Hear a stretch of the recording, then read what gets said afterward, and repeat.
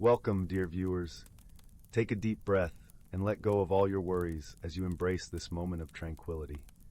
We are so grateful that you've chosen to spend your precious time with us. Allow your imagination to drift into whimsical worlds where anything is possible. It's the perfect time of year to cozy up with calming stories that soothe the soul. Let the gentle sounds of this video wash over you as you unwind and find peace in the present. We're here to guide you into a restful and serene experience. Thank you for joining us. Story 1. In a galaxy filled with wonders and mysteries, two unlikely companions found themselves navigating the vast and enigmatic cosmos together. The first of these adventurers was Ixara, a lithe and vibrant creature from the twin-sunned world of Kalara. Her skin, covered in intricate, shimmering scales, caught the light in a dazzling array of iridescent hues, creating a living tapestry of color that shifted with her every movement. 6 eyes, each a different shade of brilliant emerald, blinked with insatiable curiosity, constantly scanning the horizons for the next revelation. Kalara was a world that never slept, its pulsating cities alive with energy and motion. The crystalline spires of the city reached toward the heavens like fingers of light, and the streets below bustled with vibrant life. The air seemed to hum with a melody unique to Kalara, an enchanting rhythm that resonated through every fiber of Ixara's being.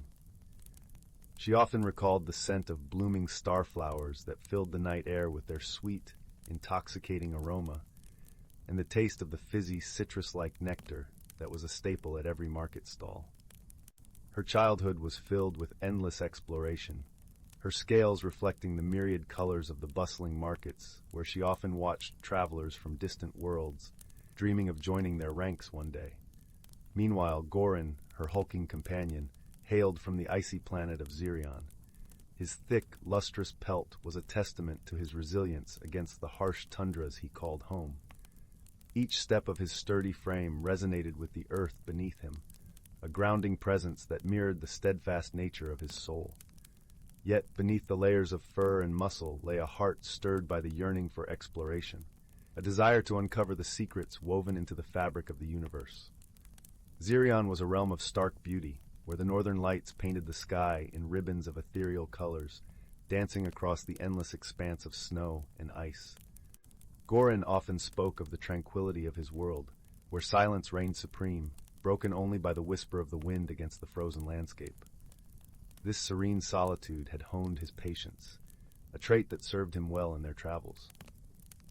He remembered the crisp, biting air of Zyrion that filled his lungs with a sharp freshness and the soothing warmth of the thermal springs that dotted the icy plains, a haven against the relentless cold.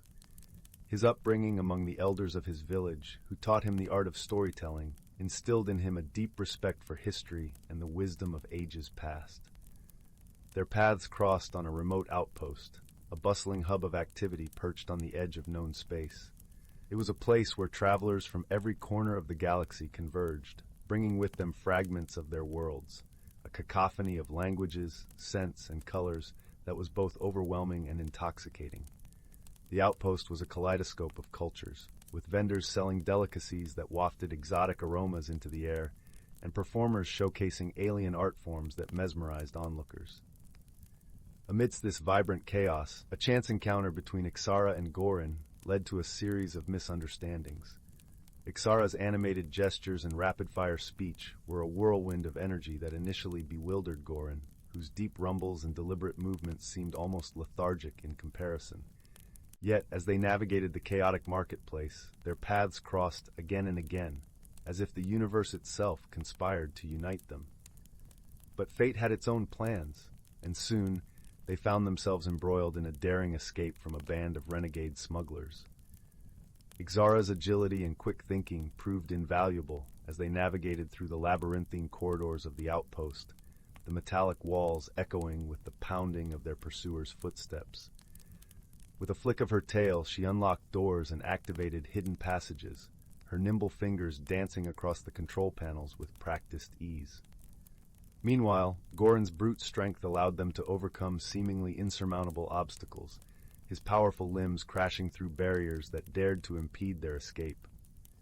As they emerged into the chilly night, The air crackled with tension and the distant whir of engines. Stars twinkled above, indifferent to the plight below, and the outpost's neon lights flickered like fireflies against the darkness. It was in these moments of adrenaline-fueled flight that they found the beginnings of a bond forged in the crucible of necessity. With each harrowing challenge they faced together, a newfound respect blossomed between them, a silent acknowledgement of the strengths they brought to their partnership. In the lulls between their escapades, they began to share stories of their homeworlds, marveling at the stark contrasts and similarities that bound the cosmos together. Xara regaled Gorin with tales of Kalara's vibrant, pulsating cities, where lights danced across crystalline spires and the air thrummed with the rhythm of life. Gorin, in turn, painted vivid pictures of Zyrion's frozen tundras, where the northern lights danced across the endless expanse of snow and ice. As their bond deepened, they discovered that their differences were not barriers, but rather bridges that allowed them to view the universe through fresh lenses. Ixara's boundless enthusiasm and curiosity inspired Gorin to embrace new perspectives, while Gorin's steadfast patience and wisdom helped Ixara find balance and grounding in the face of life's uncertainties. Their journey was not without its trials. On one occasion, while exploring the relics of an ancient civilization on a barren moon orbiting a dying star, they encountered a merchant whose wares glowed with an otherworldly light. Each artifact held a story, a memory trapped in time. As they bartered with the enigmatic merchant, Ixara's eyes lit up at the discovery of a luminescent crystal, its glow reminiscent of her home. Gorin, ever practical, chose a small, intricately carved compass, its needle pointing unerringly toward the heart of the universe. The merchant, a wizened figure with eyes that seemed to hold galaxies within them, whispered tales of the artifact's origins, weaving a narrative that spoke to the legacy of forgotten worlds. This encounter planted seeds of curiosity in both their hearts, a desire to uncover the histories that lay beneath the surface of the stars they traveled among. Through their shared challenges and adventures, they learned the true meaning of friendship, a connection that transcended physical forms and cultural divides, forged by mutual understanding, respect, and unwavering support. Whether it was lending a comforting paw or a reassuring embrace, they became each other's source of strength and solace in the vast expanse of the cosmos. As their journey continued, they encountered beings from countless other worlds, each with their own unique cultures and histories. On a verdant planet, where the trees sang in harmony with the winds, they met a race of beings whose lives were intertwined with the flora around them. In the depths of a gaseous giant, they discovered a civilization that thrived amidst the swirling storms. Each encounter enriched their understanding of the cosmos, expanding their horizons and deepening their bond. One particularly memorable expedition led them to the floating islands of Valor, where gravity defied logic and the sky was a canvas of swirling colors. The inhabitants, ethereal and light as air, danced upon the wind currents, their laughter a melody that wove into the fabric of the atmosphere. Ixara and Gorin marveled at the ease with which these beings navigated their world, learning from them the art of letting go and trusting the unseen forces that guided their paths. Yet no matter how strange or unfamiliar the encounters, Ixara and Gorin faced them side by side, their bond unbreakable. In their eyes, the true wonder of the universe lay not just in the marvels of distant stars and nebulae, but in the connections they had forged. A tapestry of friendship woven across the threads of infinite worlds. The pair soon found themselves on the bustling planet of Nara, known for its grand archives containing the collected knowledge of the galaxy. Here, scholars and adventurers alike sought answers to the mysteries of the universe. As they wandered through the towering halls filled with ancient tomes and holographic records, Ixara was captivated by the tales of cosmic phenomena, while Gorin was drawn to the chronicles of explorers who had come before them. In this sanctuary of wisdom, they realized that their journey was part of a larger narrative, a never-ending quest for understanding shared by countless others. One evening, nestled in the Archives Observatory, they looked through telescopes at the vastness of space, drinking in the sight of nebula swirling like cosmic whirlpools and stars burning brightly against the inky backdrop. The quietude of the moment allowed them to reflect on their journey. Ixara, her eyes wide with wonder, whispered, "Do you think we'll ever find the answers we're looking for?" Gorin, his voice a deep rumble, replied, "Perhaps the journey itself is the answer. Each step forward is a step closer to understanding." Their musings were interrupted by a spectral figure, an ancient librarian of Nivara, who appeared as if formed from stardust. The librarian shared a tale of a mythical planet, Luminara, said to hold the heart of the universe, a place where all knowledge converged. Intrigued, Ixara and Gorin resolved to seek out this legendary world, their hearts aflame with the promise of discovery. And as they drifted off to sleep under the twinkling lights of alien skies, they knew that no matter where their travels took them, they would never be alone. For in the depths of their hearts burned a bond that could illuminate even the darkest corners of the cosmos, a friendship that had become a cherished constant in a universe of endless possibilities. As the stars whispered their ancient secrets, Ixara and Gorin dreamed of the adventures yet to come, their spirits intertwined as they journeyed ever onward into the infinite expanse of the cosmos. Their quest for Luminara led them to the mysterious planet of Zephyria, a world enveloped in perpetual twilight, where the air shimmered with the ethereal glow of floating bioluminescent orbs. The landscape was a seemingly endless forest of towering trees, their trunks adorned with phosphorescent vines that pulsed with life. Here, the very essence of the planet seemed alive, whispering secrets in the rustling of leaves and the gentle murmur of streams that wound through the forest floor. As they ventured deeper into Zephyria's heart, they encountered the lumen, enigmatic beings who lived symbiotically with the planet's luminous flora. The lumen were beings of light, their translucent forms casting a gentle glow that matched the planet's twilight. They communicated through a melodic language, a symphony of tones that resonated with the natural world around them. Ixara and Gorin were welcomed with open arms, their presence seen as a sign of harmony between the stars and the world of Zephyria. During their stay, the Lumen shared tales of Luminara, passed down through generations like sacred verses of an ancient hymn. The planet was said to lie at the intersection of cosmic pathways, a nexus where knowledge from every corner of the universe converged. The Lumen believed that those who reached Luminara were not just seekers of knowledge, but bearers of wisdom, destined to carry the light of understanding back to their own worlds. Moved by the Lumen's stories, Ixara and Gorin felt a renewed sense of purpose. The Lumen guided them to a hidden grove, where the heart of Zephyria pulsed with a radiant energy, a portal that shimmered with the promise of Luminara. As they stepped through, Ixara felt a tingling sensation, as if the universe itself was embracing her, while Gorin experienced a profound stillness, a moment of clarity where all the mysteries of the cosmos seemed within reach. Emerging on the other side, they found themselves on a world unlike any they had ever seen. Luminara was a kaleidoscope of colors and sounds, a symphony of knowledge embodied in the landscape. Crystal towers rose to the skies, each facet reflecting the wisdom of ages past. The air was filled with the hum of cosmic energy, a melody that resonated with the very fabric of the universe. Here they encountered the keepers of Luminara, ancient beings who had dedicated their existence to the preservation and dissemination of knowledge. The keepers' forms were ever-shifting, composed of stardust and cosmic light, embodying the fluidity of wisdom itself. They welcomed Ixara and Gorin as kindred spirits, recognizing in them the same thirst for understanding that had drawn countless others to Luminara over the eons. In the days that followed, Ixara and Gorin immersed themselves in the vast reservoirs of knowledge, each revelation a stepping stone on their journey.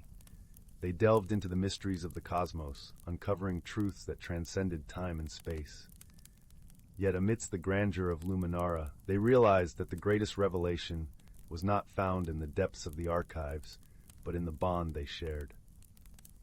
As they prepared to leave Luminara, the keepers bestowed upon them a gift, a fragment of the heart of the universe, a luminous crystal that pulsed with the light of countless stars. It was a symbol of their journey, a reminder of the wisdom they had gained and the friendship that had guided them. With the crystal in hand, Ixara and Gorin set their sights on the stars once more. their spirits intertwined as they embarked on new adventures. As they soared through the cosmos, the light of Luminara illuminated their path, a beacon guiding them ever onward into the infinite expanse of the universe. Together they knew they would continue to explore the wonders of the galaxy, forever bound by the shared journey that had transcended worlds and forged a friendship as enduring as the stars themselves. In the heart of the whispering woods, where the trees murmured secrets to the moon and the stars blinked down like watchful eyes, there lay a quaint little village named Bramblebrook. The village was known for its warm, lantern-lit streets and the gentle hum of laughter that floated through the air like a comforting lullaby. The scent of freshly baked bread mingled with the earthy aroma of the forest, creating an atmosphere of home and belonging. The cobblestone paths wove intricate patterns through the village, leading to cozy homes with thatched roofs and window boxes overflowing with cheerful blooms. But recently, something peculiar had begun to happen in Bramblebrook, causing the villagers to scratch their heads in mild confusion. Every morning, just as the sun was stretching its golden fingers across the horizon, the villagers awoke to find their gardens rearranged. Blossoms that usually stood proudly in neat rows were now arranged in circles, spirals, or even heart shapes. The morning dew glistened like diamonds on the petals, and the air was filled with a sweet, intoxicating fragrance.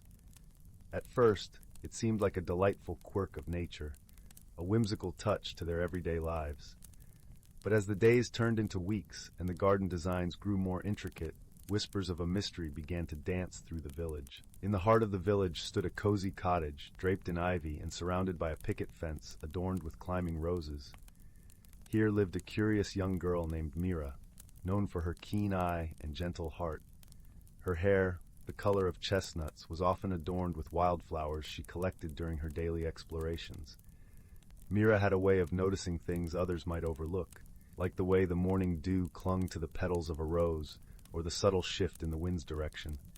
She loved nothing more than to explore the woods, her feet whispering through the fallen leaves as she sought out the secrets of the forest. Her heart was as vast as the sky, filled with dreams and an insatiable curiosity about the world around her. One morning, as she sat on her porch with a steaming cup of chamomile tea, Meera pondered the garden mystery. Her own garden, too, had been transformed overnight into a sprawling spiral of lavender and daisies. The air was sweet with their fragrance, and as she breathed it in, an idea began to unfurl in her mind, like the first bud of spring. She wondered if there was a connection between the garden patterns and the tales of old, stories her grandmother used to tell by the fireside, of the forest's hidden inhabitants. Her grandmother's voice echoed in her memory, speaking of creatures that danced on moonbeams and whispered secrets to those who dared to listen. Determined to solve the mystery, Meera decided to seek the wisdom of the forest's oldest resident, an ancient owl named Archimedes, who lived in the hollow of a towering oak. Archimedes was known throughout Bramblebrook for his vast knowledge and gentle guidance. His feathers were the color of twilight, and his eyes held the wisdom of centuries. With a resolve as sturdy as the oak itself, Meera set off into the woods, the sun's rays dappling the path ahead of her. The forest seemed to welcome her, the trees swaying gently as if in greeting, their leaves whispering secrets of times long past. The forest was alive with the sound of rustling leaves and the soft calls of distant birds. The earthy scent of moss and the sweet aroma of wildflowers enveloped her as she walked. The ground beneath her feet was soft and spongy, a testament to the forest's vibrant life. As Meera reached the oak tree, she paused, looking up at the wide, knotted branches where Archimedes often perched. "Archimedes," she called softly, her voice weaving through the leaves like a gentle breeze. "I seek your wisdom." From the hollow, a pair of wise, golden eyes blinked open. Archimedes fluttered down to a lower branch, his feathers ruffling as he settled. "Ah, Meera," he hooted warmly, his voice a deep, resonant melody. "What brings you to my tree this fine day?" Meera explained the curious happenings in the village gardens, her voice tinged with both wonder and a desire for understanding. Archimedes listened intently, his head tilted thoughtfully to one side. He had seen much in his long life, yet the innocence and determination in Meera's eyes reminded him of the beauty and youthful curiosity. He could sense the pulse of her longing for connection and understanding, a longing that mirrored his own desire to impart knowledge and wisdom. "Ah, the garden dance," he mused when she finished. "It seems the woodland sprites have taken an interest in your village." Meera's eyes widened. She had heard tales of the woodland sprites, tiny magical creatures known for their playful nature and love of all things beautiful. "But why now?" she asked, curiosity dancing in her expression. Her heart raced with the thrill of discovery, and she felt a spark of excitement ignite within her. Archimedes chuckled, a rich, warm sound that seemed to resonate through the leaves. The sprites often express themselves through art and nature. It could be that they are celebrating something, or perhaps they wish to communicate a message. Meera nodded, her mind whirring with possibilities. "How might we understand their message?" she asked. Archimedes considered this for a moment, his eyes twinkling like twin stars. "Sprites respond well to kindness and creativity. If you wish to understand them, perhaps you should try speaking their language." And so, with Archimedes' advice nestled in her heart, Meera returned to her garden. She spent the afternoon gathering smooth stones and vibrant flowers, arranging them in patterns she hoped would catch the sprite's attention. The sun warmed her back as she worked, and the gentle breeze caressed her cheek like a whispered promise. As she worked, the sun began its descent, painting the sky in hues of pink and orange. Her fingers danced through the soil, her heart beating in rhythm with the forest around her. That night, Meera sat by her window, the cool breeze whispering through the curtains.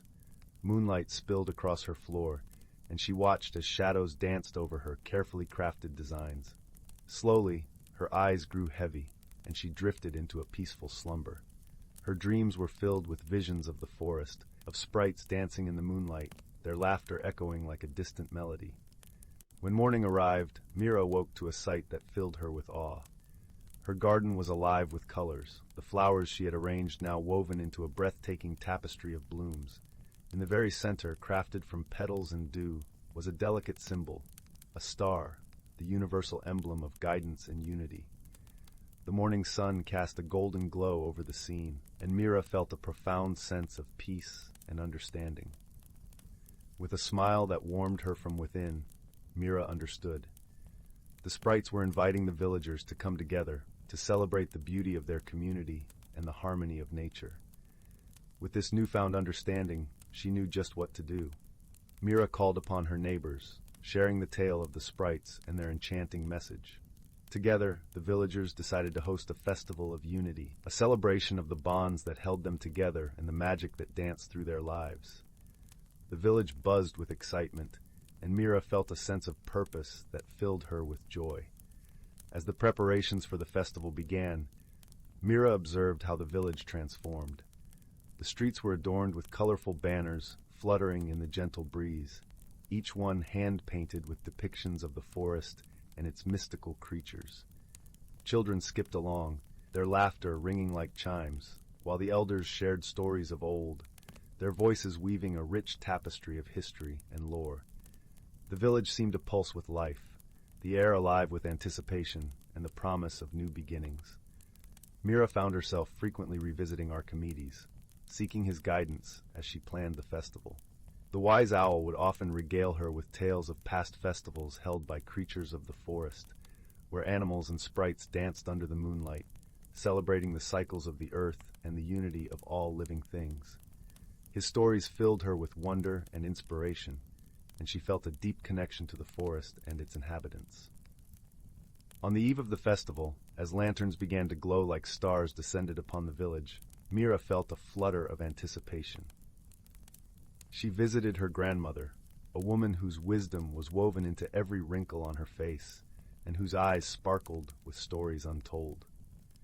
Over a pot of spiced elderflower tea, Meera's grandmother shared a tale of her own childhood, when she once glimpsed the sprites dancing in the moonlight, leaving trails of stardust in their wake. Her grandmother's words were like a warm embrace, wrapping Meera in the comfort of shared memories and the promise of new adventures. The festival night arrived, and the village was aglow with lanterns, their warm light weaving through the streets.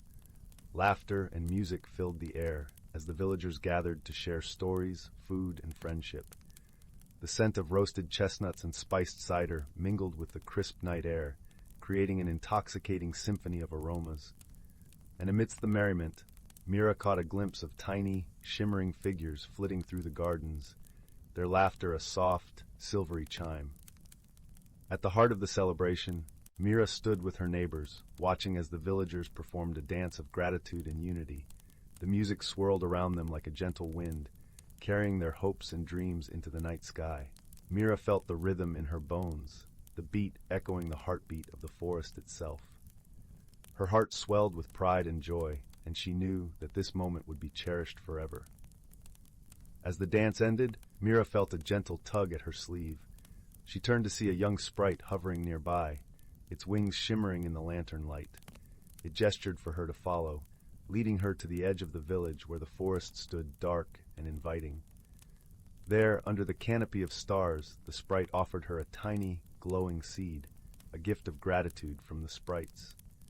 Meera accepted the seed with a heart full of wonder, understanding that it symbolized the bond between the villagers and the sprites, a promise of friendship and harmony. She planted it in her garden, watching as it nestled into the earth, a beacon of magic and hope. The festival was a resounding success, and the villagers of Bramblebrook found themselves more connected than ever before. The mysterious garden transformations became a cherished memory, a reminder of the magic that could be found in the most unexpected of places. The village thrived, its people bound together by the shared experience and the promise of future adventures. As the festival drew to a close, Meera wandered to the edge of the forest, where the trees stood like silent sentinels. She breathed deeply, feeling the pulse of the earth beneath her feet and the gentle whisper of the wind through the leaves. She realized that in seeking to understand the sprites, she had discovered something even more profound, the interconnectedness of life and the simple joy of community. And so, as the stars twinkled overhead and the village slowly drifted into slumber, Meera felt a deep sense of contentment. She knew that, no matter what mysteries might arise in the future, the bonds of friendship and the wisdom of the forest would always light their way. With the gentle rustle of leaves and the soft lullaby of the night, Bramblebrook settled into a peaceful sleep, cradled in the warm embrace of dreams and magic. And Meera, with her heart full of gratitude and wonder, knew that the whispers of the woods would continue to guide her on whatever journey lay ahead. The village and its people were forever intertwined with the forest, and the magic of the sprites would continue to dance through their lives, a testament to the power of unity and the beauty of the natural world. In the days that followed the festival, Meera noticed subtle changes in Bramblebrook. The villagers, inspired by the sprite's gift, began to work more closely together. They tended to their gardens with renewed enthusiasm, creating vibrant mosaics of color that reflected their shared joy. The village itself seemed to hum with an energy that Meera had never felt before, a warmth that radiated from every corner and enveloped each villager like a soft, comforting blanket. Meera, too, found herself transformed by her experiences. The mystery of the gardens had awakened something within her, a desire to understand the deeper connections between the village and the forest. She spent her days exploring new paths, listening to the stories the wind carried through the trees, and learning from the gentle wisdom of the woodland creatures. Each day brought new discoveries, and Meera's heart swelled with the beauty of the world around her. As she wandered the forest one afternoon, Meera stumbled upon a hidden glen bathed in dappled sunlight. The air was alive with the sound of a nearby stream, its gentle babble a soothing melody. She sat by the water's edge, watching as the sunlight danced across the surface in 1,000 glimmers of light. Here, in this place untouched by time, she felt a profound connection to the earth and the stories it held. In the months that followed, Meera shared her discoveries with the villagers, weaving her tales into the fabric of their lives. She taught them about the delicate balance of nature, the importance of listening to the land, and the magic that could be found in the simplest of moments. Her stories inspired new traditions, from moonlit gatherings by the fire to communal garden projects that celebrated the unity of the village. As the seasons turned, Bramblebrook flourished. The village became known far and wide for its vibrant gardens, its festivals of unity, and its people whose hearts were as open as the sky. Travelers from distant lands visited, drawn by the stories of the magical village where nature and community thrived in perfect harmony. Meera's bond with the forest deepened with each passing day. She often found herself in the company of Archimedes, the wise owl who had become her trusted friend and mentor. Together, they explored the mysteries of the woods, uncovering secrets that had been hidden for generations. Archimedes' tales of ancient times and forgotten lands filled Meera with wonder, and she cherished the wisdom he imparted with each story. As she grew older, Meera became a guardian of Bramblebrook's legacy, ensuring that the village's history and the lessons learned from the sprites were passed down to future generations. Her heart remained filled with the same curiosity and love for the world that had guided her since she was a young girl, and she found joy in every new adventure. In the twilight of her life, as the sun dipped below the horizon and the stars began to twinkle in the night sky, Meera stood at the edge of the forest, her heart full of gratitude for the life she had lived. The village lay before her, a tapestry of light and laughter, and she knew that its future was bright. The whispers of the woods had guided her well, and she felt at peace, knowing that the magic of Bramblebrook would continue to thrive. And so, with the gentle rustle of leaves and the soft lullaby of the night, the story of Bramblebrook and its people continued, woven into the fabric of the earth and the hearts of all who called it home. The village, forever entwined with the magic of the forest, stood as a testament to the power of unity, the beauty of nature, and the enduring spirit of those who dared to dream. Story 3.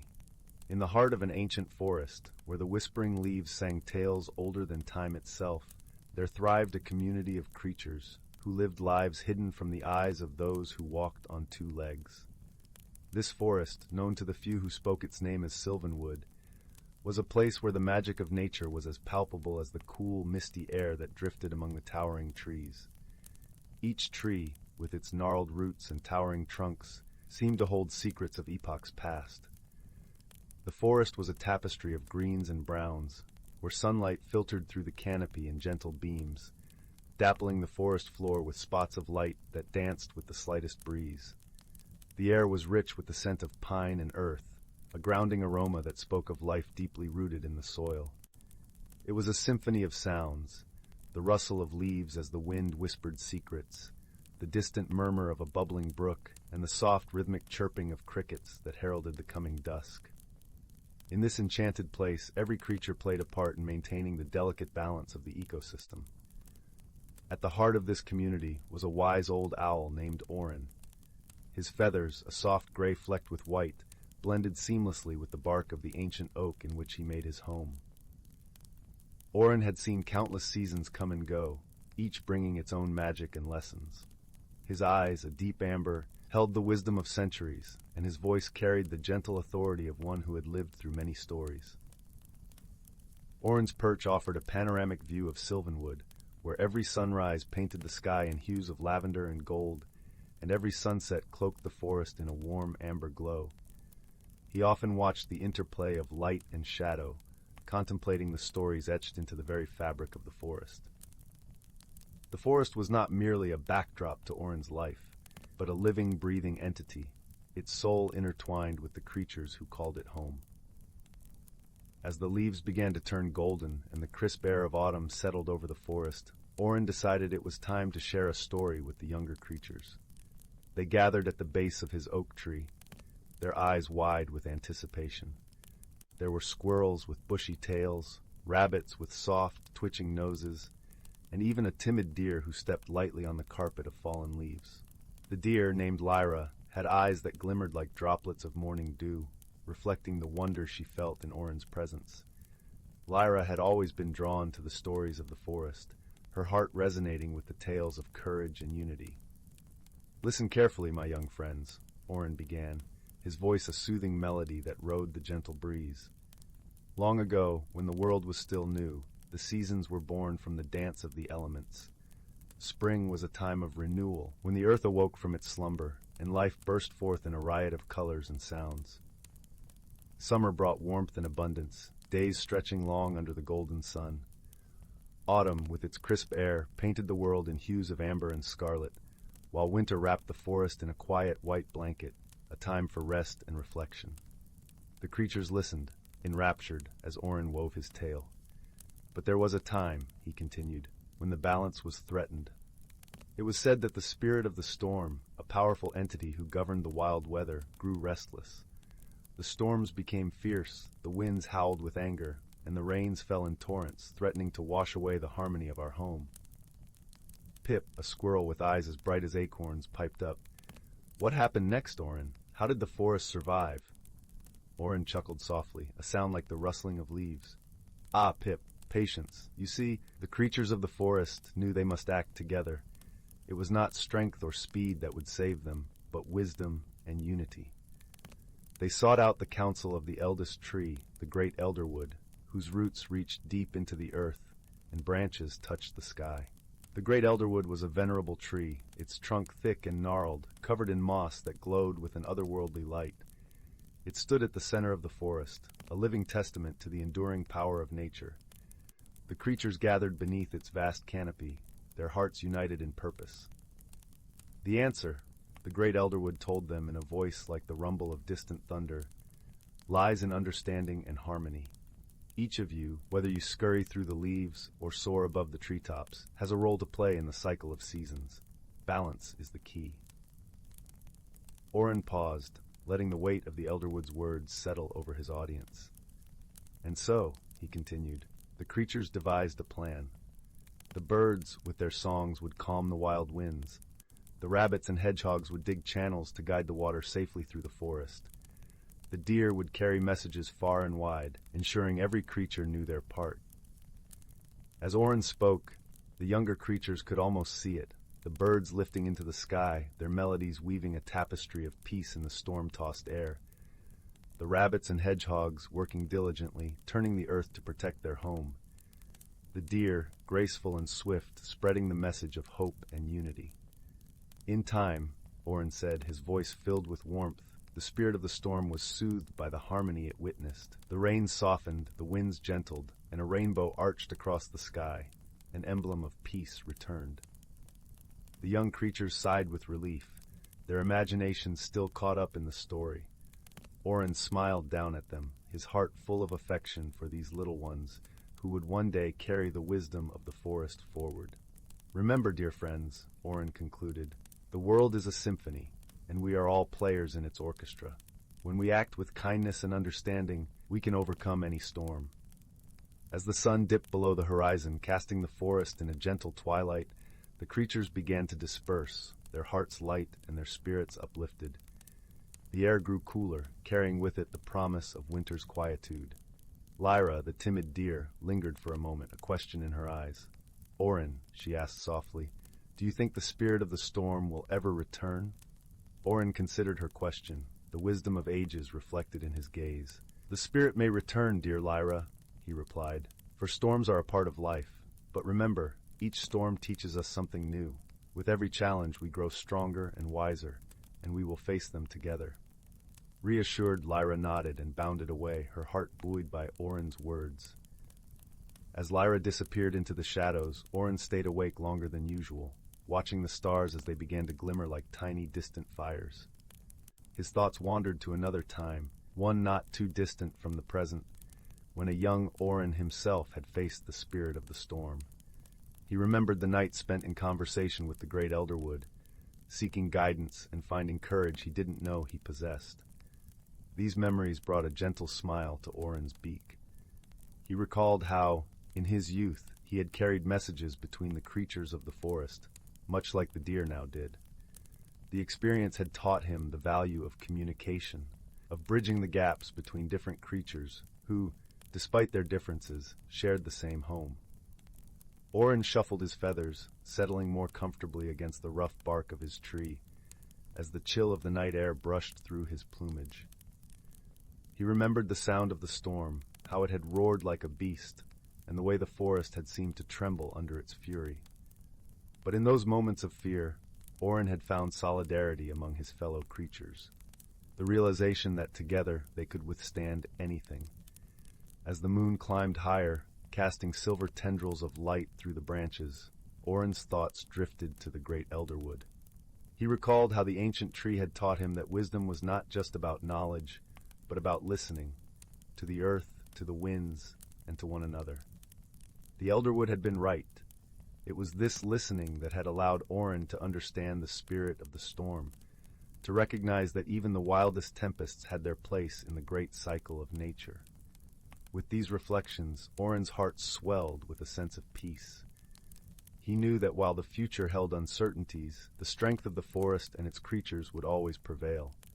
The bond they shared was as enduring as the roots of the great Elderwood, and as limitless as the sky above. Under the vast, star-speckled sky, Orin tucked his head under his wing, content. The forest, that ancient keeper of secrets and dreams, thrummed with life and magic, a testament to the enduring power of harmony. And as the night wrapped around Silven Wood, the creatures slept soundly, knowing they were part of a story as old as time itself. The next morning, the forest awoke with a renewed sense of purpose. The air was crisp, carrying the scent of dew-kissed leaves, and the sun rose slowly, casting a golden sheen over the landscape. Orin, feeling invigorated by the coolness of the dawn, decided to visit the great Elderwood, not only to pay respects, but to feel the presence of wisdom that had guided him so many times before. As he flew, the wind whispered through his feathers, carrying with it distant echoes of laughter and the rustle of leaves. The forest below was alive with activity. Birds chirped harmoniously, weaving melodies into the fabric of the morning, while industrious squirrels gathered acorns, their tiny feet pattering along branches and leaves. Upon reaching the great Elderwood, Orin perched on one of its lower branches, feeling the gentle pulse of life thrumming through the ancient tree. The bark was rough beneath his talons, yet comforting, like the embrace of an old friend. As the forest's guardian, Orin felt the deep-rooted connection between himself and the Elderwood, a bond that transcended time itself. "Greetings, Orin," came the deep, resonant voice of the Elderwood, a sound that seemed to reverberate through the very ground. "What brings you to my shade today?" Orin inclined his head in respect, his eyes reflecting the gentle gratitude he felt. "I came to seek your counsel once more, great Elderwood. The young ones are filled with questions, and I wish to guide them as you have guided me." The Elderwood's leaves rustled softly, like a wise chuckle. "Ah, the curiosity of youth. It is a wonderful thing, Orin. Remember, guiding them is not about giving answers, but about helping them find their own." Orin nodded, absorbing the Elderwood's wisdom. He had always known that true guidance lay in empowerment, in fostering the ability to listen and learn from the world around them. It was a lesson he held dear, one that had shaped his own journey. As Orin and the Elderwood spoke, the forest around them seemed to lean in, as if eager to catch a glimpse of the wisdom being shared. In that moment, Orin realized that the forest itself was a living entity, a tapestry woven from countless lives and stories, each thread contributing to the grand narrative of Silven Wood. With a heart full of gratitude, Orin took to the skies once more, the Elderwood's words echoing in his mind. He knew that the path ahead was filled with challenges and questions, but with each day he grew more confident in his role as a steward of the forest's legacy. The sun climbed higher, casting dappled shadows on the forest floor as Orin flew back to his oak tree. Below, the creatures continued their daily routines, their lives intertwined in a delicate dance of harmony and balance. Each moment was a testament to the resilience and unity that defined Silven Wood, a reminder that even in the face of adversity, they were never alone. As dusk began to fall, painting the sky in hues of pink and orange, Orin settled back into his perch. The forest around him was a symphony of life, its heartbeat steady and strong. In the quiet moments before night fully enveloped the land, Orin reflected on the stories yet to be told, the lessons yet to be learned. And as the stars blinked into existence, casting a silvery veil over Silven Wood, Orin knew that the forest's magic would endure, guided by the wisdom of the past and the promise of the future. The creatures slept beneath the watchful gaze of the ancient trees, their dreams woven into the fabric of the forest, a testament to the enduring power of community and the stories that bound them all together. As the creatures drifted into slumber, a gentle breeze stirred the leaves, whispering secrets of old. It was then that Orin remembered another story, one of a mysterious traveler who had once visited Silven Wood. This traveler, a fox named Eldrin, had journeyed through many lands, gathering tales and knowledge from far and wide. His coat was a rich auburn, and his eyes gleamed with the sparkle of 1,000 untold adventures. Eldrin had arrived in Silven Wood during a time of uncertainty, when the forest faced a threat from a blight that crept across the land, turning once vibrant foliage to withered husks. The creatures had been at a loss, unsure of how to combat this insidious force. It was Eldrin's wisdom, gleaned from distant lands, that had provided the key to restoring balance.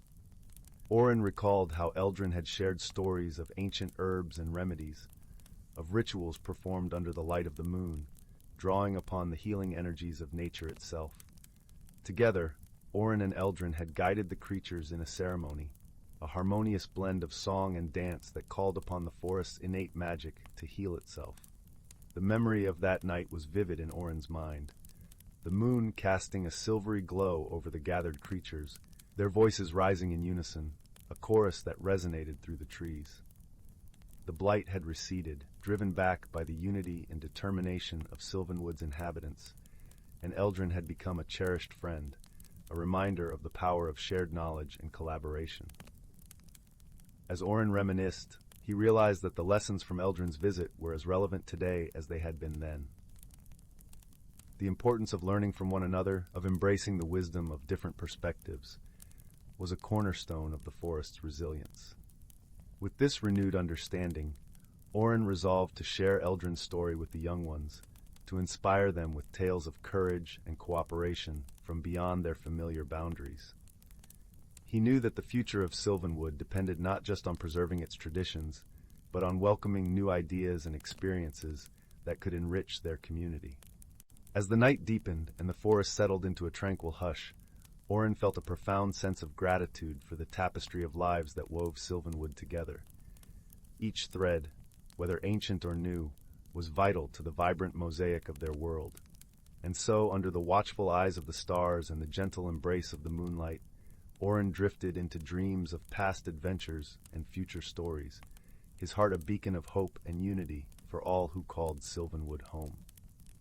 Story 4. Once upon a time, amidst the twinkling constellations that painted the vast tapestry of the galaxy, there existed a little-known planet named Luminara.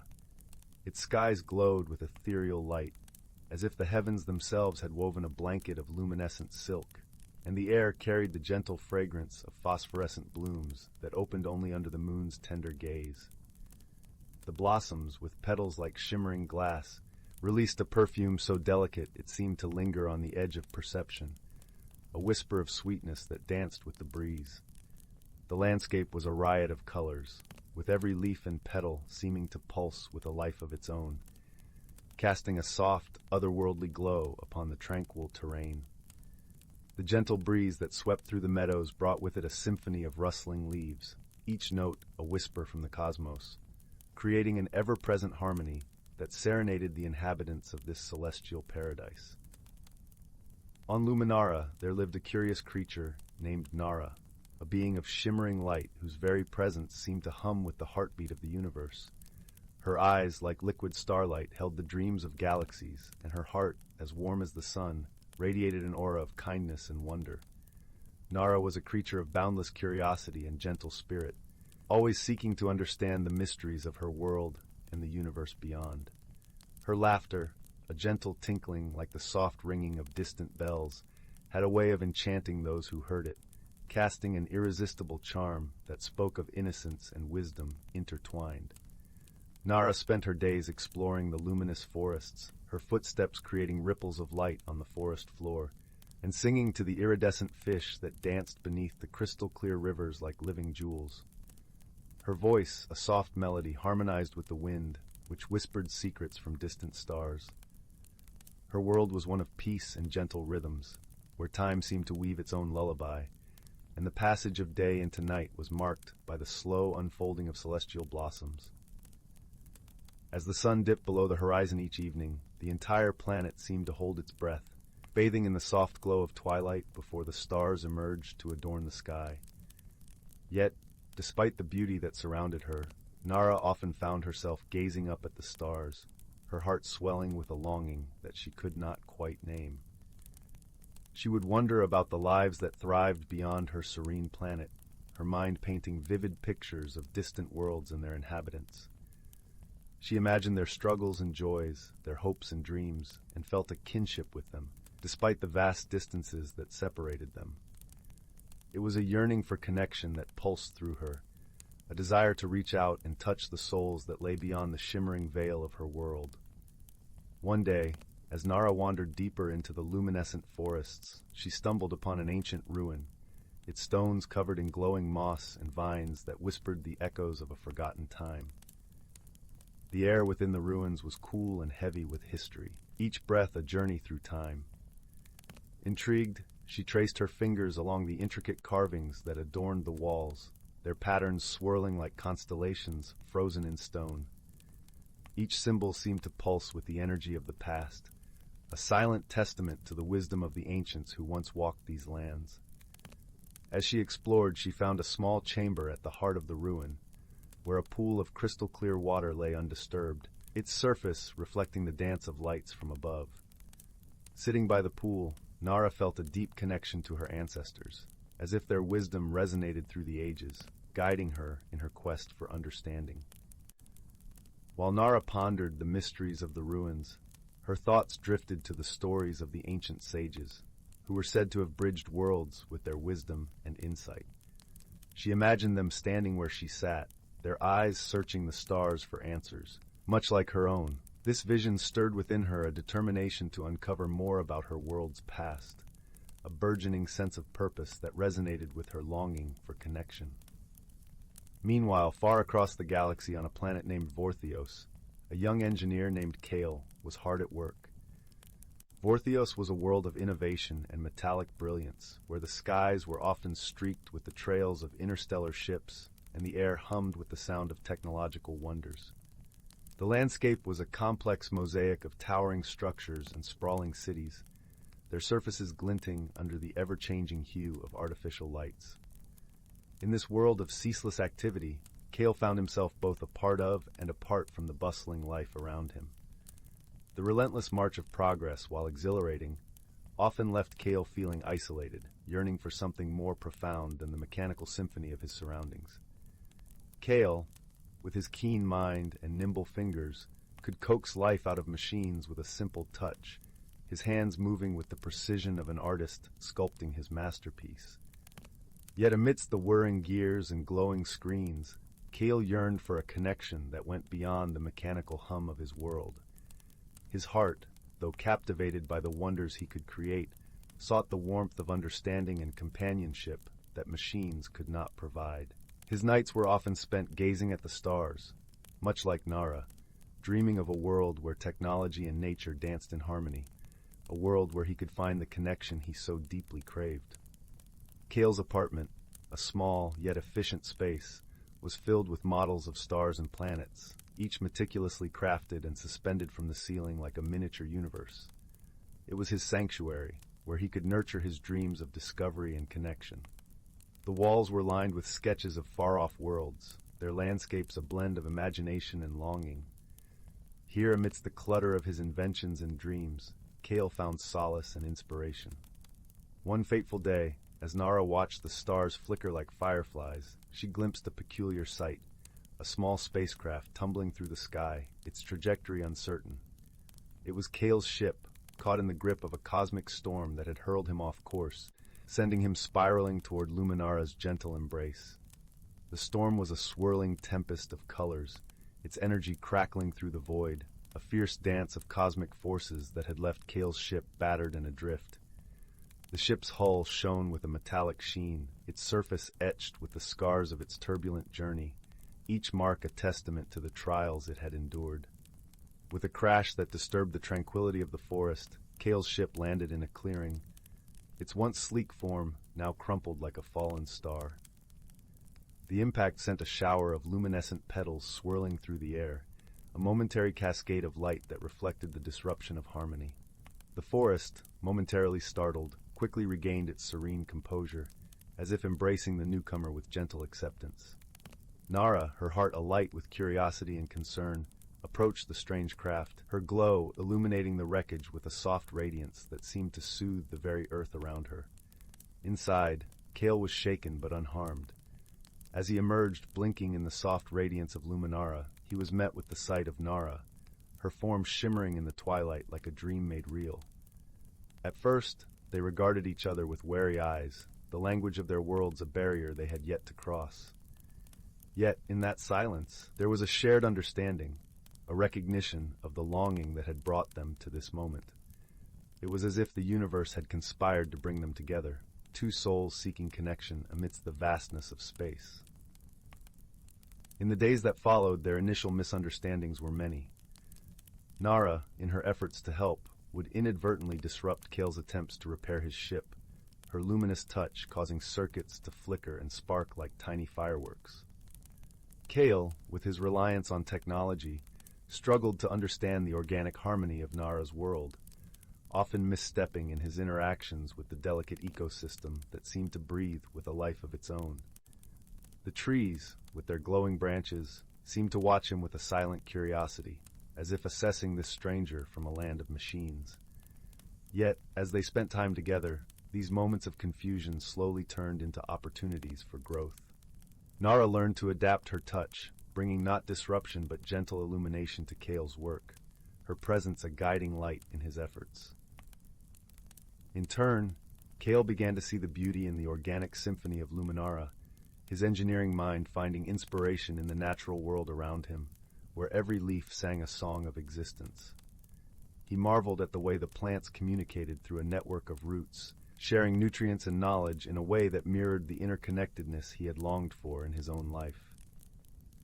Their shared challenges became the threads that wove their friendship together. As Kale worked tirelessly to repair his ship, Nara brought him fruits from the trees, their sweet nectar a balm for his weariness, each offering a reflection of her world's generosity. She would hum her planet's lullabies, the melodies soothing Kale's restless spirit, while he explained the workings of his machines, sharing his world through the language of innovation. They spent nights under the stars, exchanging tales of their respective worlds, each story a bridge that brought them closer together. One evening, as they sat beside a small fire built from the fallen branches of luminescent trees, Kale spoke of his home, of the bustling cities, and the brilliance of invention. His words painted pictures of towering spires reaching for the sky and streets alive with the hum of progress. Nara, in turn, shared stories of her world, of the quiet strength found in the cycles of nature and the gentle wisdom passed down through generations, each tale a testament to the enduring harmony of her people. She spoke of the ancient sages who had once walked the land, leaving behind wisdom etched in the patterns of the stars. In these moments of mutual support and understanding, they discovered a deeper connection, a friendship forged not from similarity, but from the complementary dance of their differences. They learned that true friendship thrived in the space between worlds, where light and technology, curiosity and understanding found harmony. Their bond grew stronger with each passing day, a testament to the power of embracing diversity and finding common ground amidst the unknown. Finally, the day came when Kale's ship was ready to soar once more. The repairs, a testament to their combined efforts, gleamed under Luminara's perpetual twilight, a beacon of their shared journey. As Kale prepared to leave, he felt a pang of longing for the world he had come to love and the friend he would leave behind, his heart heavy with the weight of parting. He realized that the bond they had formed was a rare and precious gift, one that transcended the boundaries of their respective worlds. Nara, sensing his hesitation, smiled softly. Her eyes, still as bright as starlight, held a promise of return, of stories yet to be shared and adventures yet to be undertaken. With a gentle embrace, they parted, knowing that the bond they had forged was as enduring as the stars themselves. It was a farewell not of sorrow, but of hope, for they knew that the universe was vast and full of possibilities, and their paths would cross again. As Kale's ship ascended into the sky, its path steady and true, Nara watched until it became a mere twinkle amidst the constellations. She knew that somewhere, beyond the shimmering veil of her world, a friend was looking up at the stars, thinking of her. She felt a warmth within her heart, a reassurance that their connection would endure, a beacon of light guiding them through the cosmos. And so, in the heart of the galaxy, an unlikely friendship blossomed, a testament to the power of understanding and the beauty of connection. Nara and Kale's story became a gentle reminder that even in the vastness of the universe, friendship could bridge the distance between worlds, illuminating the path with the light of shared dreams. Their tale spread across the stars, whispered by the winds and carried by the stars, a melody of hope that resonated with those who dared to dream. With hearts full of newfound wisdom and warmth, they carried the lessons of their journey with them. And though their worlds were separated by the stars, their friendship remained as constant as the celestial dance above. In the quiet corners of the universe, where light and innovation met, their story became a soothing lullaby, forever lighting the path of those who dared to dream, a testament to the enduring power of connection and the boundless possibilities that lay within the cosmos. As Kale continued his journey among the stars, he often found himself sharing the story of Luminara and Nara with those he encountered. It became a tale of inspiration, of the beauty found in embracing the unknown and the strength that comes from bridging differences. In turn, Nara, in her explorations of Luminara's hidden wonders, would recount her adventures with Kale to the creatures of her world, sharing the lessons of harmony and the joy of unexpected friendship. In time, their story became woven into the very fabric of the universe, a legend that transcended the boundaries of worlds and cultures. It resonated in the hearts of explorers and dreamers, a beacon of hope and a reminder that even in the vast expanse of space, the light of friendship could guide one home. The ancient ruins Nara discovered continued to whisper their secrets, and she often returned to them, feeling the presence of the sages beside her. The carvings began to reveal new symbols, as if responding to her growing understanding, and she realized that these messages were meant to guide her and others like her in bridging worlds. This newfound knowledge became her mission, to share the wisdom of the ancients with those seeking connection. Kale, on his journeys, used his engineering prowess to build bridges not just between worlds, but between people. Inspired by his time on Luminara, he developed new technologies that harmonized with nature, creating devices that brought light without disrupting the delicate ecosystems of planets like Nara's. His work was a tribute to his friend and their shared vision of a universe where technology and nature coexisted in perfect balance. As the years passed, Nara and Kale's friendship became more than just a tale of two worlds. It became a symbol of hope for the galaxy. Their story was retold in different forms, in songs and art, in the quiet conversations of travelers, and in the dreams of those who looked to the stars with wonder.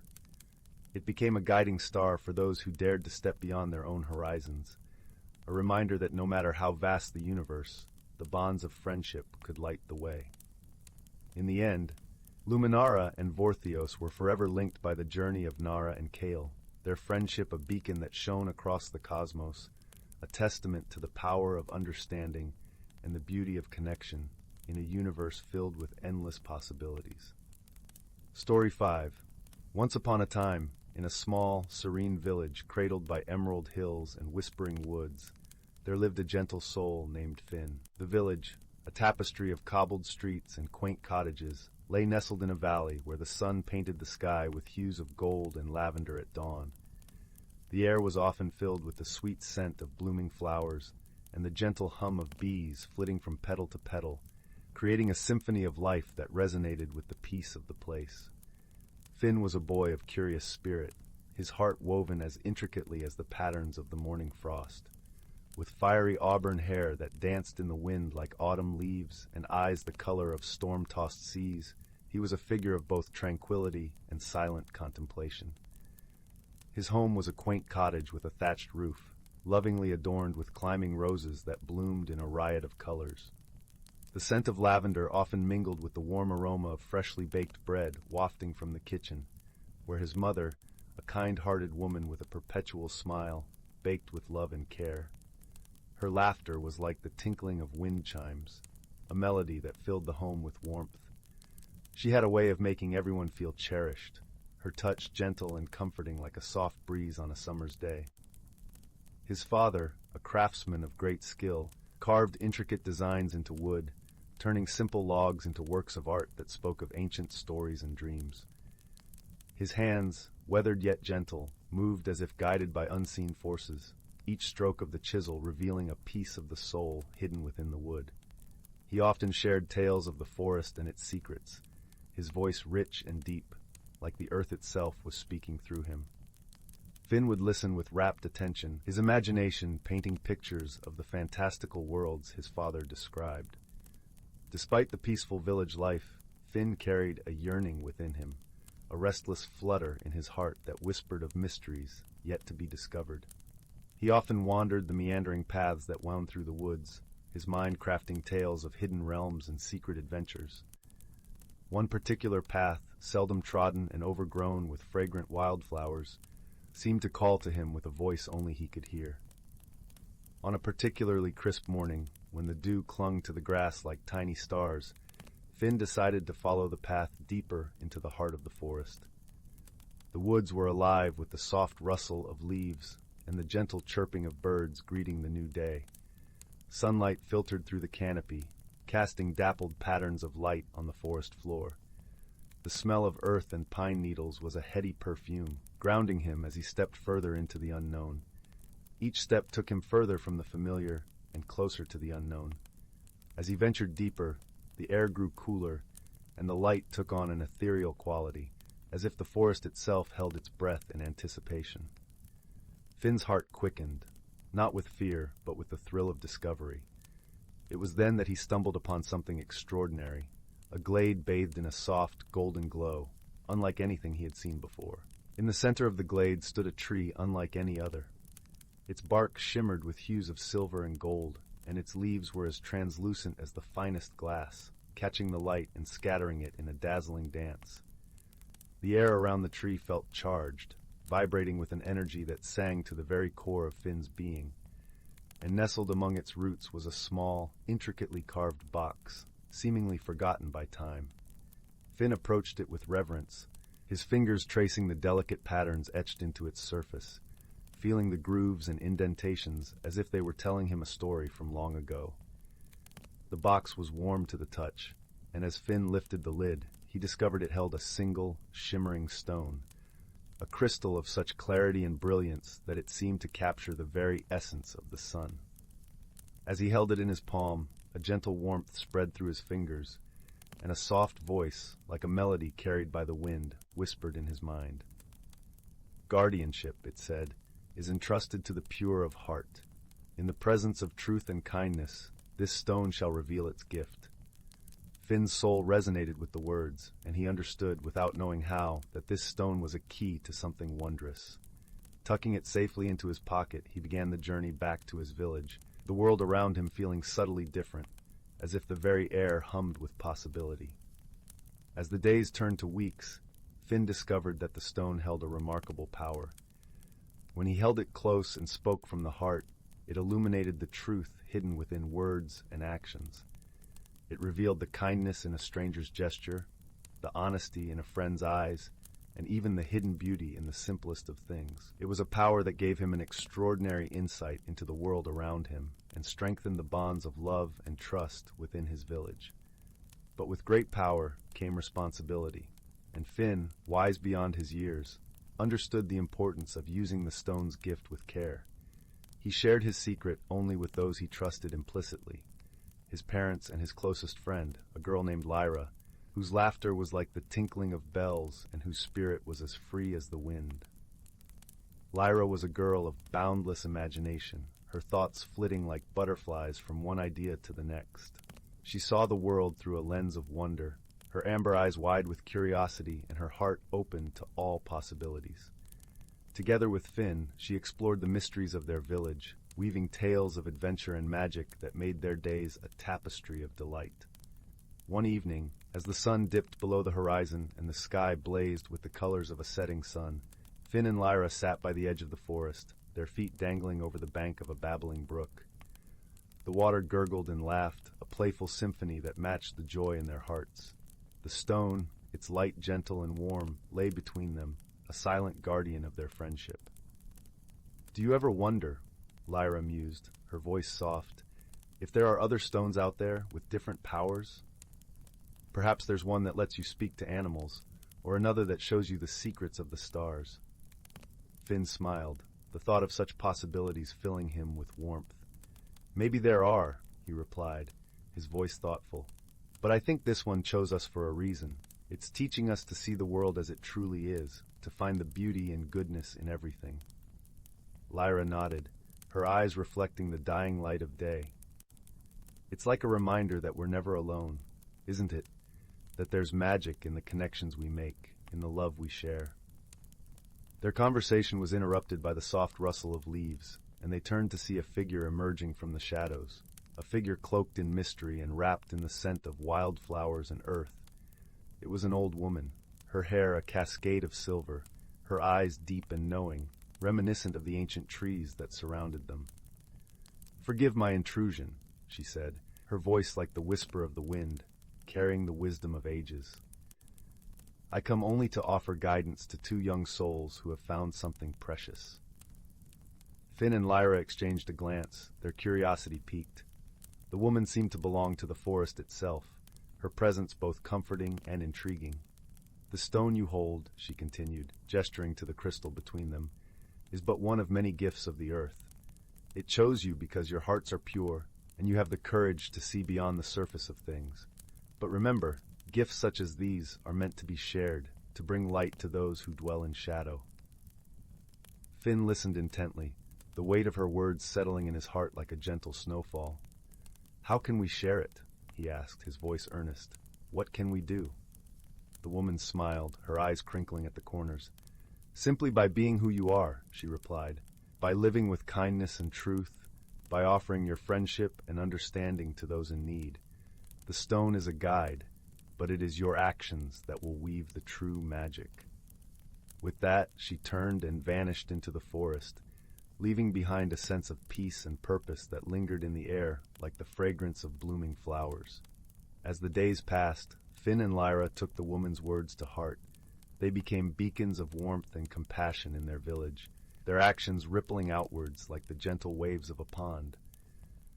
They helped those in need, offering a listening ear and a helping hand, and in doing so, they discovered a deeper truth, that the greatest magic lay in the connections they forged, in the love they gave and received. Winter arrived, dressing the village in a cloak of snow and silence. The nights were long and cold, but within the warmth of their homes, the villagers gathered around crackling fires, sharing stories and laughter. Finn and Lyra, their bond stronger than ever, found joy in the simplicity of shared moments, in the comfort of friendship that knew no bounds. One evening, as they sat by the hearth, the stone resting in Finn's palm, Lyra spoke, her voice a soft murmur. "Do you think we ever really needed the stone?" she asked, her gaze thoughtful. "Or was it just a reminder of what we already knew?" Finn considered her question, the firelight flickering in his eyes. "I think it was a gift to help us see," he replied. "But the real magic was always within us, in our hearts and in the way we choose to live." And so, as the snow fell softly outside, Finn and Lyra understood the true lesson of the stone, that the greatest treasures are not those we hold in our hands, but those we carry within our hearts. It was a lesson of love, of friendship, and of the simple, enduring magic that lies in living with kindness and truth. As the seasons turned and the earth awoke from its winter slumber, the village blossomed anew, vibrant with life and possibility. Finn and Lyra continued to explore, to dream, and to cherish the world around them, their paths forever entwined by the gift they had shared and the lessons they had learned. The village itself seemed to reflect their inner transformation. The cobblestone streets echoed with laughter more often, and even the trees seemed to sway in time with the newfound harmony. The villagers, inspired by the duo's example, began to share more openly with each other, knitting the fabric of their community tighter with every act of kindness. One day, as the spring sun warmed the earth, Finn and Lyra decided to visit the tree once more. As they walked through the forest, the scent of fresh growth and the sound of life returning filled the air. When they reached the glade, they found it unchanged, a testament to the timelessness of nature's wonders. But in the glittering light, they noticed something new, a small sapling growing next to the ancient tree, its leaves shimmering with the same silver and gold. Finn knelt beside it, his heart swelling with a sense of renewal. "It's like the forest's way of saying thank you," he mused, reaching out to touch its delicate leaves. Lyra smiled, her eyes soft with understanding. "Or maybe it's a reminder that the magic of kindness and truth never truly ends. It just grows and spreads, taking root in the hearts of those who embrace it." And so they left the glade, their spirits light and their hearts full, knowing that the legacy of the stone would continue to touch lives long after they were gone.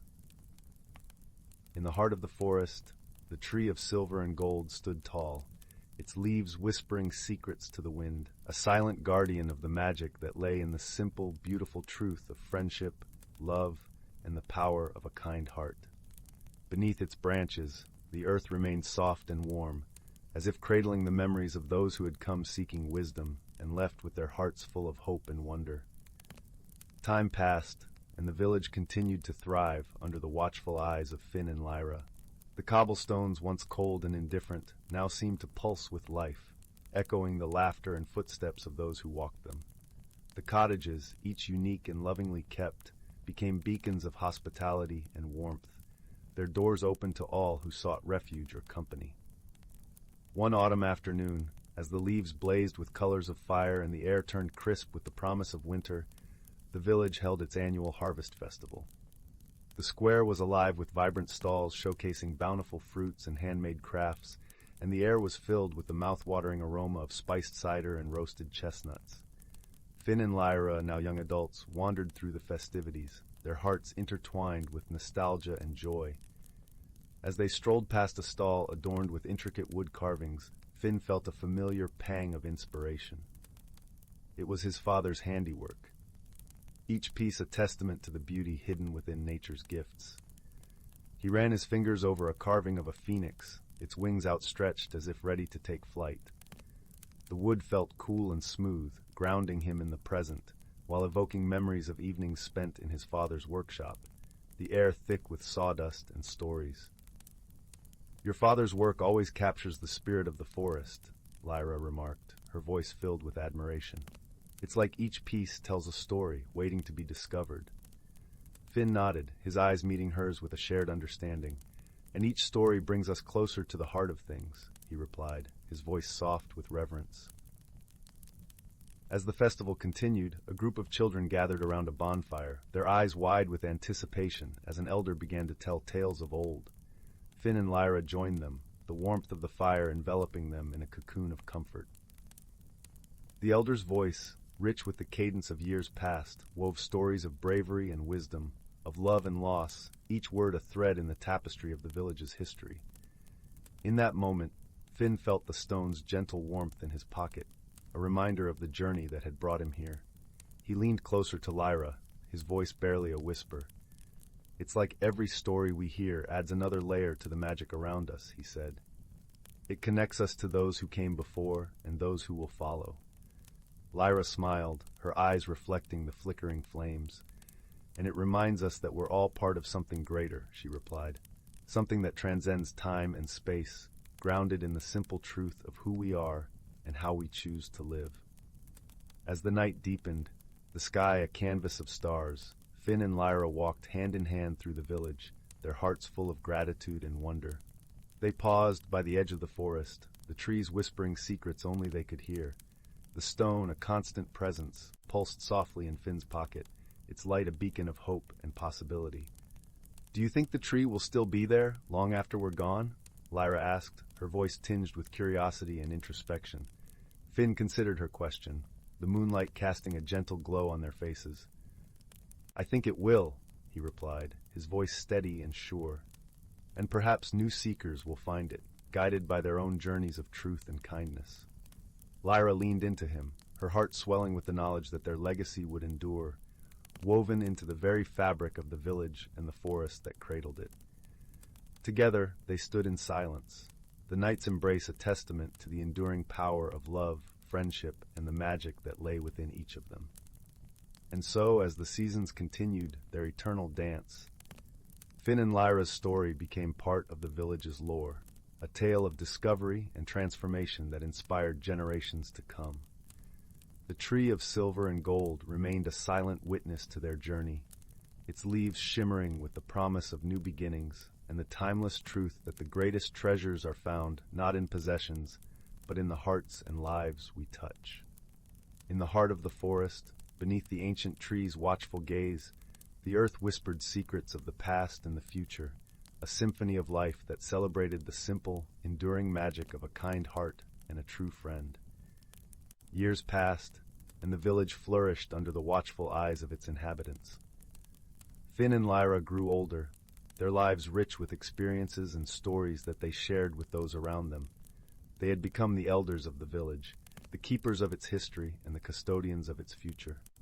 One day, as the village prepared for the annual festival of the turning leaves, a young boy named Aiden wandered into the forest, much like Finn had done so many years before. Aiden was a curious child, his eyes wide with wonder, and his heart filled with dreams of adventure. The forest called to him with a voice only he could hear, and he followed the path that led to the glade where the tree of silver and gold stood. As Aiden approached the tree, the air shimmered with a sense of magic and possibility.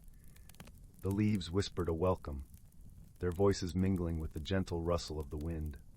Aiden knelt before the tree, his fingers tracing the patterns on its bark, feeling the connection to those who had come before him.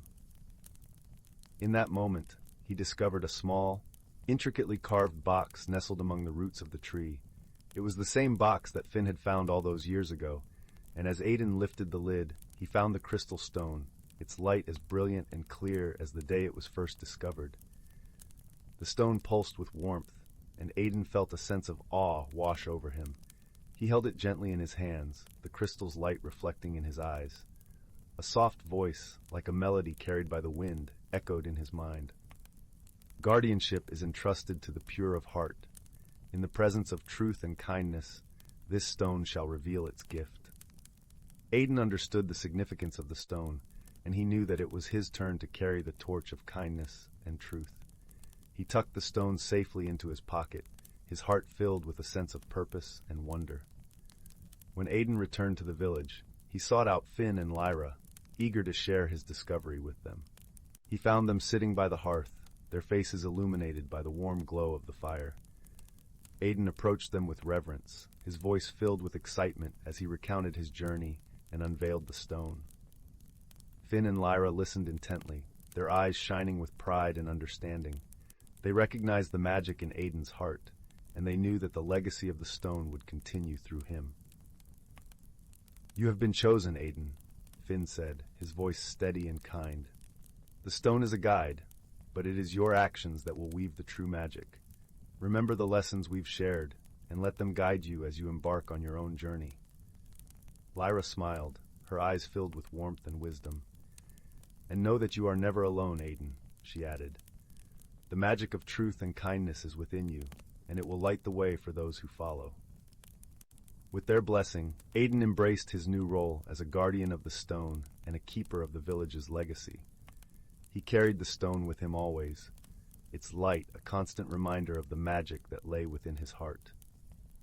As the years passed, Aiden grew into a young man, his spirit guided by the lessons of kindness and truth. He became a beacon of warmth and compassion in the village, his actions rippling outwards like the gentle waves of a pond. He helped those in need, offering a listening ear and a helping hand, and in doing so he discovered a deeper truth, that the greatest magic lay in the connections he forged, in the love he gave and received. And so, as the seasons continued their eternal dance, Aiden's story became part of the village's lore, a tale of discovery and transformation that inspired generations to come. The tree of silver and gold remained a silent witness to his journey, its leaves shimmering with the promise of new beginnings and the timeless truth that the greatest treasures are found not in possessions, but in the hearts and lives we touch. In the heart of the forest, beneath the ancient tree's watchful gaze, the earth whispered secrets of the past and the future, a symphony of life that celebrated the simple, enduring magic of a kind heart and a true friend. The stone, a beacon of hope and possibility, continued to guide those who sought its wisdom. illuminating the path of truth and kindness for all who embraced its gift. Story 6. The Whispering Willow. Once upon a time, nestled in the gentle embrace of rolling hills and fields of wildflowers, stood the quaint village of Windmere. The village was known for its serene beauty and the warmth of its people, but most notably, it was famed for the ancient willow tree that stood at its heart. The tree's gnarled trunk twisted skyward, its branches draping like a curtain of emerald lace. The villagers affectionately called it the Whispering Willow, for when the wind swept through its leaves, it sang a melody that filled the air with peace and wonder. In this village lived a kind-hearted young girl named Lyla. With chestnut hair that danced in the breeze and eyes as blue as the summer sky, Lyla was a curious soul, ever eager to explore the world around her. She often wandered the fields and meadows with her best friend, a little fox named Finn, whose fiery red fur made him look like a flicker of flame darting through the grasses.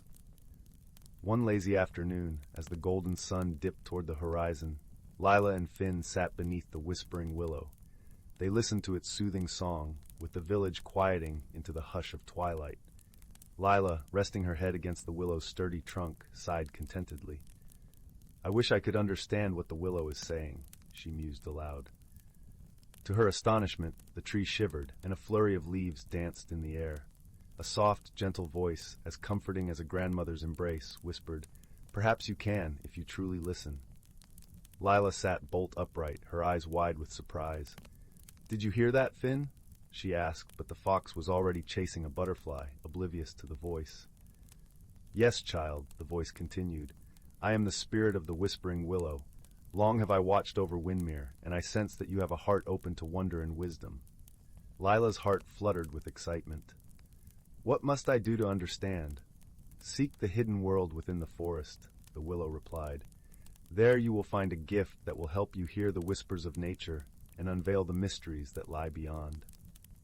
With the promise of adventure sparking in her eyes, Lyla nodded. "Thank you, dear willow. I will begin at once." The next morning, with a satchel slung over her shoulder and Finn trotting by her side, Lyla set out toward the forest that bordered the village. The path wound through fields of daisies that swayed in the breeze, their petals winking in the sunlight.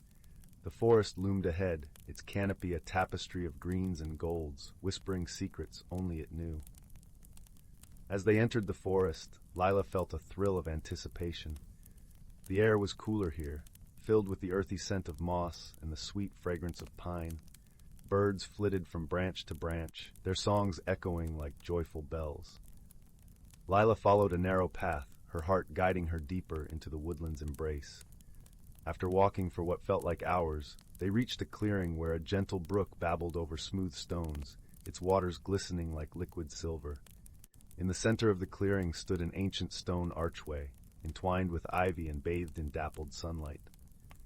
Lyla approached the archway, her hand brushing against the cool stone. As she did, the air shimmered, and the archway seemed to pulse with a faint, magical light. Finn barked excitedly, circling Lila's feet. "Is this the hidden world?"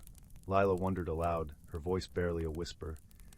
The archway glowed brighter, and a soft breeze rustled through the leaves, carrying a whisper that seemed to come from everywhere and nowhere all at once.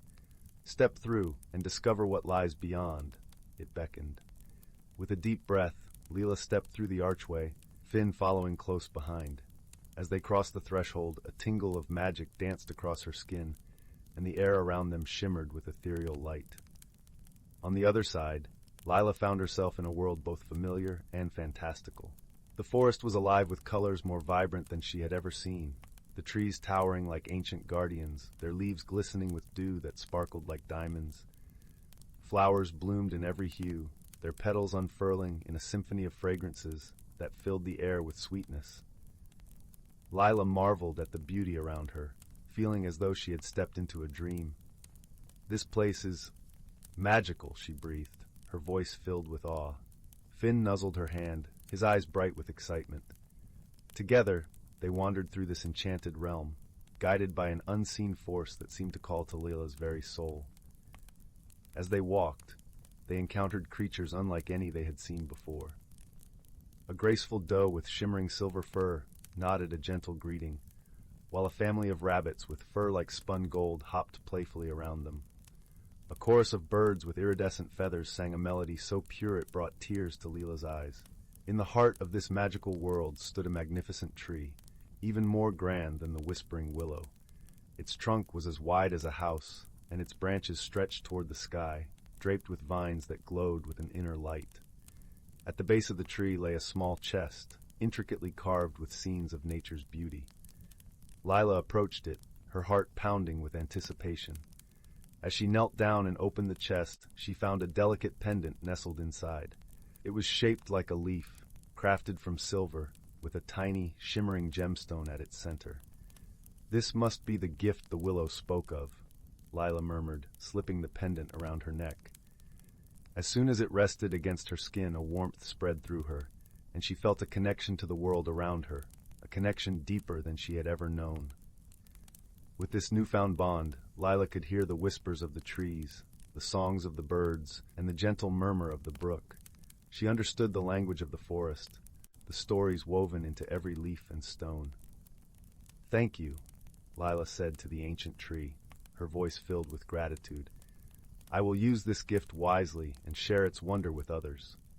The tree rustled its branches in acknowledgement, and Lyla felt a sense of peace wash over her. As the sun began to set, casting the world in hues of gold and crimson, Lyla and Finn made their way back to the stone archway. The magic of the hidden world lingered in the air, a promise of adventures yet to come. Stepping through the archway once more, they returned to their own world, the forest welcoming them home with open arms. The hidden world had changed Lyla, filling her heart with wonder and a deeper understanding of the beauty that surrounded her every day. Back in Windmere, Lyla shared her tales of the hidden world with the villagers, her eyes alight with the magic she had discovered. She wore the pendant always, a reminder of the journey that had transformed her. And so the whispering willow continued to sing its gentle song, its leaves swaying in the breeze, a guardian of the village and a keeper of mysteries. Lyla's story spread, inspiring others to seek their own hidden worlds, to listen to the whispers of nature, and to cherish the wonders that lay just beyond the veil of the everyday. As the years passed, Windmere flourished, its heart forever touched by the magic of the whispering willow and the hidden world that lay within the forest. Lyla grew, her spirit as vibrant as ever, her bond with nature unbreakable, and her friendship with Finn a testament to the power of love and companionship.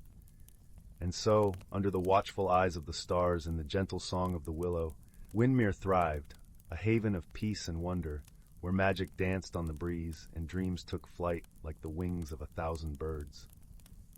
In this village of dreams and whispers, where the past and future intertwined, Lyla's story became a cherished legend, a reminder that the world is full of magic for those with hearts open to its song. And as the sun set each evening, painting the sky with hues of lavender and rose, the villagers would gather beneath the whispering willow, their voices joining in a chorus of gratitude and love, their spirits forever touched by the magic of the world around them.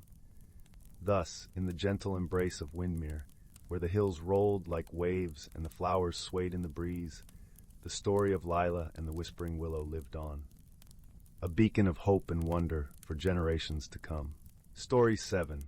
Once upon a star-kissed night, a young girl named Luna embarked on an extraordinary adventure. In the quaint village where she lived, nestled within a lush forest, there was a legend whispered among the townsfolk, a tale of a hidden glen where wishes could come true. Luna had always possessed a curious spirit, her eyes shimmering with wonder at the mere thought of magic. Tonight, the full moon cast an enchanting glow upon the winding path leading into the forest. With a deep breath, she set forth, her heart fluttering with anticipation. As she ventured deeper into the woods, Luna noticed the trees seemed to sway in a welcoming dance, their branches adorned with twinkling fireflies. The air carried the sweet scent of wildflowers, and the gentle sounds of a trickling stream beckoned her onward. After what felt like an eternity of wandering, Luna stumbled upon a clearing unlike anything she had ever seen. A breathtaking meadow lay before her, blanketed in a carpet of vibrant blooms that shimmered like jewels in the moonlight. In the center stood a towering willow, its graceful branches draping down to caress the earth. Luna's heart raced as she approached the ancient tree, her fingertips grazing the velvety bark. To her astonishment, a soft light began to emanate from within the trunk, pulsing like a heartbeat.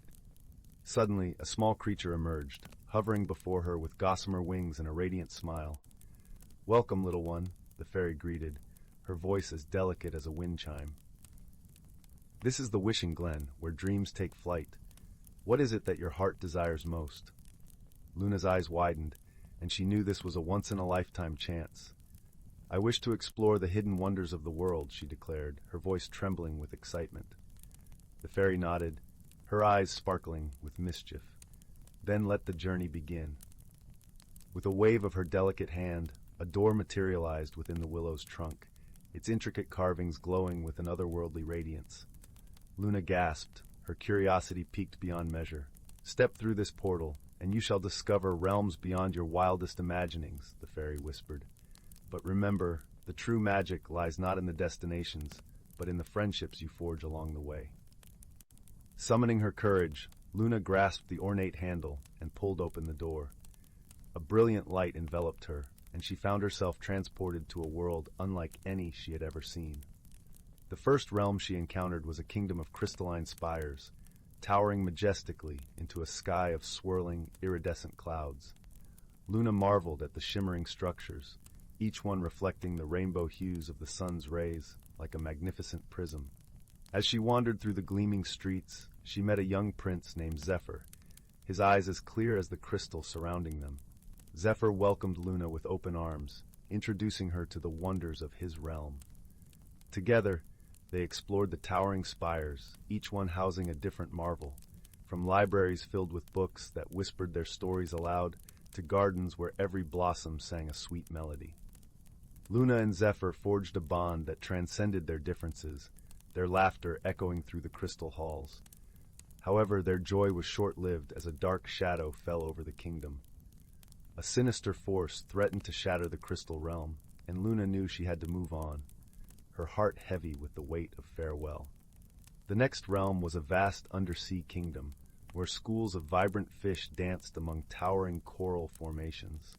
Luna found herself enveloped in a world of shimmering blues and greens, the gentle currents caressing her skin like a soothing embrace.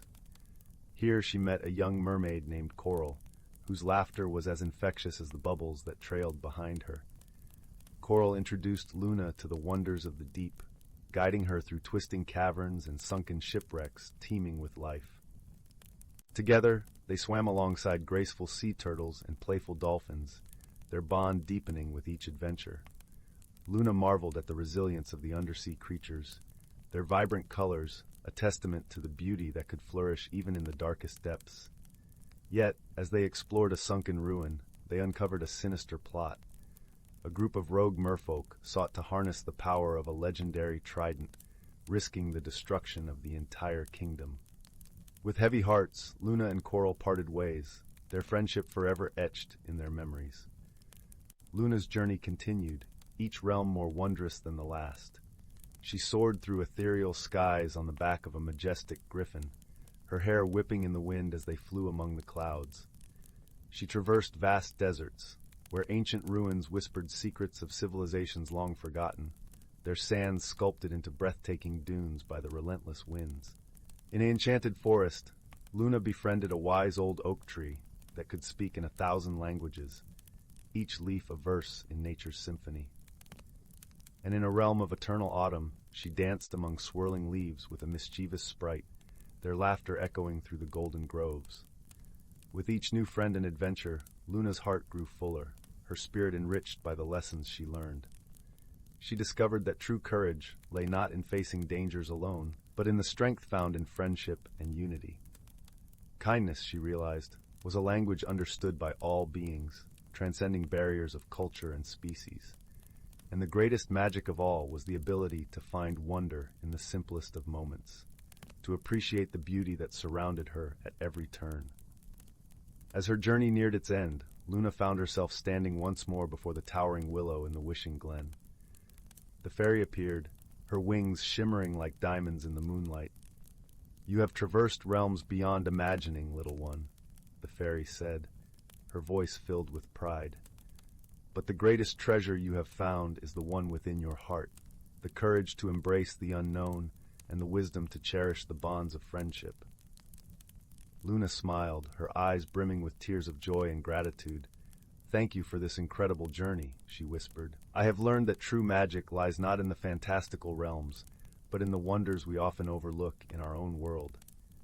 The fairy nodded, her radiant smile illuminating the glen. "Remember, Luna, the magic you seek is always within reach, as long as you keep your heart open to the possibilities that surround you." With a final farewell, Luna stepped back through the Willow's portal, returning to her own village. But this time, she saw the world through new eyes. The fireflies danced with renewed brilliance, the stream sang a sweeter melody, and the towering trees seemed to whisper ancient tales.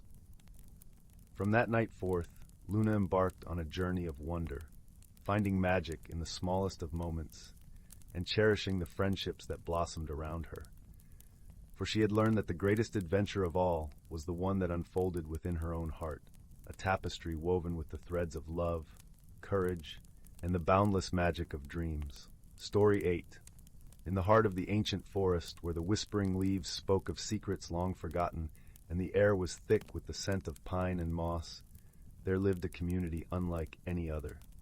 Here, beneath the emerald canopy, the creatures of the forest led hidden lives, intertwined with the magic that permeated every root and branch. As the morning sun peeked through the dense foliage, casting dappled patterns on the forest floor, the creatures stirred to life. The gentle rustle of leaves accompanied the soft chatter of the birds, while the playful calls of the squirrels echoed from the treetops.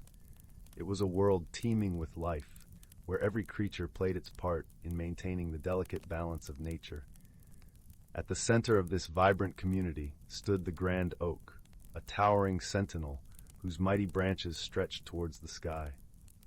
Its bark was etched with ancient runes, a testament to the wisdom it had gathered over countless seasons. The grand oak was the heart of the forest, and beneath its protective boughs, the creatures gathered for council and celebration.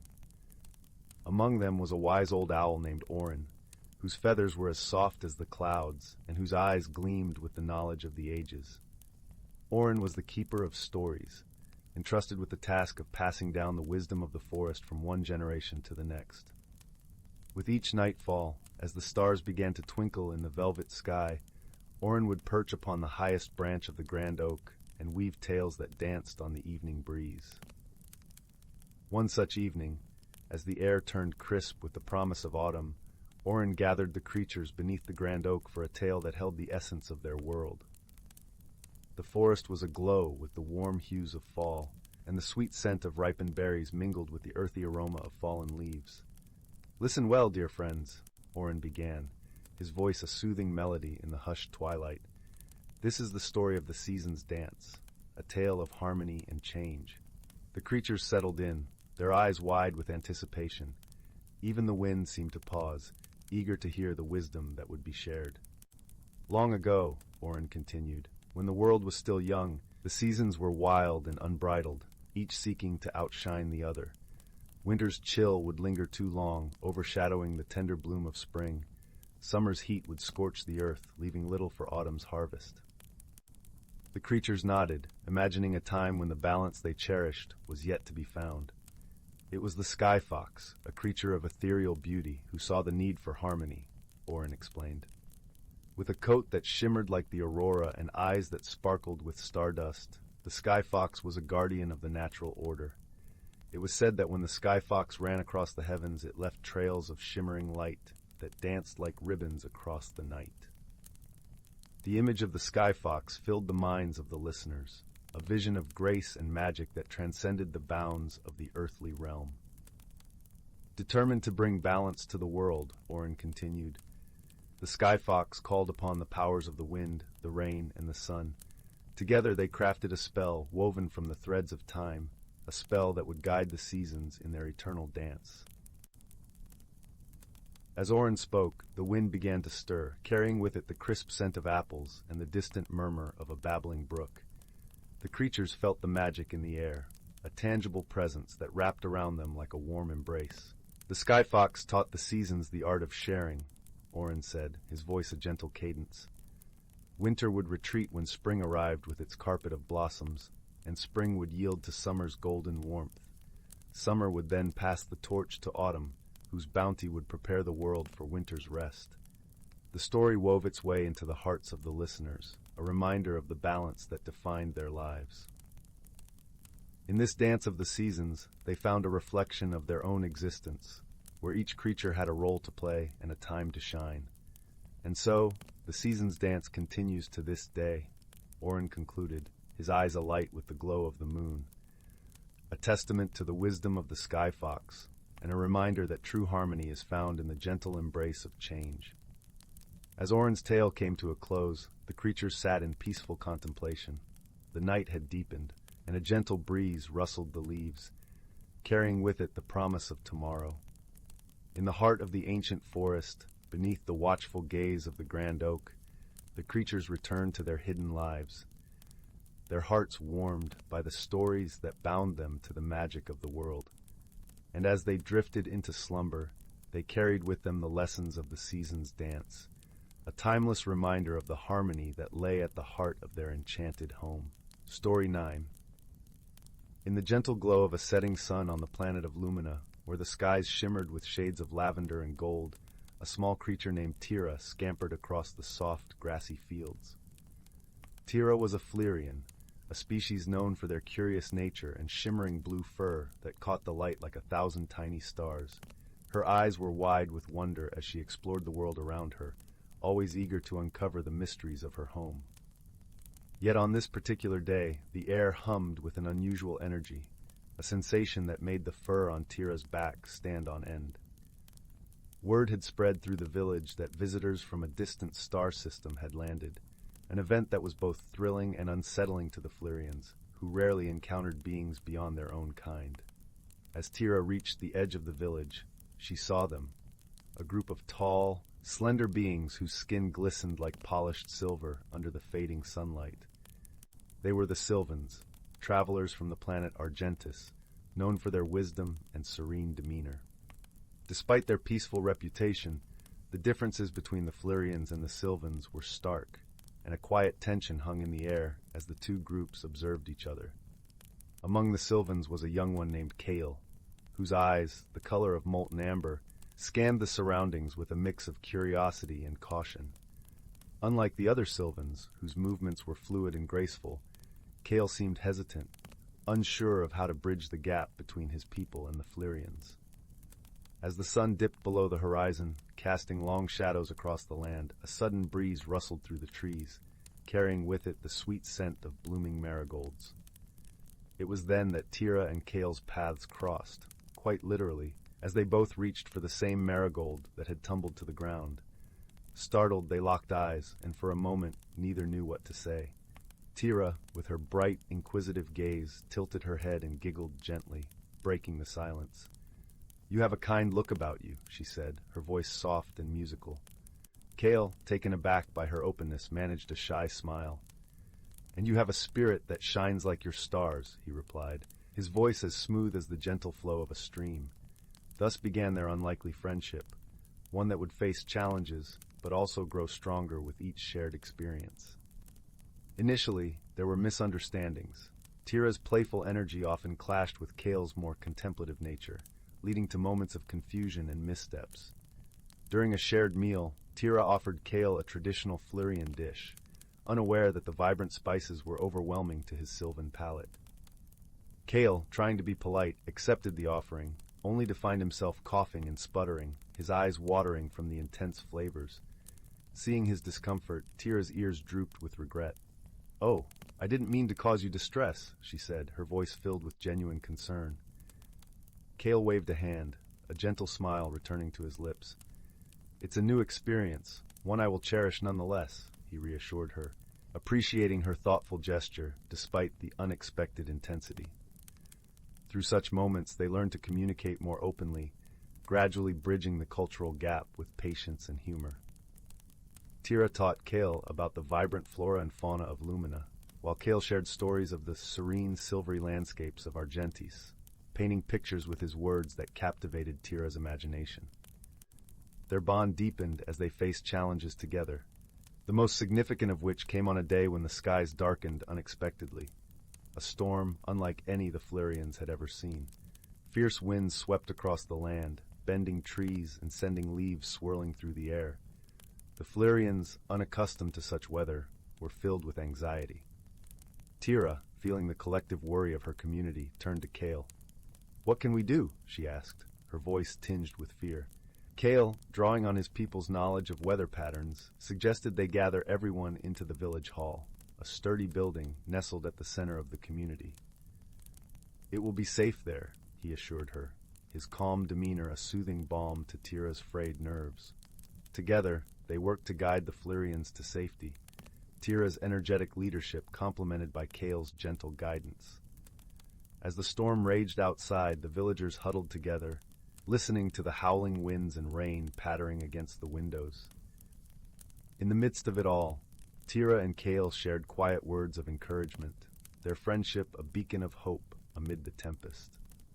When the storm finally passed, leaving behind a world washed clean and glistening under the returning sunlight, the Florians emerged to find their village largely intact, thanks to the timely intervention of the two friends.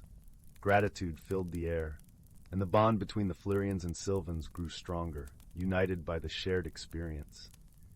As the days turned into weeks, Tira and Kale continued to learn from each other, their friendship a testament to the power of understanding and cooperation. They discovered that despite their differences, they shared the same dreams and hopes, a desire for peace, love, and the joy of discovery. One evening, under a sky sprinkled with twinkling stars, Tira turned to Kale, her heart full of warmth. "I never imagined finding such friendship beyond my own kind," she mused. Kale nodded, his amber eyes reflecting the starlight. "We are more alike than we are different," he said, his voice a gentle melody. "And in our friendship, we have found a new world altogether." And so, surrounded by the beauty of a universe vast and filled with endless possibilities, Tira and Kale embraced the true meaning of friendship, a bond that transcended stars, species, and the vastness of space, weaving their hearts together in a tapestry of kindness and understanding. In the end, they learned that the universe was not simply a collection of distant stars and planets, but a vibrant, living tapestry of connections and friendships, each thread unique and beautiful, creating a whole that was greater than the sum of its parts. And as they sat together, watching the night unfold, their hearts were filled with a comforting sense of belonging, an assurance that they were never truly alone in the vast expanse of space. Story 10. Once upon a time, in the quaint village of Willowbrook, nestled between lush green hills and a sparkling river, there lived a gentle young woman named Nara.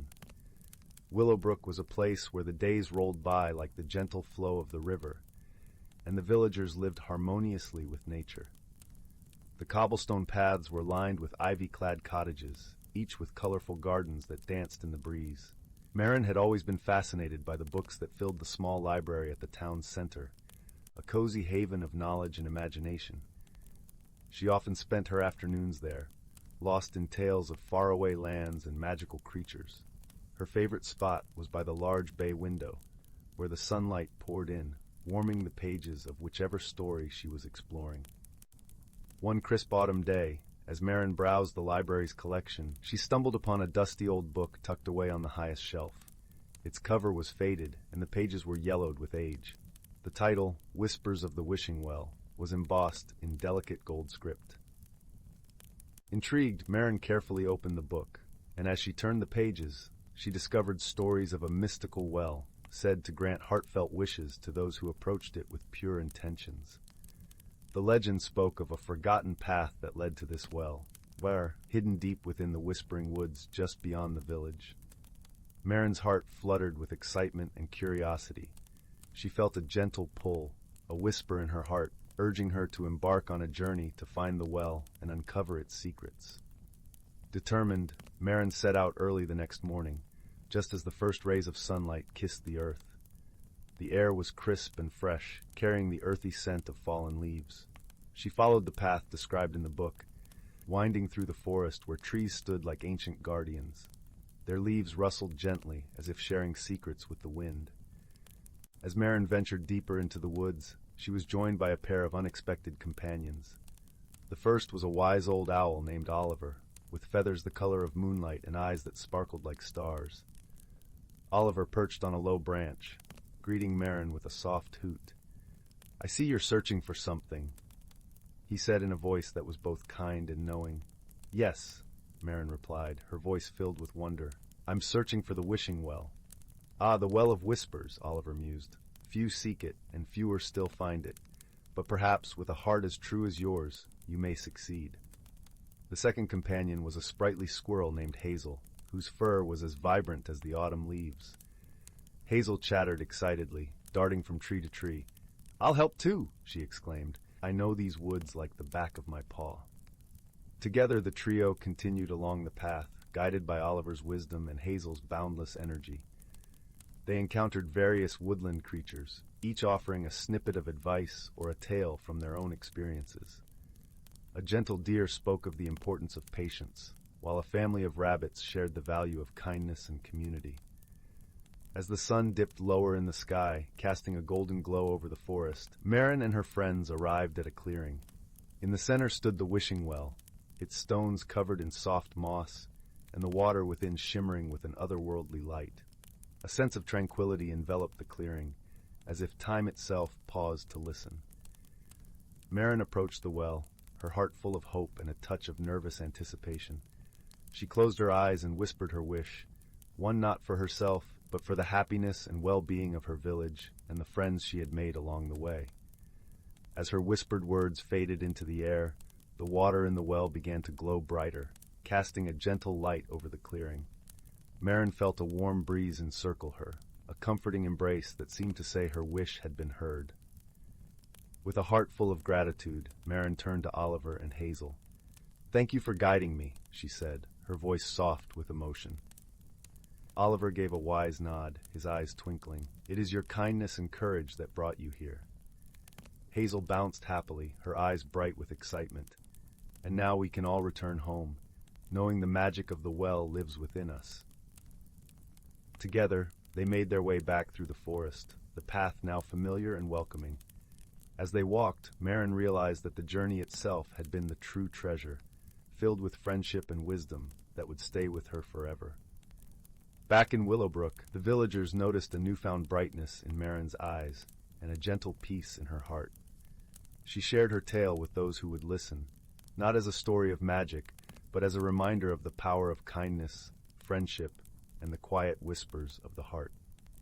And so, beneath the starlit sky, as the village settled into the gentle embrace of night, Marin knew that the magic of the wishing well was not just in the granting of wishes, but in the journey and the bonds it forged.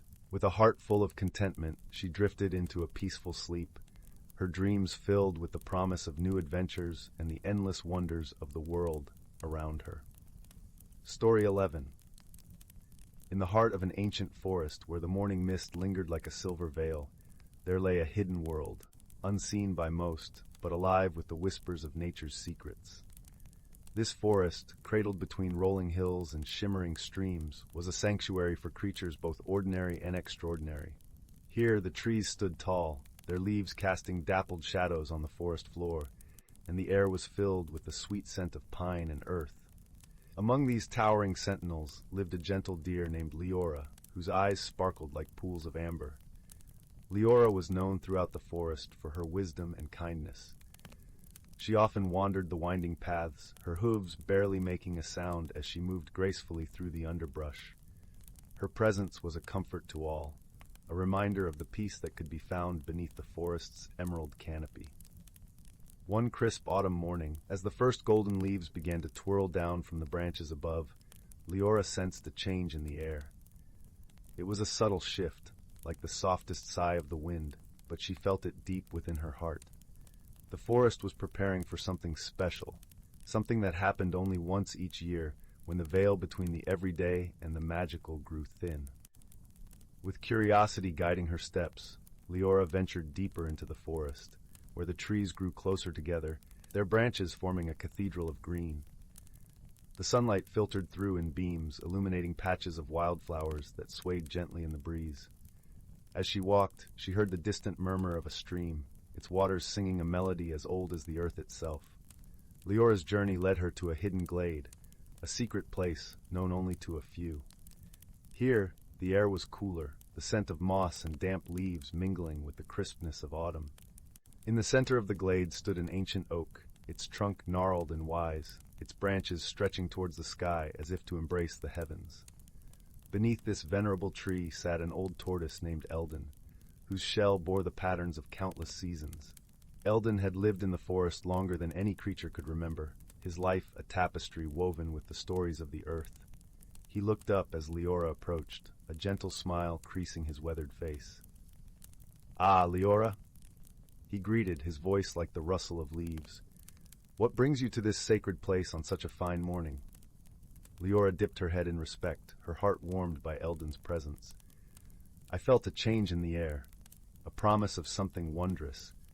I had to see it for myself." Eldon nodded, his eyes twinkling with the light of ancient stars. Indeed, the forest is preparing for the Festival of Seasons, a time when the magic of the world reveals itself to those willing to listen. As Eldon spoke, Leora noticed the glade was beginning to transform. The leaves of the oak shimmered with a soft glow, and a gentle breeze carried the scent of honey and wild roses. The creatures of the forest began to gather, drawn by an instinctive pull towards the magic unfolding around them. Squirrels with bushy tails scampered down from the trees, their eyes wide with anticipation. Birds of every hue flitted through the air, their songs mingling in a harmonious chorus. Even the shy rabbits ventured from their burrows, their noses twitching in excitement. Leora stood beside Eldon, her heart swelling with wonder as the festival began. The forest seemed to breathe with life, each rustle of leaves and whisper of wind a part of the symphony. It was a celebration of nature's cycle, a reminder of the balance that sustained all living things. As the day wore on, Leora and the other creatures watched in awe as the magic of the forest unfolded. The sunlight danced through the trees, casting rainbows in the mist. The stream's waters sparkled like diamonds, reflecting the vibrant colors of the forest in its depths. Eldon shared stories of seasons past, his voice weaving a tapestry of wisdom and memory. He spoke of the importance of harmony, of the delicate balance that held the forest together. "We are all connected," he said, "each leaf, each creature, each breath of wind. It is our duty to protect this balance, to cherish the gifts of the earth." Leora listened, her heart filled with gratitude for the beauty that surrounded her. She understood the truth in Eldon's words, the responsibility that came with living in such a magical place. It was a lesson she would carry with her, sharing it with others as she wandered the forest paths. As the sun dipped below the horizon, painting the sky in hues of pink and gold, the Festival of Seasons came to a gentle close. The creatures began to disperse, their hearts light with the joy of the day. Leora lingered a moment longer, her gaze resting on Eldon. "Thank you," she said softly, "for sharing the magic of the forest with us." Eldon chuckled, his eyes warm with affection. "It is the forest that shares its magic, my dear. We are simply its stewards." With a final nod, Leora turned and began her journey back through the forest, the sounds of the festival like a lullaby in her ears. The path home was familiar, but it felt new, imbued with the magic she had witnessed. Each step was a promise, a vow to protect the harmony of the world she loved. As Leora reached the edge of the forest, she paused, looking back at the trees that had sheltered her. The night was settling in, a blanket of stars stretching across the sky. The moon cast a silver glow over the land, and the forest seemed to sigh in contentment. With a heart full of peace and purpose, Leora stepped into the open meadow, the soft grass whispering beneath her hooves. She knew that the lessons of the Festival of Seasons would guide her, reminding her of the beauty and balance that existed in every corner of the world. And so, under the watchful gaze of the moon and stars, Leora continued her journey, her spirit forever intertwined with the magic of the ancient forest. Story 12. I'm sorry, I can't do that. Story 13. Once upon a time, in the quaint village of Eldergrove, nestled between the lush green hills and the whispering woods, there lived a young girl named Lyla.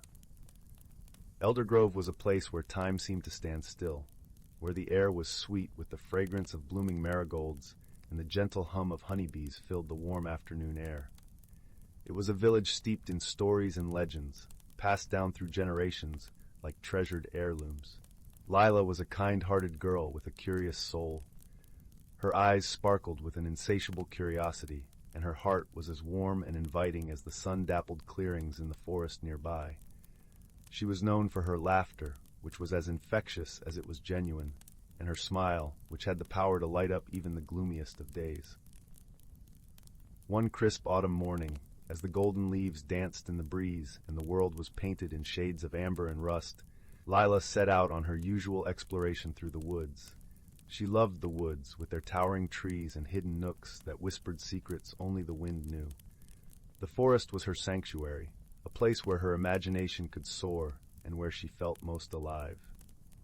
As she wandered deeper into the woods, Lyla stumbled upon something peculiar. Nestled among the roots of an ancient oak tree was a small wooden box, intricately carved with swirling patterns that seemed to shimmer in the dappled sunlight.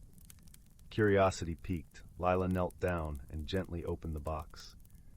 Inside lay a gleaming silver compass, unlike any she had ever seen. Its needle twirled lazily, pointing not north, but in a direction that seemed to change with every blink of her eye. Lyla's heart thumped with excitement. She could feel the compass pulsing in her hand, as if it were alive, urging her to follow where it led. With a sense of adventure bubbling within her, she decided to trust the compass and set off in the direction it pointed. The path was unfamiliar, winding deeper into the heart of the forest, where the trees stood taller and the light grew softer, filtered through a canopy of leaves that seemed to glow with an ethereal light. As Lyla journeyed on, the forest around her began to transform. The air grew warmer, filled with the scent of wild jasmine and the sounds of distant laughter. She soon found herself standing at the edge of a hidden world, a place that seemed to exist only in dreams. Before her lay a meadow bathed in a gentle golden light, where flowers of every hue bloomed in wild profusion, and the grass swayed like a sea of emeralds. In the center of the meadow stood an enormous tree, its branches stretching upwards as if to touch the sky. Underneath the tree, a group of creatures gathered, unlike any Lyla had ever seen. They were small, no taller than her knee, with wings that shimmered like the gossamer threads of a spider's web. Their skin was a soft, luminescent blue, and their eyes sparkled like stars. Despite their alien appearance, there was something undeniably familiar and comforting about them. As Lyla approached, the creatures turned to her, their faces breaking into warm, welcoming smiles. The leader of the group, a creature with particularly bright wings, stepped forward and introduced himself as Zephyr. His voice was soft and musical, like the tinkling of bells in a gentle breeze. "Welcome, Lyla," he said, his eyes twinkling with kindness. "We have been waiting for you. You hold the compass of Eldergrove, a gift from the forest itself." Lyla, her heart fluttering with both wonder and disbelief, asked, "What is this place, and how did you know my name?" Zephyr chuckled softly, a sound like leaves rustling in the wind. "This is the Meadow of Whispers, a place hidden from the world, where magic flows as freely as water. We are the Elowen, guardians of the forest and keepers of its secrets. The compass guided you here because you possess a heart pure and true, one that can see beyond the veil of the ordinary." As Lyla listened, a sense of belonging washed over her. She felt as though she had been searching for this place all her life, without ever knowing it existed. Zephyr explained that the compass was a magical object, one that could guide its bearer to the heart of any mystery, provided they had the courage to follow where it led. "We have a task for you, Lyla," Zephyr continued, his expression growing serious. "The balance of our world is threatened by a shadow that grows stronger each day. It is a force that thrives on fear and doubt, creeping into the hearts of those who have lost their way. We need your help to restore the balance." Lyla felt a swell of determination rise within her. She nodded, her eyes reflecting the resolve in her heart. "I will do whatever I can to help," she promised. Zephyr smiled, his wings fluttering with approval. "Thank you, Lyla. With your courage, we can bring back the light." And so, with the compass as her guide and the Elowen as her companions, Lyla embarked on a journey through the hidden world of the forest. They traveled through groves where ancient trees whispered wisdom in languages long forgotten, across streams that sparkled with the laughter of water nymphs, and over hills that sang with the songs of the earth. As they journeyed, Lyla learned more about the Eloin and their ways. She discovered that each of them possessed a unique gift, a talent that connected them to the natural world. Some could communicate with animals, while others could coax flowers to bloom with a mere touch. Lyla marveled at their abilities, but what she admired most was their unwavering kindness and the deep bonds of friendship that held them together. The challenges they faced were many. The shadow, a formless entity born of despair, sought to thwart their every move. It lurked in the darkest corners of the forest, whispering doubts and fears into the minds of those who dared to stand against it. But Lyla and her companions held fast, drawing strength from each other and the light that shone within their hearts. One evening, as the sun dipped below the horizon and the world was bathed in twilight, Lyla and the Eloin reached the edge of the Forest of Echoes. It was said to be the heart of the Shadow's power, a place where fear and doubt took on a life of their own. The air was thick with tension, and the trees stood silent and foreboding. Lyla felt a shiver run down her spine, but she refused to let fear take hold. She turned to Zephyr, who stood by her side, his expression calm and resolute. "We can do this," she said, her voice steady. Zephyr nodded, his eyes filled with trust. "Together, we are stronger than any shadow." As they stepped into the Forest of Echoes, the world around them seemed to change. The trees loomed larger, their branches twisting into strange and ominous shapes. The air was cold and devoid of the comforting scents that usually filled the forest. Shadows danced at the edge of their vision, whispering taunts and weaving illusions meant to sow discord and fear. But Lyla and the Eloin pressed on, their spirits unyielding. They moved as one, each step guided by the compass's unwavering needle. Lyla's heart beat in time with its gentle pulse, a steady reminder of the light they carried within. The shadow's whispers grew louder, its presence more oppressive, but Lyla refused to falter. With each step, she thought of the village of Eldergrove, of the laughter and warmth that awaited her there, and of the friends who stood by her side. As they reached the heart of the forest, the shadow rose before them, a swirling mass of darkness that seemed to draw the very light from the air. It loomed like a storm cloud, its voice a cacophony of despair and doubt. "You cannot defeat me," it hissed, its voice like the hiss of 1,000 snakes. "I am the fear that dwells in every heart, the doubt that shadows every step." Lyla stepped forward, her eyes locked onto the shadow's shifting form. "You may be born of fear, but you have no power over those who choose to stand together," she declared, her voice ringing with conviction. The shadow recoiled, its form flickering as if caught in a gust of wind. Lyla raised the compass high, its light piercing the darkness like a beacon of hope. The Eloin gathered around her, their wings glowing with a golden light that banished the shadows and filled the forest with warmth. Together, they focused their hearts and minds on the light, on the bonds of friendship and the strength of unity. As their collective will surged forth, the shadow began to dissolve, its whispers fading into silence.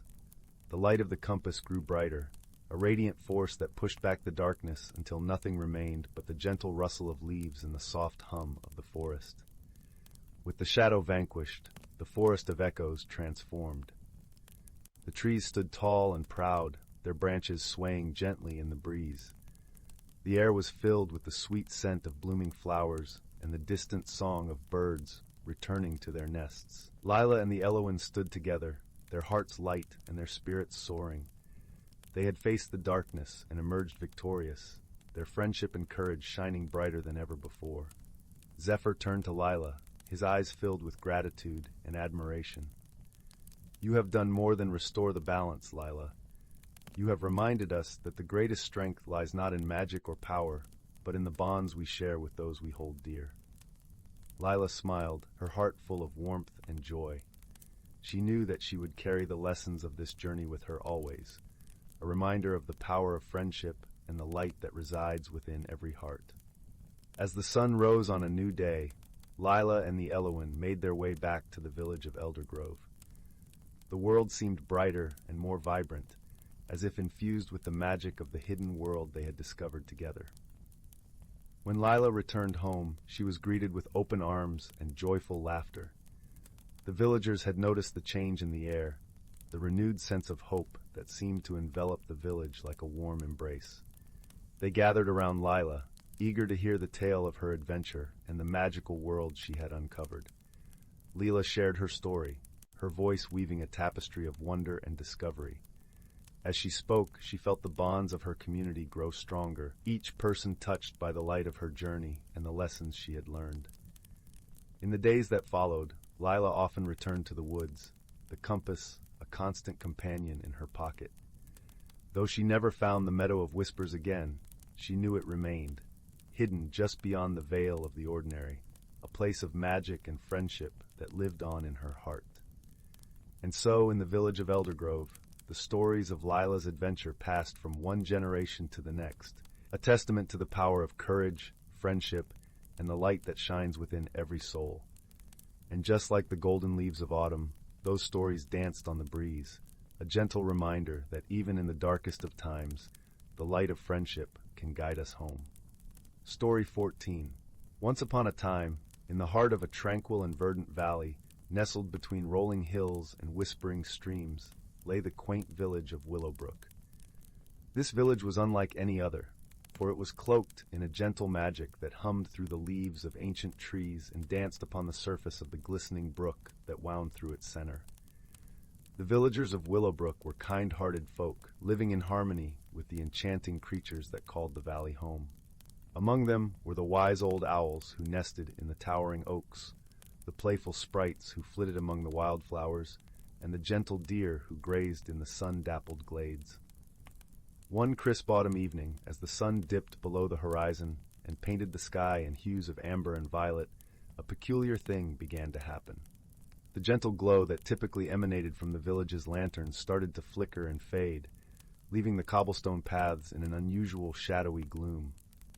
The villagers, though accustomed to the occasional whimsical antics of the magical creatures, found this particular oddity quite puzzling. Amidst the concerned murmurings, young Finn, a curious and thoughtful lad with a penchant for puzzles, decided to seek the guidance of the village's wisest resident, Elder Thistle. The elder was a venerable tortoise, his shell adorned with intricate patterns that seemed to tell tales of old. He resided in a cozy burrow beneath the roots of a sprawling willow tree. Finn approached Elder Thistle's home, the earthy scent of the forest floor mingling with the crisp autumn air, and gently tapped on the wooden door. A moment later it swung open slowly, revealing the kindly face of the elderly tortoise. "Ah, dear Finn," Elder Thistle greeted warmly, his voice as soothing as the rustle of leaves. "What brings you to my humble abode on this fine evening?" Finn explained the strange phenomenon, detailing how the village's lanterns had begun to lose their magical glow. Elder Thistle listened intently, nodding thoughtfully. The tortoise mused, his eyes twinkling with wisdom.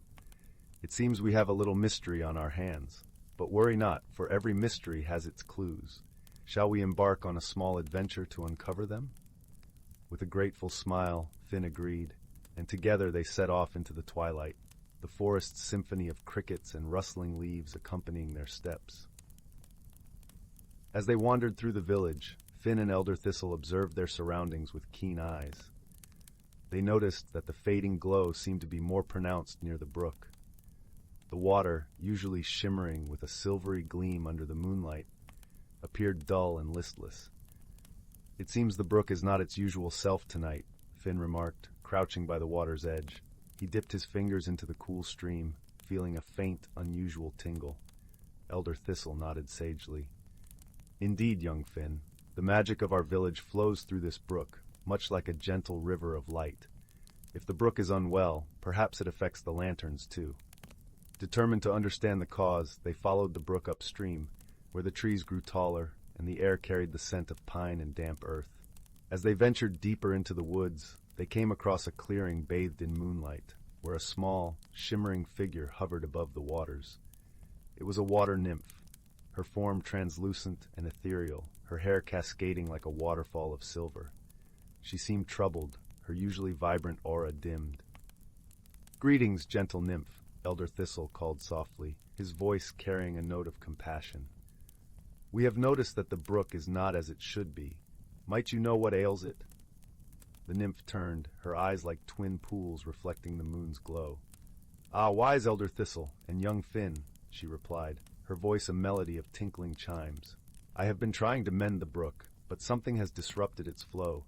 A curious stone, not of this world, has lodged itself in the brook's heart, blocking its magic." Finn's eyes widened with understanding. "Perhaps we can help," he offered, eager to assist.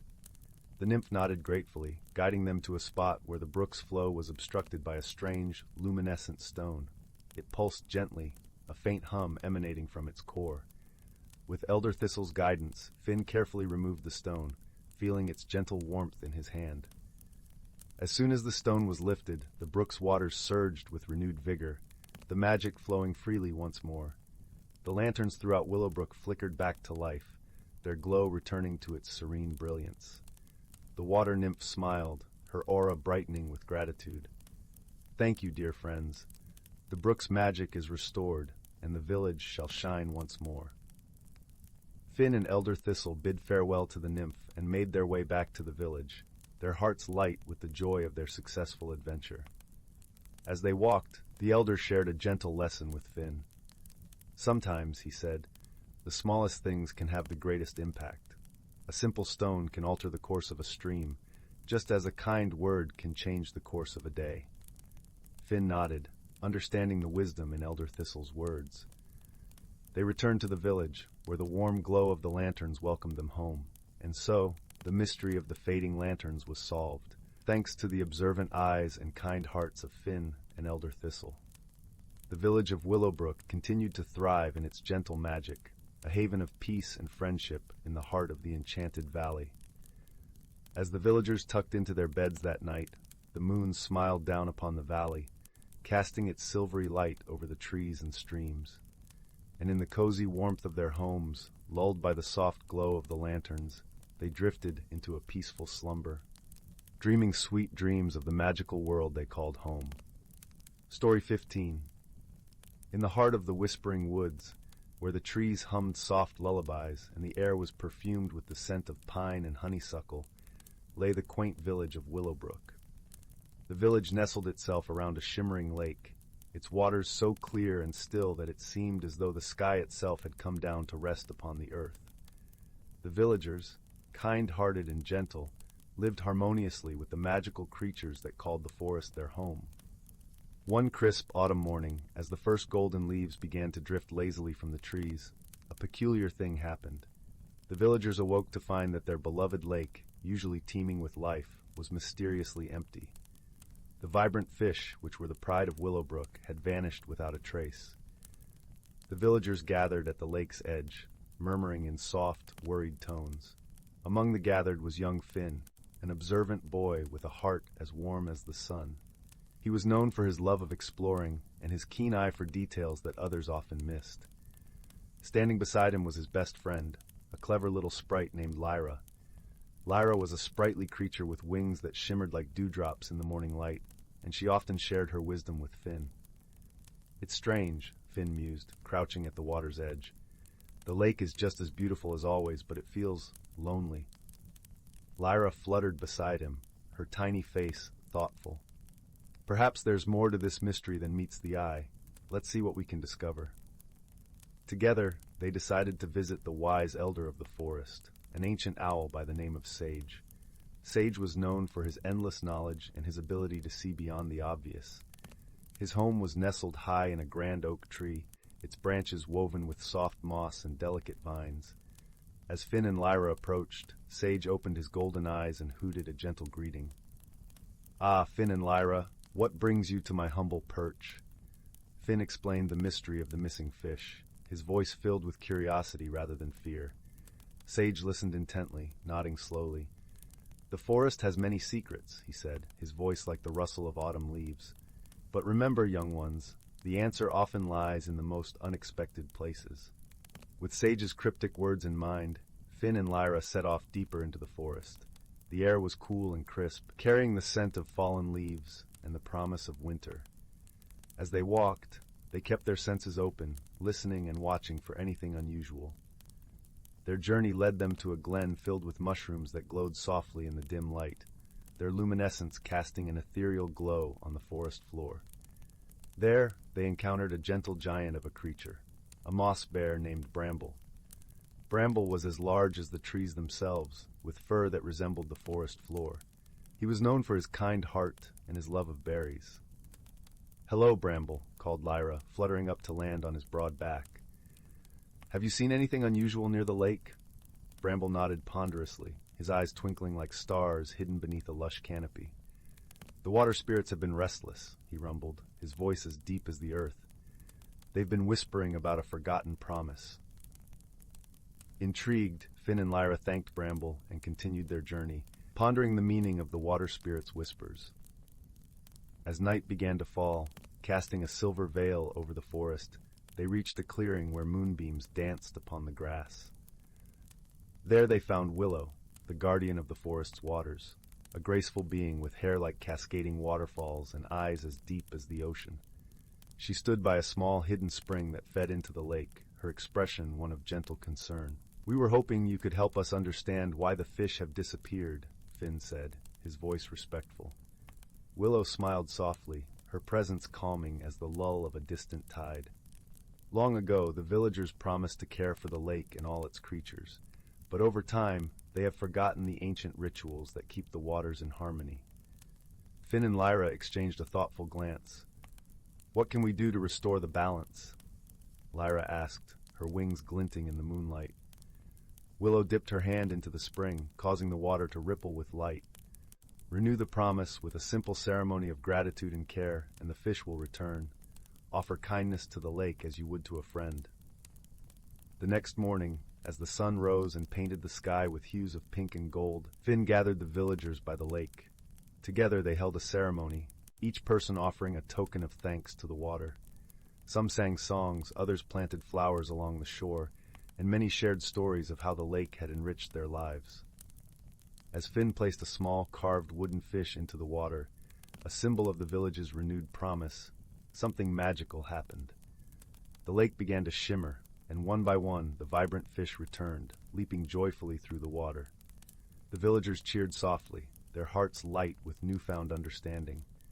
Finn and Lyra exchanged a satisfied smile, knowing they had helped to heal the bond between the village and the lake.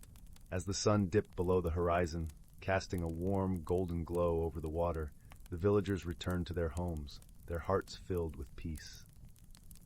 Finn and Lyra lingered a while longer, enjoying the gentle lapping of the waves against the shore. Sometimes, the greatest mysteries are solved not with answers, but with understanding and care, Lyra said, her voice a gentle melody in the evening air. Finn nodded, his eyes reflecting the endless sky above, and with friends by your side, any challenge can become a journey of discovery. With the mystery resolved and the village's promise renewed, the whispering woods sang a lullaby of harmony and peace, tucking Willowbrook into a gentle slumber. And under the watchful eyes of the stars, Finn and Lyra returned to their cozy homes, their hearts content, knowing that all was well in their magical world. Story 16. In a forest older than memory, where time seemed to move in gentle swirls like the autumn leaves that danced on the breeze, there lay a world hidden from the hurried eyes of humankind. This was a forest where whispers of magic brushed against the trunks of ancient oaks, and where the very air seemed to hum with secrets untold. The forest was home to a constellation of creatures, each playing a vital role in the symphony of life that thrummed through the underbrush. At the heart of this realm was a great willow tree, its branches sweeping the ground like the skirts of a wise old sage, and under its watchful boughs lived a family of rabbits. The eldest, a gentle matriarch named Thistle, was renowned for her wisdom, her fur as silver as moonlight, and her eyes holding the depths of many seasons. One crisp morning, as frost still clung to the grass like tiny diamonds, Thistle gathered the young ones of the forest at the base of the willow. The air was fresh, carrying the scent of pine and the distant promise of winter. "Listen well, little ones," she began, her voice as soft as the rustle of leaves, for the forest speaks to those who are willing to hear. Around her the young creatures, squirrels, birds, and even a curious fawn, listened intently. Thistle told them of the balance, an ancient agreement among all living things to live in harmony with the earth and each other, ensuring that every season's bounty was shared and that no creature took more than it needed. As the sun climbed higher, casting golden light through the canopy, Thistle shared tales of seasons past, each one marked by its own magical phenomena. There was the spring of whispering winds, when the breezes carried songs that only the young at heart could hear, and the summer of the glimmering dew, when each dewdrop caught the light in such a way that it seemed the forest was adorned with stars. Yet, it was the autumn of the dancing lights that held a special place in her stories. In the heart of autumn, Thistle recounted, the forest would come alive with a display of colors more vibrant than any painter's palette. The leaves would glow with an inner light, and as they fell, they would create a symphony of color and sound that spoke of change and renewal. But with the beauty of the dancing lights came a challenge that tested the wisdom of the forest's inhabitants. This year, as the days grew shorter and the air crisper, the signs of the phenomenon began to manifest early.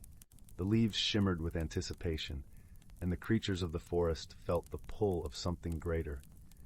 Yet not all was as it should be. The balance seemed to waver. The winds were fiercer, the rains heavier, and there was a restlessness that rippled through the community. Some said it was the doing of the silent storm, a mythical weather pattern that was rumored to disrupt the harmony of the forest. Thistle knew that this was a moment that called for unity and wisdom. Gathering her wise old owl named Bramble, a clever squirrel named Nutmeg, and a gentle deer named Fern, she set out to discover the source of the disturbance. The four friends ventured deeper into the forest, where the trees grew taller and the light dimmer. They listened to the whispers of the wind and the murmurs of the water, seeking guidance from the land itself. It was in a grove where the earth met the sky that they found their answer. The grove was a place of convergence, where all the elements of the forest met in a delicate dance. Here, a shimmering mist wove through the trees, carrying the scent of rain and the warmth of the sun. Among the mist stood an ancient stag, his antlers adorned with the very leaves of the season. He was the keeper of seasons, a guardian of the forest's cycle. With a voice like the rolling thunder mixed with the gentlest rain, he spoke to the friends. The balance is delicate, and it is the role of each creature to tend to it with care and respect. The storm you fear is but a reminder of the power and beauty of nature. Thistle stepped forward, her calm presence a beacon of hope. "What must we do to restore the balance?" she asked, her voice steady and sure. The keeper nodded, a silent approval of her courage. "You must remind the forest of its interdependence. Let each creature take only what it needs and give freely of what it can spare. The storm will pass, and the dancing lights will shine brighter than before." With the keeper's blessing, Thistle and her friends returned to their home, spreading the message of harmony and balance. The creatures of the forest listened, their hearts open to the wisdom passed down through the ages. As the days grew shorter, the forest prepared for the storm. The squirrels gathered only the nuts they needed, sharing the rest with their feathered friends. The deer found shelter for the smaller creatures, and even the trees bent their branches to shield the ground below. When the storm finally arrived, it swept through the forest with a wild beauty. The winds sang a powerful song, and the rain danced across the leaves, creating a melody that resonated with the heartbeat of the earth. And when the storm passed, the forest stood strong, its bonds of friendship and trust unbroken. In the quiet that followed, the dancing lights began their show. The leaves glowed with an ethereal light, casting a kaleidoscope of colors onto the forest floor. The creatures gathered once more beneath the great willow, their eyes wide with wonder and gratitude. Thistle, with a heart full of love for her home and its inhabitants, watched the magic unfold. She knew that the stories she shared would be passed down to the next generation, carrying with them the lessons of balance and harmony. And so, under the watchful gaze of the ancient willow, the forest thrived. The seasons came and went, each one bringing its own magic and challenges, but always the creatures remembered the wisdom of the past. They lived in harmony with the world around them, their lives intertwined in a tapestry of life as rich and vibrant as the forest itself. As the last of the dancing lights flickered out and the first snowflakes began to fall, the forest settled into the gentle embrace of winter. The air was still, the world at peace, and beneath the blanket of snow, the seeds of spring lay waiting, ready to bloom again. and in the heart of the forest, the spirit of the ancients whispered on the wind, a promise of renewal and the enduring power of nature's balance. Story 17.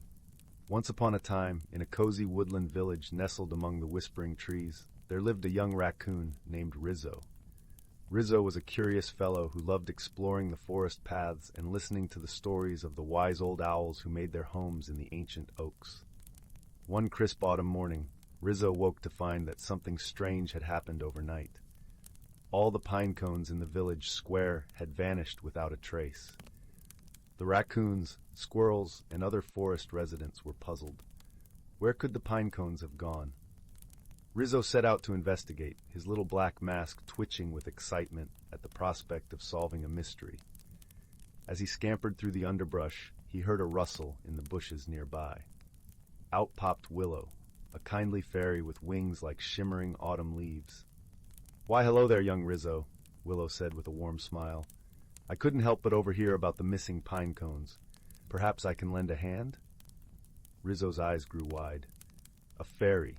Oh, this is just the sort of magical assistance I need. Please, can you use your fairy powers to help find the pine cones?" Willow chuckled softly. "Magic works in mysterious ways, my furry friend, but I'll share what I can. Close your eyes and listen carefully to the whispers of the forest."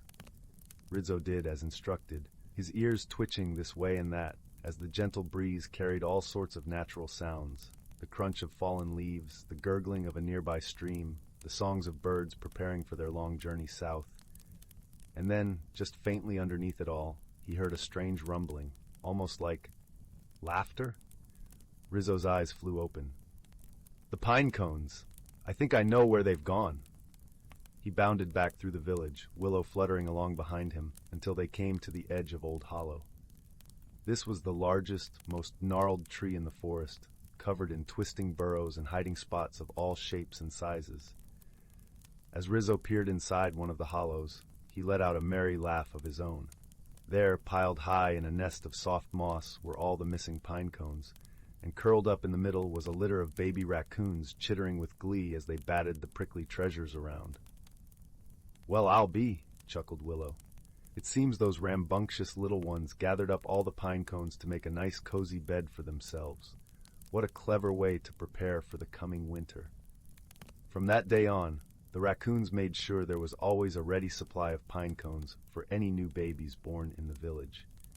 And wise old Rizzo passed on the lessons of careful observation and problem-solving to all the young ones, just as the owls had taught him so long ago.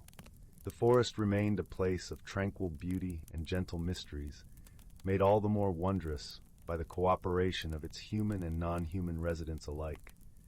And if you listen closely on a still autumn night, you just might hear the laughter of playful raccoon kits drifting through the trees. Story 18, The Whispering Willows and the Enchanted Compass. In the quaint village of Meadowbrook, where ancient trees stood guard and the air was sweet with the scent of wildflowers, lived a young girl named Lyla. Her days were filled with wonder and exploration, her heart ever curious about the world beyond the rolling hills and babbling brooks that cradled her home. Though Meadowbrook was a haven of peace, whispers of a hidden world within the woods often reached her eager ears, sparking dreams of adventure. Lyla's best friend was a boy named Finn, whose laughter was as bright as the sun that danced upon the meadow.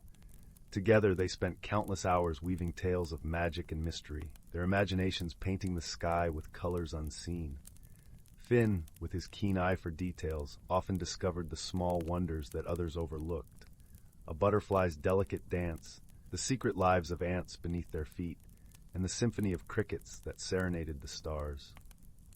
One crisp autumn afternoon, when the leaves wore crowns of amber and gold, Lyla and Finn set off on a journey that would change their lives forever.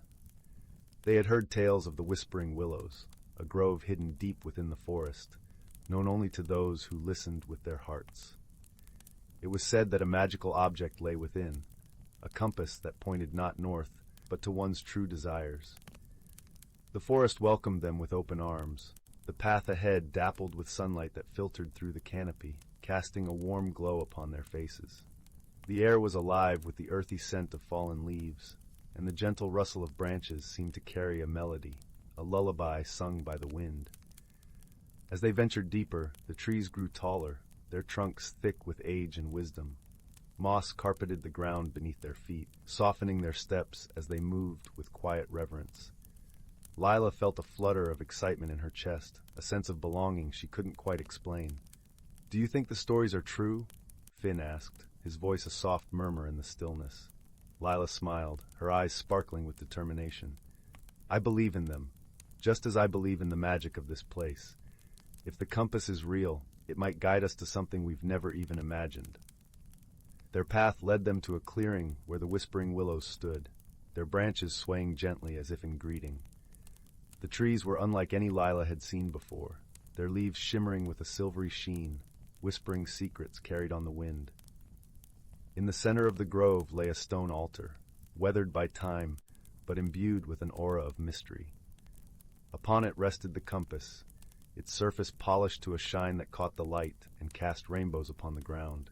Lyla and Finn approached with reverence, the air thick with anticipation.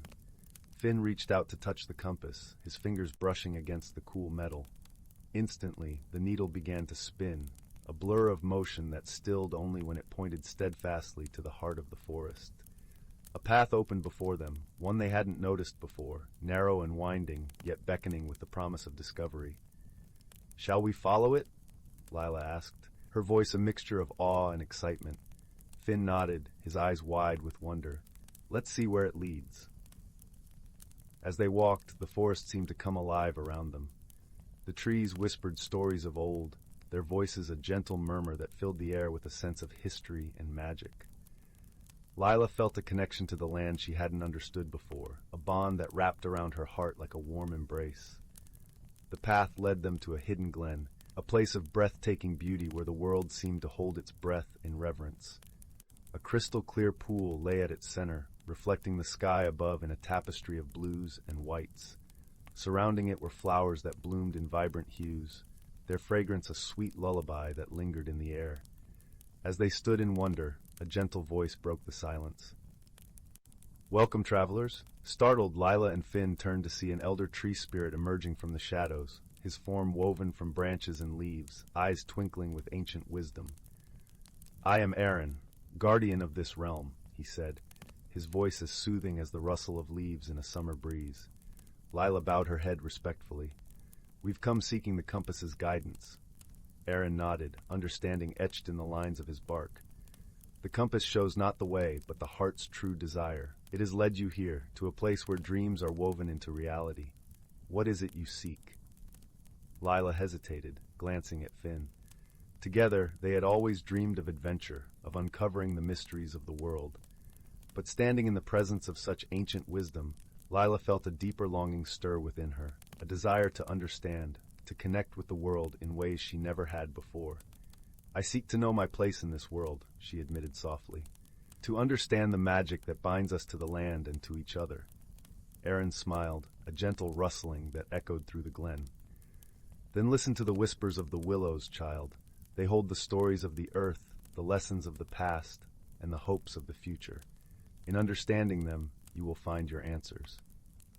Finn, ever the curious explorer, stepped forward. "And I wish to protect these wonders so that they may inspire others as they have inspired us." Aaron nodded, his gaze warm with approval. "That is a noble wish, young one. The world needs protectors who see with their hearts and act with their hands." As the sun dipped below the horizon, painting the sky in hues of orange and pink, Aaron led them back to the grove. The willows whispered their farewell, leaves rustling in a gentle chorus that spoke of friendship and promise. The journey home was one of reflection, the compass now a silent companion in Lila's pocket. The path seemed shorter, the forest less daunting, as if they had unlocked a secret that had always been waiting for them.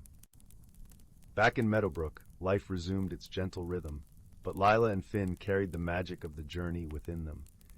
They shared their tales with those who would listen, their words weaving a tapestry of wonder that inspired others to seek the hidden wonders of the world.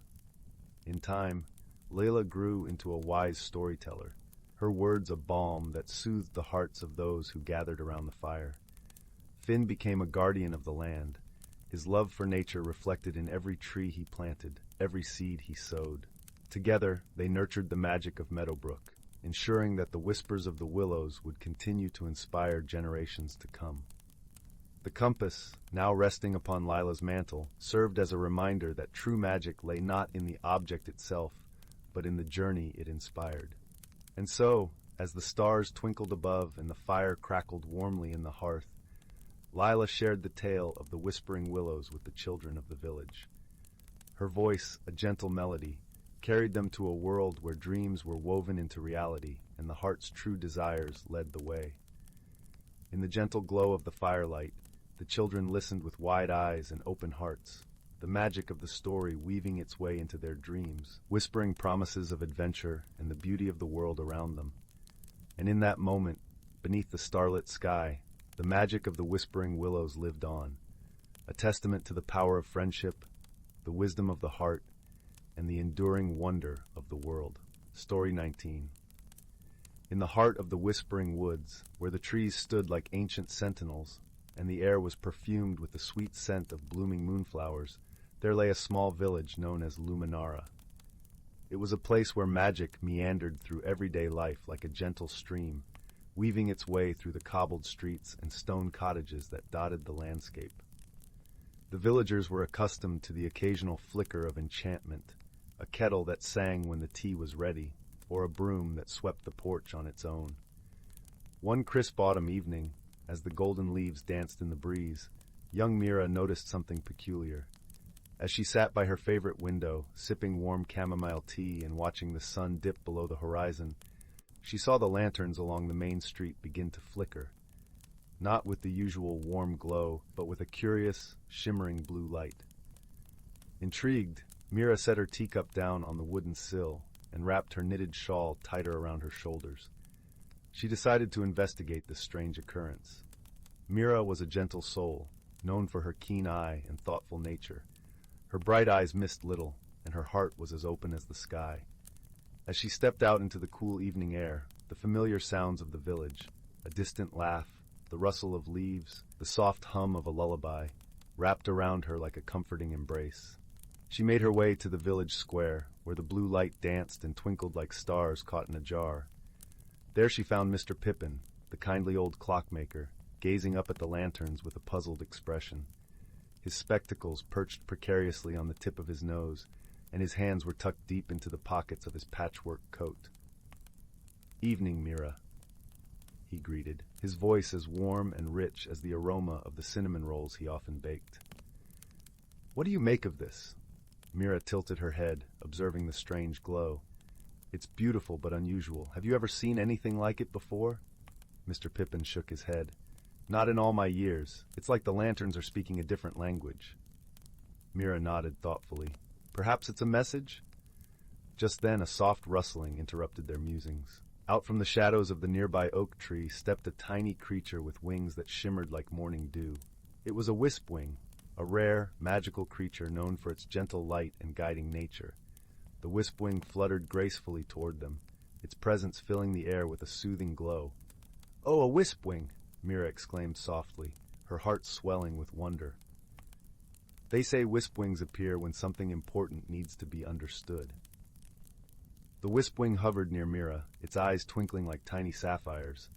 It seemed to nod as if confirming her words. Then, with a delicate flutter, it began to weave through the air, tracing patterns that were both intricate and mesmerizing. "Look!" Meera pointed, her voice filled with awe. "It's drawing something. What could it mean?" Mr. Pippin adjusted his spectacles, watching intently. "That looks like a map," he said thoughtfully. "A map of our village, perhaps." Meera squinted, trying to make sense of the wispwing's ethereal artistry. "Yes, I see it now. There's the bakery, and over there the fountain. But what's this?"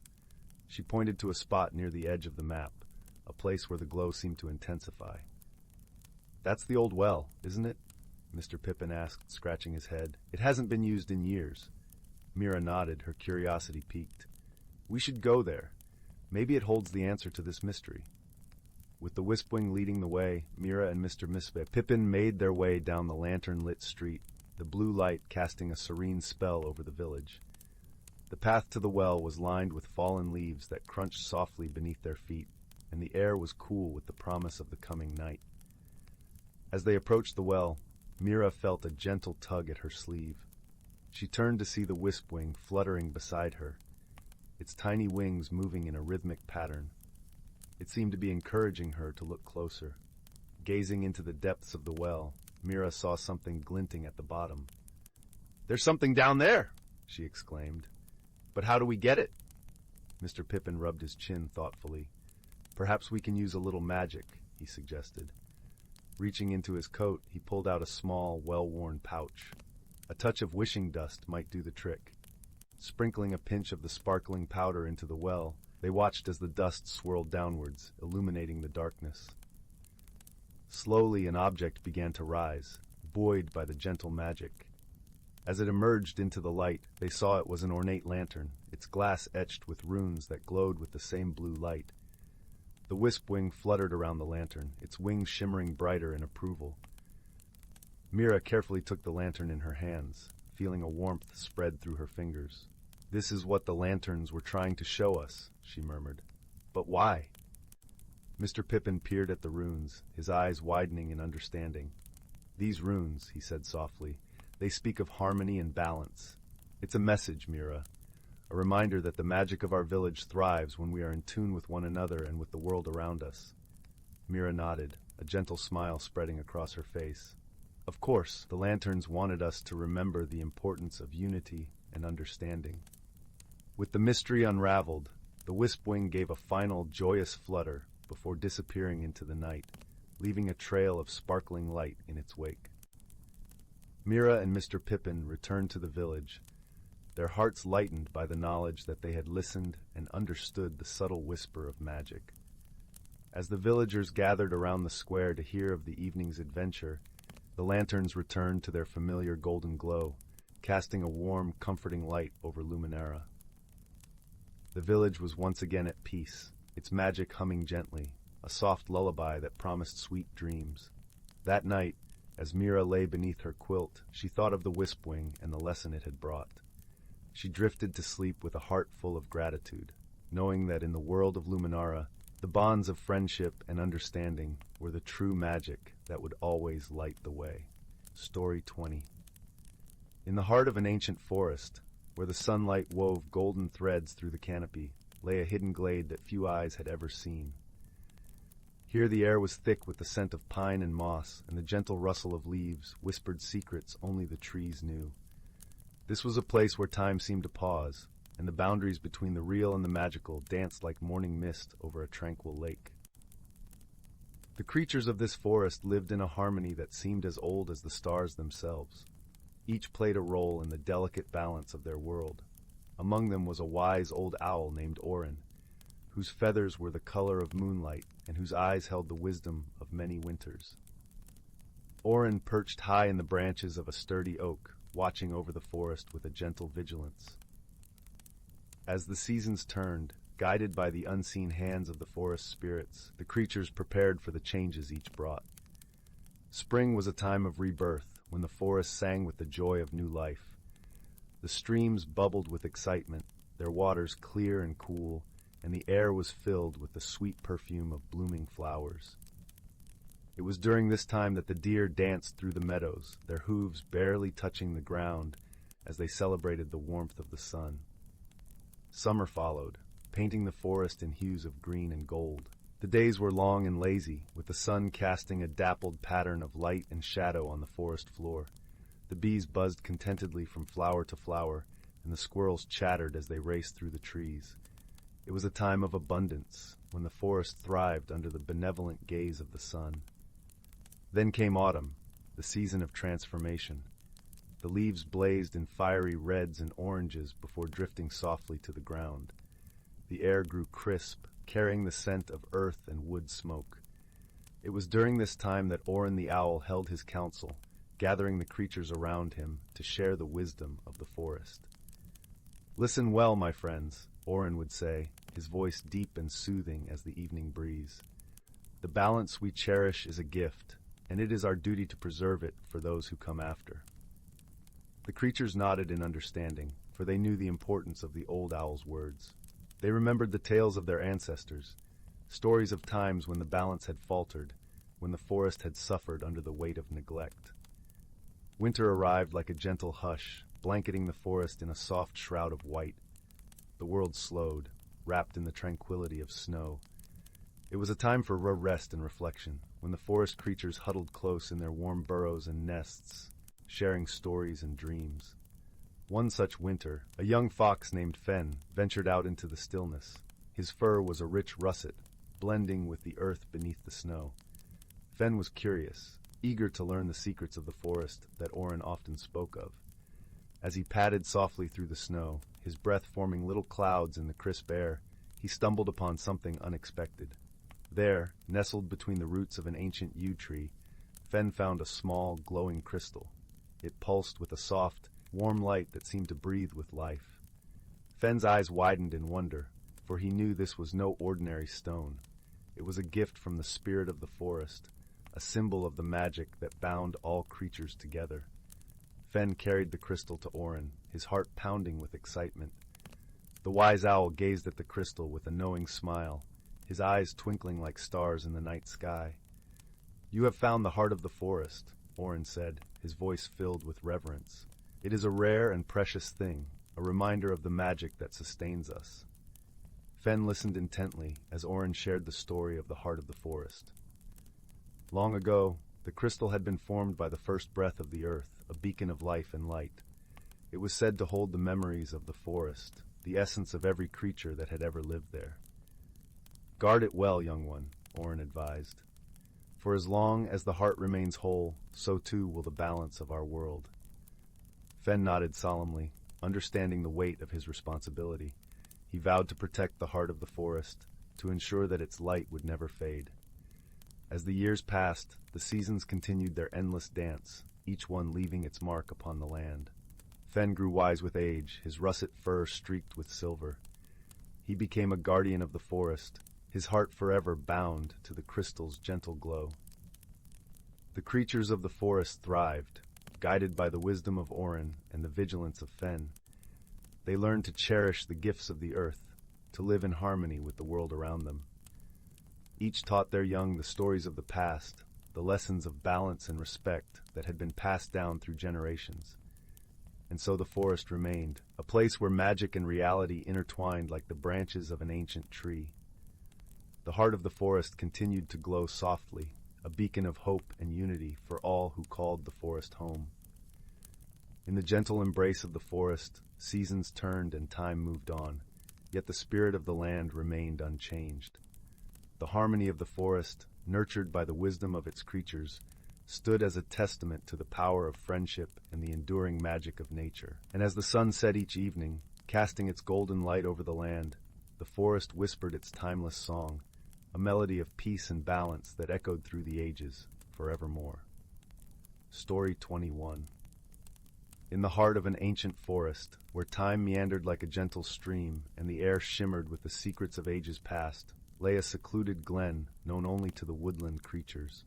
This place, cradled beneath the verdant canopy of towering oaks and whispering pines, held a harmony so profound that even the wind seemed to tiptoe through, lest it disrupt the serene symphony of life. The forest was alive with the gentle stirrings of its inhabitants, each playing their part in the great tapestry of existence. Here, in the quiet dawn, a soft mist clung to the earth like a silken veil, weaving tendrils around the trunks of trees and cradling the dew-laden leaves. The scent of damp soil and fresh pine mingled in the air, a perfume of the earth that spoke of life and growth. In this enchanted place lived a wise old tortoise named Thadwick, his shell etched with the patterns of countless years. Thadwick was known throughout the forest for his gentle wisdom and his tales of the seasons that shaped their world. Each morning, as the first rays of sunlight filtered through the branches, he would lumber to the center of the glen, where creatures of all kinds gathered to hear his stories. On this particular morning, the forest was abuzz with a sense of anticipation.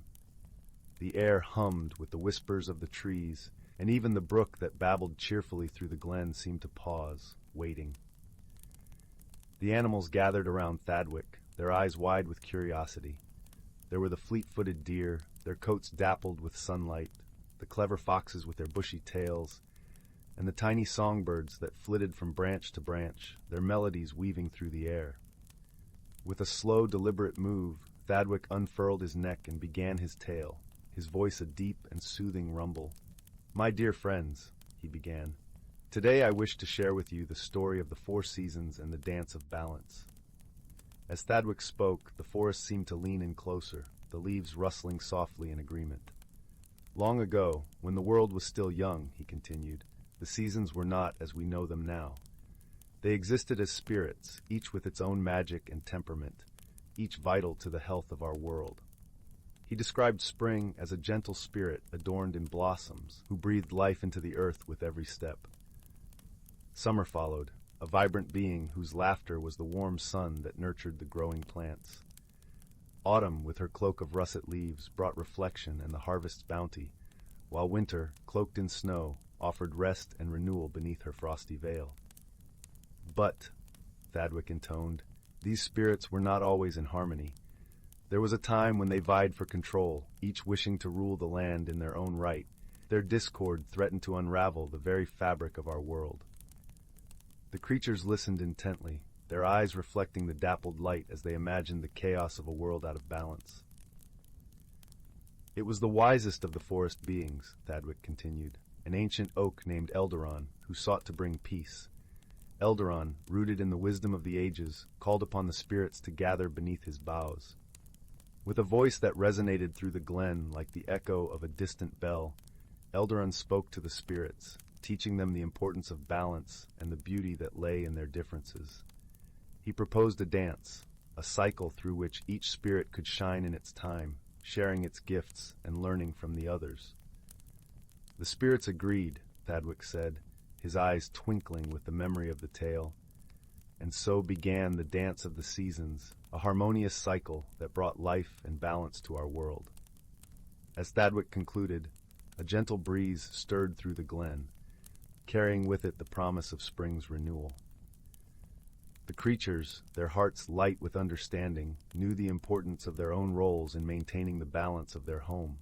They understood that, like the seasons, they too must live in harmony, embracing their differences and working together. With a nod of his wise old head, Thadwick turned to the gathered creatures. "Remember, dear friends, that the dance of balance is not only for the spirits of the seasons, but for us all. It is through our unity and respect for each other that we find true harmony." The creatures dispersed, each carrying the lesson in their hearts. As they returned to their daily lives, the forest continued its gentle symphony, a living testament to the wisdom passed down through generations. And so, beneath the ancient canopy, where magic and reality danced in quiet harmony, the forest thrived, a haven of peace and balance, in a world that was ever-changing yet eternally bound by the wisdom of those who came before. Story 22. In a quaint, secluded village nestled at the edge of the whispering woods, there lived a young girl named Amara. The village was a place where magic twinkled in the air, like the soft glow of fireflies at dusk. The cobblestone paths were lined with cottages that had roofs as steep as a hillock, and the scent of blooming lavender filled the air. Amara, with her auburn hair tied in a loose braid, had a curious mind and a heart as warm as fresh-baked bread. She loved nothing more than wandering through the village, greeting the townsfolk, and listening to the tales spun by the elders around the village square. But lately, peculiar things had been happening.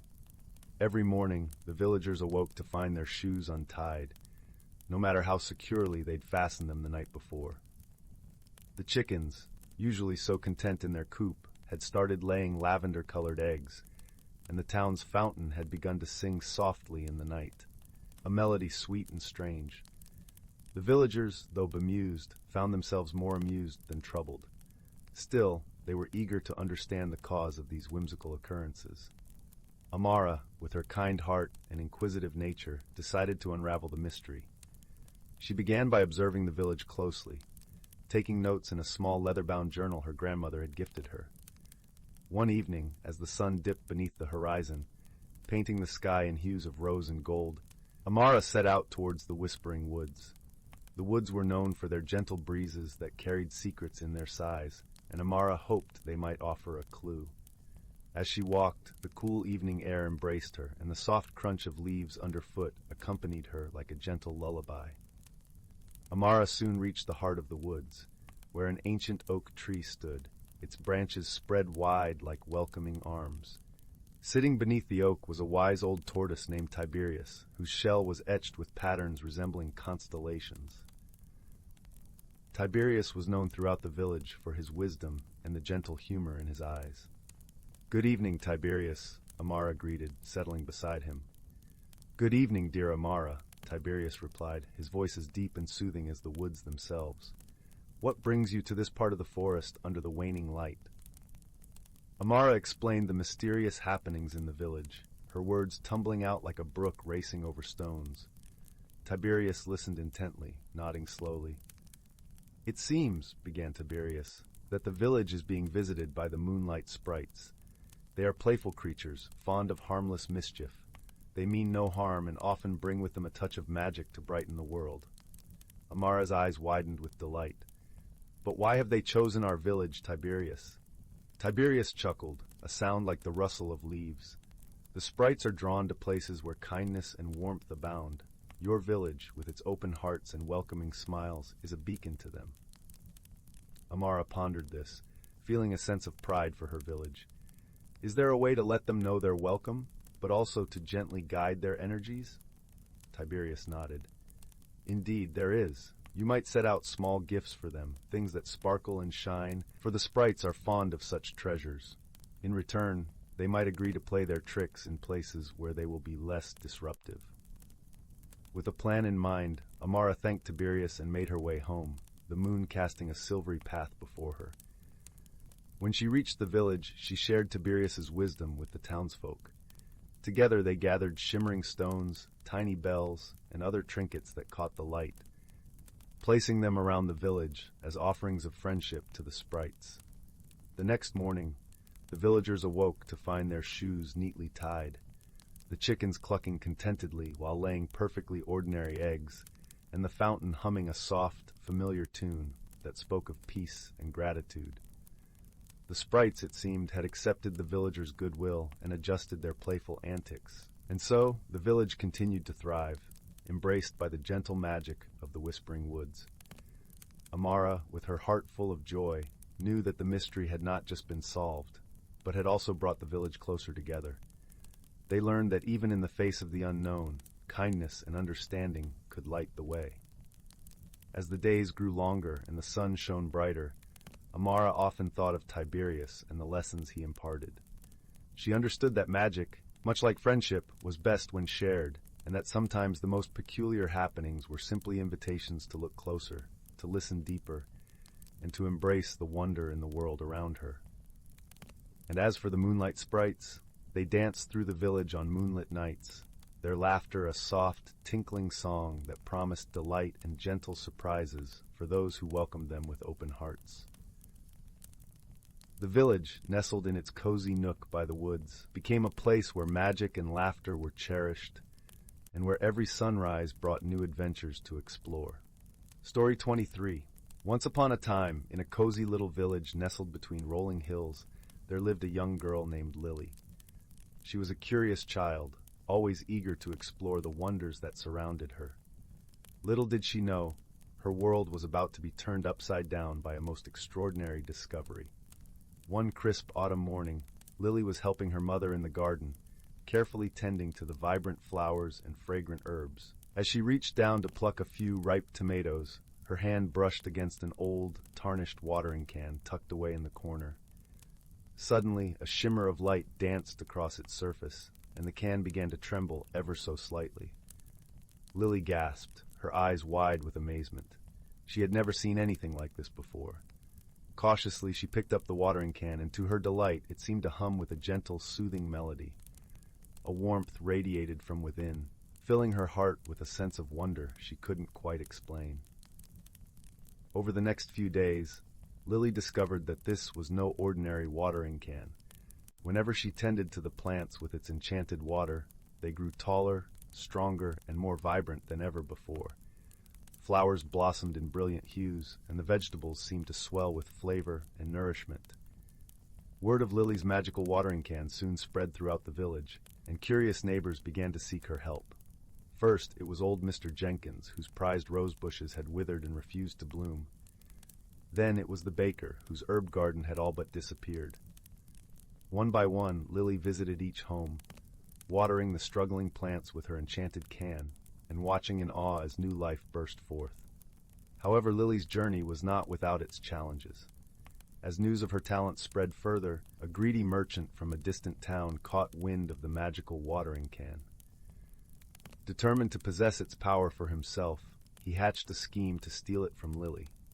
Fortunately, Lily had made some very special friends along the way. There was Willow, the wise old oak tree whose branches stretched high above the village, always keeping a watchful eye.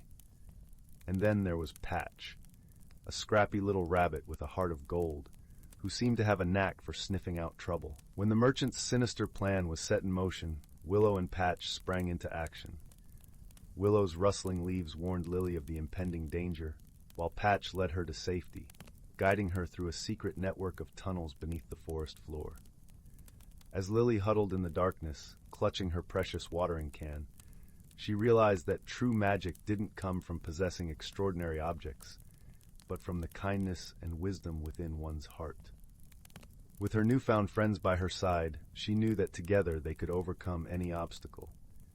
And so, with Willow's guidance and Patch's bravery, Lily embarked on a journey to outsmart the greedy merchant.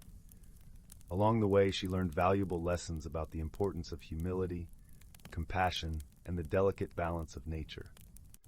In the end, the merchant's schemes were thwarted, and Lily's magical watering can remained a symbol of hope and renewal for the entire village. From that day forward, she continued to share its wondrous powers, tending to the plants and gardens with a newfound appreciation for the extraordinary secrets that lie within even the most ordinary of things. As the sun set over the rolling hills, Lily would often sit beneath Willow's branches, listening to the gentle melodies of the watering can and watching as Patch darted playfully through the lush, vibrant foliage. In those peaceful moments, she knew that her journey had only just begun, and that the true magic of life was found in the simple joys of friendship, wisdom, and the boundless wonders of nature. Story 24. In the heart of a quaint village nestled between lush, rolling hills and shimmering lakes, there lived a curious young girl named Amara.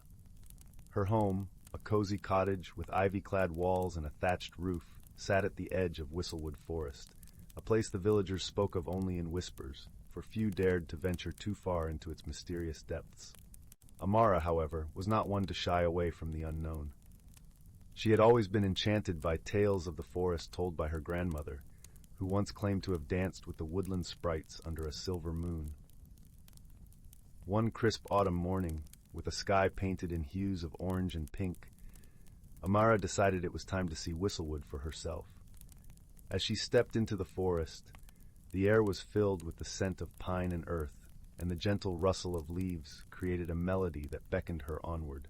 Sunlight filtered through the canopy, casting playful patterns on the forest floor, where mushrooms and moss grew in abundance, painting a tapestry of green and gold.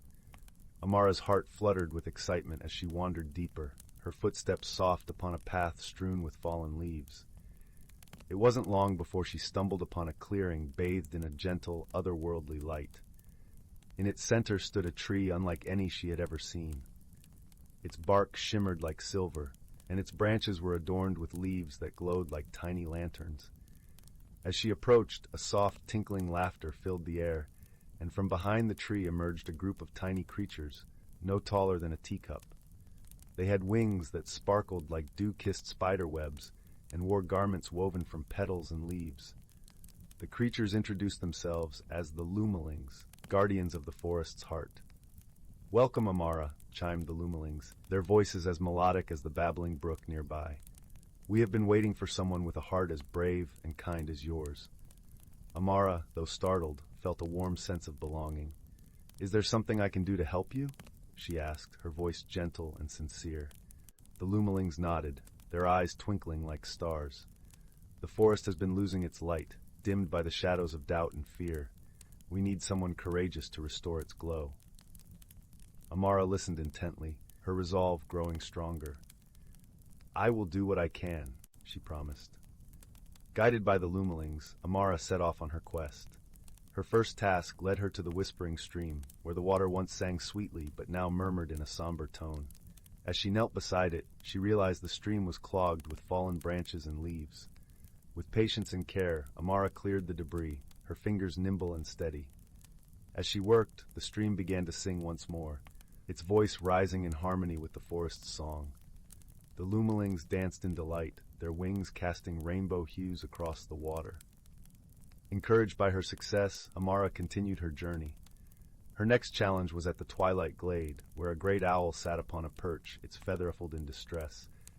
The wise creature, named Olin, had lost his way in the fog of uncertainty. Amara approached with a gentle smile, offering Olin a perch upon her shoulder. "Let me guide you back to where the moonlight can find you," she said softly. Together they navigated the misty glade, Amara's heart guiding them with a steady beat.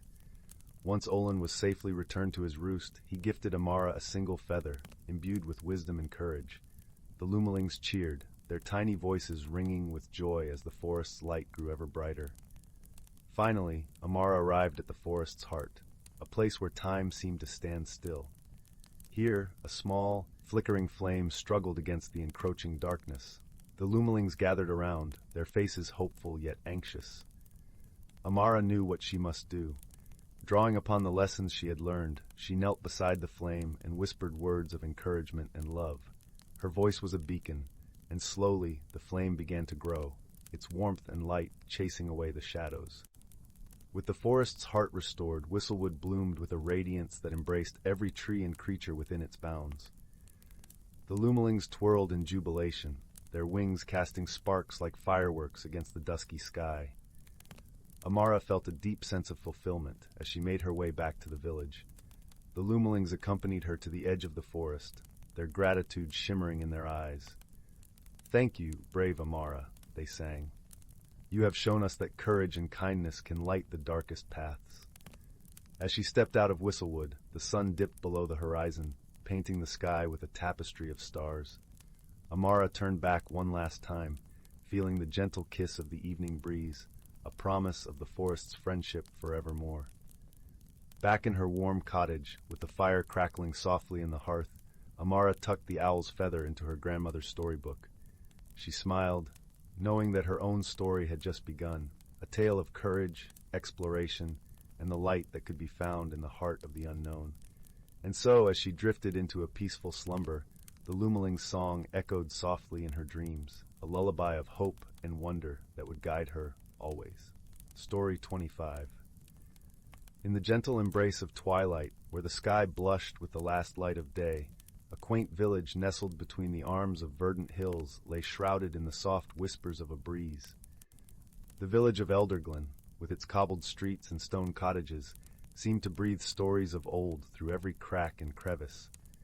Here, time moved with the leisurely pace of the brook that wound its way past the aged oaks, murmuring secrets from the heart of the forest. In this village, there lived a young girl named Mara. She was known for the way her laughter could fill a room with warmth, as though the sun itself had settled in her heart. Mara lived with her grandmother, a wise woman whose eyes held the sparkle of 1,000 tales untold. Their cottage stood at the edge of the village, where the forest began to weave its spell of mystery and wonder. One evening, as the world outside slipped into the comfort of dusk, Mara sat by the hearth, her head resting on her grandmother's knee. The fire crackled softly, casting a warm glow that danced upon the walls and painted stories in shadows. Her grandmother, with a voice as soothing as the rustle of leaves, began to tell a tale of a hidden world within the heart of the forest, a world unseen by most, but alive with magic and wonder.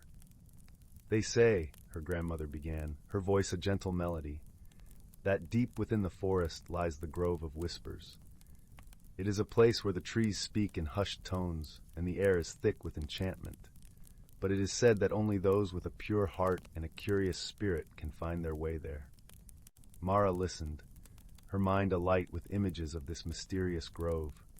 Her heart beat with the rhythm of adventure, a longing to uncover the secrets that lay beyond the village and into the embrace of the forest.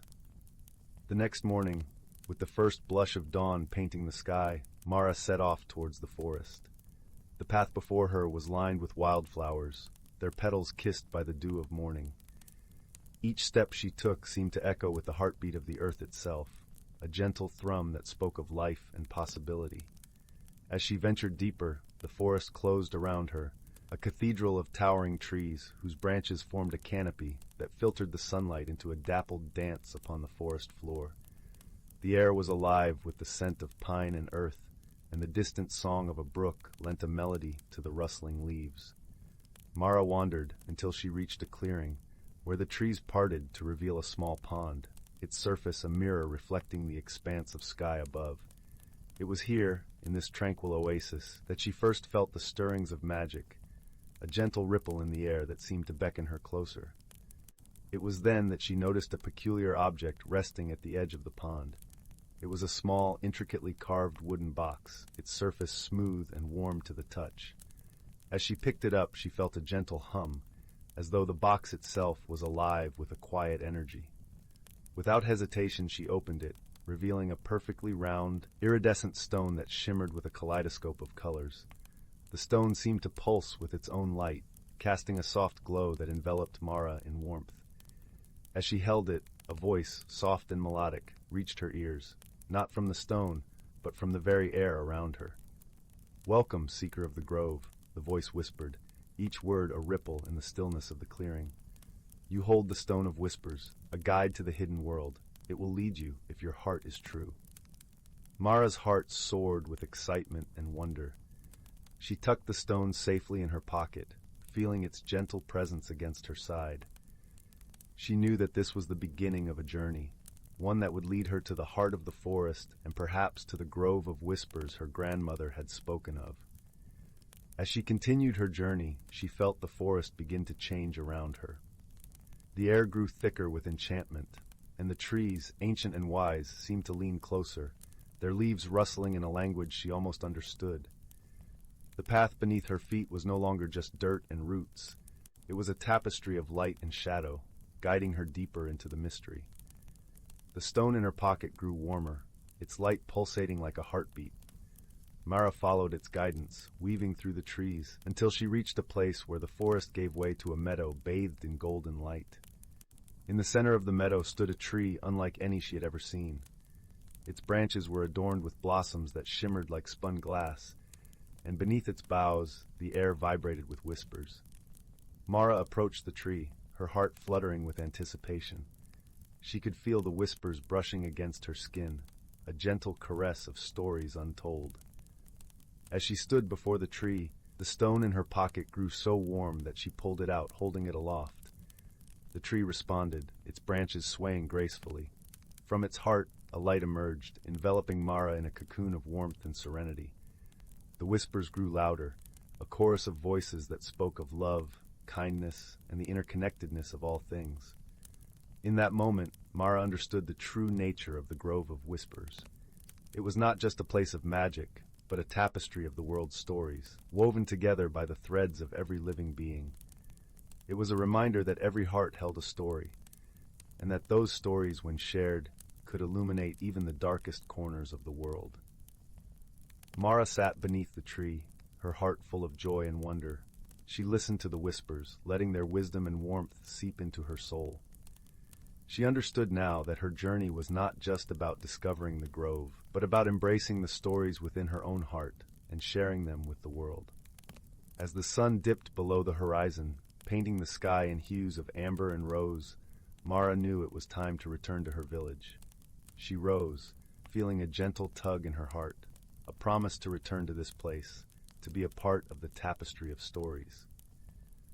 The journey back through the forest felt different, as though the trees themselves were whispering her name, acknowledging her as a seeker of truth and bearer of stories. She felt the stone in her pocket, now cool and quiet, a reminder of the magic she had found. When she reached the edge of the village, the sky was a deep indigo, studded with stars that winked like old friends. Mara hurried to her grandmother's cottage, her heart brimming with stories and the warmth of the grove. As she stepped inside, her grandmother looked up from her knitting, her eyes twinkling with the light of 1,000 tales. Mara sat by the hearth, her heart full of the stories she had gathered, ready to share them with the one who had first sparked her curiosity. And so, as the fire crackled softly, Mara began to tell her story, a story of a hidden world, of whispers and magic, and of the journey that had changed her forever. Her grandmother listened, her eyes bright with pride and love, knowing that Mara had discovered not just a magical place, but the magic within herself. As the night deepened, Mara's voice wove a tapestry of stories, each thread a testament to the power of curiosity, kindness, and the enduring magic of the world. And as sleep gently claimed them, the cottage stood quiet, a haven of warmth and stories, watched over by the stars. In the days that followed, Mara found herself drawn back to the forest, to the grove of whispers, and the ancient tree that had shared its secrets with her. Each visit was a new chapter, a new story woven into the fabric of her life. She learned to listen to the whispers, to understand the language of the trees and the brook, and to carry their wisdom back to her village. With each story she shared, the village of Elderglen seemed to brighten, as though the very air shimmered with the magic of the grove. Mara's tales brought people together, their hearts warmed by the bonds of shared stories and the gentle reminder that they were all part of something greater. Her grandmother watched with pride as Mara grew into a storyteller, her voice a melody that wove through the village, binding it with threads of love and wonder. And Mara, with each story, felt her heart expand, filled with the light of the grove and the joy of sharing its magic. As seasons passed, the village and the forest became intertwined, each one enriching the other with stories and whispers. The Grove of Whispers became a place of pilgrimage, a sacred space where villagers would go to find peace, wisdom, and the stories that lay hidden within their own hearts. Mara, now a young woman, continued to be the heart of the village, her stories a beacon of light that guided her community through times of joy and challenge. She understood that her journey to the grove had been just the beginning, and that her true path was to be a steward of stories, a keeper of the whispers that bound the world together. And so, under the watchful gaze of the stars, the village of Elderglen thrived, a place where stories bloomed like the wildflowers that lined its paths. Mara's laughter still filled the air with warmth, a testament to the journey she had taken and the magic she had discovered within herself. In the quiet of the night, with the fire crackling softly and the whispers of the grove a gentle lullaby, the village slept, cradled in the embrace of stories and the enduring magic of the world. And Mara, the seeker of the Grove of Whispers, lay dreaming of the tales yet to be told, her heart a tapestry of love, curiosity, and wonder. Story 26. In a little village nestled between the whispering woods and the shimmering stream, there was a quaint cobblestone cottage with ivy creeping up its walls and lavender blooming by its windowsills.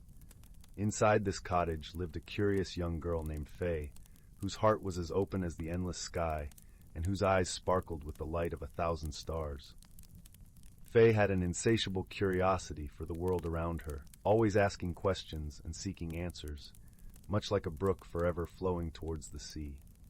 One crisp autumn afternoon, as golden leaves danced in the gentle breeze, Faye ventured into the attic of her cottage, a place filled with forgotten treasures and dusty secrets. The attic was dimly lit by slivers of sunlight that snuck in through the small window, casting ethereal patterns on the wooden floor. As Faye rummaged through old trunks and boxes, her hand brushed against something smooth and cool. She pulled it out to find a small, unassuming compass. Its brass casing was tarnished with age, and its needle quivered as if it held a secret yearning to reveal. Intrigued, Faye took the compass to the garden, where the sun painted the world in hues of amber and rose. As she held it in her palm, the needle spun wildly before settling, pointing not to the north, but towards the heart of the whispering woods. Curiosity piqued, Faye decided to follow where the compass led. As she stepped into the woods, the world around her transformed. The air was thick with the scent of pine and earth, and the sound of rustling leaves and distant birdsong created a symphony of nature's own making. The light filtered through the canopy above, dappling the path with shifting patterns of light and shadow, as if the forest itself was alive and breathing. Before long, Faye encountered a small clearing where the sunlight poured down like liquid gold. In the center stood a majestic oak tree, its branches spreading wide as if welcoming her. At the base of this tree sat a wise old owl named Ollie, his feathers a mix of silver and chestnut, and his eyes holding the wisdom of ages past. "Greetings, young seeker," Ollie hooted warmly, tilting his head to regard Faye with curiosity.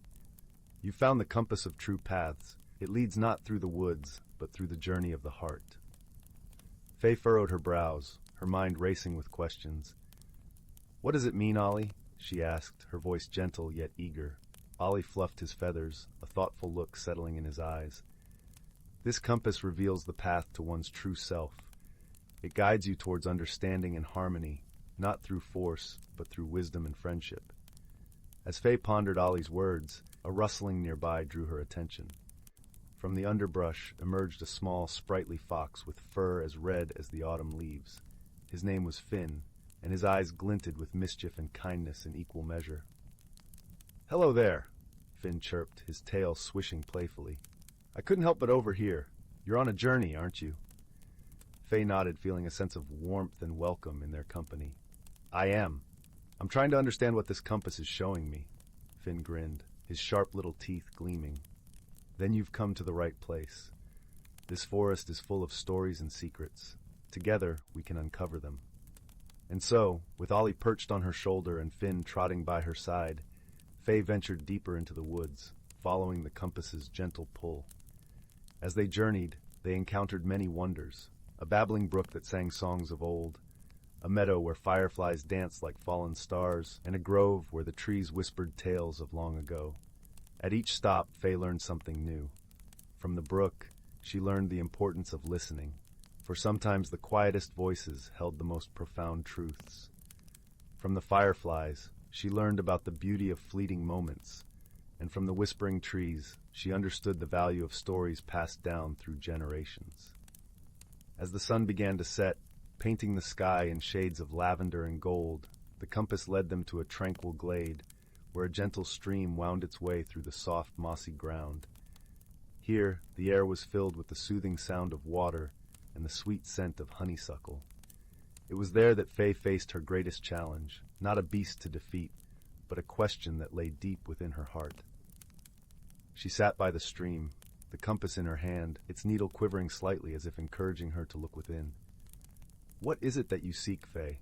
Ollie asked softly, his eyes reflecting the colors of the twilight sky.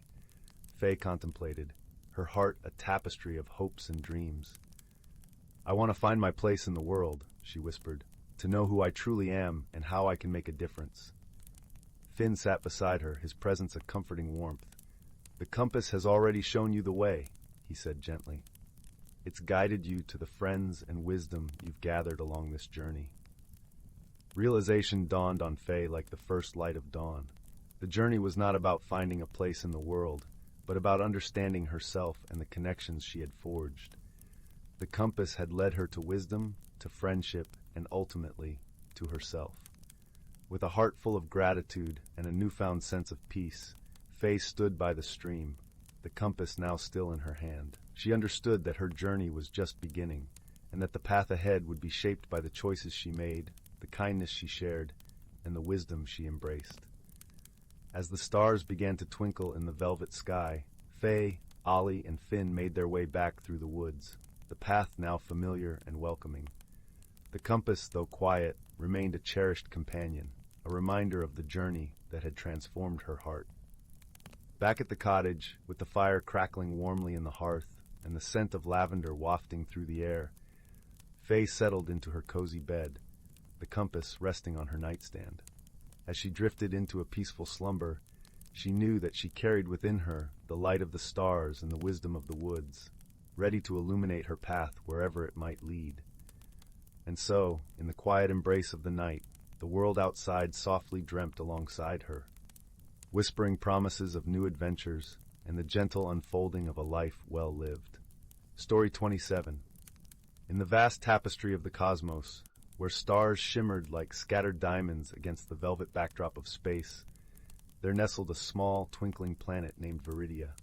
It was a world known for its lush, emerald forests and ethereal lilac skies where the twin moons wove their luminescent dance each night.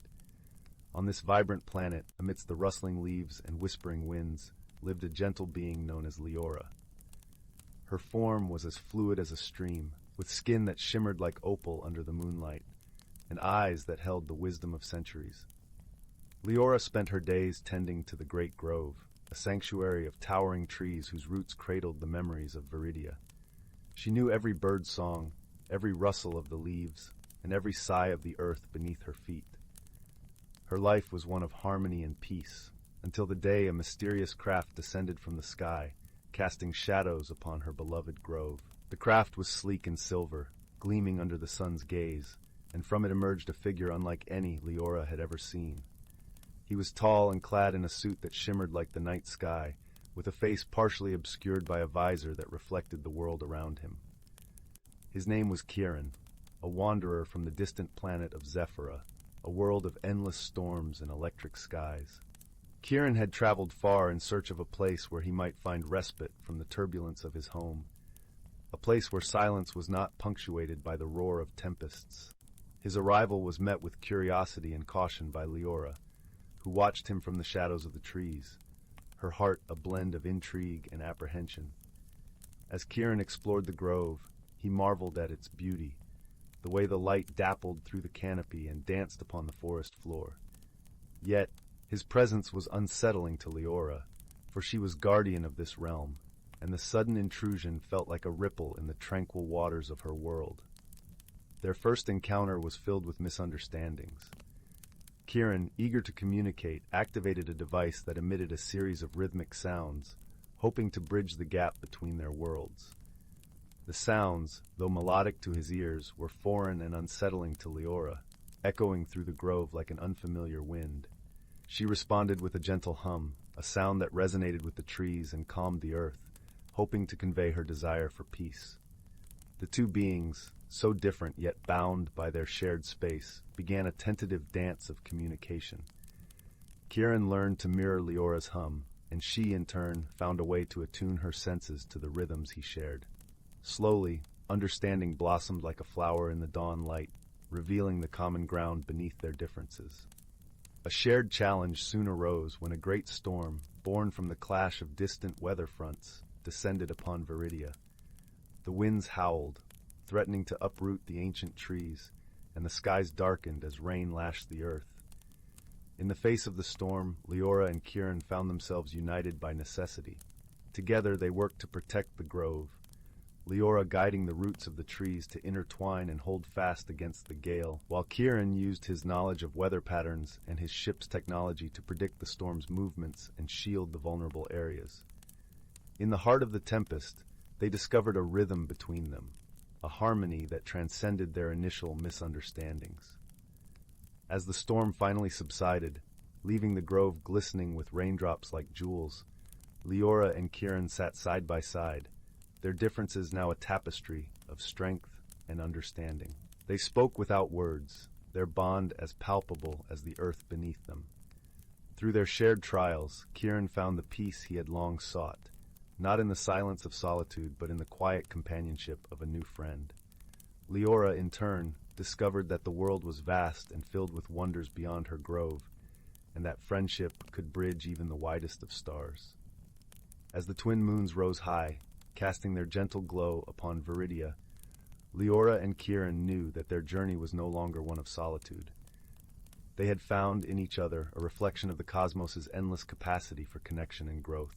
And so, under the watchful gaze of the stars, they rested, cradled by the whispering winds and the softly swaying trees, comforted by the knowledge that together they could weather any storm, and that the true meaning of friendship was as boundless as the universe itself. Story 28.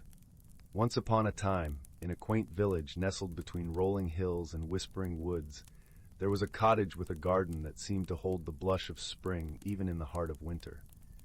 In this cottage lived young Malus, a gentle soul with eyes that sparkled like the stars on a clear night and a heart as warm as a summer's day. Malus tended the garden with great care, her fingers deftly weaving among the blooms, each petal and leaf a testament to her love and dedication. One chilly autumn evening, as the sun slipped behind the hills, painting the sky in hues of amber and rose, Melis discovered something peculiar. While gathering herbs to dry for winter teas, her hand brushed against a small, unassuming stone nestled among the marigolds. It was smooth and warm to the touch, and as she lifted it to the fading light, she noticed a gentle glow emanating from within. Curious and intrigued, Melis carried the stone inside, where the fire crackled merrily in the hearth, casting a golden glow across the room. As she examined the stone, she felt a tingle of warmth spread from her fingertips to her heart, a sensation both comforting and exhilarating. She decided to keep it close, wrapping it in a soft cloth and placing it on her bedside table. That night, as the wind whispered secrets to the tree branches outside her window, Melis dreamed of a land bathed in twilight, where colors danced like the aurora borealis across the sky. In this dreamland, whispers floated on the breeze, gentle and melodious, guiding her steps along a winding path lined with starlit flowers. When Melis awoke, she felt a newfound sense of wonder and purpose. The stone, now cool and serene, seemed to hum with a promise of adventure. Determined to uncover its secrets, she set off to visit the village wise woman, Ixara, who lived in a cozy cottage at the edge of the forest. Xara was known for her vast knowledge of nature's mysteries and her gentle spirit. Her home was a treasure trove of herbs, dried flowers, and curious artifacts collected over years of exploration. When Melis arrived, Xara welcomed her with a warm smile and a fragrant cup of chamomile tea. As Melis recounted her discovery, Xara listened intently, her eyes twinkling with intrigue. She examined the stone, turning it over in her hands, feeling its warmth and energy. "Ah," she said softly, "this is no ordinary stone, my dear. It is a moonstone, a rare gift of the earth that connects the heart of the holder to the whispers of the universe." Ixara explained that the moonstone held the power to illuminate paths not yet seen, revealing choices and possibilities to those who listened closely to its guidance. But its magic was subtle, requiring patience and a willingness to embrace the unknown. With Xara's words echoing in her heart, Melis embarked on a journey, not of miles, but of understanding and self-discovery. She carried the moonstone with her as she went about her days, tending the garden, helping her neighbors, and finding joy in simple pleasures. Each night, as she drifted to sleep, the stone whispered dreams that guided her spirit and opened her heart to new friendships. Among these friends were Finn, a playful breeze that danced through the fields, carrying the scent of wildflowers and laughter, and Lyra, a wise old owl who perched in the ancient oak outside Melis's window, offering counsel with a gentle hoot and a nod. Together they shared stories and pondered the mysteries of the world. Finn's carefree nature reminded Melis of the importance of joy and spontaneity, while Lyra's thoughtful gaze encouraged her to seek knowledge and understanding. One day, a challenge arose in the village. The river that wound through the valley, providing water and life to all who lived there, began to run dry. The villagers were worried, and many believed the only solution was to dig deeper and work harder to find water. But Melis, guided by the moonstone's subtle whispers, knew there was another way. She gathered her friends, Finn and Lyra, and together they sought out the source of the river, a journey that led them through shadow-dappled woods and over sunlit meadows. As they traveled, Melis listened closely to the stone, its gentle hum guiding her thoughts. She realized that the river's flow was not simply blocked, but that it had become confused, its waters diverted by a tangle of roots and rocks. With Finn's playful breeze, they cleared away the debris, and Lyra, with her keen eyes and wisdom, helped them understand the natural flow that needed to be restored. Melis, with her gentle touch and the moonstone's guidance, reawakened the river's path, allowing it to sing through the valley once more. The villagers rejoiced, celebrating with songs and dances under the stars, grateful for the wisdom and kindness that had saved their home. Melis, with her heart full of joy and gratitude, knew that she had grown, not just in understanding, but in friendship and harmony with the world around her. As the seasons turned and the moonstone's glow became a quiet, constant presence in her life, Melis learned that true magic was not in the stone itself, but in the connections it helped her forge. the bonds of friendship, the beauty of nature, and the power of a heart open to the whispers of the universe. And so, in her cozy cottage with its ever-blooming garden, Melis lived with a peaceful heart, content in the knowledge that she was part of a larger tapestry, woven together with love and light, forever guided by the gentle glow of the moonstone. As the fire in the hearth crackled softly and the stars twinkled above, Melis drifted to sleep, her dreams filled with the laughter of friends and the gentle music of the river's song, carrying her into a night as peaceful as the whisper of a breeze. Story 29, The Whispering Woods. In the heart of an ancient forest, where the sun dipped its golden fingers through the canopy, lay a small village named Alder Hollow. The village was known for its lush greenery and the gentle river that wound its way through the glen. But most of all, it was famous for the Whispering Woods. These woods were said to be enchanted, a place where the trees could speak and the wind carried secrets from long ago. In this village lived a young girl named Meera. Meera had eyes the color of the morning sky and hair as wild and untamed as the forest she loved to explore. Her days were filled with adventure and wonder, yet she always felt a longing, a pull towards the mysterious woods that bordered her village. The elders often warned the children not to venture too far into the forest, for one could easily lose their way. But Meera was captivated by the tales of magic that surrounded the Whispering Woods. One crisp autumn morning, when the leaves had turned a fiery red and gold, Meera decided to venture deep into the woods. She packed a small satchel with bread, cheese, and her favorite book of stories, and set off with a heart full of anticipation. The forest air was cool and filled with the earthy scent of fallen leaves.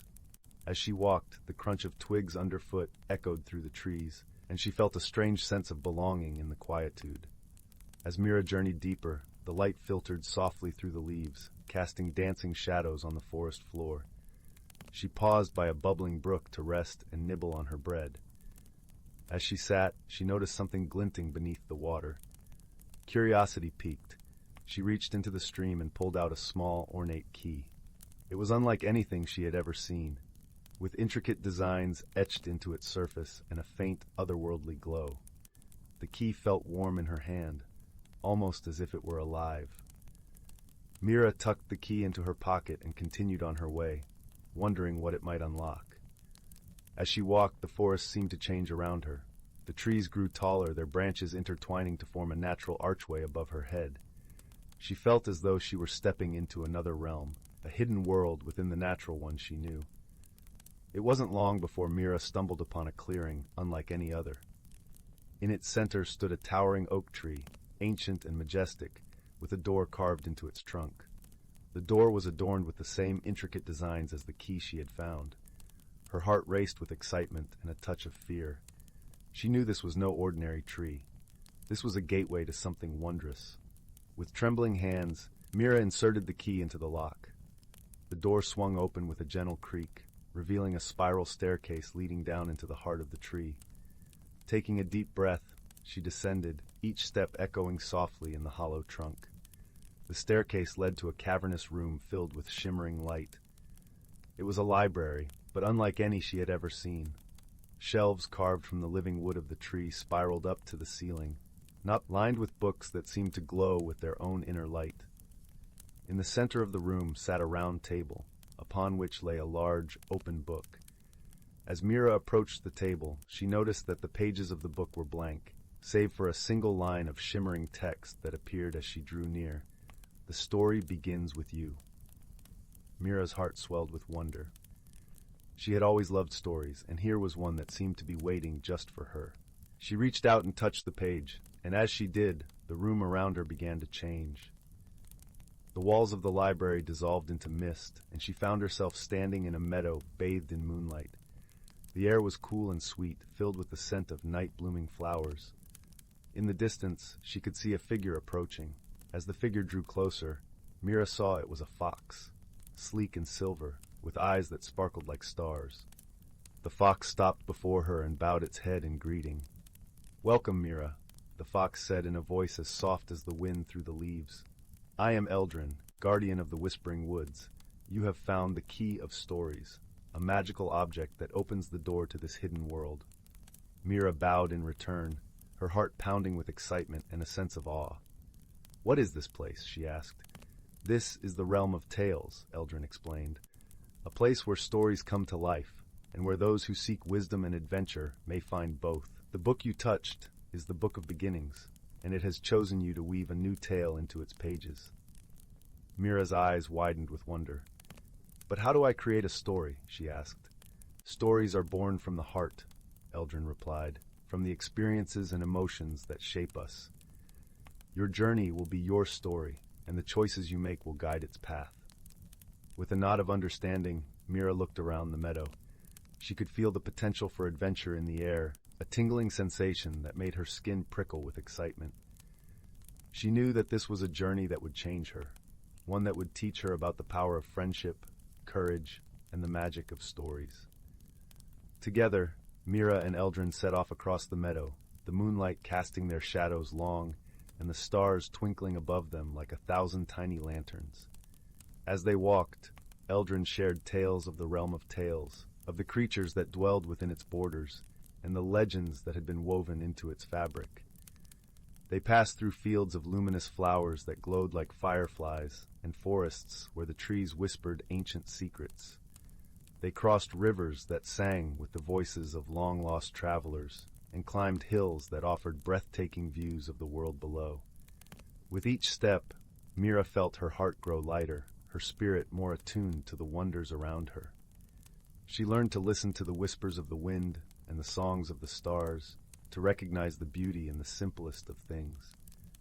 As they journeyed, Meera and Eldrin encountered many challenges. There were puzzles to solve and riddles to unravel, each requiring a clever mind and a kind heart. But with Eldrin by her side, Meera felt an unwavering sense of confidence and courage. One day, as they rested by a sparkling brook, Eldrin turned to Meera with a thoughtful expression. "There is something I must tell you," the fox said.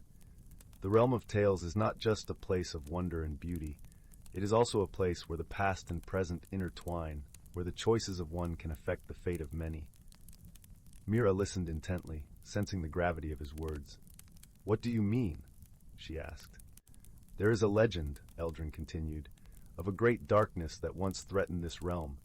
It was banished long ago, but its shadow lingers still, waiting for an opportunity to return. The key of stories is a powerful artifact, one that can shape the destiny of this world. It chose you because it believes you have the strength to keep the darkness at bay." Mira's heart skipped a beat. She felt the weight of the key in her pocket, its warmth a comforting reminder of the responsibility she carried. "I will do my best," she promised. "I will protect this realm and all the stories within it." Eldrin nodded, his eyes filled with pride. "I have no doubt you will succeed. But remember, you are not alone. The friends you make along the way will help you in ways you cannot yet imagine." With renewed determination, Meera and Eldrin continued their journey, their bond growing stronger with each passing day. They encountered creatures of all shapes and sizes, each with a story to tell and a lesson to share. There were wise old owls who imparted wisdom, playful otters who taught the joy of laughter, and gentle deer who showed the value of patience and grace. As they traveled, Meera began to understand the true magic of the realm of tales. It wasn't just the enchanted landscapes or the mystical creatures that made it special. It was the connections she formed, the friendships that blossomed in the most unexpected places. One evening, as the sun dipped below the horizon, painting the sky in hues of pink and gold, Meera and Eldrin arrived at a village nestled in a valley. The villagers welcomed them with open arms, offering food and shelter in exchange for stories of their travels. Around the warmth of a crackling fire, Meera shared tales of the places she had seen and the lessons she had learned. Her words wove a tapestry of wonder and inspiration, leaving the villagers in awe of the girl who had come from afar. As she spoke, Meera realized how much she had grown. She was no longer the girl who had set out from Alder Hollow with a heart full of questions and dreams. She had become a storyteller, a weaver of tales that could touch hearts and change lives. The villagers, in turn, shared their own stories, tales of hope and resilience that had been passed down through generations. Meera listened with rapt attention, finding inspiration in their words and strength in their spirit. When it was time to leave, the villagers gifted Meera a small, hand-carved figurine of a fox, a symbol of the friendship she had forged with Eldrin. She accepted it with gratitude, tucking it into her satchel alongside the key that had started it all. As they continued their journey, Meera felt a profound sense of purpose. She knew that the road ahead would not always be easy, but she was ready to face whatever challenges lay in wait. She had the wisdom of the stories she had heard, the courage of the friends she had made, and the magic of the realm of tales at her side. In time, Meera and Eldrin reached the heart of the realm, a place where the boundaries between worlds were thin and the air shimmered with possibility. It was here that the final test awaited, a challenge that would determine the fate of the realm of tales. The darkness that Eldrin had spoken of crept from the shadows, a swirling mist that threatened to engulf the light and silence the stories forever. But Meera stood firm, her heart filled with the power of friendship and the strength of her convictions. With Eldrin by her side, Meera faced the darkness with unwavering courage. She called upon the stories she had heard, the lessons she had learned, and the love she had found. Her words wove a tapestry of light that pushed back the shadows and restored the balance of the realm. As the darkness receded, the realm of tales blossomed with new life. The trees sang with joy, the rivers danced with laughter, and the stars shone with a brilliance that illuminated the world. Meera had succeeded, not through magic or might, but through the power of her heart and the strength of her friends. She had learned that true magic lay not in the key of stories, but in the connections she had forged and the stories she had shared. With the realm safe once more, Meera knew it was time to return to Alder Hollow. She had found what she had been searching for, a sense of belonging, a purpose, and a story that was uniquely hers. As she and Eldrin made their way back through the whispering woods, Meera felt a deep sense of peace. She had discovered the magic of stories and the wisdom of friendship, and she knew that these gifts would guide her wherever her path might lead. When she reached the edge of the woods, Meera turned to Eldrin with tears of gratitude in her eyes. "Thank you," she said, "for being my guide and my friend." Eldrin bowed his head, his eyes filled with warmth and pride. "Thank you, Meera, for weaving a tale that will be remembered for generations. You have become a part of the realm of tales, and it will always be a part of you." With a final farewell, Meera stepped out of the woods and back into the world she had known. The village of Alder Hollow lay before her, unchanged yet somehow different, seen through the eyes of a girl who had journeyed to the heart of a magical realm and returned with a story that would last a lifetime. And so, as the sun set over the village, Meera began to weave her tale, sharing the magic of the whispering woods and the lessons she had learned. Her words carried across the land, touching hearts and inspiring dreams, leaving a legacy of wonder and friendship that would endure through the ages. Story 30. In the heart of an ancient forest, where emerald leaves whispered secrets to the wind and sunlight danced through the canopy in golden beams, there existed a world unseen by most. This was a place where the boundaries between reality and magic blurred, and the creatures of nature lived in harmony, guided by the rhythms of the earth and sky. In this enchanted realm, a family of foxes resided in a cozy den nestled beneath the roots of a great oak tree. The eldest fox, known to all as Elder Fox, was wise and gentle, with fur that shimmered like autumn leaves and eyes that twinkled with the knowledge of many seasons. He was the keeper of ancient tales and custodian of the forest's balance. One crisp, cool morning, when the forest was enveloped in a misty embrace, Elder Fox gathered his family around him. The air was filled with the earthy scent of damp leaves and the distant call of a cuckoo. "Children," he began, his voice as soft as the rustle of a gentle breeze, "today I will share with you the story of the seasons dance." As Elder Fox spoke, his words painted a picture of the world beyond the forest, where the dance of the seasons was both a spectacle and a cycle of life. Long ago, he continued, when the world was young, the seasons were wild and untamed. Winter's chill would linger too long, and summer's warmth would scorch the land. It was the task of the creatures of the forest to bring balance and harmony to the world. Listening intently, The young foxes could almost see the vibrant tapestry of the seasons unfolding before their eyes. They imagined spring's gentle touch awakening the earth with the fragrance of blooming flowers and the soft hum of bees. They envisioned summer's embrace, as warm breezes carried the scent of ripe berries and the laughter of babbling brooks. Elder Fox's tale wove on, describing autumn's gentle descent, as leaves turned to gold and crimson, painting the forest with a fiery brilliance. The air would be filled with the sound of rustling leaves and the sweet aroma of apples and chestnuts. Finally, winter would arrive, laying a blanket of snow over the land, its crisp air filled with the clean scent of pine and the soft crunch of footsteps on frosty ground. But how did the seasons learn to dance in harmony? Asked one of the young foxes, his eyes wide with wonder. Ah, Elder Fox replied with a knowing smile. That is where the magic of friendship comes in. Each season has its spirit, and it was the spirits of the forest who taught them to work together. The wisest among them was the spirit of the oak, an ancient tree whose roots spread far and wide, connecting all living things. Elder Fox described how the spirit of the oak had gathered the spirits of the seasons around the great glade, a sacred circle where moonlight pooled like liquid silver. There, under the twinkling stars, the spirits of spring, summer, autumn, and winter learned to share their gifts and find balance. Spring learned to hold back her reins when summer needed to shine, and summer learned to retreat gently so autumn could paint the world anew. Autumn whispered to winter the secrets of a gentle slumber, and winter, in turn, promised to awaken the world with spring's tender touch. And thus, Elder Fox concluded, through the wisdom of the forest and the magic of friendship, the dance of the seasons began. It is a dance that continues to this day, reminding us all of the beauty of harmony and the power of unity. The young foxes huddled closer, their hearts warmed by the tale. They could hear the distant rustle of leaves and the soft murmur of the brook, as if the forest itself was singing a lullaby in tune with the story.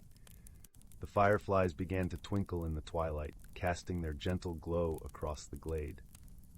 And so, my dear ones, Elder Fox said, his voice a gentle caress, remember the lessons of the seasons. Just as they work together to bring balance to the earth, so too must we strive to live in harmony with all creatures and with nature itself.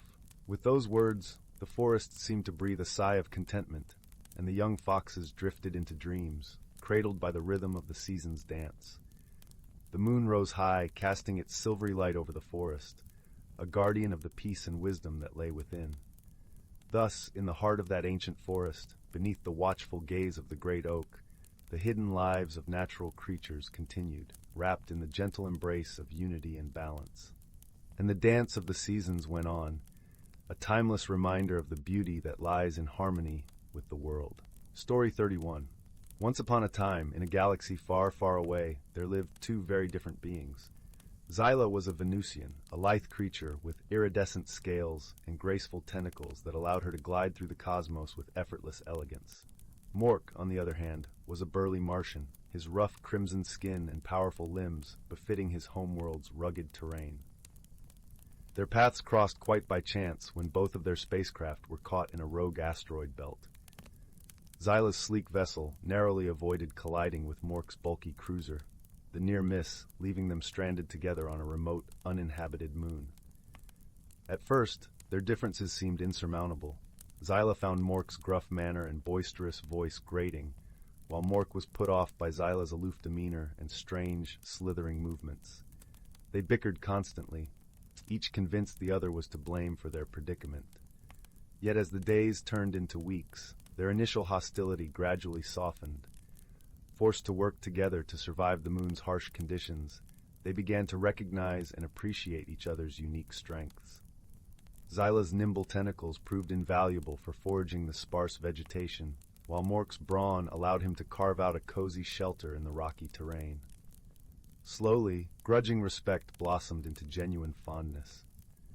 One fateful night, a violent meteor shower rained down upon their makeshift home. Zyla's keen senses alerted them to the impending danger, and Mork swiftly scooped her up, shielding her delicate form with his own sturdy body as the celestial debris bombarded them. When the chaos subsided, they emerged shaken but unharmed, their eyes meeting in a profound moment of understanding. In that instant, they realized how much they had come to care for one another, their bond transcending the boundaries of species and culture. As they awaited rescue, Zyla and Mork regaled each other with tales of their homeworlds, marveling at the richness of their respective histories and customs. They shared dreams, hopes, and fears, finding solace in the knowledge that they were no longer alone in the vast expanse of space. And when at last a passing craft responded to their distress beacon, they parted ways as the dearest of friends, their hearts forever intertwined by the extraordinary journey they had undertaken together. For Zyla and Mork had discovered that true friendship knows no bounds, blossoming even in the most unlikely of circumstances. Their story became a timeless testament to the power of empathy, compassion, and the unbreakable connections that can form between souls who embrace their differences and open their hearts to one another. Story 32. Once upon a time, in a quaint village nestled between the gentle folds of velvet green hills, there lived a curious young girl named Clara. Clara's home was a charming cottage with a roof of red tiles and walls that seemed to hum stories of old. Every evening, as the sun dipped below the horizon, painting the sky in shades of lavender and rose, Clara would sit by the window and dream of the world beyond her sleepy village. One day, as she wandered through the emerald meadows just beyond her home, Clara noticed something peculiar. A path she had never seen before, dappled in sunlight and lined with vibrant wildflowers, beckoned her to follow. It wound its way towards the heart of an ancient forest, a place where whispers of magic brushed against the trees. With a heart full of wonder and a small satchel slung across her shoulder, Clara stepped onto the path, her feet crunching softly on the bed of fallen leaves. The further she walked, the more the forest seemed to come alive. Sunlight danced through the canopy above, casting playful shadows on the forest floor, while the air was sweet with the scent of pine and earth. As she ventured deeper, Clara came upon a clearing where the trees formed a perfect circle. In the center was a shimmering pond, its surface like liquid glass. Here, she encountered her first whimsical creature, a small iridescent dragonfly with wings that glistened like jewels. The dragonfly flitted about her head, its tiny voice chiming like the softest of bells. "Welcome, Clara," it greeted, its eyes twinkling with mischief and warmth. "I've been waiting for someone brave enough to explore the unknown." Clara smiled, feeling a tingle of excitement. "What is this place?" she asked. "This is the Enchanted Grove," replied the dragonfly. "It is a realm where courage finds its wings and dreams take flight." Encouraged by the dragonfly's words, Clara continued her journey, her heart buoyed by a newfound sense of adventure. Along the way, she met a host of charming creatures, a family of rabbits who played hide-and-seek among the roots of ancient oaks, and a wise old owl who perched solemnly on a branch, offering riddles that made Clara giggle and think. Each encounter, though small and gentle, taught Clara something new.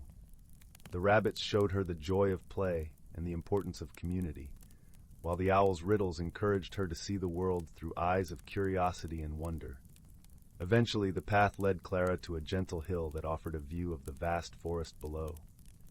As she stood there, a soft breeze whispered through her hair, carrying the scent of blooming jasmine.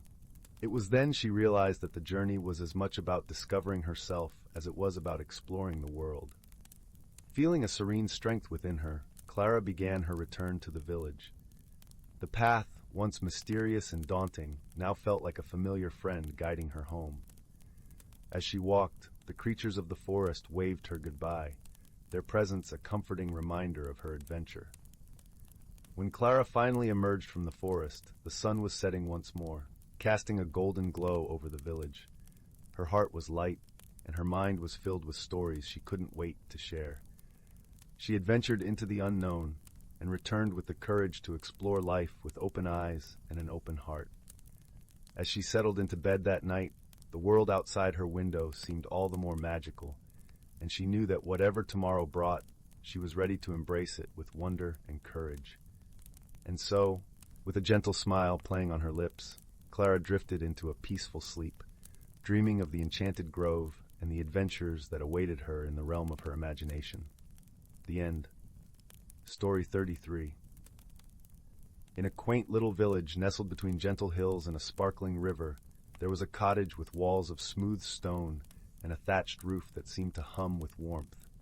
Smoke curled lazily from its chimney, mingling with the scent of fresh bread and the delicate aroma of lavender that grew in abundance around the garden's edge. The village was a place where magic brushed lightly against everyday life. It was a world where the sun shone just a little brighter, and the moon cast a softer glow, accentuating the tranquil beauty of the landscape. On quiet nights, the villagers could hear the distant song of the river fairies, who danced upon the water, spinning tales of old in melodious whispers. In this village lived a young woman named Kalara. She had a heart as warm as the hearth in her cottage, and eyes that twinkled like the stars above. Known for her gentle nature and keen understanding of the world around her, Kalara was beloved by all, from the tiniest mouse in the field to the wisest elder of the village.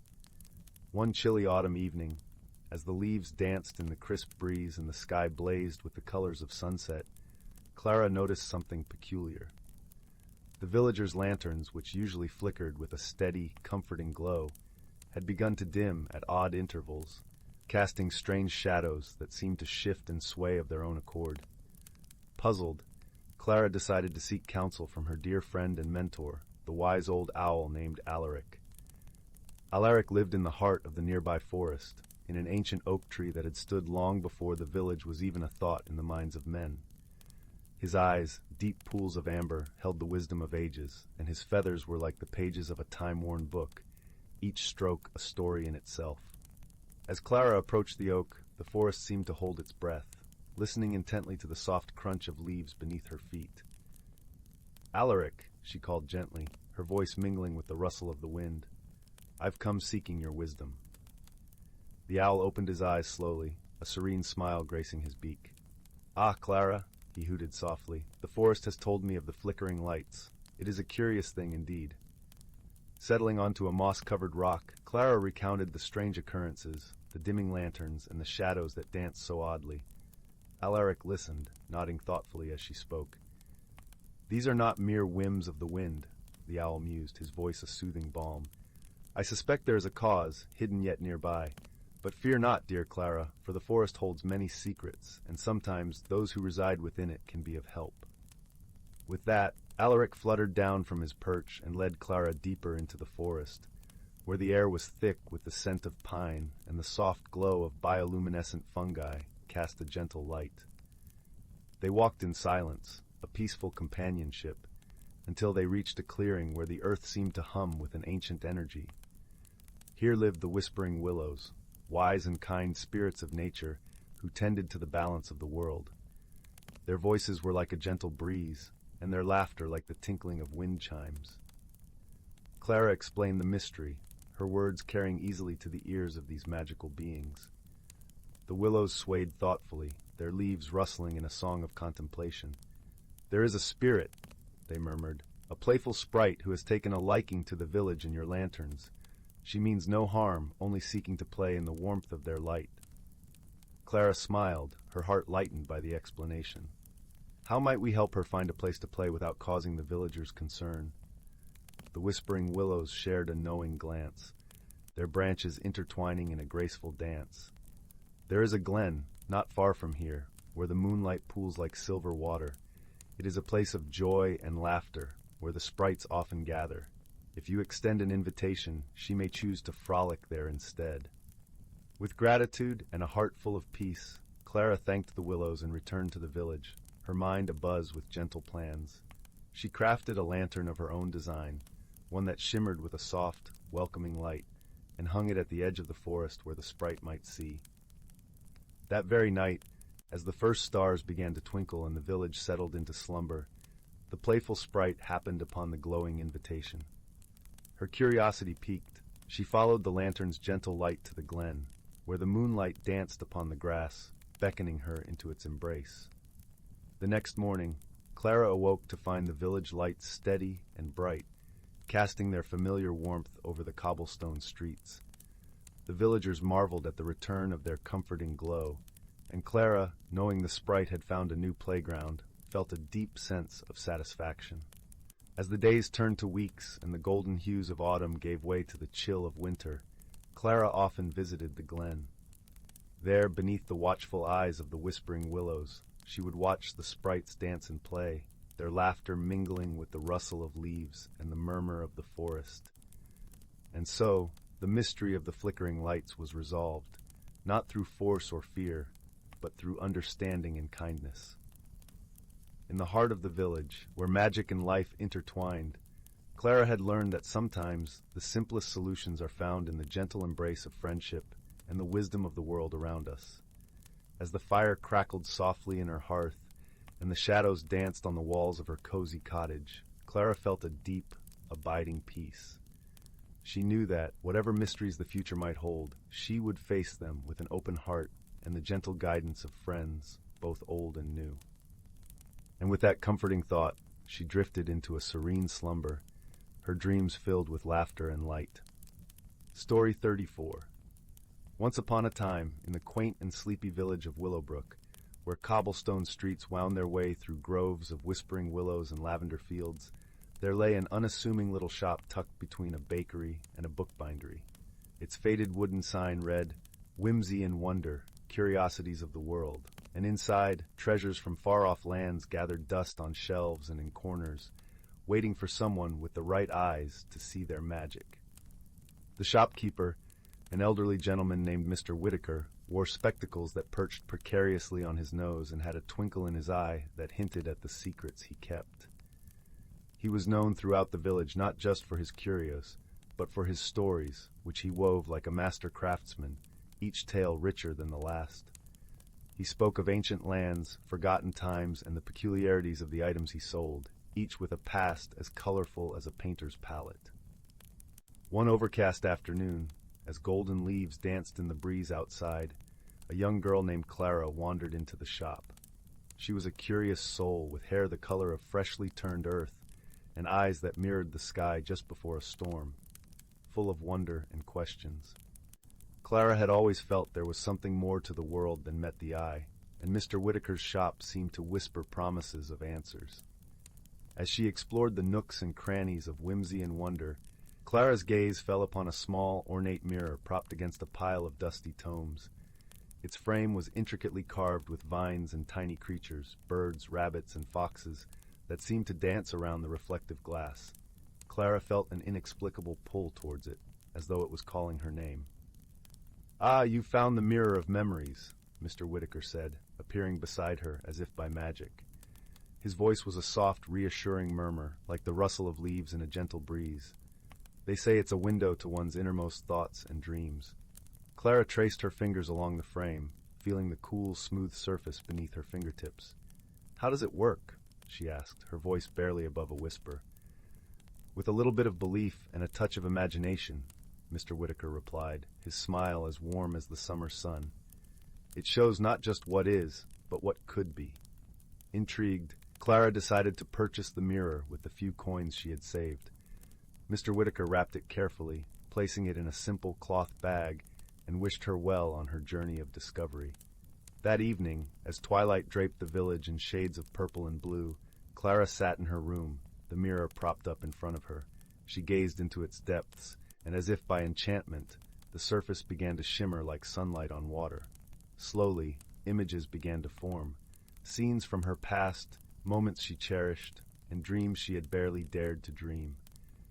In one vision, she saw herself standing in a vast, verdant forest, sunlight filtering through the canopy above. Beside her stood a wise old owl with feathers like silver moonlight, and a mischievous squirrel with eyes that sparkled like stars. Though Xara knew not where this place was, she felt a deep sense of belonging and peace. The next morning, Xara awoke with a sense of purpose. The mirror had shown her a path she had never imagined, and she felt compelled to find the forest of her visions. With a small satchel packed with essentials, she set off, the mirror tucked safely inside. Her journey led her through the heart of Willowbrook, past fields of wildflowers and babbling brooks, until she reached the edge of the village where the forest beckoned. As she entered the woods, the world seemed to change around her. The air was crisp and cool, carrying the scent of pine and earth. The leaves whispered secrets to each other, and the sunlight painted patterns on the forest floor. As Xara ventured deeper, she met the owl from her vision. His eyes were wise and gentle, and his voice a melodious song. "Welcome, seeker of dreams," he greeted. "You have come far to find what was always within you." Clara smiled, feeling a warmth in her heart. "I am looking for the place from the mirror," she explained, her voice steady and hopeful. The owl nodded, understanding. "The forest holds many wonders, but it is your heart that holds the greatest of all. Come, let us journey together." With the owl as her guide and the squirrel, who soon joined them with a playful twitch of his tail, Clara felt a newfound strength. Together they traveled through the forest, encountering creatures of all shapes and sizes, each offering a piece of wisdom or a token of friendship. A family of deer showed them the path to a hidden glade, a fox led them through a maze of brambles, and a chorus of frogs sang them across a bubbling stream. At last, they arrived at a clearing bathed in golden light, where the trees stood tall and proud, their branches reaching towards the sky. It was the place from Clara's vision, and yet it was so much more, a sanctuary of peace and possibility. As Clara stood in the clearing, she realized that the journey had changed her. She had discovered not just a magical place, but a part of herself she had long forgotten, the part that believed in the extraordinary, that cherished friendship and kindness, and that understood the power of dreams. The owl perched on a branch above, his eyes twinkling with wisdom. "Remember, dear Clara, that the magic you seek is always with you, in your heart and your dreams." Clara nodded, her heart full of gratitude and understanding. She knew now that the mirror of memories had shown her not just what was possible, but the boundless potential within her. With a heart full of wonder, she turned to her companions. "Thank you," she said, her voice filled with warmth. "Thank you for guiding me and for reminding me of who I am." The squirrel chittered happily, and the owl hooted softly in return. In that moment, Clara knew she would carry this experience with her forever, a reminder of the magic that lay in the world and within herself. And so, as the sun dipped below the horizon, painting the sky in hues of orange and pink, Clara made her way back to Willowbrook. The journey had ended, but her heart was full of new beginnings and endless possibilities. From that day forward, Clara looked into the mirror of memories not just to see what was, but to dream of what could be, knowing that with wisdom, friendship, and a little bit of magic, anything was possible. And so the village of Willowbrook continued to hum with the quiet magic of possibilities, its gentle inhabitants ever more curious about the world beyond what they could see and the wonders that lay just beyond the horizon. Story 35. Once upon a time, in the heart of a lush emerald forest nestled between the whispering willows and the babbling brook, there lay a quaint little village known as Willowmere. The village was a tapestry of cozy cottages, each with thatched roofs and chimneys that puffed gentle wisps of smoke into the evening sky. Lanterns lined the cobblestone paths, casting a warm golden glow that mingled with the twinkling starlight above. In Willowmere, every creature, from the smallest field mouse to the grandest stag, lived in harmony.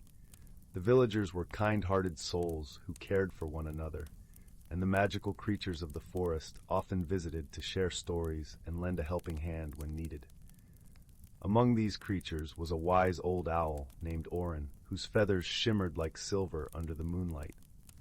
Goryn was known throughout the land for his deep knowledge and gentle guidance. One serene autumn evening, as the leaves rustled in shades of amber and gold, a curious thing began to happen. The villagers noticed that their beloved lanterns, which usually flickered cheerily through the night, were mysteriously dimming. Each evening, their light grew weaker, casting only the faintest glow. The villagers were puzzled but not afraid, for they knew that in Willowmere there was always a way to solve a mystery. The village mayor, a kindly old woman with twinkling eyes and a voice as soft as velvet, called a meeting in the village square. As the villagers gathered, she spoke, "Dear friends, it seems our lanterns are losing their light. While this is certainly strange, I have faith that together, with our cleverness and the help of our magical friends, we can uncover the cause." A gentle murmur of agreement rippled through the crowd, and a young girl named Lyla stepped forward. Lyla was known for her keen observation skills and her love for the forest and its mysteries. She had a warm heart and a curious mind, always eager to explore and understand the world around her. I would like to help, Lyla said with a determined smile. Perhaps Orin the Owl could guide us. He knows the forest better than anyone, and maybe he has seen something we have not.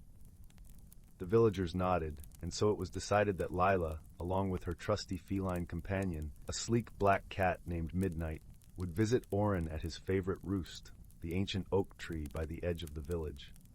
As the sun dipped below the horizon, painting the sky in hues of lavender and rose, Lyla and Midnight set off along the winding path. The cool evening air carried the scent of pine and earth, and the gentle hoot of an owl could be heard in the distance. When they reached the grand old oak, they found Orin perched on a sturdy branch, his eyes gleaming with wisdom and kindness. "Greetings, young Lyla and Midnight," Orin hooted softly. "What brings you to my tree this fine evening?" Lyla explained the mystery of the dimming lanterns, her voice filled with curiosity and hope. Orin listened intently, nodding his head thoughtfully. "Ah, yes," he mused, "there is indeed something unusual afoot. But fret not, for I believe the answer lies within the very heart of the forest." Orin spread his magnificent wings and beckoned Lyla and Midnight to follow him.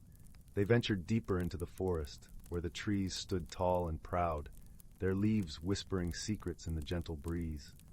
Fireflies danced around them, twinkling like tiny stars in the dusky twilight. As they walked, Orin shared his observations. "I have noticed a subtle change in the air, a shift in the balance of light and shadow," he explained. "There is a place, a hidden glade where the light of the lanterns is gathered each night by the glow-moths, creatures of pure, radiant magic. Perhaps it is there that we will find our answer." With Orin leading the way, they soon arrived at the glade.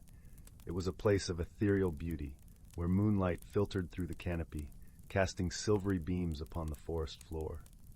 In the center of the glade, a luminescent pool shimmered like liquid moonstone, and around it fluttered the glow-moths, their delicate wings aglow with captured light. But something was amiss. The glow-moths seemed listless, their light dim and their movements slow.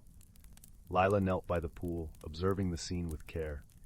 She noticed that the water appeared murkier than it should, as if a shadow had fallen upon it.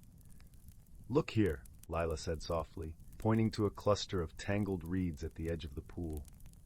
"Perhaps something is blocking the flow of the water, and that is why the glow-moths are unable to gather enough light." Orin nodded wisely. "You may be right, dear Lyla. Let us see what we can do to help." With gentle hands, Lyla and Midnight began to clear away the reeds. As they worked, the water gradually grew clearer, and the light of the glow-moths brightened. The creatures fluttered around them in gratitude, their wings shimmering like tiny lanterns.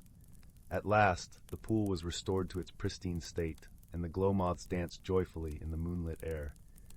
The light they gathered grew stronger, and Lyla knew that the mystery had been solved. Orin hooted softly, his eyes filled with warmth. "Well done, young one. Your keen eyes and kind heart have restored the balance of light and shadow. The lanterns of Willowmere will shine brightly once more." Lyla smiled, her heart aglow with the satisfaction of a mystery solved and a job well done. "Thank you, Orin," she said, "for guiding us and sharing your wisdom."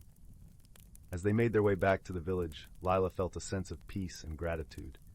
The stars above twinkled like the eyes of old friends, and the lanterns of Willowmere, now restored, cast a warm, welcoming glow along the path. When they returned, the villagers greeted them with joy and relief, and the mayor thanked them for their bravery and cleverness.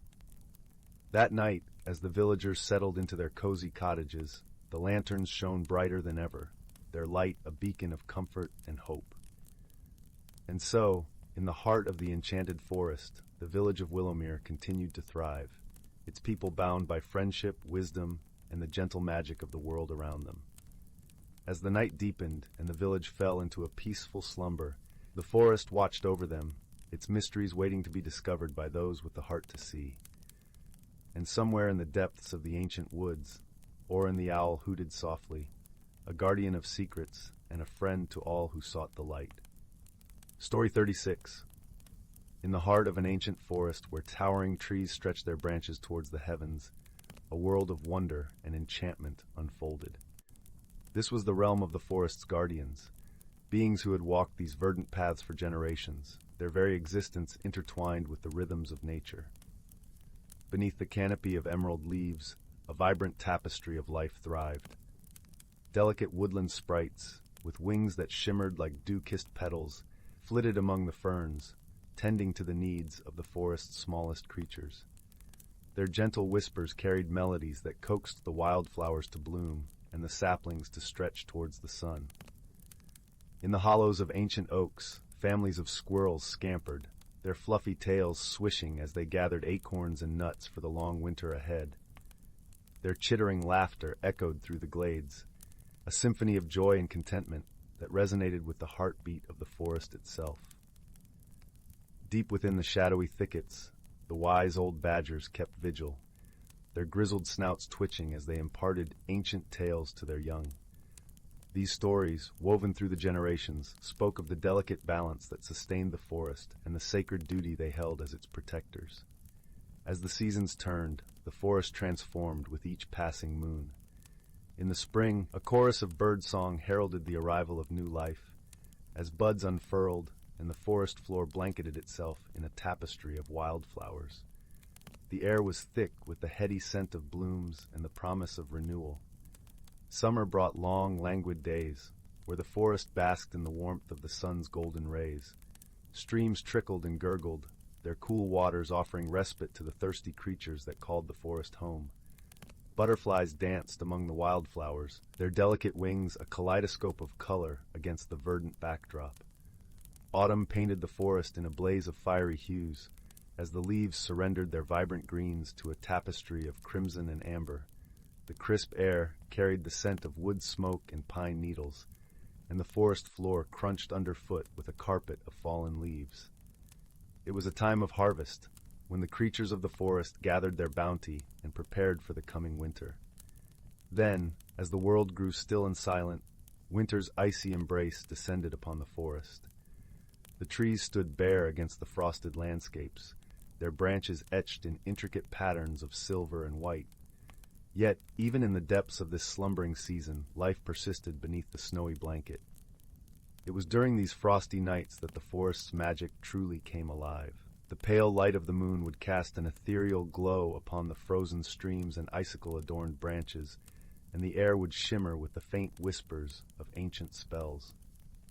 The forest sprites, their wings dusted with snowflakes, would weave their enchantments, coaxing the first shoots of spring to stir beneath the frozen earth.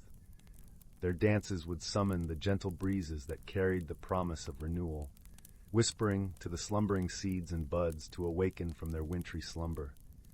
As the cycles of nature turned once more, the forest would burst forth in a riot of vibrant green, the tapestry of life renewed and the harmonious balance restored. And through it all, the guardians of the forest watched over this enchanted realm, their whispered tales echoing through the ages, reminding all who dwelled within its boundaries of the sacred bond that bound them to the beating heart of the natural world. Story 37, The Whispering Woods and the Lantern of Luminance. On the edge of a quaint village surrounded by rolling hills and fields painted with wildflowers, there lay a mysterious woodland, known to the locals as the Whispering Woods. The name was earned not from the rustling leaves, but from the gentle murmurs that seemed to emanate from the very heart of the forest, especially as dusk fell and shadows stretched like sleepy cats across the forest floor. In this village lived a young boy named Finn, whose curiosity was as boundless as the skies above. Finn had an unyielding fascination for the stories of the Whispering Woods, tales of enchanted creatures, ancient trees that whispered secrets, and a magical artifact known as the Lantern of Luminance. This lantern, according to the village elders, held the power to illuminate the truth of one's heart, a light so pure it could reveal hidden paths and unseen wonders. Finn's grandmother, a wise woman with eyes that sparkled like moonlit lakes, often regaled him with these tales by the fire. Her voice was a soft melody that danced with the crackling flames, and her stories painted vivid pictures in his mind. The lantern, she would say, is guarded by the gentle spirits of the forest. Only those with a true heart and a noble purpose can find it. One crisp autumn morning, as the sun spilled golden light over the village, Finn decided it was time to seek out the Whispering Woods himself. Armed with only a satchel of provisions, a sturdy walking stick, and a heart full of wonder, he set off on his journey. As Finn approached the edge of the forest, a gentle breeze greeted him, carrying with it the scent of pine and earth. The forest canopy above was a kaleidoscope of amber and crimson leaves, swaying softly in the wind. Each step he took was cushioned by a carpet of fallen leaves, their colors vibrant yet soothing. Deeper into the woods, the light danced through the branches, creating patterns on the forest floor that seemed to shift and move of their own accord. It wasn't long before Finn heard the whispers that gave the woods their name. They were soft, like the rustling of silk, and they filled him with a sense of calm and belonging. As he journeyed further, Finn encountered a brook, its waters glistening like liquid crystal under the dappled sunlight. The sound of the water was a gentle lullaby, inviting him to pause and drink from its cool depths. As he knelt by the brook, a curious creature emerged from the underbrush, a small fox with fur as red as autumn leaves and eyes that gleamed with intelligence. "Hello there," Finn said softly, extending his hand in greeting. The fox, surprisingly unafraid, sniffed his fingers before nodding its head as if in approval. To Finn's astonishment, the fox spoke, its voice a soft whisper like the forest itself. "Greetings, traveler," said the fox. "I am Ember, a guardian of these woods. What brings you to our realm?" Finn, taken aback but delighted, shared his quest with Ember, the search for the Lantern of Luminance. The fox listened intently, its tail flicking thoughtfully. "You seek the lantern for noble reasons, I sense," Ember noted. "But the path is not without its trials. You must be prepared to face the truths of your own heart." With Ember as his guide, Finn felt a surge of determination. Together, they continued deeper into the forest. As they walked, Ember shared stories of the woods, of the creatures that lived within its embrace, and the ancient trees that held memories of ages past. Finn listened eagerly, his heart swelling with each tale. Their journey led them to a grove where the trees stood taller and closer together, their trunks wrapped in vines that glowed softly in the gathering twilight. The grove was silent, except for the whispers, now a gentle chorus that filled the air with a sense of anticipation. At the center of the grove stood an ancient oak, its branches reaching out like welcoming arms. Beneath its boughs lay a smooth stone altar, and upon this altar rested the Lantern of Luminance. The lantern was a masterpiece of craftsmanship, its surface etched with intricate designs that shimmered with an inner light. Finn approached the lantern with reverence, his heart beating in time with the whispers. As he reached out to touch it, the lantern's light flared to life, casting a warm glow that enveloped him. In that moment, Finn felt a profound connection to the forest and to himself.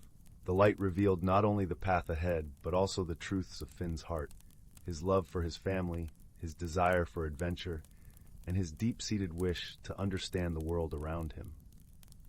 It showed him the importance of kindness, of listening to the whispers of nature, and of cherishing the friendships he made along the way. As the lantern's light faded, Finn felt an overwhelming sense of peace and clarity. He turned to Ember, who watched him with a knowing smile. "You have found what you sought," Ember said softly. "Remember this light and the truths it has shown you. They will guide you always." With the lantern's blessing, Finn and Ember began their journey back through the woods. The path, once hidden, was now clear and welcoming. As they walked, Finn felt the forest's whispers echoing in his heart, a gentle reminder of the adventure and the wisdom he had gained. When Finn emerged from the woods, the sun was setting, painting the sky in hues of pink and gold. He turned back to the forest, the whispers now a part of him, and knew that he would always carry the light of the Lantern of Luminance within him. With a grateful heart, Finn returned to his village, where his grandmother awaited him by the fire, ready to hear his tale. As he recounted his journey, the warmth of the hearth and the soft glow of the lantern's memory filled the room, creating a cocoon of comfort and love. And so, under the watchful gaze of the stars, Finn drifted into a peaceful sleep, cradled by the whispers of the woods and the truths of his heart, knowing that he was forever changed by the enchantment of the Whispering Woods. Story 38. In the heart of the Whispering Woods, where the trees seemed to hum their own gentle lullabies, and the air was perpetually sweet with the scent of pine and wildflowers, there lived a young woman named Seraphina.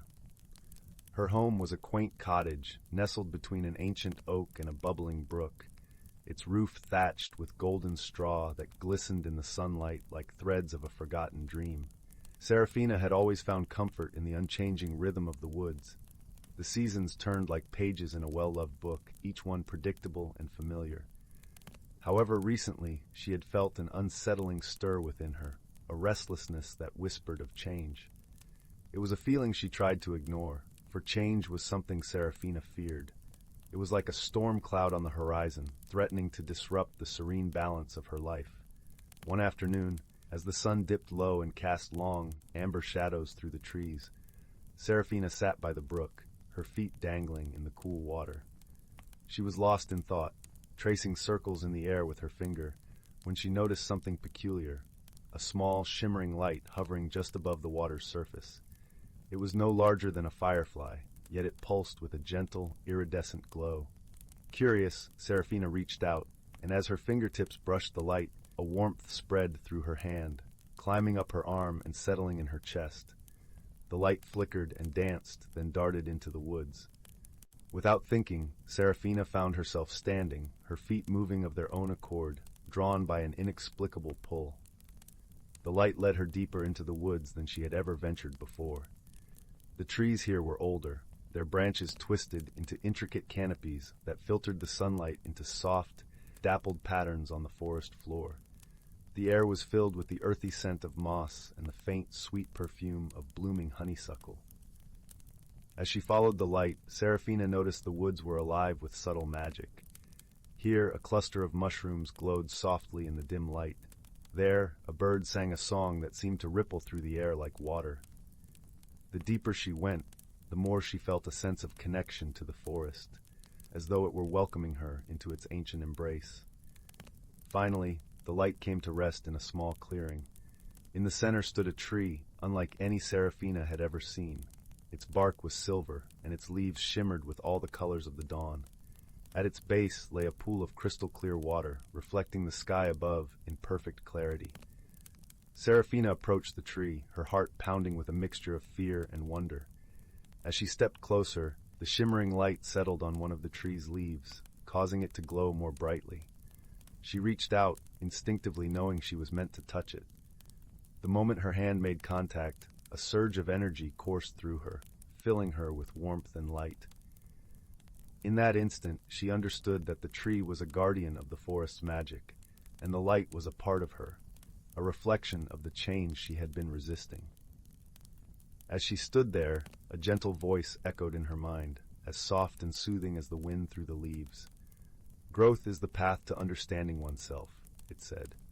"Do not fear change, for it is through change that we find our true selves." With these words, Seraphina felt a shift within her. The fear that had gripped her heart began to loosen, replaced by a newfound sense of peace. She realized that change, though daunting, was not something to be feared. It was a natural part of life's rhythm, as vital as the changing seasons. As if sensing her acceptance, the tree shimmered once more, and the light that had guided her flickered and dissolved into the air, leaving behind a profound sense of tranquility. Over the following days, Seraphina returned to her cottage, but now with a heart open to the possibilities that change could bring. She found joy in small transformations, like the unfolding of a new leaf or the bloom of a flower, and she learned to see the beauty in life's impermanence. The Whispering Woods, with its magical heart, had taught her that personal growth was not a destination but a journey, one filled with discovery and wonder. And with each passing day, Seraphina embraced the changes within her, knowing that they were leading her to a deeper understanding of the world and her place within it. In the quiet moments when the stars twinkled above and the forest sang its ancient lullaby, Seraphina would sit by the brook, feeling the magic of the woods pulse softly around her. She knew, with a certainty that settled deep in her bones, that she was exactly where she was meant to be, growing, changing, and forever discovering the magic within herself. Story 39. In a forest where the trees whispered secrets to the wind and the streams hummed gentle lullabies, there existed a realm unseen by most humans. It was a place where sunlight danced through the leaves in a golden waltz, and where the air carried the sweet fragrance of pine mingled with the earthy scent of moss. This was a sanctuary where the creatures of the forest lived in harmony, guided by the wisdom of ancient spirits and the subtle magic of the seasons. In this enchanted woodland, nestled within a hollow tree whose bark was etched with the stories of time, lived a wise old owl named Thistle. His eyes, round and warm like amber lanterns, had seen the forest through countless cycles of sun and moon. Thistle was the guardian of the forest's secrets, and he carried within him the knowledge of the natural world and its delicate balance. One crisp autumn evening, as the leaves fell like whispers to the forest floor, Thistle received a visit from a young fox named Finn. Finn, with his russet fur and curious eyes, was known for his adventurous spirit and gentle heart. He approached the hollow tree, his paws making soft imprints on the bed of leaves, and called out in a voice as soft as the evening breeze. "Thistle, wise guardian, I seek your counsel," Finn began, his voice barely disturbing the serene quiet of the dusk.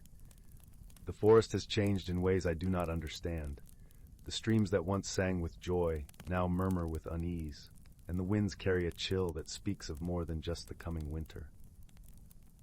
Thistle, perching upon the edge of his hollow with feathers ruffled by the gentle wind, nodded sagely.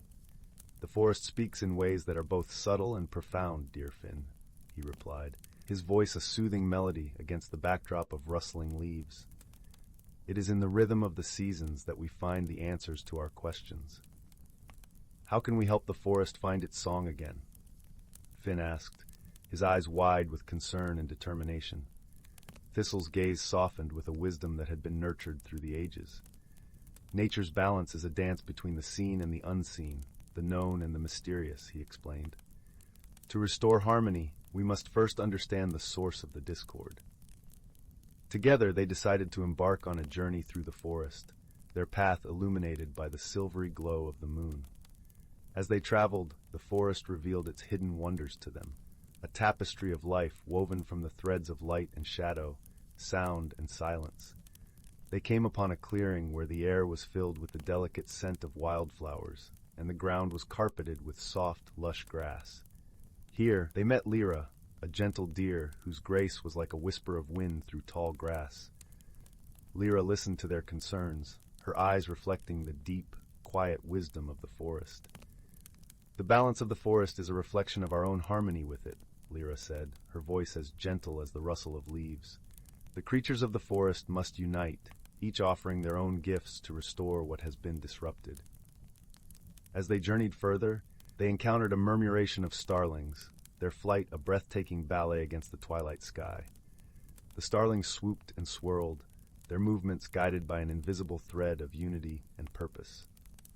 Inspired by this display, Finn realized that the forest, too, was a community bound by mutual care and interconnectedness.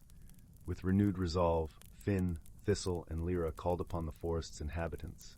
The animals gathered beneath the ancient canopy, the squirrels with their quick, darting movements, the badgers with their quiet strength, and the rabbits with their gentle curiosity. Together they shared stories and songs, weaving a tapestry of understanding and cooperation. Under the guidance of Thistle, they worked to heal the forest. The beavers repaired a dam that had been weakened by an early frost, allowing the streams to flow freely once more. The birds spread seeds to restore the meadow's vibrancy, and the foxes and deer tended to the young saplings, ensuring they were sheltered from the biting winds. Through these acts of unity and care, the forest began to resonate with its ancient song again, a melody of rustling leaves, flowing waters, and the gentle whispers of the wind. The chill that had lingered in the air softened, replaced by the warmth of a community bound by a shared love for their home. As the first snowflakes of winter began to fall, dusting the forest with a delicate blanket of white, Finn and Thistle sat together beneath the starlit sky. The forest was at peace, its harmony restored through the wisdom of old and the courage of the young. "Thank you, Thistle," Finn murmured, his heart full of gratitude and wonder. "I have learned that the strength of the forest lies in its unity, in the bonds we share and the wisdom we pass down." Thistle nodded, his eyes twinkling like the stars above. "Indeed, dear Finn, The forest has taught us that true harmony is found in the balance of nature and the love of its creatures. This is the wisdom we carry forward, the legacy we leave for those who will come after us. And so, in the heart of the ancient forest where magic and reality intertwined, the creatures continued to live in peace, guided by the timeless wisdom of their guardian and the gentle, enduring spirit of friendship. Story 40. Once upon a time, deep within the heart of an ancient forest, there stood a towering oak tree, unlike any other. Its thick, gnarled branches stretched high into the canopy, sheltering a hidden world that few mortals had ever witnessed. For it was here, nestled between the mighty boughs, that a community of tiny woodland sprites made their home. Among these mischievous sprites was a young fellow named Willow. With twinkling eyes the color of fresh moss and a shock of vibrant green hair, Willow was known for his insatiable curiosity and a penchant for finding himself in the most peculiar of predicaments. One crisp autumn morning, as the first rays of sunlight filtered through the shifting leaves, Willow awoke to the sound of hushed whispers. Rubbing the sleep from his eyes, he peered out from his cozy acorn dwelling to find the other sprites buzzing with excitement. "Did you hear?" squeaked Elderberry, the eldest and wisest of the bunch. "Old Oak has bestowed a magnificent gift upon our forest."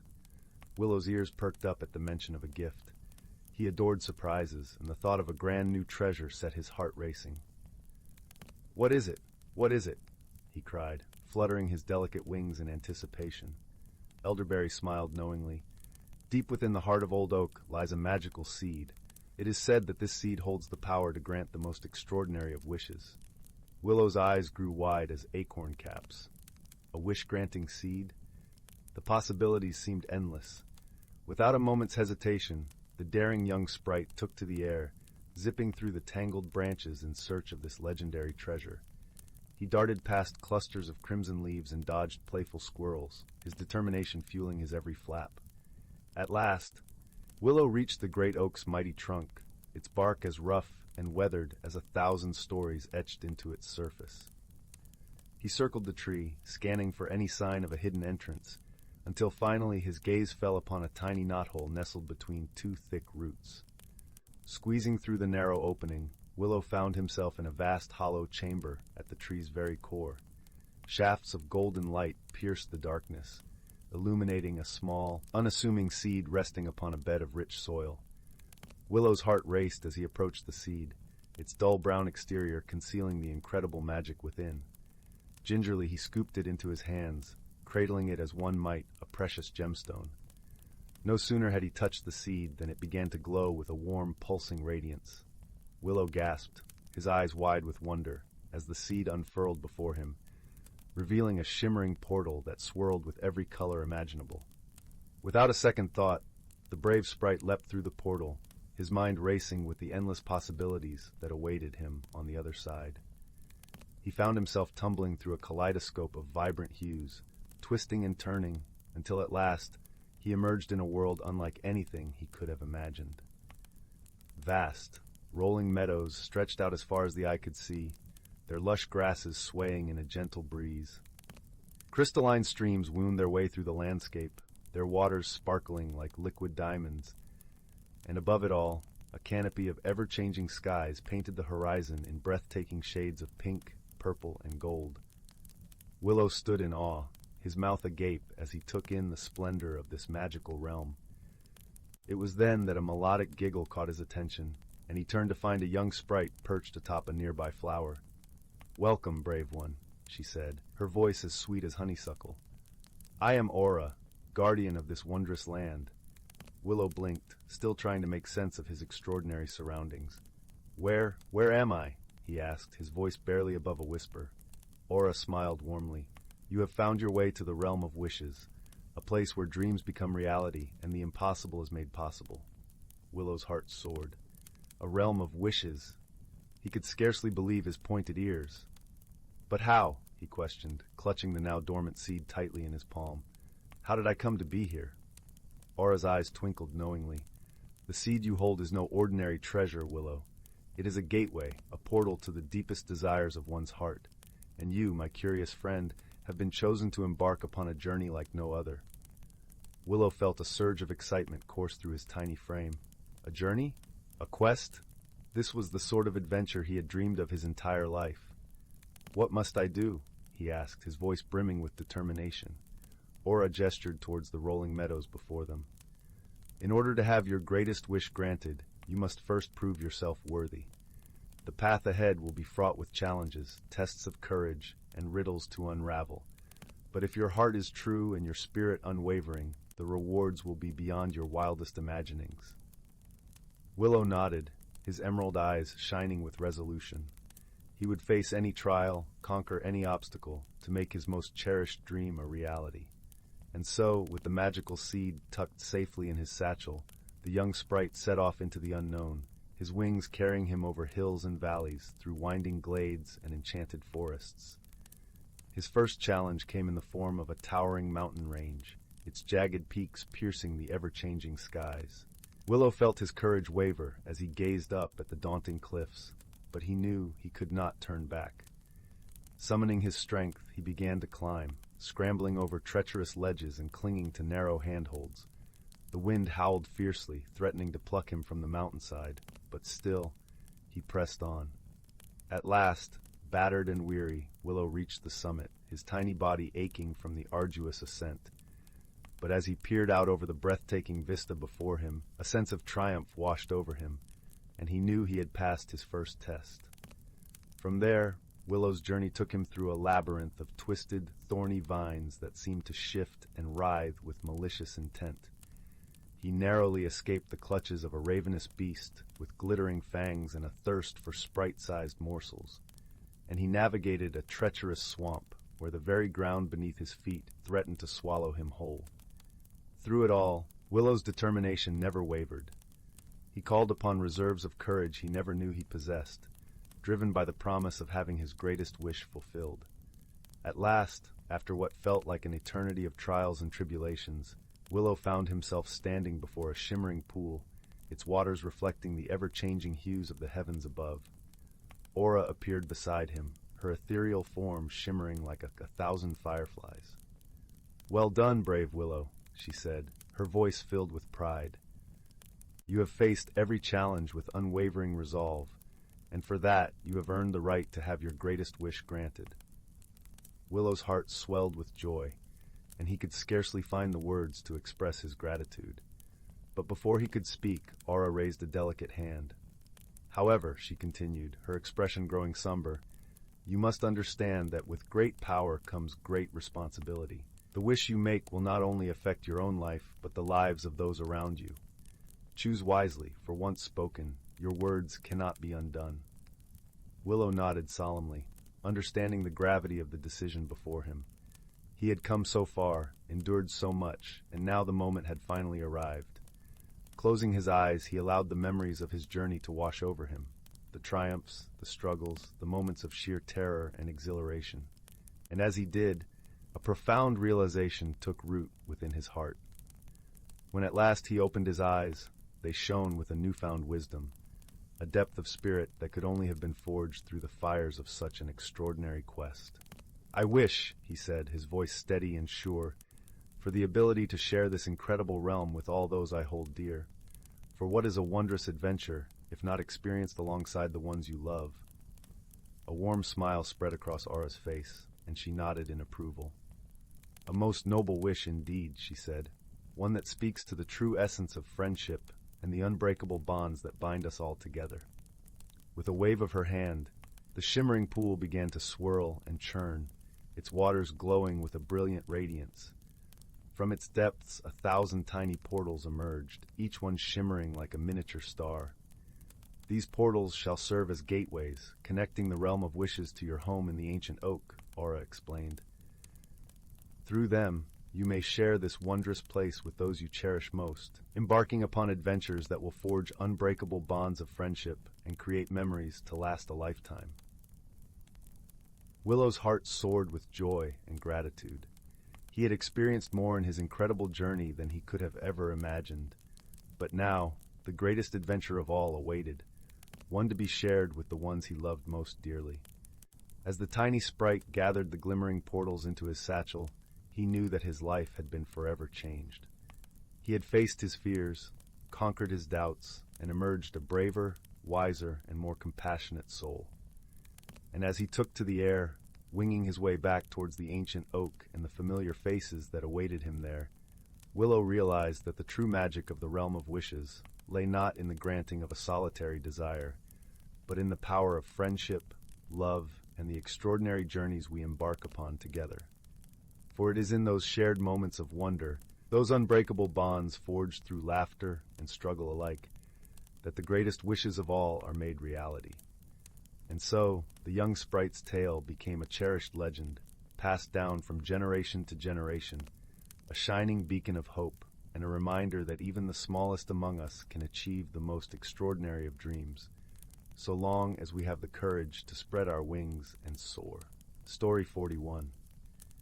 In the heart of the misty wood forest, where the air was always sweet with the scent of pine and wildflowers, there was a village named Lumina Hollow. The village was nestled among towering trees whose leaves whispered secrets to the wind. The villagers lived in quaint cottages with thatched roofs and tended gardens that overflowed with vibrant blooms and plump vegetables. Lumina Hollow was a place where magic mingled with the everyday, and the gentle hum of enchantment could be felt in every corner. Every evening, as the sun dipped below the horizon and painted the sky in hues of gold and lavender, the villagers would gather around the great oak tree at the center of the village. Under its sprawling branches, stories were shared, and laughter echoed into the night. But recently, a peculiar thing had begun to occur that left the villagers puzzled and a bit uneasy. Each night, as the moon rose high and bathed the village in its silvery glow, small, luminous orbs would appear, floating just above the ground. They twinkled softly, like stars that had drifted down to earth. At first, the villagers thought the orbs were harmless, a delightful bit of magic to illuminate their evenings. But soon they noticed that the orbs seemed to lead them into the forest, tracing a path that vanished with the dawn. Concerned but curious, the villagers turned to their wise elder, an owl named Sage, who resided in the hollow of the great oak tree. Sage was known for his wisdom and his ability to see beyond the ordinary. With eyes as vast and deep as the night sky, he listened patiently to the villagers' concerns. "My dear friends," Sage hooted gently, his feathers rustling like the pages of an ancient book, "these orbs are not of our making, yet they mean us no harm. They are a mystery to be solved, a puzzle that seeks its pieces." Determined to uncover the truth, two young villagers, a brother and sister named Finn and Lyla, volunteered to follow the orbs one night. With Sage's blessing, they set out as the moon rose, their hearts filled with excitement and a touch of apprehension. The forest was alive with sounds, the chirping of crickets, the rustle of leaves, and the distant hoot of an owl. The orbs danced ahead, casting a gentle light that illuminated the path. As they ventured deeper into the forest, Finn and Lyla noticed that the orbs seemed to respond to their presence, pulsing brighter when approached and dimming when they hesitated. Finn, ever the keen observer, noticed patterns in the orb's movement. "Look, Lyla," he whispered, pointing to a cluster of orbs that swirled in a spiral pattern. "They're leading us somewhere specific." Lyla nodded, her eyes wide with wonder. "But where, and why?" Just then, a soft rustling caught their attention, and from the shadows emerged a figure cloaked in shimmering leaves. It was a sprite named Thistle, a guardian of the forest known for her playful nature and boundless energy. "Ah, you've found the trail of the moon whispers," Thistle said with a twinkling grin, her voice as light as a summer breeze. "These orbs are the whispers of the forest, guiding you to a place that needs your kindness." Intrigued, Finn and Lyla followed Thistle deeper into the woods, where the trees grew taller and the air was filled with the scent of damp earth and moss. The orbs led them to a small glade, where a stream bubbled merrily over smooth stones. In the center of the glade stood an ancient willow tree, its branches drooping like a curtain of green. Thistle gestured towards the willow. "This is Eldergrove, the heart of the forest. She is old and wise, but she's been lonely of late. The moon whispers are her way of reaching out, calling for companionship." Understanding dawned on Finn and Lyla. The orbs weren't a mystery to be solved, but a message of friendship. The forest, with all its wonders, was inviting them to connect, to share stories, and to listen to the whispers of the trees. With Thistle's guidance, Finn and Lyla sat beneath Eldergrove's branches, letting the tranquility of the glade seep into their souls. They spoke of their village, their hopes and dreams, and in return, the forest shared its own tales through the gentle rustle of leaves and the murmuring stream. As dawn approached, the orbs began to fade, leaving behind a sense of peace and a promise to return. Finn and Lyla, their hearts light with understanding, made their way back to Lumina Hollow, eager to share their adventure with the villagers. Under the great oak, they recounted their journey, the mystery of the moon whispers now laid bare. The villagers listened, enchanted by the tale of the lonely willow and the forest's call for friendship. Sage, with a twinkle in his wise eyes, nodded approvingly. And so, from that day forward, the villagers of Lumina Hollow made it a tradition to visit Eldergrove, bringing stories and laughter, transforming the glade into a place of shared memories and gentle magic. And each night, as the moon rose and the orbs appeared, they were no longer a mystery, but a cherished reminder of the bond between the villagers and the enchanted forest they called home. The villagers slept peacefully, knowing they were part of a world where magic and friendship walked hand in hand, and where every whisper of the wind carried a message of love and understanding. Story 42. Once upon a time, nestled deep within the whispering boughs of the ancient woodland of whispers, lay a realm where time itself seemed to pause in gentle admiration of the natural wonders unfurling beneath its gaze. Here, the air was imbued with the sweet perfume of wild honeysuckle and the earthy scent of moss-covered stones, while overhead, the canopy danced with dappled sunlight, creating a mosaic of light and shadow on the forest floor. In this enchanted forest, the creatures of the land lived in harmony, their lives interwoven with the rhythm of the seasons and the gentle guidance of ancient wisdom. Among them was a wise old owl named Bramble, her feathers the color of a starlit sky, who had watched over the forest for many lifetimes. Her eyes, deep and knowing, held the stories of countless generations, and her voice was a soft, comforting murmur that echoed through the trees like a lullaby. Bramble's perch was high in the crook of an ancient oak, its branches stretching wide and strong like the arms of an old friend. From this vantage point, she observed the comings and goings of the woodland creatures and listened to the whispers of the wind as it played through the leaves. The forest was alive with the gentle hum of life, from the rustle of tiny feet in the underbrush to the melodic chorus of birdsong that welcomed each dawn. One crisp autumn day, as the leaves turned to brilliant shades of gold and crimson, a young squirrel named Pip found himself in a quandary. Pip was a spirited little creature, full of curiosity and mischief, his fur a warm, tawny brown that blended perfectly with the fallen leaves. Despite his playful nature, Pip had a good heart and a mind eager to learn. As the forest prepared for the long sleep of winter, Pip noticed something amiss. The stream that meandered through the heart of the woodland, its waters usually clear and babbling with joy, had slowed to a trickle. The once vibrant banks, home to delicate ferns and bright wildflowers, now lay bare and dry. Concerned for his fellow creatures who depended on the stream, Pip decided to seek Bramble's counsel. With the autumn breeze ruffling his fur, Pip scampered up the mighty oak to Bramble's perch. The wise owl greeted him with a gentle hoot, her eyes twinkling with warmth and understanding. "Bramble," Pip began, his voice a mix of worry and determination, "the stream is drying up, and I fear for our home. What can be done?" Bramble nodded slowly, her gaze drifting to the distant horizon where the sun dipped low, casting a golden glow across the treetops. "Ah, young Pip," she replied, her voice as soothing as the rustle of leaves, "the forest has its ways, and sometimes balance must be restored through patience and understanding." "But how?" Pip asked, his small paws clutching the bark of the oak. "How can we help the stream flow again?" The wise owl shifted her weight, sending a shower of acorns tumbling to the ground below. "The answer lies with the guardians of the seasons," she said. "The sprites of rain, who dance with the clouds, have not visited us this autumn. You must find them and ask for their aid." With a newfound sense of purpose, Pip thanked Bramble and set off on his journey. The path led him through the heart of the forest, past groves of ancient trees, and across carpets of fallen leaves that crunched softly beneath his feet. The air was crisp and filled with the scent of pine, and the world seemed to hold its breath, listening to the little squirrel's determined footsteps.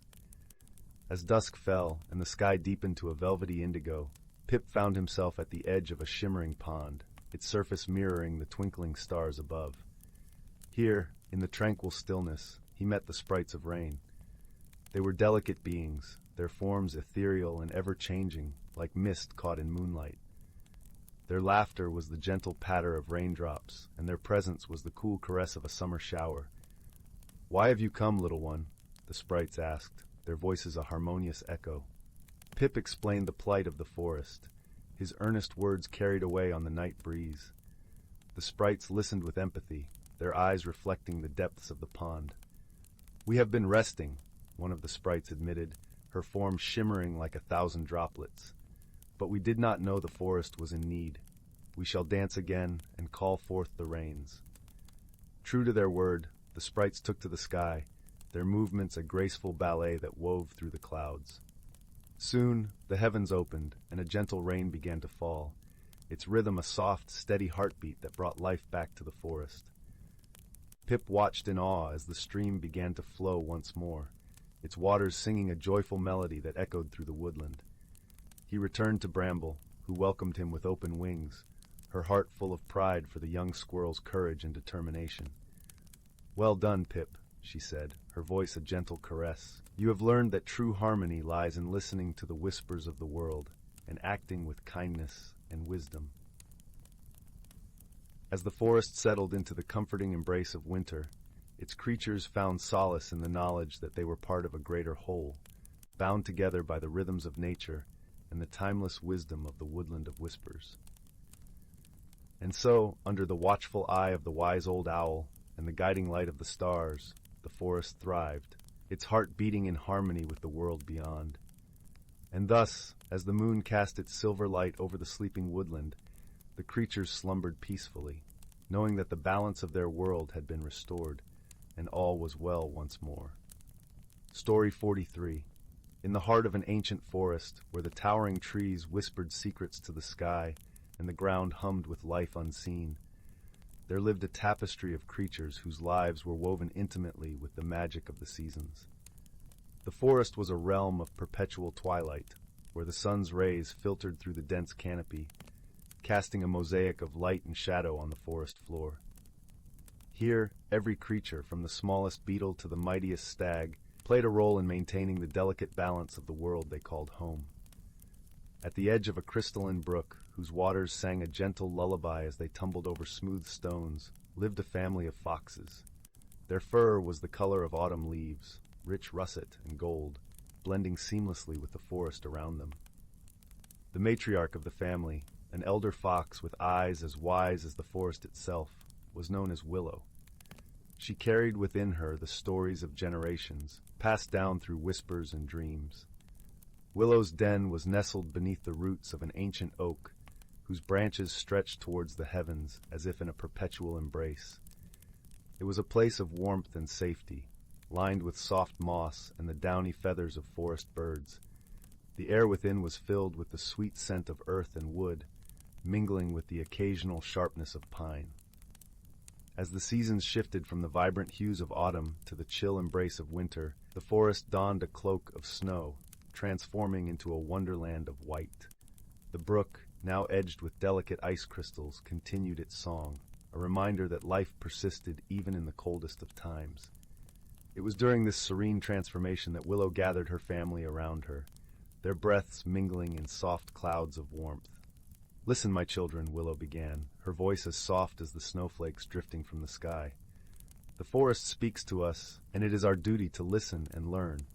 Each season brings its own magic, its own challenges, and it is through understanding and respect that we find harmony." Her youngest, a curious kit named Ash, with eyes the color of the twilight sky, leaned closer, his ears perked with attention. "What magic does winter bring, Mother?" he asked, his voice a gentle tremor in the quiet night. "Winter," Willow replied, her gaze drifting towards the silent majesty of the forest, "is a time of rest and reflection. It teaches us the value of patience and the strength found in stillness. The snow blankets the earth, protecting the seeds and roots beneath, allowing them to gather strength for the renewal of spring. As the night deepened, Willow continued her tales, weaving stories of the aurora borealis that danced like celestial spirits across the northern skies, and the gentle spirits of the wind, who carried whispers of wisdom from the mountaintops. Her words painted pictures of ethereal beauty, of the delicate balance that held their world together, a dance of elements and time. The forest, in its infinite wisdom, had always been a place where the natural and magical coexisted in harmony. The creatures of the forest, be they furred, feathered, or scaled, each played their part in this symphony of life. The owls, with their silent wings, were the keepers of the night, while the deer, with their grace and quiet strength, were the guardians of the dawn. One evening, as the snow began to melt and the first whispers of spring touched the air with a promise of warmth, a peculiar event unfolded. The sky, a deep indigo canvas, suddenly shimmered with a cascade of lights, an aurora unlike any seen before. It rippled and danced, casting hues of emerald and violet across the forest, a magical phenomenon that left the creatures in awestruck silence. The elders of the forest gathered, their forms silhouetted against the glowing sky. Among them was an ancient tortoise named Sage, whose wisdom was said to be as deep as the roots of the oldest trees. His shell bore the patterns of countless seasons, a testament to the life he had lived. "It is rare for the sky to speak so clearly," Sage rumbled, his voice like the echo of distant thunder. "The forest is calling for balance. We must heed its message and ensure that harmony is maintained." The creatures nodded, understanding the gravity of the moment.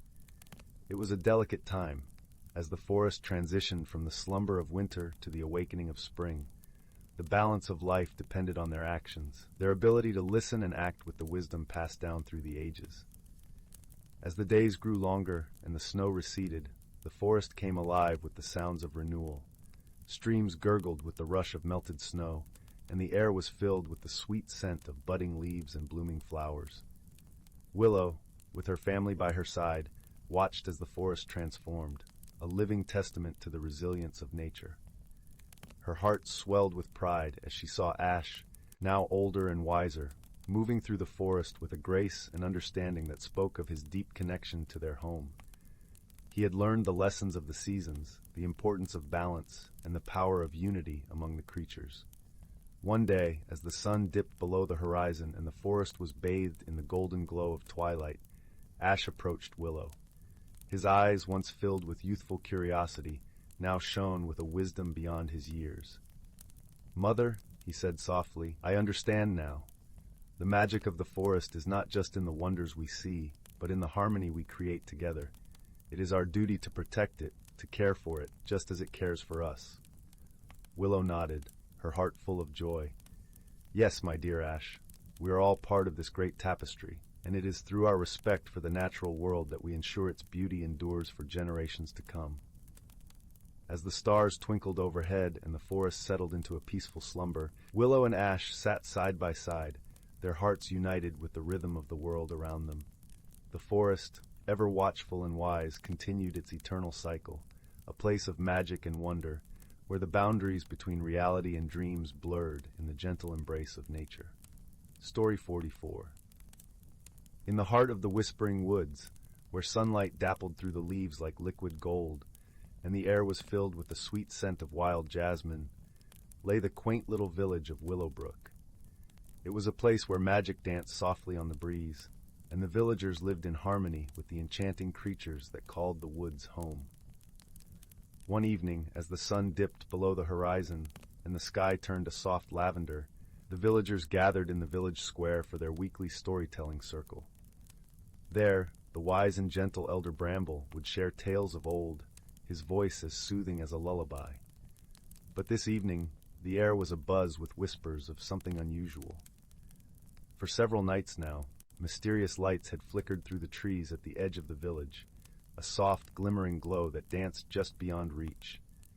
It wasn't the usual glow of the fireflies, nor the gentle luminescence of the moonflowers that bloomed at night. No, this was something different, and it intrigued the villagers greatly.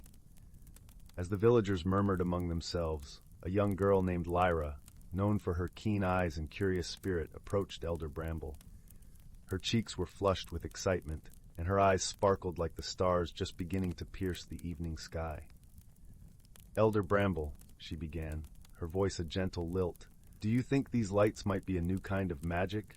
Perhaps they hold a message for us?" The elder, his long beard as white as the first snow, nodded thoughtfully. "It is possible, dear Lyra. The world is full of wonders we have yet to understand. Perhaps it is time we seek the source of these lights." Encouraged by his words, Lyra decided to gather a small group to investigate the mystery. Joining her were her best friends, Finn, a clever boy with an adventurous heart, and Meera, whose gentle touch could calm even the most restless of creatures. Together, they ventured into the woods, guided by the soft glow of the mysterious lights. As they walked, the path beneath their feet was blanketed with fallen leaves that crackled softly, and the air was filled with the gentle songs of night birds. The lights flickered ahead, leading them deeper into the heart of the woods. Along the way, they encountered a peculiar creature perched on a gnarled branch, a tiny, shimmering fae with wings like stained glass. Her name was Nixie, and she had a mischievous twinkle in her eye. "Ah, young seekers," Nixie chimed, her voice like the tinkling of bells, "I see you are drawn to the lights. But beware, for not all that glitters is gold." "Do you know what they are?" Finn asked, his curiosity piqued. Nixie fluttered her wings thoughtfully. "Perhaps I do, but the answer lies not in me alone. You must seek the wisdom of the river sprites who dwell by the moonlit brook. They are ancient and wise, and they may hold the key to your quest." Thanking Nixie, the trio continued their journey, the path now leading them to the melodious sounds of the moonlit brook. There, the water danced over stones, sparkling like diamonds under the moon's gentle gaze. The river sprites, ethereal beings with skin like flowing water, emerged from the depths, their presence both calming and enchanting. "Welcome, young ones," the eldest sprite greeted, her voice a soothing melody. "We have sensed your approach and understand you seek the lights." Lyra nodded eagerly. "Yes, we wish to understand their purpose. Can you help us?" The sprite smiled, her eyes as deep as the ocean. "The lights you see are the work of the Starweavers, ancient beings who stitch the fabric of night with threads of starlight. They are crafting a new constellation, a gift to the night sky. But their magic is delicate, and they need a safe place to complete their work." Meera, with her gentle heart, understood at once. "Is there a way we can help them?" The sprite nodded. "Indeed, there is. The Starweavers are shy and easily startled. They need a place where they can work undisturbed, a sanctuary within the woods. With this new understanding, Lyra, Finn, and Meera returned to Willowbrook, their minds alight with possibilities. They shared their findings with Elder Bramble and the villagers, who listened with rapt attention. Together, the village devised a plan. They would create a sanctuary for the Starweavers at the edge of the woods, a haven of peace and quiet. The villagers worked tirelessly, crafting gentle barriers of woven vines and planting fragrant blooms to attract the night creatures who would guard the sanctuary.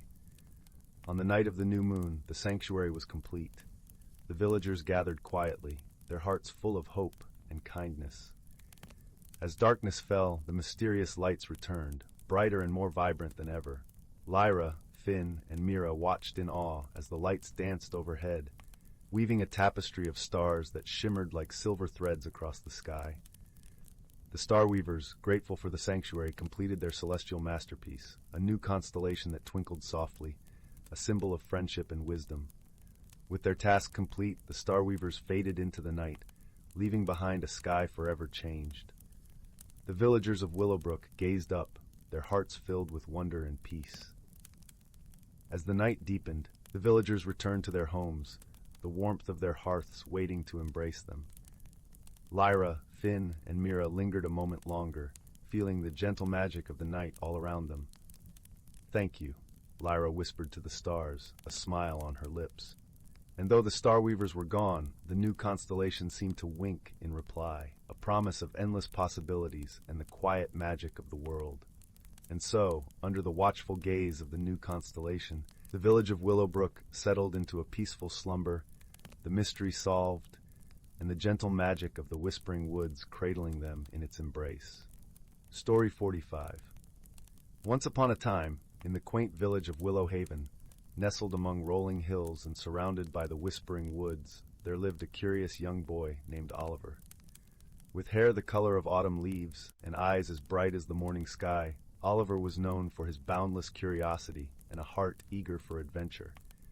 Every evening, as the sun dipped below the horizon and painted the sky with hues of lavender and gold, Oliver would sit on the porch steps, dreaming of distant lands and uncharted places. One such evening, as the stars began to twinkle like scattered diamonds, Oliver noticed something peculiar. A soft shimmering light danced through the trees at the edge of the forest, beckoning him with its gentle glow. It was unlike anything he had seen before, and his heart fluttered with the thrill of discovery. With a deep breath and a promise to be home before the moon climbed too high, Oliver set off toward the mysterious light. The path through the forest was well trodden, but tonight it felt different. The air was crisp and carried the scent of pine and earth, mingled with a hint of something sweet and floral. As Oliver ventured deeper, the trees seemed to lean in closer, their leaves rustling softly as if sharing secrets only the forest knew. The light grew brighter, casting a warm, golden hue over everything it touched. Soon, Oliver found himself at the edge of a clearing, where the source of the light revealed itself. Before him stood a magnificent willow tree, its branches cascading like a waterfall of silver and gold leaves. At the base of the tree, nestled in the roots, was a doorway made of intertwined vines, glowing softly. With a heart full of wonder, Oliver stepped through the doorway and into a world unlike any he had imagined. The air was filled with the gentle sound of tinkling bells and the distant melody of a flute. All around him, the meadow was alive with color and movement. Flowers of every hue swayed in a gentle breeze, their petals shimmering in the light. Creatures that seemed woven from moonlight and dreams flitted about, their laughter like the tinkling of crystal chimes. Among these creatures was a small, glowing sprite named Lyra. With wings like a dragonfly and a smile as bright as the sun, Lyra greeted Oliver with a cheerful, "Welcome, dear traveler. You have found the enchanted glade, a place of wonder and magic." Oliver's eyes widened with delight as he followed Lyra through the glade. She introduced him to the inhabitants, the wise old owl who spoke in rhymes, the playful fox whose tail was tipped with stardust, and the gentle deer whose eyes held the wisdom of the ages. Each creature greeted Oliver warmly, sharing stories and laughter that filled his heart with joy. As they wandered, Lyra led Oliver to a sparkling stream that wound its way through the glade. Here, the water sang a soft lullaby, and the stones beneath it glowed with every color of the rainbow. Lyra explained that the stream was a river of dreams, carrying the hopes and wishes of all who dared to dream. Oliver knelt by the stream, his reflection wavering in the crystal waters. He saw himself not just as a boy, but as a part of this wondrous world, connected to everything around him. In that moment, Oliver realized the true magic of the glade. It was a place where courage and curiosity opened the door to endless possibilities. Feeling a newfound sense of adventure, Oliver asked Lyra if there were any challenges he might try. With a mischievous twinkle in her eye, Lyra led him to a grove where lanterns hung from the branches, casting a soft glow on the path below. Here, Oliver was tasked with a gentle puzzle, a maze of light and shadow, where he had to find his way by trusting his instincts and the guidance of the creatures he had met.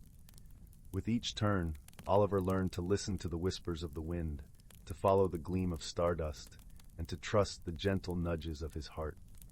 The maze was not about finding the right path, but about discovering the strength and wisdom within himself.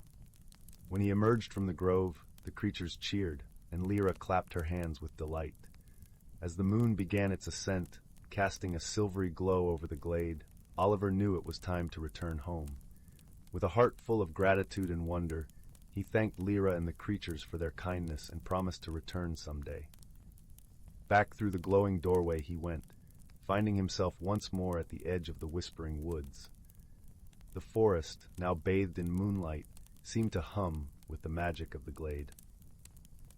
Oliver made his way home, his steps light and his spirit uplifted. When he reached his porch, the village of Willow Haven lay peaceful under the starlit sky. Oliver sat on the steps, his heart brimming with the warmth of the friends he had made and the lessons he had learned. He realized that courage was not the absence of fear, but the willingness to explore the unknown with an open heart. As he drifted into a gentle slumber, Oliver dreamed of the enchanted glade, of shimmering lights and laughter like crystal chimes. And though the doorway to that magical world lay hidden in the forest, Oliver knew that the true magic was within him, always ready to guide him on new adventures. And so in the quiet village of Willowhaven, under a sky full of stars, a young boy named Oliver slept, his dreams filled with wonder and the promise of tomorrow's adventures. And in the hearts of those who dare to dream, the enchanted glade remains, a place of magic, friendship, and endless possibilities. Story 46, title, The Whispering Woods. In a village nestled between gentle hills and soft, verdant fields, there lived a young girl named Ila, known for her curious spirit and a heart as warm as the sun's morning rays. The village, surrounded by the Whispering Woods, was a place where stories of old mingled with the fresh scent of pine and the melody of rustling leaves. The woods were both feared and revered, for within them lay secrets untold and wonders unseen. One crisp autumn morning, when the air was laced with the scent of fallen leaves and the world was painted in hues of gold and amber, Ila set off on a journey that she had long dreamed of. Clad in a cloak of deep green, with a small pack slung over her shoulder, she waved goodbye to the villagers, her heart beating with excitement and a touch of trepidation. Her destination was the heart of the Whispering Woods, where it was said that magic lingered like mist at dawn, and where truths about oneself could be discovered. The path into the woods was lined with ancient trees whose branches arched like cathedral ceilings, filtering the sunlight into delicate patterns that danced upon the forest floor. As Ila walked, the whispering of the leaves seemed to grow, speaking in a language only the heart could understand. She felt as though she was not just walking into a forest, but into a story, one where she was both the author and the protagonist. The woods were alive with the sound of chirping crickets and the gentle babble of a brook that Ila knew wound through the forest like a silver ribbon. This brook, she had been told, led to a place called the Glimmering Glade, a hidden world within the natural world, where magic was as real as the earth beneath her feet. As she followed the brook, her thoughts were interrupted by the sudden appearance of a small, peculiar creature. It was a fox, but not like any fox she had seen before. Its fur shimmered with an ethereal glow, and its eyes, the color of twilight, held a wisdom that spoke of ages past. The fox regarded Ila with a curious gaze, then turned and trotted along the path, pausing now and then to make sure she was following. Intrigued and feeling an inexplicable trust towards the creature, Ila followed. The fox led her deeper into the woods, where the trees grew taller, and the air seemed to hum with an energy that was almost tangible. Here the world was different, brighter, more alive. The forest was a tapestry of color and sound, each element woven into the next with seamless grace. Eventually they arrived at the Glimmering Glade. The sight took Ila's breath away. It was a clearing bathed in a soft golden light, where flowers bloomed in a riot of colors, and the air was sweet with their perfume. In the center of the glade stood a pool of water so clear that it seemed to be made of liquid crystal, reflecting the sky above in perfect detail. But it was not just the beauty of the place that captivated Ila. It was the feeling of peace that enveloped her, as if she had come home to a place she had never known existed. The fox sat at her feet, its eyes meeting hers with a look of understanding and companionship. The glade was not empty. At its edge sat an old, gnarled tree, its bark twisted and worn by time, yet still full of life. From a branch, a single leaf hung, shimmering with a light that was not of this world. It was said that this leaf held the magic of the forest, a gift from the ancient spirits that protected the woods, a magical object that could reveal one's true self. Approaching the tree, Ila felt a mixture of awe and anticipation. She reached out and, with a gentle touch, plucked the leaf from its branch. The moment the leaf touched her palm, a warmth spread through her, and she felt a connection to the forest, to its history and its future, to every creature that called it home. As she stood there, the world around her seemed to fade until she was alone with her thoughts, her fears, and her hopes. The leaf glowed softly, and in its light, Ila saw reflections of herself, not just as she was, but as she could be. She saw courage where she felt doubt, strength where she felt weak, and kindness where she sometimes faltered. The fox watched her quietly, as if understanding the journey she was on. In that moment, Ila realized that the magic of the leaf was not to change her, but to show her the truth that had always been within her. It was a gift of self-awareness, a gentle reminder that she was enough just as she was, and that she had the power to grow and change as she wished. As the vision faded, Ila felt a deep sense of peace and clarity. She knew now that her journey was not just about discovering the secrets of the woods, but about discovering herself. The glade had given her a gift more precious than any treasure, understanding and acceptance. With a heart full of gratitude, Ila turned to the fox, who nodded as if to say, "You are ready." Together they made their way back through the forest, the path now familiar and welcoming. As they walked, the whispers of the forest seemed to sing a song of farewell and promise, a melody that Ila would carry with her always. When they reached the edge of the woods, Ila paused to look back. The forest stood as it always had, timeless and wise, a guardian of stories and secrets. She knew she would return one day, for the Whispering Woods were now a part of her, just as she was a part of them. With a final nod to the fox who had become her friend and guide, Ila stepped out of the woods and back into the village. Her heart was light, her spirit renewed, and her mind full of dreams yet to be realized. She had found a hidden world within the woods, and in doing so had found herself. And so, with the setting sun casting a warm glow over the village, Ila returned home, her journey complete, her heart full, and her future as bright as the stars that began to twinkle in the evening sky. The Whispering Woods had whispered their secrets, and Ila had listened with an open heart, ready for whatever adventures life might bring her next. Story 47, title, The Whispering Forest and the Locket of Echoes. Once upon a time, nestled between the gentle folds of emerald hills and the shimmering silver of a winding river, there lay a quaint village named Elderglen.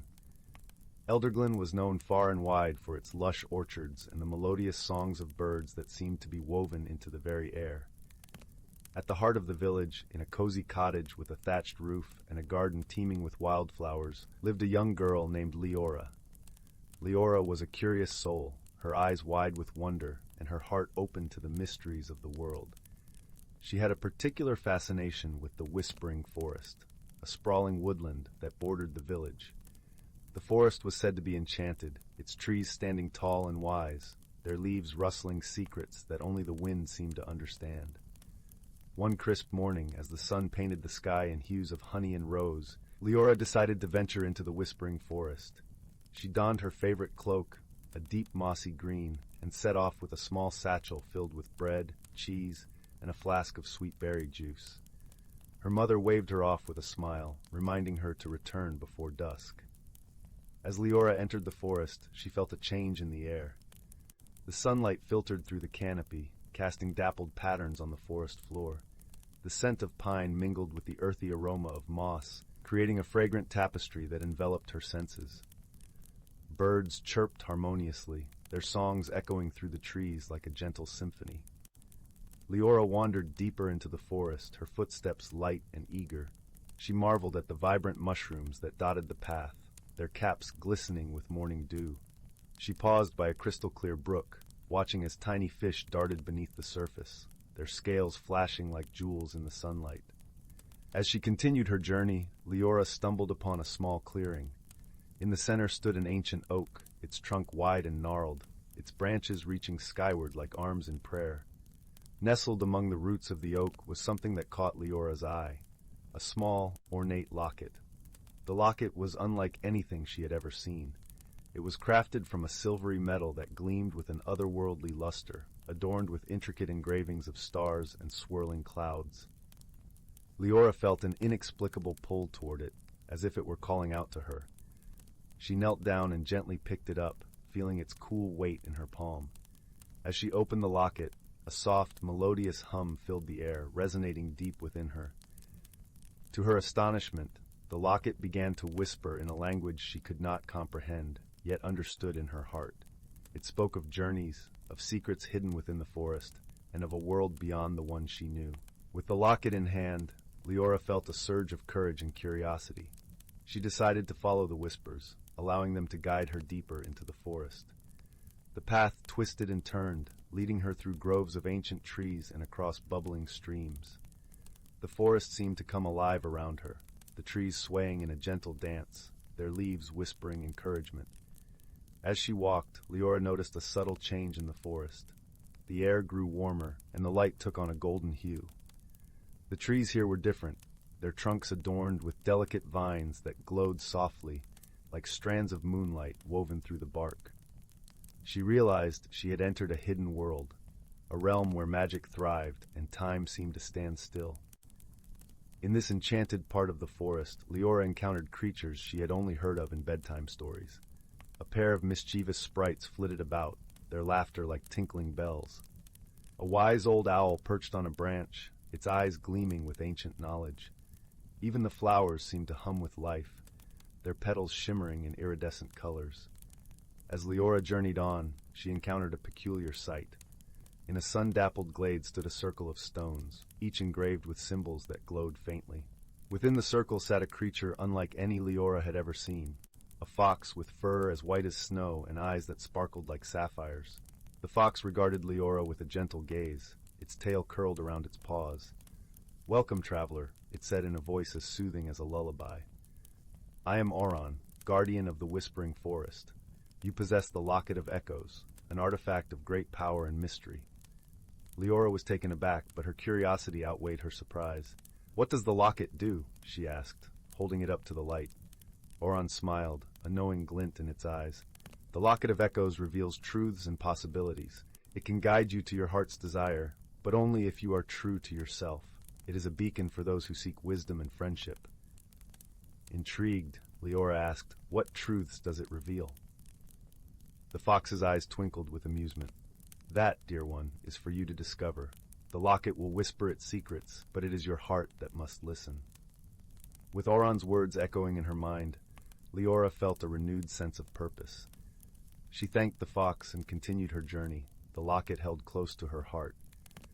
The forest seemed to whisper encouragement, its magic weaving a tapestry of dreams and possibilities. As she ventured further, Leora encountered obstacles that tested her resolve. Thorns tangled her path, but she learned to navigate them with patience and care. Shadows loomed, but she found comfort in the light of the locket, its whispers guiding her through even the darkest moments. Along the way, Leora befriended creatures who offered their wisdom and companionship.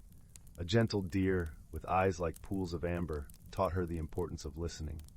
A playful squirrel shared its secrets of agility and quick thinking. Each encounter enriched her journey, deepening her understanding of the world and herself. With each step, Leora grew more aware of the magic around her. She learned to see the beauty in the smallest details, the way the sunlight danced on a leaf, the sound of water trickling over stones, the scent of wildflowers carried on the breeze. The forest became a symphony of sensations, a living tapestry that embraced her in its enchantment. Finally, after what felt like both an eternity and a fleeting moment, Leora reached the heart of the Whispering Forest. Here, the trees formed a cathedral of green, their branches entwining to create a canopy of light and shadow. In the center stood a crystal-clear pool, its surface reflecting the sky like a mirror. As Leora approached the pool, the locket's whispers grew stronger, resonating with a melody that seemed to rise from the depths of the water. She knelt by the edge, peering into the pool's depths, and saw a vision that took her breath away. In the water's reflection, she saw herself, not as she was, but as she could be. She saw a version of herself filled with confidence and grace, her heart open to the world and its wonders. She saw a girl who had embraced her journey, who had learned from the forest and its inhabitants. In that moment, Leora understood the true power of the Locket of Echoes. It was not a tool for magic or power, but a reminder of the potential within her. It was a guide to help her discover her own strength and wisdom, a beacon that illuminated the path to her heart's desires. As she gazed into the pool, Leora felt a sense of peace and fulfillment. She realized that her journey through the Whispering Forest had changed her, helped her grow into the person she was meant to be. The obstacles she had faced, the friendships she had forged, and the lessons she had learned had all been part of a greater tapestry, one that wove together the magic of the forest and the magic within her. With a heart full of gratitude, Leora rose to her feet, the locket warm against her skin. She knew it was time to return to Elderglen, to share the wonders of her journey with those she loved. As she made her way back through the forest, the trees seemed to bid her farewell, their leaves rustling in a gentle chorus of well wishes. When Leora emerged from the whispering forest, the sun was setting, casting the village in a golden glow. Her mother greeted her with open arms, her eyes filled with relief and love. Leora smiled, knowing that she had returned not just as a daughter, but as a storyteller, a bearer of the forest's magic and wisdom. In the days that followed, Leora shared her tales with the villagers, weaving stories of the hidden world within the whispering forest, of the creatures who had become her friends, and of the journey that had transformed her. Her words were like a gentle melody, resonating with the warmth and wonder of the forest. And so, the story of Leora and the Locket of Echoes became a cherished legend in Elderglen, a reminder of the magic that exists in the world and within each of us. As the seasons turned and the years passed, the whispering forest continued to whisper its secrets, a timeless testament to the power of wisdom, friendship, and the journey of the heart. And as the stars twinkled above Elderglen, casting their light over the village and the forest beyond, the land echoed with the gentle song of the Locket, a song of hope, of dreams, and of the limitless possibilities that await those who dare to listen. The end. Story 48. In a distant corner of the galaxy, where the stars whispered secrets to one another across the velvet expanse of space, there existed a peculiar little planet known as Luminara. It was a world bathed in gentle hues of lavender and gold, its skies shimmering with the glow of two harmonious moons. The air was filled with the soothing hum of shimmering crystal trees, which sang softly as the wind caressed their branches. On this serene world lived a being named Ilaris, who belonged to the gentle race of the Luminarans. Ilaris was a creature of light and grace, with a body that glowed faintly like the softest of candle flames. Her heart was as vast and open as the skies above, yet she often felt a quiet longing for something she could not name. Her days were spent tending to the crystal trees, ensuring their melodies remained in perfect harmony. Far across the galaxy, on the rugged and windswept planet of Ventara, dwelled a very different kind of being known as Kalor. He was of the Ventarans, a robust species with skin like polished stone and eyes that flickered like embers. The Ventarans were known for their strength and fortitude, living in harmony with the fierce winds that shaped their world. Kalor was a skilled builder, crafting shelters from the tempestuous elements, but he harbored a dream of seeing beyond the horizon, to learn what lay beyond the sandstorms that danced across his home. One fateful day, the cosmos conspired to bring these two unlikely souls together. A shimmering comet, rare and mysterious, streaked across the sky, leaving a trail of stardust in its wake. It was a celestial event known as the Convergence, a time when worlds briefly aligned, allowing for the passage between them. It was during this rare alignment that Ilaris and Kalor found themselves swept away, drawn by the comet's magic, to a place neither had ever imagined, a tranquil, starlit glade on a floating isle in the space between worlds. At first, Ilaris and Kalor regarded each other with wonder and a touch of apprehension. They were as different as night and day, yet there was a spark of recognition, a shared desire to understand the unfamiliar. Their initial exchanges were marked by misunderstandings. Ilaris's gentle light was strange and dazzling to Kalor's ember eyes, while his formidable presence seemed overwhelming to her delicate senses. Yet beneath these surface differences, each sensed a kindred spirit. As the days passed, the two began to explore their shared space. They discovered that Ilaris's luminescence could illuminate Kalor's path during the dark hours, while his sturdy hands helped her reach the highest branches of the crystal trees to coax out the sweetest songs. They learned to communicate through gestures and shared experiences, finding joy in the simple act of being together. One evening, as they rested beneath the twin moons, a sudden storm swept across the isle, a rare and fierce tempest that threatened to tear apart their newfound refuge. The winds howled and the trees shuddered, their melodies turning into cries of distress. It was then that Alaris and Kalor faced their greatest challenge, one that could either divide them or unite them forever. Kalor, with his strength and resilience, anchored their shelter against the storm, while Alaris used her light to guide them to safety, her glow providing warmth and reassurance in the darkness. As they huddled together, bracing against the fury of the storm, they realized that their differences were their greatest strength. In that moment of vulnerability, they saw each other truly, not as Luminaran and Ventaran, but as companions bound by a shared journey and mutual respect. The storm passed, leaving the isle bathed in a new, tender dawn. The crystal trees sang a song of gratitude, their melodies echoing the newfound harmony between Alaris and Kalor. They had weathered the storm not just of the skies, but within themselves, emerging stronger and more united. With the convergence drawing to a close, it was time for them to return to their respective worlds. Yet, as they prepared to part ways, neither felt sorrow, for the bond they had forged transcended distance and time. They had discovered the true meaning of friendship, a connection that once kindled would forever light their paths. And so, under the watchful gaze of the twin moons, Alaris and Kalor bid each other farewell, their hearts aglow with the warmth of their shared journey. As they returned to their worlds, they carried with them the lessons of understanding, acceptance, and the profound joy that comes from embracing the unfamiliar. In the years that followed, Alaris's luminescence grew ever brighter, her heart filled with the songs of the crystal trees and the memory of the steadfast Ventaran. Kalor, on his windswept planet, found peace in the knowledge that somewhere in the vast expanse of the galaxy, a gentle luminescence watched over him, guiding his steps and warming his soul. And in the quiet moments, when the stars whispered across the sky, both would look up and feel the presence of the other, a reminder of the unlikely companionship that had taught them the true magic of friendship. Story 49. In a secluded corner of the world, where the whispers of the wind carried the secrets of the ages, lay the enchanted glade.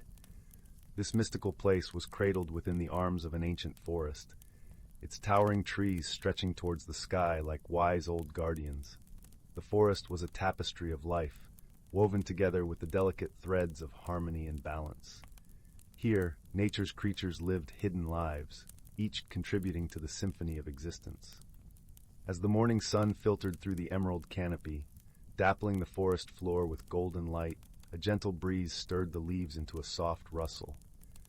This was the forest of Luminara, where every living being had a role to play in the grand cycle of life. The air was sweet with the fragrance of wildflowers, and the ground was carpeted with moss that cushioned the footsteps of its inhabitants. Among these residents was a wise old tortoise named Silven, whose shell was etched with the stories of countless seasons. Silven was the keeper of the forest's wisdom, entrusted with the knowledge passed down through generations. His eyes, deep as pools of ancient memory, had witnessed the turning of time and the dance of the seasons. As he slowly made his way through the forest, the creatures of Luminara would often gather to listen to his tales, which were as soothing as the melody of a distant stream. One crisp autumn morning, as leaves tumbled gently from the trees in hues of amber and gold, Silven found himself at the heart of the enchanted glade. Here, the air seemed to shimmer with magic, and even the tiniest creatures paused to bask in the tranquility. Silven settled into his favorite spot beneath an old oak, whose branches creaked and swayed like an elder nodding in agreement. As Silven prepared to share another story, a young squirrel named Pip scurried forward, his eyes wide with curiosity. Pip was known for his boundless energy and insatiable thirst for adventure. "Silven," Pip chattered, "tell us about the magic of the seasons and how they guide our forest." With a gentle nod, Silven gazed at the gathering of animals, rabbits with twitching noses, birds perched attentively on nearby branches, and even the shy deer peeking from behind the trees. "Ah, the magic of the seasons," Silven began, his voice as warm and comforting as a crackling hearth. "It is a dance of time and change, a reminder of the balance that sustains us all." "In spring," Silven continued, "the forest awakens from its slumber. The air is filled with the scent of fresh rain and blooming flowers, and the earth rejoices in renewal. Each creature plays a part, from the bees that buzz among the blossoms to the streams that gurgle with newfound life. It is a time of beginnings, of hope and promise. Pip's whiskers twitched with excitement, and he imagined himself leaping through a field of wildflowers, the sun warm on his fur. "And summer?" he prompted eagerly. Silven chuckled softly, the sound like leaves rustling in a summer breeze. Summer is the season of abundance, when the sun lingers long in the sky and the forest is lush and vibrant. It is a time of sharing and growth, when friendships blossom like the flowers. The birds sing their sweetest songs, and the forest hums with life. We learn to cherish the bounty and to give thanks for the gifts of the earth. As Silven spoke, a gentle rain began to fall, the droplets tapping a soft rhythm on the leaves. The creatures huddled closer, their eyes reflecting the wisdom of the old tortoise. "Autumn," Silven continued, "is the time of reflection and preparation. The forest dons its fiery cloak and we gather the harvest. It is a time to share stories and wisdom, to learn from the past and ready ourselves for the quiet of winter."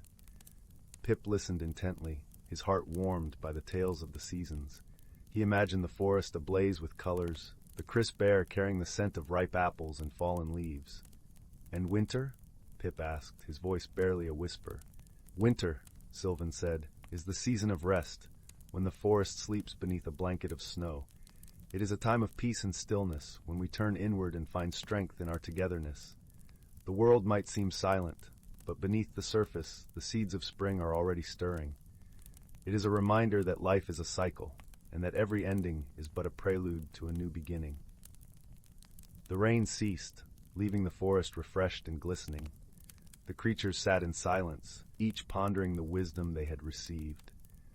Silven watched them with a gentle smile, knowing that the balance of the forest depended on these shared lessons. As the sun dipped below the horizon, casting a warm glow over the glade, Pip felt a sense of calm wash over him. He understood now that the magic of the seasons was not just in the changes they brought, but in the way they connected all life in the forest. It was a dance of harmony, a reminder that every creature, no matter how small, played a part in the grand tapestry of existence. With a grateful heart, Pip scampered back to his nest, the stories of the seasons weaving into his dreams.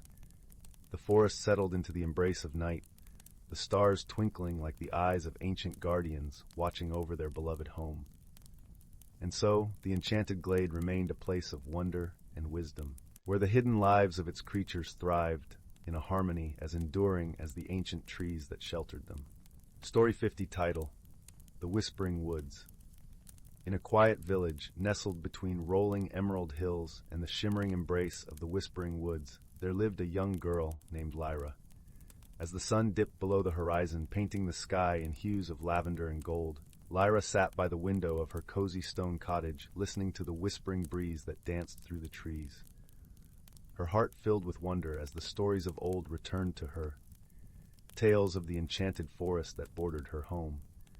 The Whispering Woods was a place of mystery, where the wind carried secrets and the leaves seemed to sing in harmony with the earth. It was said that deep within the forest lay a hidden world, untouched by time and guided by magic. Many had ventured into its depths, but few returned unchanged, their hearts forever marked by the wonders they had witnessed. Lyra, with her bright eyes and insatiable curiosity, longed to explore the woods herself.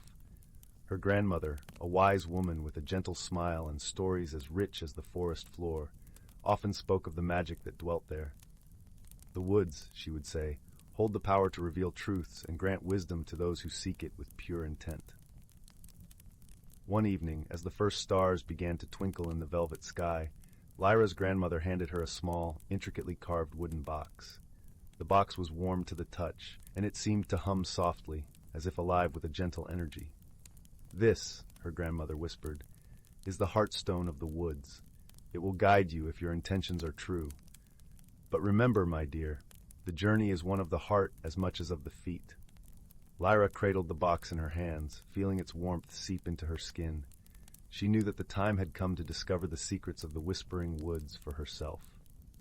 With a heart full of anticipation and a mind brimming with questions, she set out at dawn, following the path that wound like a ribbon through the village and into the forest. As she stepped beneath the canopy, the world around her seemed to change. The air was cooler, tinged with the crisp scent of pine and earth. Sunlight filtered through the leaves, casting playful patterns on the forest floor. Birds called to one another in melodious tones, and the gentle rustle of leaves whispered secrets in a language only the heart could understand. Lyra followed the path, clutching the heartstone box. She felt its warmth guide her, leading her deeper into the woods, where the trees stood tall and ancient, their bark etched with the wisdom of ages. The deeper she ventured, the more the forest seemed to come alive, as if welcoming her into its embrace. As the day wore on, she came upon a clearing where a stream bubbled and laughed over smooth stones. The sunlight danced on the water, creating a sparkling tapestry of light. It was here that Lyra paused, feeling the magic of the place seep into her very being. She sat by the stream, listening to its song, and opened the heartstone box. Inside lay a small, brilliantly glowing stone, pulsating with a soft, steady light. As Lyra held it in her hand, she felt a surge of warmth and clarity. The heartstone seemed to communicate with her, not in words, but in feelings and images.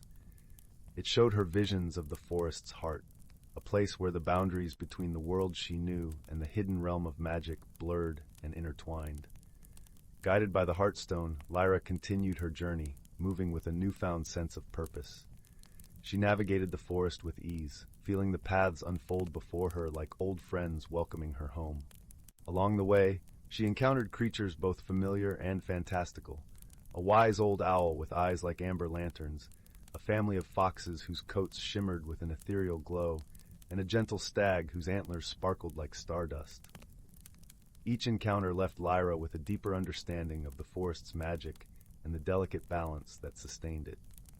She learned to listen not just with her ears, but with her heart, embracing the wisdom that flowed through the woods like an endless river. As twilight descended, painting the forest in shades of indigo and silver, Lyra found herself at the heart of the woods. Here, in a glade bathed in moonlight, stood an ancient tree, its branches stretching toward the heavens like a cathedral of nature. The air was filled with a serene stillness, as if time itself held its breath in reverence. Lyra approached the tree, feeling the heartstone grow warmer in her hand. She knew that this was the moment she had been led to, the culmination of her journey. She placed the heartstone at the base of the tree, watching as its light intertwined with the roots, sending tendrils of luminescence spiraling upward through the trunk and into the branches. In that moment, the forest came alive with a symphony of light and sound. The leaves shimmered with 1,000 hues, and the air was filled with a chorus of gentle whispers, voices that spoke of love, hope, and the unending cycle of life. Lyra felt herself become part of this wondrous tapestry, her heart expanding with a profound sense of belonging and peace. As the last echoes of the forest's song faded into the night, Lyra understood the true gift of the Whispering Woods. It was not the magic of the Heartstone or the hidden world within, but the journey itself, a journey that had transformed her heart and opened her eyes to the beauty and wisdom that lay in every moment. With a heart full of gratitude, Lyra returned to her village, carrying the lessons of the woods with her. She knew that the magic of the forest would always be a part of her, a guiding light in times of darkness and a gentle reminder of the power of love and friendship. And so, as she lay beneath the stars that night, Lyra drifted into a peaceful sleep, her dreams filled with the whispering songs of the woods and the promise of new adventures yet to come. Story 51, title, The Whispering Woods. Once, in the quaint village of Willowbrook, where the air smelled of fresh earth and wildflowers, a young girl named Amara lived with her grandmother. Their cottage, nestled at the edge of a vast, mysterious forest, was a place of warmth and comfort, where the aroma of freshly baked bread and sage lingered in the air, and the crackling of the fireplace accompanied the soft hum of the crickets outside. Amara's grandmother, known to all simply as Nana, had an air of gentle wisdom about her. Her eyes, deep and sparkling, seemed to hold the secrets of the world, and her stories were filled with tales of enchantment and wonder. Every evening, as the sun dipped below the horizon and the stars began to twinkle in the velvet sky, Nana would gather Amara close and tell her of the Whispering Woods. It was said that this forest, cloaked in mystery, held a hidden world where magic was alive and thriving. The Whispering Woods, Nana would say, her voice gentle and melodic, is a place where the trees speak in hushed tones, sharing stories of old. It is a world where the creatures of the forest guard ancient secrets, and where a magical stream flows with waters that can reveal the truth of one's heart. Amara listened with rapt attention, her imagination painting vivid pictures of this enchanted world. Her heart yearned to explore the Whispering Woods, to uncover its mysteries and perhaps find her place within its whispered tales. One day, as the first rays of dawn kissed the village with golden light, Amara awoke to find a peculiar object on her windowsill. It was a small, intricately carved wooden box, its surface glistening with dew. Intrigued, she picked it up, feeling its smooth texture under her fingertips. The box was light, almost as if it held nothing at all, yet Amara sensed an energy pulsing from within. With curiosity piqued, she gently opened the lid. Inside, nestled on a bed of soft moss, lay a shimmering golden key. The key was unlike any Amara had ever seen, with delicate filigree that seemed to glow with its own inner light. As she held it, a warmth spread through her hand, traveling up her arm and settling in her chest. Amara knew, deep in her heart, that this key was meant for her, a gift from the Whispering Woods. The realization filled her with both excitement and trepidation. She hurried to tell Nana, who listened intently, a knowing smile playing on her lips. "It seems the woods have chosen you, my dear," Nana said, her voice a blend of pride and caution. "But remember, with magic comes responsibility. The key will open a door to a journey that will change you. Be wise and let your heart guide you." With Nana's blessing and a heart full of wonder, Amara set off towards the forest. The morning air was crisp, and the leaves rustled gently as if whispering encouragement. As she entered the woods, a sense of calm enveloped her, the kind only nature's embrace could provide. The path through the forest was dappled with sunlight, creating a mosaic of light and shadow on the ground. Amara walked with purpose, each step taking her deeper into the heart of the woods. Birds chirped overhead, their songs mingling with the rustling leaves, creating a symphony of nature. As she ventured further, Amara noticed changes in the air. It became cooler, the scents of pine and earth growing richer. The trees grew taller, their branches forming a canopy that filtered the sunlight into soft, golden hues. It was as if she had crossed an invisible threshold into another realm. And then she saw it. In a small clearing bathed in sunlight stood a door, seemingly carved out of the very trunk of a mighty oak. It was ancient and grand, with patterns that matched the delicate filigree of her golden key. Amara felt a thrill of excitement as she approached, the key warm in her grasp. As she inserted the key into the lock, a gentle hum resonated through the air, and the door swung open with a creak that echoed like a melody. Beyond lay a world that took Amara's breath away. The Whispering Woods were alive with magic. The trees shimmered with hues of emerald and silver, their leaves whispering secrets to one another. Beneath them, flowers bloomed in a riot of colors, their fragrances mingling in a heady aroma that made Amara's heart soar. Creatures of all shapes and sizes moved gracefully through the underbrush, their eyes twinkling with intelligence and friendliness. Amara wandered deeper into this enchanted world, her senses alive with wonder. She felt a kinship with the woods, as if she had been part of this world all along, waiting to be rediscovered. As she explored, Amara met creatures who were both familiar and strange. A fox with eyes like amber introduced himself as Rowan and offered to guide her through the forest. His fur was sleek and soft, and his voice, though a series of gentle barks and whines, was easy for Amara to understand. Together, they traversed the woods, Rowan pointing out the hidden wonders that lay around them. There were singing brooks that flowed with waters as clear as crystal, their melodies echoing through the forest. Birds of every color flitted from tree to tree, their feathers a dazzling array of blues, reds, and golds. Amara's heart was light, her spirit free. She felt as if she had found a piece of herself that had been missing, a connection to the world that was both magical and profound. As the sun began to dip low in the sky, painting the woods in shades of amber and rose, Rowan led Amara to a glade where a gentle stream gurgled softly. It was the stream Nana had spoken of, its waters holding the power to reveal the truth of one's heart. Kneeling beside the stream, Amara gazed into its depths. The water was cool and inviting, and as she looked, images began to form. She saw herself as she truly was, her heart open and full of kindness and courage. She saw her connection to the forest, the bond she shared with its creatures, and the magic that flowed through its veins. In that moment, Amara understood her purpose. The Whispering Woods had chosen her to be a guardian, a bridge between the magical and the mundane. Her journey had not only revealed the wonders of the forest, but had also uncovered the strength and wisdom within her own heart. With a newfound sense of self, Amara returned to the village, the golden key tucked safely in her pocket. The Whispering Woods had become a part of her, its magic woven into the fabric of her being. As she stepped back into her cottage, Nana greeted her with a warm embrace, her eyes twinkling with pride. "Welcome home, dear heart," she said softly. "You've found your place in the world, and the world is all the brighter for it." Amara smiled, her heart full of gratitude and love. The journey to the Whispering Woods had changed her in ways she couldn't have imagined, and she knew that she would carry its magic with her always. And so, under the watchful eyes of the stars and the gentle glow of the moon, Amara drifted into a peaceful sleep, her dreams filled with the songs and whispers of the enchanted forest. She was at home, in both the world of magic and the world of her heart, knowing that wherever she went, she would always be guided by the wisdom of the Whispering Woods. Story 52. Once upon a time, in a cozy village nestled between rolling hills, there lived a young girl named Lily. She was a curious child with a wild imagination and a heart full of wonder.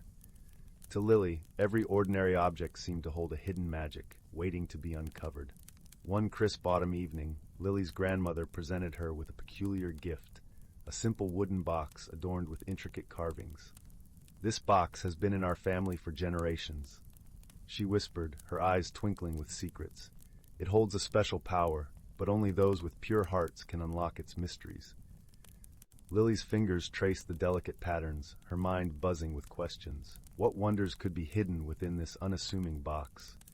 That night, as she drifted off to sleep, the box seemed to hum with a faint, enchanting melody.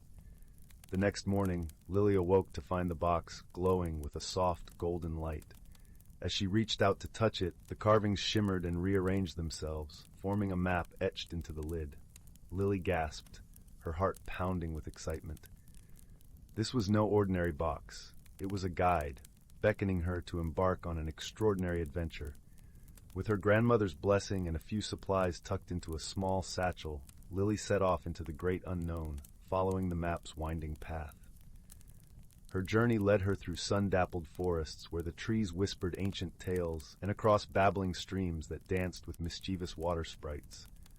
Along the way, Lily encountered a colorful cast of helpers, each with their own unique personality and wisdom to impart. There was Willow, a wise old oak tree with branches that creaked like an old storyteller, and Piper, a playful rabbit with a knack for finding hidden paths.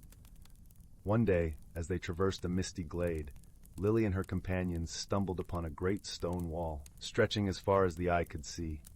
The map's path led straight towards it, but there was no visible way through. Lily's heart sank, fearing their quest had come to an end. Just then, a melodious voice drifted through the mist. "Fear not, little one," it called. "The truest paths are often hidden from sight." Emerging from the fog was a majestic stag, his antlers adorned with glowing wisps of light. "This wall is a test of wisdom, not strength," he explained. "Only those who see with the eyes of their heart can pass through." Lily pondered the stag's words, her brow furrowed in thought. Suddenly she remembered the magical box and the pure heart it required. With a deep breath, she closed her eyes and focused on the warmth and wonder that filled her soul. As if by magic, the great stone wall began to shimmer and fade, revealing a lush meadow beyond. Lily's eyes widened in amazement, and her companions cheered with delight. They had passed the test through wisdom and faith, not force. At the center of the meadow stood a magnificent tree, its branches heavy with glittering fruits that shone like jewels. As Lily approached, the tree seemed to hum with the same enchanting melody she had heard from the box.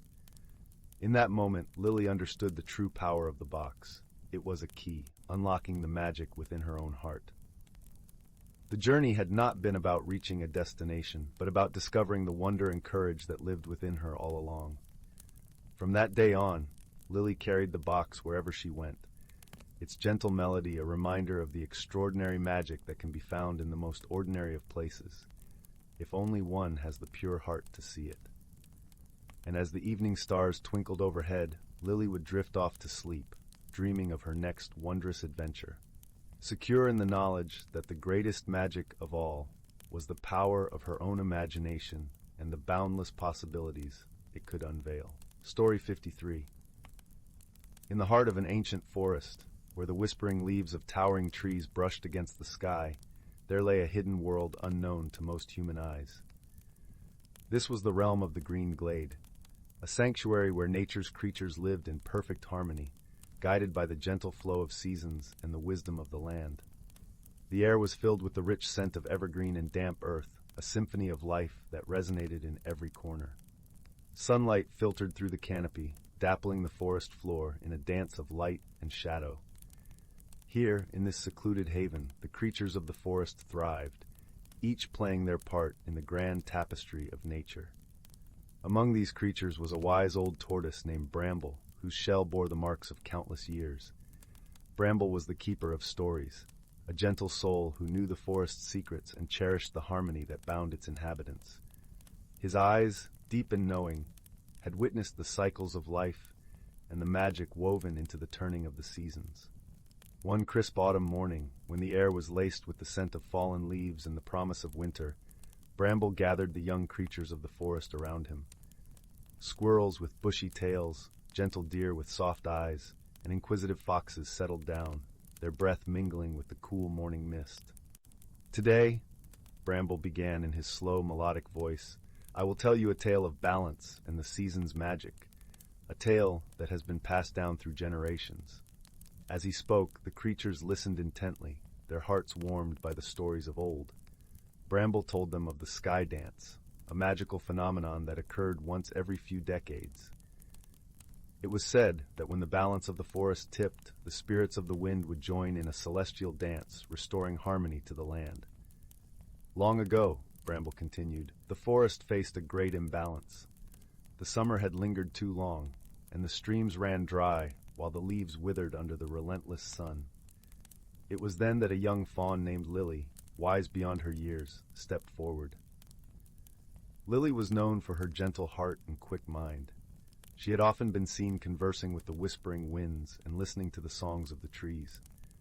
Feeling the forest's distress, she sought the counsel of the oldest oak, whose branches had sheltered many a generation. The oak told Lily of the sky dance, a rare convergence of the elements that could restore balance. But to summon the spirits of the wind, one needed to find the Heartstone, a mystical gem hidden deep within the heart of the forest.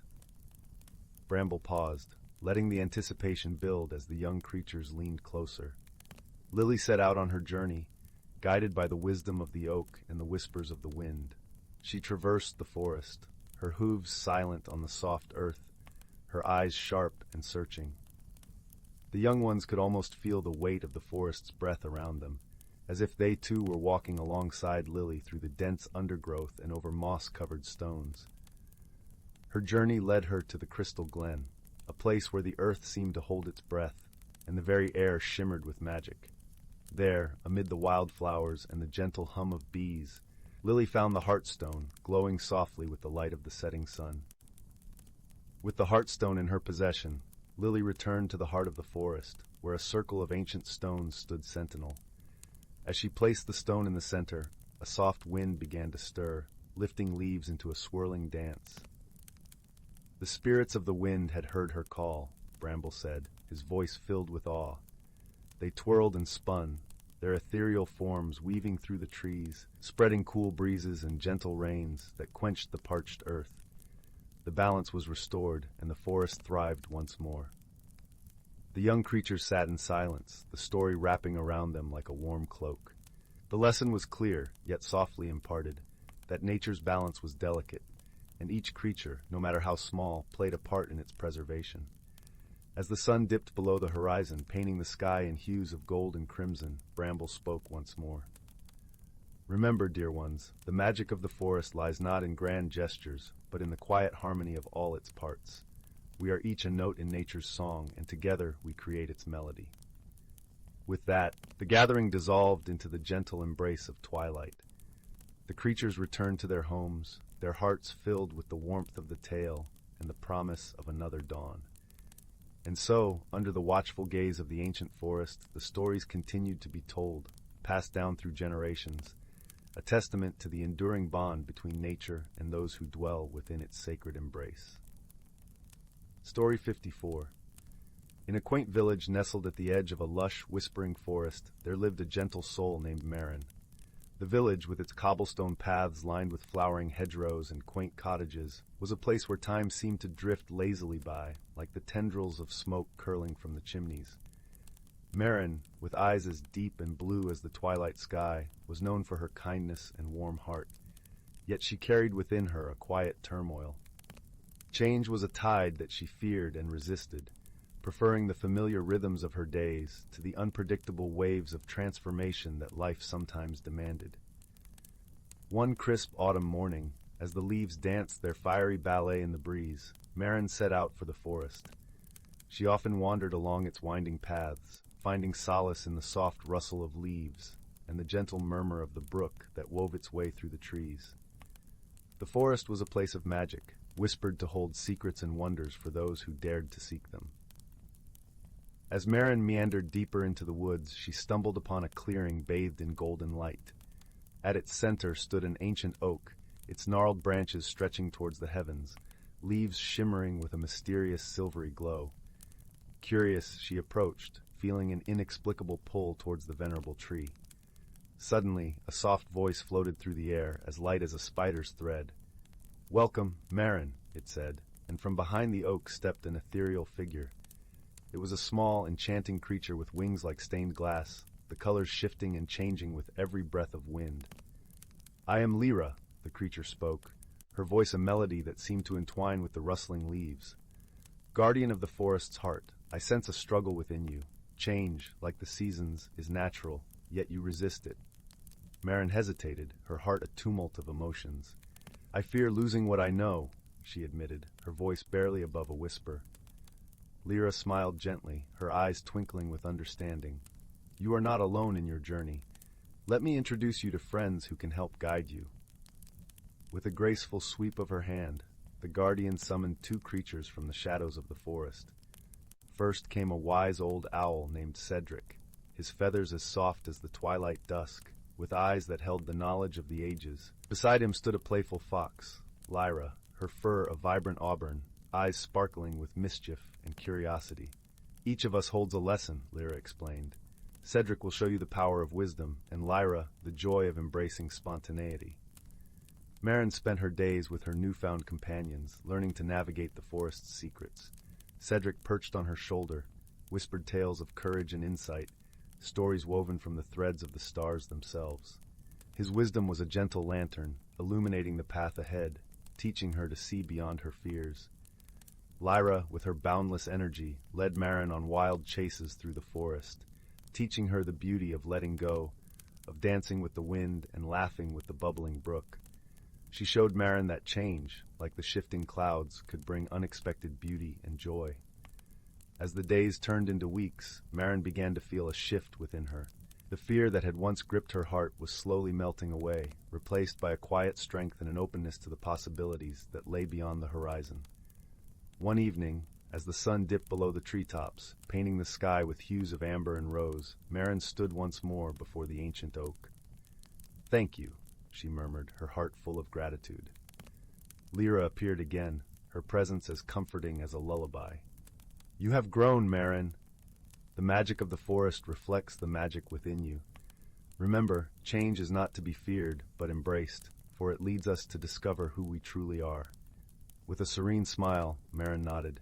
She had learned to trust the journey, to find peace in the ebb and flow of life's tides. The forest, with its timeless wisdom, had taught her to see the beauty in transformation, the wonder in the unknown. As she turned to leave, the forest seemed to sigh in contentment, the leaves whispering a soft farewell. Marin walked home under the canopy of stars, her heart light, her spirit free, and her soul carrying the quiet magic of a personal transformation that would guide her through the seasons of her life. And so, in the gentle embrace of the night, The forest stood watch, a silent guardian, knowing that Marin's journey of discovery would continue, as boundless as the sky above. Story 55. In the quaint village of Stillwater, nestled within the gentle embrace of rolling hills and whispering woods, the air was perpetually laced with the scent of wildflowers and the melodious chirping of hidden songbirds. The village was a place where time seemed to flow like the slow, lazy river that wound its way through fields of golden wheat, casting ripples of sunlight on the water's surface.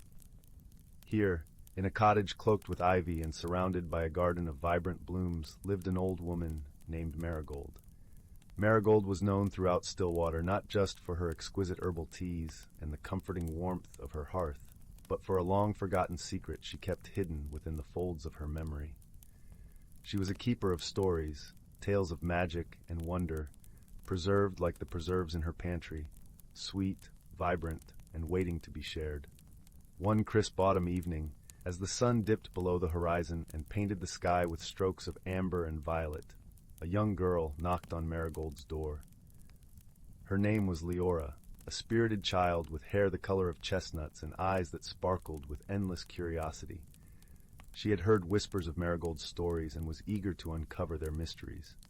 Marigold welcomed Leora with a warm smile and a steaming cup of chamomile tea.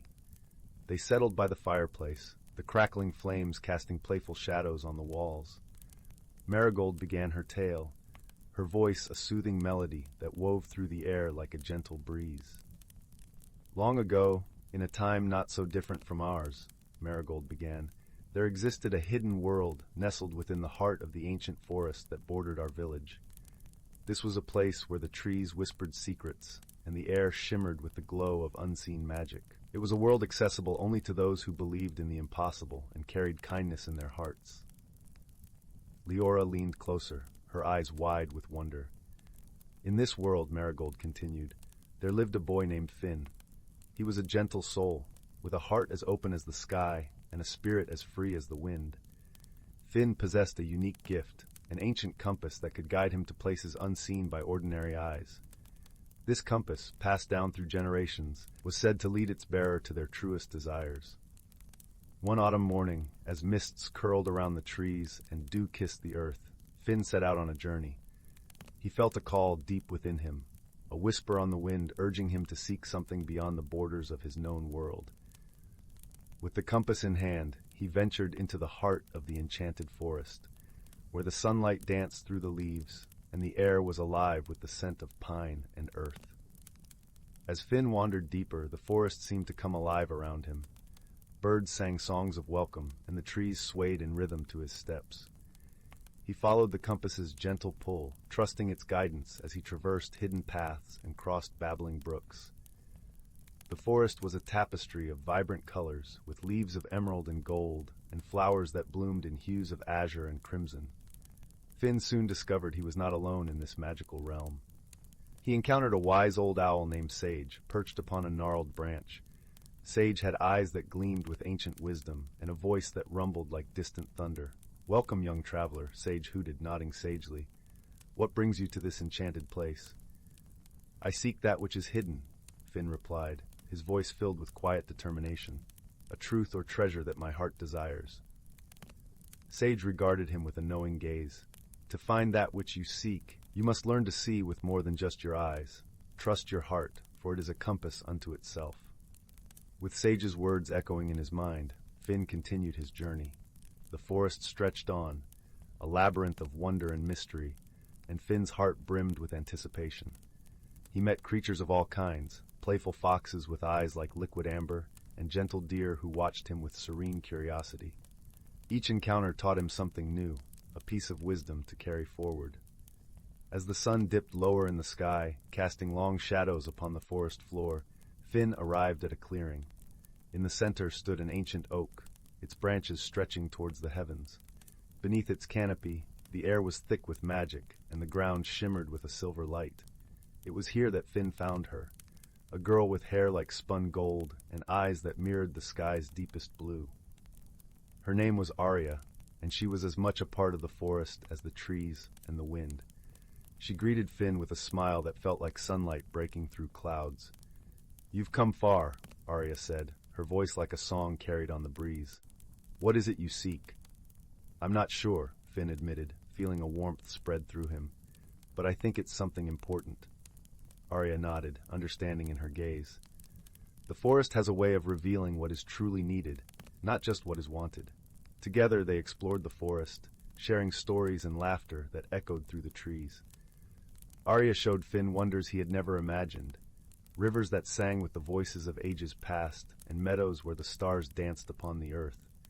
Days turned into nights, and nights into days, as Finn and Arya's friendship blossomed like the wildflowers around them. In each other, they found a kindred spirit, a bond that transcended the boundaries of their separate worlds. Through their journey, Finn discovered that what he sought was not a tangible treasure, but the connection and understanding that came from shared hearts and dreams. As the first snowflakes began to fall, dusting the forest in a blanket of white, Finn knew it was time to return to his village.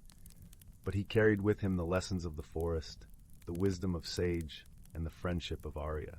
He had learned to see with his heart, to trust in the magic of the unseen, and to cherish the connections that bind us all.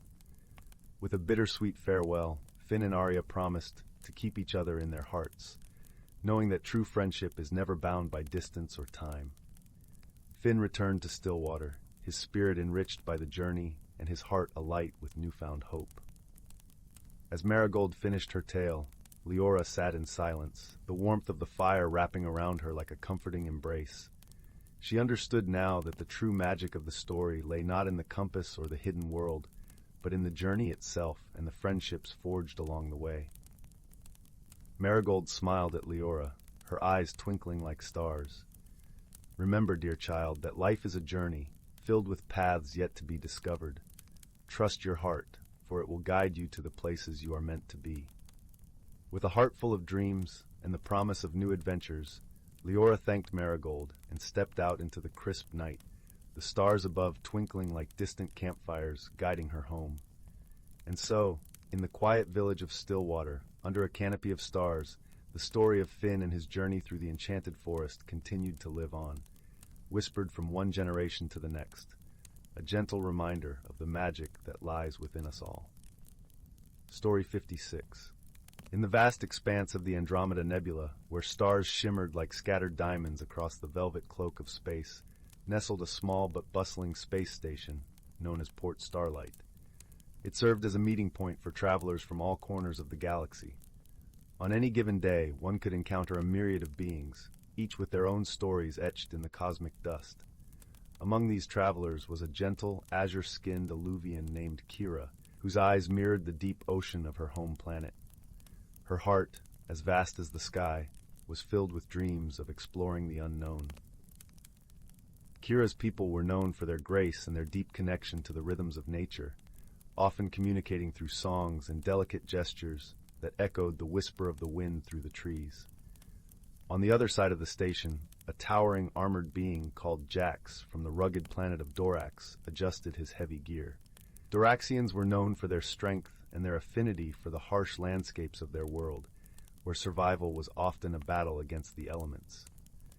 Jax's imposing figure was both a testament to his resilience and a reminder of the unyielding environment he called home. The two met quite by accident, in a bustling market area of Port Starlight, where traders and travelers exchanged goods and stories. Kira, captivated by the vibrant colors and sounds, accidentally knocked over a stack of crates containing rare, shimmering crystals from a nearby stall. The crystals tumbled to the ground, rolling underfoot in a dazzling cascade of light. Jax, who was nearby, instinctively reached out to steady the falling crates, his massive hands deftly catching the precious cargo. Their eyes met, hers wide with surprise, his with a flicker of bemusement beneath his stern exterior. "I'm so sorry," Kira began, her voice a gentle melody amidst the market's cacophony. "I didn't mean to cause such a mess." Jax, though usually reticent, found himself responding to the sincerity in her tone. "No harm done," he rumbled, his voice a deep echo that seemed to resonate from the very core of his being. "These things happen." Despite the misunderstanding, something in that brief exchange lingered in Kira's mind. The Doraxian, she realized, was not just a figure of intimidation, but someone who had acted with unexpected kindness. It intrigued her, and she found herself returning to the market the next day, hoping for another encounter. Fate, it seemed, was on her side. As she wandered through the stalls, she spotted Jax examining a map of the nebula with a frown of concentration. Gathering her courage, Kira approached, her curiosity outweighing her apprehension. "Are you planning a journey?" she asked, her voice like a gentle breeze. Jax looked up, recognition softening his features. "Yes," he nodded, gesturing to the map. "I'm trying to navigate the asteroid fields between here and the Kalian Rift. It's not easy." Kira's eyes sparkled with excitement. "I've traveled through the rift before. I could help you if you'd like." Jax hesitated, unused to accepting assistance, but there was something earnest in her offer, something that reminded him of friends long past. "All right," he agreed, a hint of gratitude in his voice. "I could use a guide." And so, their unlikely partnership began. As they navigated the asteroid fields together, Kira's knowledge of the stars and Jax's strength proved invaluable. They learned to work in harmony, each bringing their unique talents to the fore. Yet, it wasn't always smooth sailing. One evening, as they sat under the twinkling stars on the deck of their ship, a disagreement arose over the best course to take. Kira, with her instinctual trust in the stars, suggested a path that Jax, with his practical nature, found too risky. Their voices mingled with the soft hum of the ship, tension crackling in the air. "The stars have always guided me safely," Kira insisted, her gaze unwavering. "But what if they lead us into danger?" Jax countered, his brow furrowed with concern. Silence stretched between them, the weight of their differences palpable. It was Kira who spoke first, her voice gentle, like a stream smoothing the rough edges of stone. "I trust them, Jax, but I trust you too. Let's find a way that respects both our instincts." Her words, unexpected and sincere, bridged the gap between them. Jax nodded slowly, recognizing the wisdom in her suggestion. "We can chart a path that combines both," he agreed, a warmth in his voice that hadn't been there before. As they continued their journey, they faced challenges that tested their budding friendship. When a solar storm threatened to disable their ship, it was Kira's quick thinking that rerouted the power, while Jax's strength was crucial in repairing the damaged hull. Each relied on the other, their bond growing stronger with every obstacle overcome. One night, as they drifted in the tranquil embrace of space, Kira shared stories of her home, of the lush forests and tranquil seas. Jax listened, captivated, his own tales of Dorax's rugged beauty painting a vivid contrast. In sharing these stories, they discovered a deeper understanding of one another. Kira learned that strength was not just physical, but also a quiet resilience that Jax carried within him. Jax realized that Kira's gentle nature belied a fierce determination. In the end, it was not the destination that mattered, but the journey they had shared. As their ship glided into the glow of port starlight once more, Kira and Jax stood side by side, their differences having woven a tapestry of friendship that neither had expected. They parted ways on the station, with promises to meet again. As Kira watched Jax disappear into the throng, she felt a warmth that was both new and familiar. In traveling the stars together, they had discovered the true meaning of friendship, a bond forged in understanding, respect, and shared experiences. And so, under the ever-watchful gaze of the stars, Kira and Jax went their separate ways, their hearts a little fuller, their spirits a little brighter, knowing that in the vastness of the universe, they had found a friend. Story 57. Under the soft glow of a waning moon, nestled within a valley blanketed by the whispering embrace of ancient trees, there lay a village untouched by time. This village, with its cobblestone paths and houses crowned with mossy thatch, was a place where stories were as tangible as the morning mist that kissed the earth. It was here that a young girl named Rosa lived, her heart as curious as a spring breeze dancing through the meadow flowers. Rosa had always felt a gentle tug, a longing to understand the stories that wove her village into the tapestry of the world. Her grandmother, a woman whose eyes sparkled with the wisdom of countless dawns, often spoke of an ancient legacy, one that whispered through the leaves and shimmered in the brook that wound its way through the valley. Rosa would sit at her grandmother's feet, listening to tales of their ancestors, who were said to have carried the stars in their eyes and the earth in their souls. One crisp autumn afternoon, as the leaves blushed with hues of amber and gold, Rosa's grandmother called her to the hearth. The fire crackled softly, its warmth wrapping around them like a cherished memory. "It is time," her grandmother said, her voice a gentle echo of the woods. "Time for you to discover the roots of our heritage." With a heart full of wonder, Rosa followed her grandmother to the attic, a place filled with the scent of cedar and history. There, amidst the dust and the shadows, lay a chest adorned with carvings of vines and stars. Her grandmother opened it with reverence, revealing a collection of artifacts, each one a story waiting to be told. The first artifact was a pendant, shaped like a crescent moon, glistening as if it had captured the essence of 1,000 nights. "This," her grandmother explained, "was worn by your great-great-grandmother. It is said to hold the power of dreams and guidance, illuminating the paths that seem lost in darkness." Next, Rosa lifted a small, intricately carved wooden flute. Its surface was worn smooth by the hands of generations. "Music," her grandmother mused, "is a language that transcends time. Our ancestors used this flute to communicate with the spirits of the forest, to bring harmony to all living things." Lastly, they uncovered a delicate tapestry, its colors vibrant despite the years.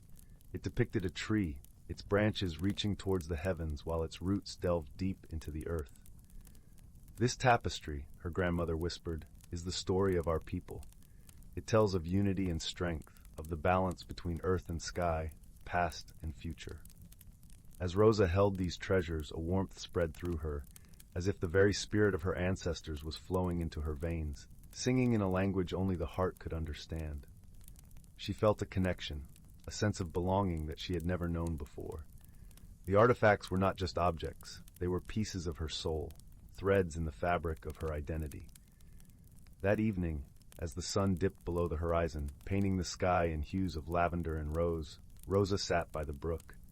The flute in her hands, she played a melody that seemed to rise from the earth itself, a song of unity and peace. The notes danced through the air, weaving a bridge between the past and the present, echoing the lessons of those who had come before her. Through this journey, Rosa learned that her heritage was not just a collection of stories or relics, but a living, breathing force within her. It taught her that wisdom lies in listening to the whispers of the world, and that true belonging is found in understanding and embracing one's roots. As the stars began to twinkle like distant fires in the night sky, Rosa felt profound peace settle over her. She understood now that she was a part of something greater, a legacy as enduring as the mountains that cradled her village. With a heart full of gratitude, she returned home, ready to share her newfound wisdom with those she loved. And so, as the village slept under the watchful gaze of the moon, Rosa's journey became another story, a cherished thread in the ever-growing tapestry of her people. The night enveloped the valley in a gentle embrace, promising the dawn of a new day, rich with the promise of discovery and the comforting knowledge of where she truly belonged. Story 58. Once upon a time, in a quaint little village nestled between emerald hills and a shimmering lake, there lived a young lass named Lyla. The village was known for its serenity, where the days were painted with the soft golden hues of sunlight, and the nights were cloaked in the comforting embrace of starlit skies. Lyla was a curious soul with eyes that sparkled like the lake's surface at dawn, always eager to uncover the hidden wonders of her world. One breezy afternoon, while exploring the attic of her grandmother's cottage, Lyla stumbled upon a peculiar object, an ancient-looking lantern.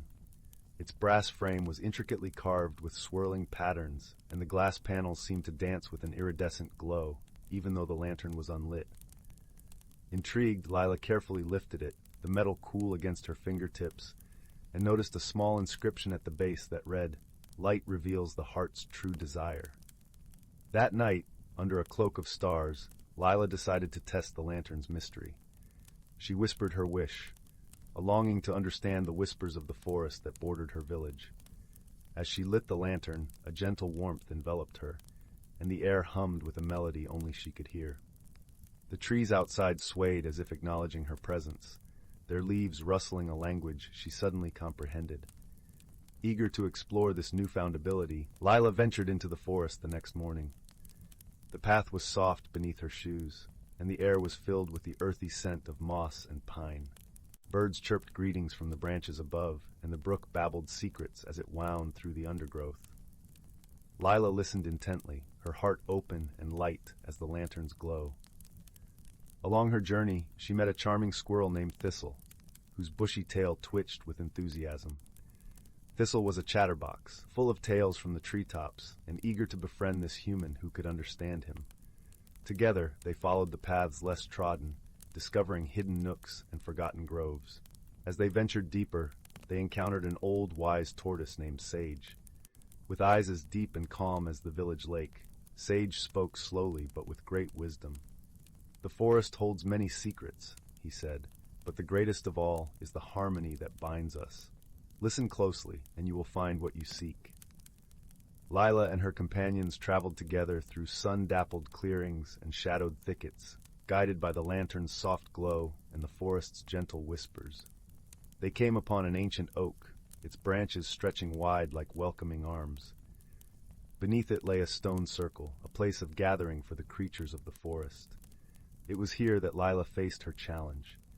The heart of the forest had grown weary, burdened by the discord among its inhabitants. The animals had forgotten how to listen to one another, each lost in their own concerns. Only through unity could the forest's song be restored. With Thistle's charming cheer and Sage's quiet wisdom, Lyla devised a plan. She gathered the animals around the stone circle and shared stories from each creature's perspective, weaving their tales into a tapestry of understanding. As she spoke, the lantern's light shimmered softly, and the forest listened.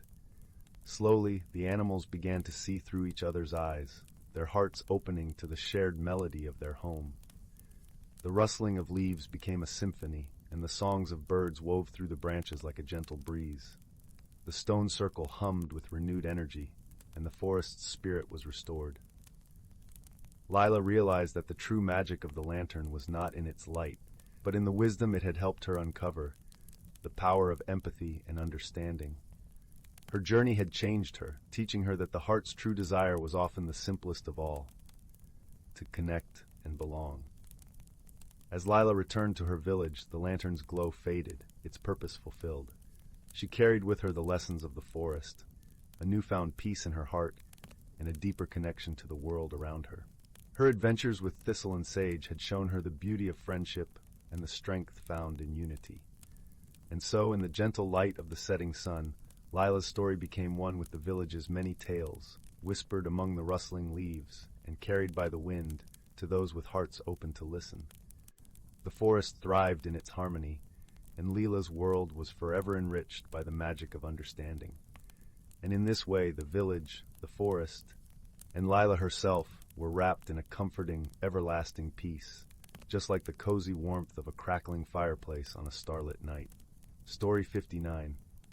In the heart of an ancient forest, where the trees whispered secrets of old and the air shimmered with the breath of magic, there lay a small, hidden glade.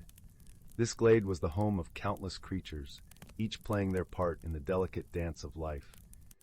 Here the harmony of nature was both a symphony and a sanctuary, where every leaf, every drop of dew, and every shaft of sunlight contributed to the grand tapestry of existence. As dawn's first light kissed the canopy, a gentle mist rose from the forest floor, carrying with it the earthy scent of moss and rich soil. The sunlight filtered through layers of emerald leaves, casting dappled patterns on the soft ground below. It was in this tranquil setting that a wise old tortoise named Thistle slowly emerged from his shelter beneath a sprawling fern. Thistle was known as the storyteller of the forest, a gentle sage who had lived through countless seasons. With eyes that held the wisdom of centuries and a shell etched with the lines of time, he had seen the forest through its many transformations. As he made his way to the center of the glade, a young fawn named Luna bounded over, her eyes wide with curiosity and her coat gleaming like the morning sun. "Good morning, Thistle," Luna greeted him with a soft nuzzle. "Will you share a story with us today?" Thistle chuckled, his voice as smooth as the rustle of leaves in a summer breeze. "Ah, Luna, stories are as essential as the air we breathe. Gather your friends, and I shall tell you of the balance of the seasons." As Luna scampered off to summon the other young creatures, Thistle settled down on a bed of soft moss, the coolness seeping into his shell. Soon, a small crowd had gathered, including Pippin the squirrel, whose bushy tail twitched with excitement, and Willow the rabbit, who nibbled quietly on a clover leaf. Long ago, Thistle began, his voice weaving through the air like a gentle stream. When the world was young and the forest just finding its rhythm, there lived a spirit named Zephyr. Zephyr was the guardian of the seasons, entrusted with the task of maintaining balance between spring, summer, autumn, and winter. As Thistle spoke, the young creatures could almost see Zephyr, a shimmering figure whose presence was felt in the gentle warmth of spring and the crisp chill of autumn. Zephyr danced through the forest, her robes changing colors with the seasons, a tapestry of green, gold, crimson, and white. Each season, Thistle continued, brought its gifts and challenges. Spring's gentle rains nurtured the earth, coaxing flowers from their slumber. Summer's sun ripened the fruit and filled the days with vibrant life. Autumn painted the world in hues of amber and scarlet, preparing it for the restfulness of winter, whose blanket of snow cradled the forest in a peaceful slumber. The creatures huddled closer, their breaths mingling in the cool morning air as they listened intently. But one year, Thistle's voice dipped into a more somber tone. The balance was threatened. A great storm, unlike any before, swept through the forest. It tore at the trees and frightened the creatures, leaving the forest in disarray.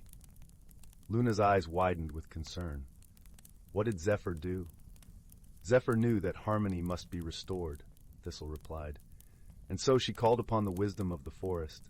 She sought out the ancient oak, whose roots stretched deep into the earth and whose branches touched the sky. The oak, in its patient way, reminded Zephyr that the strength of the forest lay in its unity and resilience. Guided by the oak's wisdom, Zephyr rallied the elements of the seasons, calming the winds and soothing the rains. Together, they rebuilt the harmony, each creature and plant playing its part. The birds sang once more, the flowers bloomed, and the forest thrived under the caring watch of its guardian. Thistle paused, allowing the story to settle like a gentle snowfall. And so, the balance of nature was restored, teaching us that in unity and understanding, even the greatest challenges can be overcome. The creatures around Thistle remained silent for a moment, absorbing the lesson woven into the tale. The sun had climbed higher, its warmth a comforting presence on their backs. "Thank you, Thistle," Luna said, her voice soft with gratitude. "We'll remember Zephyr and the lesson of balance." Thistle nodded, his eyes twinkling with the light of 1,000 stories yet to be told. Remember, young ones, the forest thrives when we all work together, respecting the gifts and challenges each season brings. As the young creatures dispersed, each carrying a piece of the story in their hearts, Thistle remained in the glade, watching as the forest continued its timeless dance. The leaves swayed softly in the breeze, whispering their ancient secrets, and the glade returned to its gentle hum of life. In the heart of the ancient forest, where magic and reality entwined, the balance of nature held strong, nurtured by the wisdom of ages and the harmony of all its inhabitants. And as the day slowly gave way to the tender embrace of twilight, the glade stood as a testament to the enduring power of unity and the gentle guidance of those who came before. Story 60. In the heart of an ancient forest, where the whispering leaves spun tales of time long past, there lay a hidden world, known only to the creatures who dwelled beneath its emerald canopy. This was a place where the sunlight filtered through the branches in delicate streams of gold, dancing upon the soft moss that blanketed the forest floor. The air was sweet with the scent of pine and earth, and the gentle rustle of leaves provided a symphony for those who had the ears to listen. Within this enchanted realm lived a wise old tortoise named Thaddeus. His shell was etched with the lines of many years, and his eyes, though slow to follow, were filled with a deep understanding of the world around him. Thaddeus had lived through countless seasons, each one painting the forest in hues of vibrant change, teaching him the delicate balance that nature maintained. One crisp autumn morning, as a gentle breeze carried the scent of ripe berries and fallen leaves, Thaddeus awoke to find a small squirrel named Saffron tugging at the strands of an intricate spider web. Saffron's fur was the color of cinnamon, and she had a curious gleam in her eyes that often led her into mischief. Good morning, Saffron, Thaddeus greeted, his voice a slow, comforting rumble like distant thunder. What troubles you this fine day? Saffron paused in her tugging, her little paws still wrapped around the silken threads. Oh, Thaddeus, she sighed, I've heard tales of a magical fruit that ripens only once in a lifetime. They say it holds the secret to understanding all the forest's mysteries. Thaddeus chuckled softly, the sound blending with the soft rustle of the leaves. Ah, the fruit of wisdom, he mused. It is said to grow in the heart of the forest, protected by the ancient oak, and only those who truly understand the forest's harmony may find it. Saffron's eyes twinkled with determination. Will you help me find it, Thaddeus? I wish to know the secrets of the forest. Thaddeus nodded, his heart warmed by the squirrel's youthful enthusiasm. Very well, my dear Saffron. Our journey will begin at sunrise when the world is painted with the colors of dawn. As the first light of the new day touched the forest, Thaddeus and Saffron set out on their quest. The path was lined with ferns that brushed their legs like gentle whispers, and the air was filled with the chorus of birds welcoming the morning. Each step they took was accompanied by the soft crunch of fallen leaves underfoot, a reminder of the cycle of life that the forest embraced. As they ventured deeper into the woods, Thaddeus shared stories of the forest's past, of great storms that had once threatened their home, only to be calmed by the unity and wisdom of its inhabitants. Saffron listened intently, her heart growing with each tale of resilience and friendship. They soon reached a clearing where a brook babbled merrily over smooth stones, its waters clear and cool. Here they paused to rest, and Thaddeus took the opportunity to teach Saffron about the delicate balance that allowed the brook to flow, how each stone and plant played its part in guiding the water's path. See, young one, Thaddeus said, nodding towards the brook, the forest thrives because every creature and every element works in harmony. To find the fruit of wisdom, you must first understand this symphony. Saffron pondered Thaddeus's words as they continued their journey. The forest seemed to embrace them, the towering trees standing as silent guardians, their leaves whispering ancient secrets. As the sun began its descent, painting the sky with hues of orange and pink, they arrived at the base of the ancient oak. Its trunk was wide and gnarled, its bark a tapestry of age and strength. The roots spread out like the fingers of a giant hand, cradling the earth with care. Here, nestled within the oak's embrace, they found the fabled fruit, a single, radiant orb glowing with a light that seemed to pulse with the rhythm of the forest itself. Saffron reached out to touch the fruit, her heart full of wonder. As her paw brushed its surface, a gentle warmth spread through her, filling her mind with a deep sense of peace and understanding. She saw visions of the forest's past, present, and future intertwined, a tapestry woven with the threads of countless lives. In that moment, Saffron understood the true wisdom of the forest, that every creature, no matter how small, played a vital role in the balance of life. She realized that by nurturing and respecting this balance, they could ensure the forest's harmony for generations to come. With newfound clarity, Saffron turned to Thaddeus, her eyes shining with gratitude. "Thank you, Thaddeus," she said softly. "The forest is a part of us, and we are a part of it." Thaddeus smiled, his heart swelling with pride for his young companion. "You have learned well, Saffron. The greatest wisdom is often found not in seeking answers, but in understanding the world around us." As the stars began to twinkle in the velvet sky, Thaddeus and Saffron made their way back through the forest, the light of the fruit guiding their path.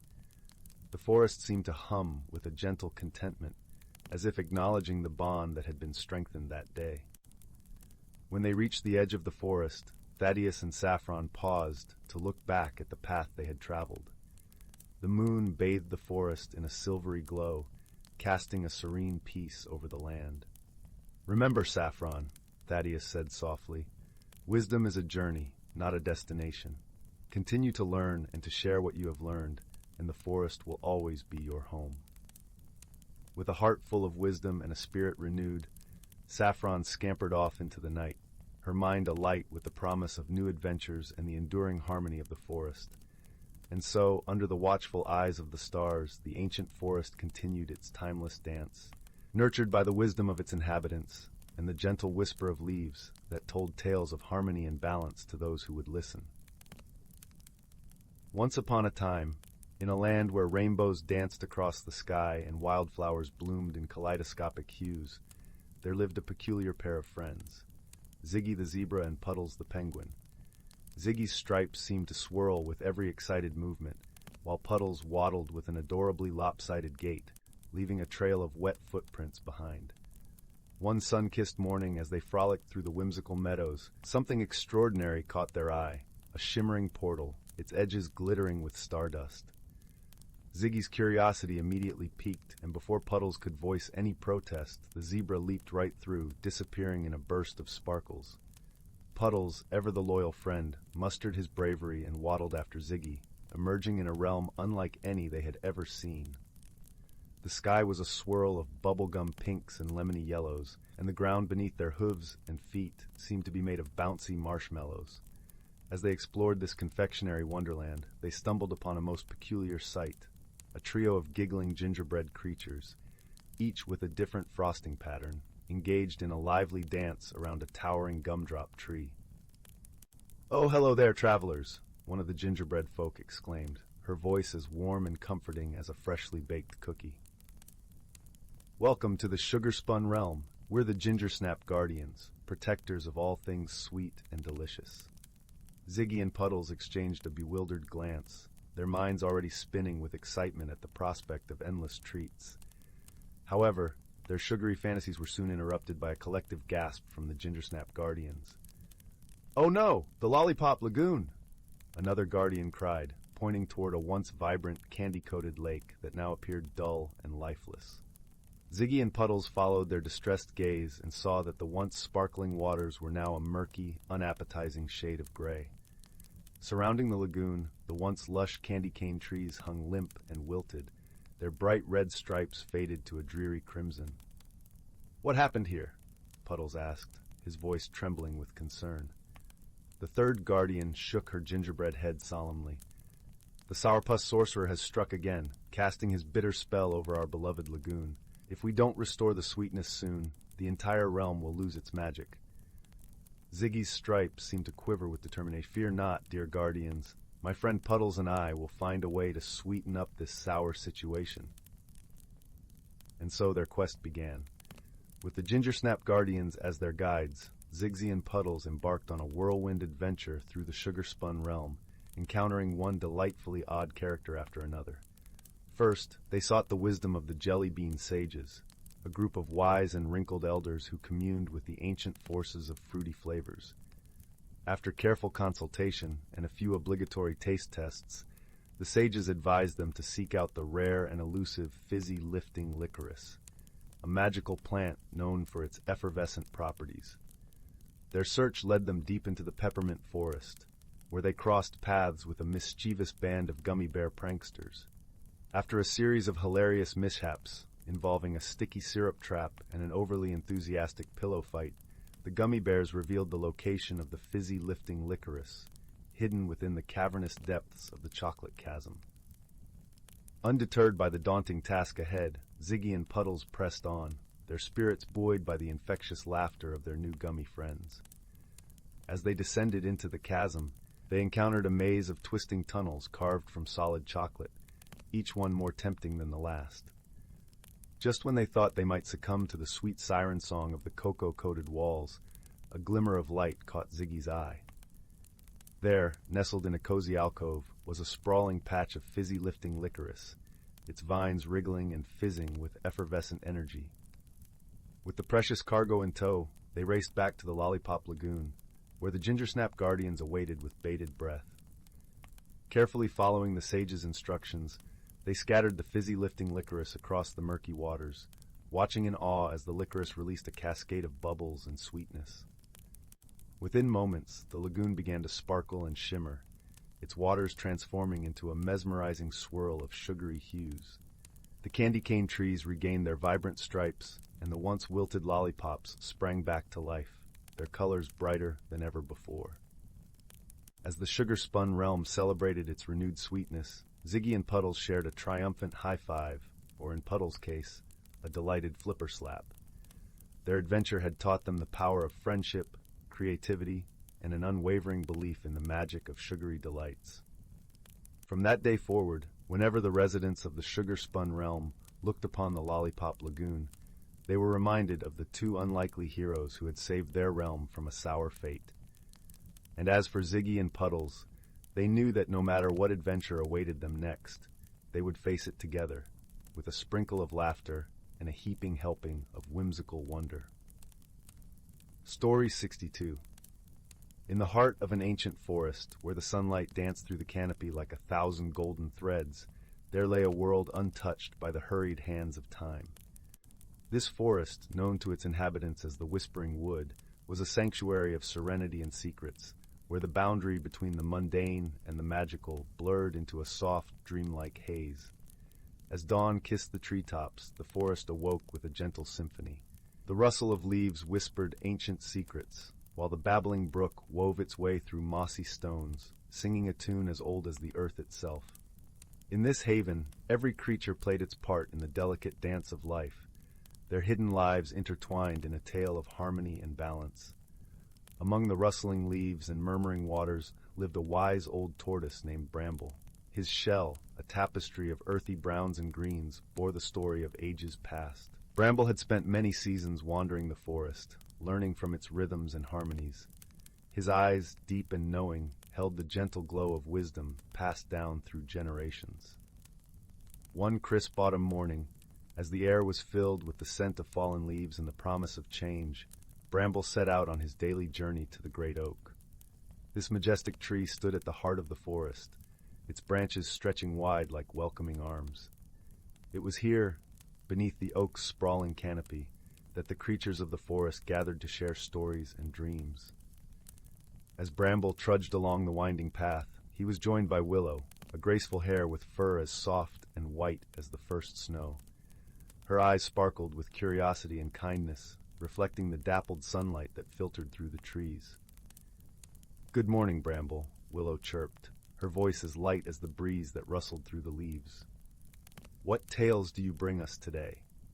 Bramble chuckled, a sound like the creaking of old branches.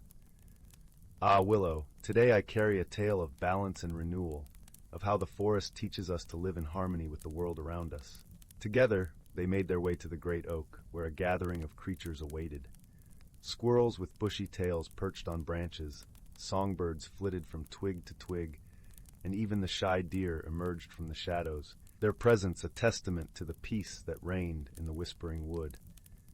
As Bramble settled beneath the oak, a hush fell over the assembly, the only sound the gentle rustle of leaves carried on the wind. The tortoise began his tale, his voice a soothing melody that wove through the clearing like the brook through the stones. "In our forest, each season brings its own magic," Bramble began, his eyes gleaming with the light of old stars. "Spring breathes life into the earth, with blossoms blooming and rivers flowing free. Summer brings warmth and abundance, the sun's embrace nurturing all who dwell here. Autumn, with its tapestry of colors, teaches us the beauty of letting go, and winter, though cold and still, wraps the world in a blanket of rest and reflection." The creatures listened, their hearts attuned to the rhythm of the story. Bramble spoke of the ancient pact between the forest and its inhabitants, a promise to nurture and protect, to live in harmony with the land and the changing seasons. "But," Bramble continued, his tone growing thoughtful, "there are times when the balance is threatened, when the harmony we cherish falters. It is then, dear friends, that we must remember the wisdom of our ancestors and work together to restore what has been lost." As the sun climbed higher in the sky, casting dappled patterns on the forest floor, Bramble shared tales of challenges faced and overcome. He spoke of the great drought, when the rivers ran dry and the trees drooped with thirst, and how the creatures of the forest had come together, pooling their wisdom and strength to bring rain back to their land. With each story, Bramble imparted a gentle lesson, a reminder of the strength found in unity, the power of resilience, and the importance of cherishing the natural world. His words were like seeds, planting hope and understanding in the hearts of his listeners. As the tale came to a close, the forest seemed to sigh in contentment, the gentle breeze carrying the promise of new beginnings. The creatures of the Whispering Wood, their hearts filled with a renewed sense of purpose, scattered to their homes, each carrying with them the wisdom of Bramble's stories. The sun dipped low in the sky, casting a warm, golden glow over the forest as Bramble and Willow made their way back along the winding path. The air was cool and crisp, the promise of winter lingering on the horizon. "Thank you, Bramble," Willow said softly, her voice a gentle caress against the evening air. "Your stories remind us of the beauty and strength we have when we stand together." Bramble nodded, his heart full of the quiet joy that comes from sharing one's gifts with others. "Remember, Willow, that the true magic of our forest lies not in the tales we tell, but in the lives we lead," he replied, his eyes twinkling with the glow of the setting sun. As they reached the edge of the clearing, the first stars began to appear in the twilight sky, their light a gentle reminder of the endless cycle of night and day, challenge and triumph, life and renewal. And so, in the heart of the Whispering Wood, where magic danced on the breeze and wisdom whispered through the trees, the creatures of the forest lived in harmony, guided by the stories and lessons of those who had come before.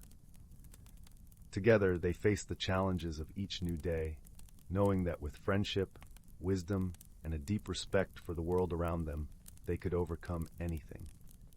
In this enchanting forest, where the boundaries of reality and magic blurred like the twilight fog, the circle of life continued, a testament to the enduring power of nature and the bonds of friendship that held it all together. And as the night settled over the Whispering Wood, a blanket of stars shimmering above, peace reigned once more, a promise of tomorrow woven into the very fabric of the forest's heart. Story 63. In a cozy woodland glade, nestled between ancient oak trees and bubbling streams, there lived a community of forest sprites.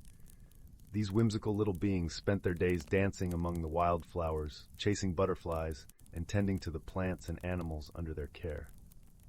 One crisp autumn morning, young Willow awoke to find that something was amiss. The usually vibrant foliage seemed dull and faded, and a strange hush had fallen over the forest. As she emerged from her toadstool home, she noticed that her sprite friends were gathered in a worried cluster, murmuring to one another. "What's going on?" Willow asked, her delicate wings fluttering with concern. "Oh, Willow," sighed her friend Moss, a wise old sprite with a long, wispy beard. "It seems the magic of the forest is waning. The trees are losing their color, the streams are slowing to a trickle, and the animals are growing lethargic." Willow gasped, her tiny hands flying to her mouth. "But how? And why?" The sprites exchanged puzzled looks, shaking their heads. No one seemed to have an answer. Determined to get to the bottom of this mystery, Willow set out on a quest to explore the forest and uncover any clues. As she wandered the familiar paths, she noticed strange occurrences everywhere she turned. Mushroom rings had formed in odd patterns, leaves swirled in tiny cyclones, and the bark of the trees seemed to shimmer with an otherworldly glow. Perplexed, Willow sought the counsel of her dear friend Oakley, an ancient tree spirit known for her wisdom. Oakley listened intently as Willow recounted the strange happenings, her gnarled bark furrowing with concern. This does sound like a powerful enchantment at work," Oakley mused. "But fear not, little one. I believe I know someone who can help us."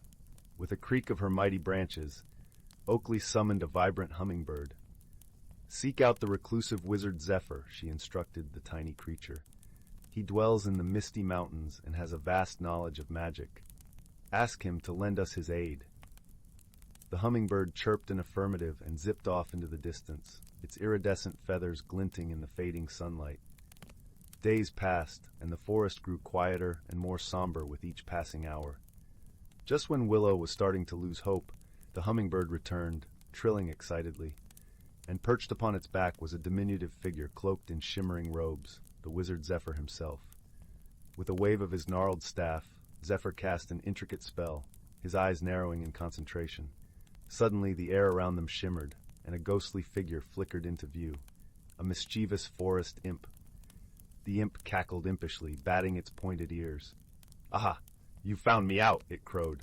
"I was merely having a bit of fun, casting my illusion spells upon your beloved forest." Willow stepped forward, her expression stern but her voice gentle. "But don't you see, your fun has caused great distress? The forest is suffering, and all its inhabitants are losing their strength. The imp's expression softened, and it seemed to shrink in on itself, abashed. I didn't mean any real harm, it mumbled. I just wanted to play tricks like we imps do. Zephyr cleared his throat, catching the imp's attention. Perhaps it's time you learned that true magic comes not from mischief, but from nurturing and protecting the natural world. The imp nodded slowly, its pointed ears drooping. With a snap of its fingers, the enchantment broke, and vibrant life flooded back into the forest. The trees regained their rich hues, the streams gurgled merrily, and the animals scampered about with renewed energy. As the sprites cheered and danced with joy, Willow approached the sheepish imp. "Will you promise to use your powers for good from now on?" she asked gently. The imp met her gaze and nodded solemnly. "I will, and perhaps you could teach me the ways of the forest sprites? I have much to learn." From that day on, the imp became a trusted friend and ally to the sprite community. Under their patient guidance, it learned to channel its magic into nurturing the natural world, playing harmless pranks only when appropriate. And as night fell over the revitalized forest, Willow and her friends gathered around a crackling fire, exchanging stories and laughter. The gentle glow of fireflies danced among the trees, and the soothing melodies of nightingales filled the air. Reminders that even the most perplexing mysteries can be solved through wisdom, kindness, and a little bit of magic. Story 64.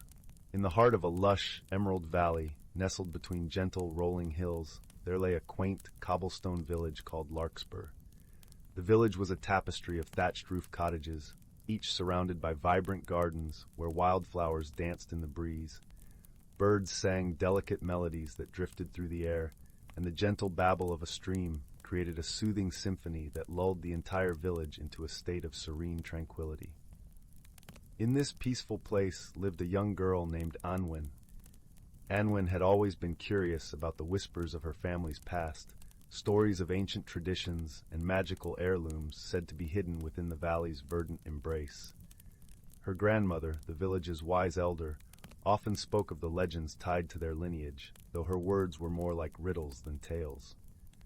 One crisp autumn afternoon, as the golden leaves swirled and danced around her, Anwen decided to explore the attic of her family's old cottage. The attic was a place of mystery, filled with dusty chests and forgotten memories. As she climbed the creaky wooden stairs, the scent of aged wood and lavender greeted her, wrapping her in a blanket of nostalgia. Rummaging through old trunks, her fingers brushed against something cool and metallic. She pulled it out to reveal a beautifully crafted silver pendant shaped like a crescent moon, adorned with intricate engravings. It felt warm in her palm, as if whispering secrets of the ages past. Anwen knew deep in her heart that this pendant was the key to unlocking her family's ancient legacy. That evening, as the village was bathed in the soft glow of twilight, Anwen approached her grandmother, who was sitting by the fireplace, knitting a new shawl. The flames cast a warm, flickering light across the room, painting shadows that danced upon the walls. "Grandmother," Anwen began, holding the pendant out with a gentle reverence. "I found this in the attic. What is its story?" Her grandmother's eyes glistened with a mixture of surprise and fondness. She put down her knitting and took the pendant in her weathered hands, tracing the engravings with a tender touch. "This, my dear, is the Luna charm, an heirloom passed down through generations of our family," her grandmother explained, her voice as soft as the crackling fire. "It is said to hold the wisdom of the moon, guiding those who possess it towards their true path." Anwen listened intently, her heart swelling with a sense of wonder and belonging. "What does it mean for me, grandmother?" Her grandmother smiled, her eyes twinkling like stars in the night sky. "The charm is a reminder that you carry the strength and wisdom of those who came before you. It is a symbol of unity and the enduring spirit of our family. In times of uncertainty, its light will guide you, just as the moon lights up the darkest night." Inspired by her grandmother's words, Anwen decided to embark on a journey to discover more about her roots. She knew that within the valley's embrace, there lay stories and lessons waiting to be uncovered, each one a thread in the tapestry of her heritage. With the Luna charm hanging around her neck, Anwen set off the next morning, her heart filled with anticipation. The path through the valley was lined with ancient oak trees, their leaves whispering secrets in the language of the wind. As she walked, the earth beneath her feet felt alive, pulsing with the history of those who had walked before her.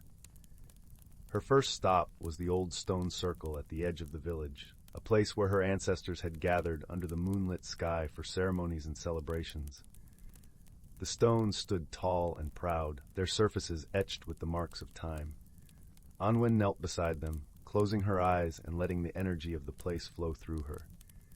In her mind's eye, she saw flashes of past gatherings, joyous dances, and the harmonious melodies of old songs that spoke of unity and peace.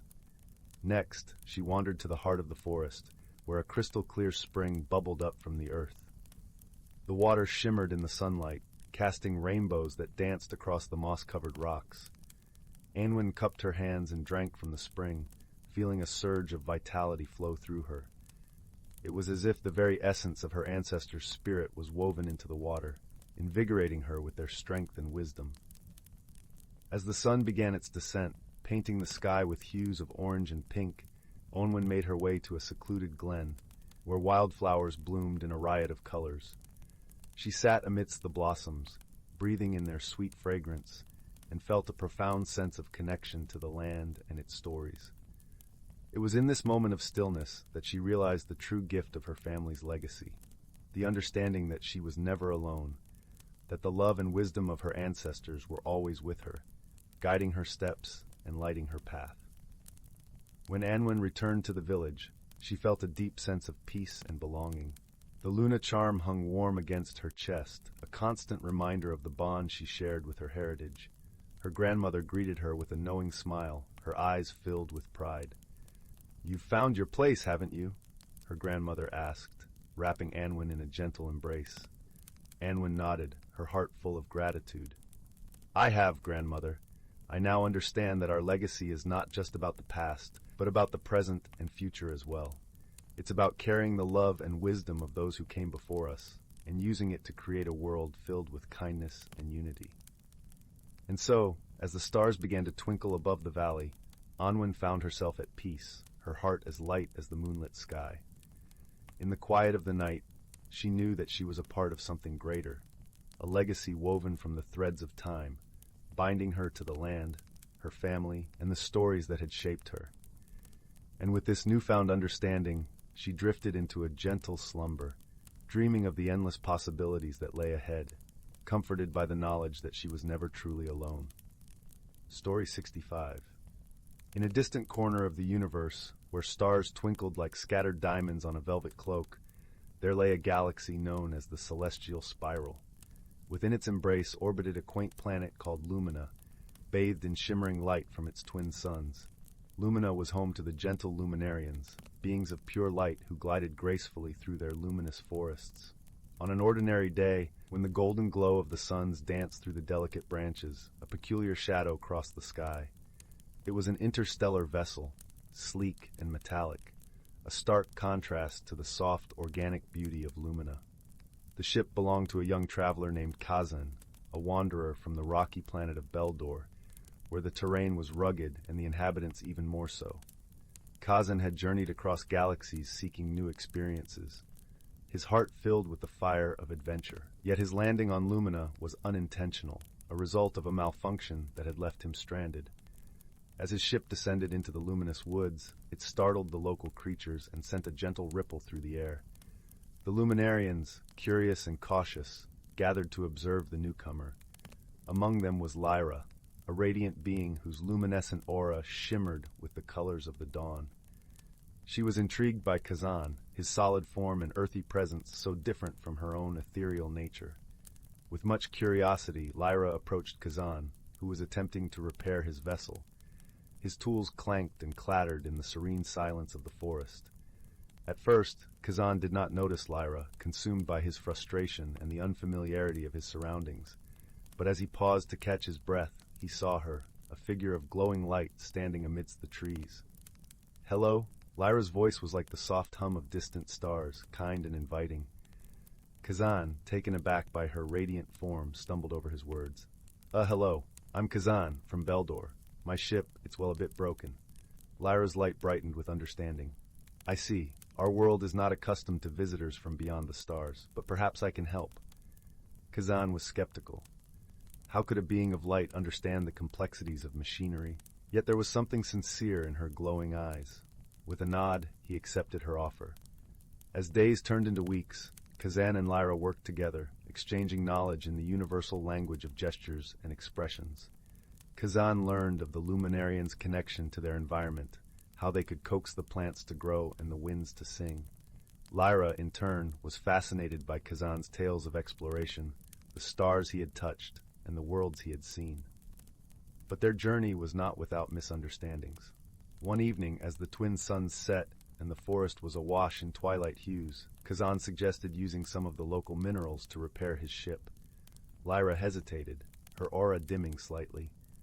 "Those stones are sacred to us," she explained gently. "They hold the memory of our ancestors." Kazan, who had always viewed resources as something to be used, was puzzled. "But they're just rocks," he said, not unkindly, but with a practicality that was second nature to him. Lyra's glow flickered with a hint of sadness. "To you, perhaps, but to us, they are part of who we are." It was a moment of silence between them, a chasm of understanding that needed to be bridged. Kazan, realizing he had been insensitive, sat down beside Lyra, the cool earth beneath him grounding his thoughts. "I'm sorry," he said sincerely. "I didn't mean to disrespect your ways. Maybe there's another way." Lyra's light softened, and she reached out, her luminescent hand hovering near Kazan's solid one. "Thank you for understanding. Let us find a solution that honors both our worlds." Together, they devised a plan. With Lyra's ability to communicate with the natural elements, she guided Kazan to a rare, fallen meteorite that had landed long ago, untouched and unclaimed. It was the perfect solution, a gift from the cosmos itself. The shared challenge drew them closer, each learning to see the universe through the other's eyes. Kazan discovered the beauty in stillness, the poetry in the gentle sway of luminous forests. Lyra learned the thrill of adventure, the joy in seeking the unknown. As the repairs neared completion, Kazan realized his time on Lumina was drawing to a close. He felt a pang of sadness at the thought of leaving, a feeling he had not anticipated. Lyra, sensing his turmoil, offered a gentle smile. "You have brought a piece of your world to ours, Kazan, and you will carry a part of Lumina with you always." Kazan nodded, his heart full.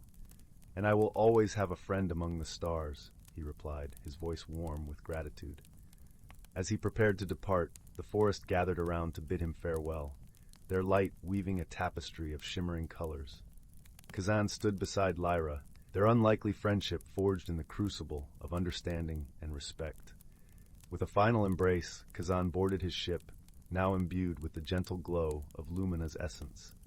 As the vessel lifted into the sky, Lyra watched, her light a beacon of friendship that would guide him wherever he ventured.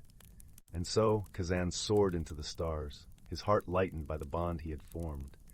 He had come seeking adventure, but he left with something far more valuable, a friendship that transcended worlds, teaching him the true meaning of connection and the beauty of embracing differences.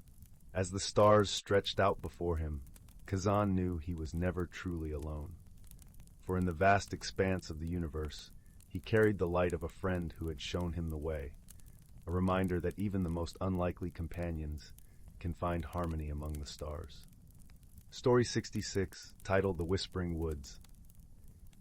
Once upon a time, nestled between the gentle swell of emerald hills and the silver curve of a tranquil river, lay the village of Willowmere. This was a place where time seemed to flow as softly as the breeze through the leaves, where the sun painted golden patterns on cobblestone paths, and the air was sweet with the scent of blooming jasmine. The people of Willowmere were known for their warmth and hospitality, and within this village lived a young girl named Leora. Leora was a curious soul with eyes that sparkled like the morning dew, always eager to uncover the secrets of the world around her. Her days were spent exploring the meadows and forests that bordered her home, accompanied by her faithful companion, a small, clever fox named Riven. One evening, as the sky blushed with the colors of twilight, Leora sat at the edge of the Whispering Woods, a forest so old and vast that it was said to hold the echoes of ancient tales within its branches. The villagers often spoke of the woods with a mixture of reverence and caution, for it was believed to be a place where the boundaries between the everyday and the magical blurred. Leora, her grandmother, had often warned, the woods are filled with wonders and mysteries. They can befriend you, but they can also test you. Remember to listen closely, for the trees have wisdom to share. As the stars began to twinkle above, Leora felt a gentle tug at her heart, an invitation to step beyond the familiar and into the realm of the unknown. With Riven at her side, she took a deep breath and crossed into the forest, the canopy above whispering softly as if welcoming an old friend. The path through the whispering woods was winding and dappled with moonlight, and Leora felt a sense of peace envelop her like a warm embrace. The air smelled of pine and earth, a grounding scent that mingled with the sweet song of crickets and the distant hoot of an owl. As they walked, Leora and Riven discovered tiny, luminescent mushrooms that glowed like stars scattered across the forest floor, their light casting a gentle glow on the path ahead. After some time, they came upon a clearing where an ancient oak stood, its gnarled branches stretching towards the heavens. At the base of the tree was a peculiar object, a small, intricately carved wooden box. It was adorned with swirling patterns that seemed to shift and dance in the moonlight. "Look, Riven," Leora whispered, crouching down to examine the box. "I wonder what secrets it holds." With careful fingers, she opened the lid, revealing a shimmering stone nestled within. The stone pulsed with a soft, iridescent glow, casting hues of blue and violet across Leora's face. A warmth spread from the stone, filling the air with a gentle hum that resonated deep within her chest. As she held it, Leora felt a connection, as if the stone was an old friend reaching out to her. Suddenly, the world around her shimmered, and she found herself standing not in the clearing, but in a place entirely unfamiliar yet oddly comforting. The air here was alive with magic, and the forest seemed to hum with a quiet joy. Leora's heart swelled with a sense of belonging, and she knew she had entered the hidden heart of the Whispering Woods, a place that existed between reality and dream. Riven nudged her gently, and together they explored this enchanted realm. The trees here were taller, their leaves whispering ancient songs that spoke of courage and kindness. Birds with jewel-toned feathers flitted from branch to branch, their calls like the tinkling of delicate bells. As they walked, they encountered creatures unlike any Leora had ever seen. A family of small, friendly sprites danced in a sunbeam, their laughter like the bubbling of a brook. A wise old tortoise, its shell covered in moss and tiny blossoms, offered a nod of greeting as it slowly made its way down the path. Leora felt a sense of wonder and gratitude for these encounters, each one a reminder of the beauty and interconnectedness of the world. Yet, amid the enchantment, Leora sensed a gentle yearning within the forest, a desire to share a story that had been waiting to be told for centuries. With Riven at her side, she followed the feeling deeper into the woods, until they reached a secluded glen where a crystal-clear pond lay nestled among the trees. There, reflected in the water, was the image of a young sapling struggling to reach the light. Its leaves were withered, and its branches drooped with the weight of an unknown sorrow. Leora knelt by the pond, her heart aching for the little tree, and as she watched, she understood the forest's silent plea. The sapling needed help, a friend to guide it towards the light and help it grow. Without hesitation, Leora placed the shimmering stone at the base of the sapling. As she did, a warmth spread through the ground, and the stone's glow enveloped the tree. Slowly, the sapling began to straighten, its leaves unfurling and reaching towards the sky with newfound strength. In that moment, Leora realized the true magic of the Whispering Woods. It was not found in spells or enchantments, but in the simple acts of kindness and friendship that bridged the gap between isolation and connection. With the sapling now thriving, Leora felt a sense of peace settle within her heart. She knew it was time to return to the village, but she also understood that the forest had become a part of her, a quiet companion that would always be with her, whispering its wisdom and guiding her steps. As she and Riven made their way back through the woods, the path seemed to welcome them with open arms, each step a gentle reminder of the journey they had taken and the lessons they had learned. When Leora emerged from the forest's edge and saw the familiar lights of Willowmere twinkling in the distance, She felt a deep sense of gratitude for the adventure that had unfolded. The whispers of the woods had taught her that true strength lay in friendship, and that the world was filled with endless wonders for those willing to listen and learn. And so, as the moon bathed the village in its silvery glow, Leora returned home, her heart full of warmth and wisdom. The Whispering Woods had shared its secrets, and in doing so, it had forever changed the way she saw the world. From that day forward, Leora carried the magic of the forest within her, sharing its lessons of kindness and connection with all who crossed her path. And though the world around her was ever changing, the bond she shared with the woods and its gentle whispers remained a constant source of comfort and inspiration. In the end, the Whispering Woods became more than just a place. Its spirit lived on in every act of kindness, in every friendship formed, and in every soul that dared to step beyond the familiar and into the realm of the unknown. And so, nestled between the Emerald Hills and the Silver River, the village of Willowmere thrived, its people forever touched by the magic of the woods and the stories that lingered in the rustling leaves and the gentle breeze. As the stars shimmered above, the world drifted into a peaceful slumber, cradled by the whispers of the woods and the promise of new adventures yet to come. And in that moment, all was right with the world, for the magic of the Whispering Woods had woven its way into the hearts of all who dared to listen and believe. The end. Story 67. In the velvety expanse of the Orion Nebula, where stars are born amidst swirling clouds of luminous gas, there lay a small, unassuming planet named Lumina. It was a world of gentle, perpetual twilight, where the skies shimmered with hues of lavender and gold. Its inhabitants, the Lumerians, were known for their empathy and wisdom, their translucent skin glowing softly with the warmth of their emotions. On the opposite edge of the galaxy, orbiting a distant sun, was the rugged and rocky planet of Tharn. Its inhabitants, the Tharnians, were stout and robust, with skin as tough as the granite mountains they called home. They were a pragmatic people, valuing strength and resilience above all else. It was under these distant stars that an unlikely friendship began, one that would bridge the vast distances and differences between these two worlds. The Lumerian was a gentle soul named Lyra, whose curiosity often led her to the edge of Lumina's tranquil forests, where she would watch the stars dance in the sky. One evening, a particularly bright and curious star caught her attention, a shooting star that seemed to whisper of distant lands and unseen wonders.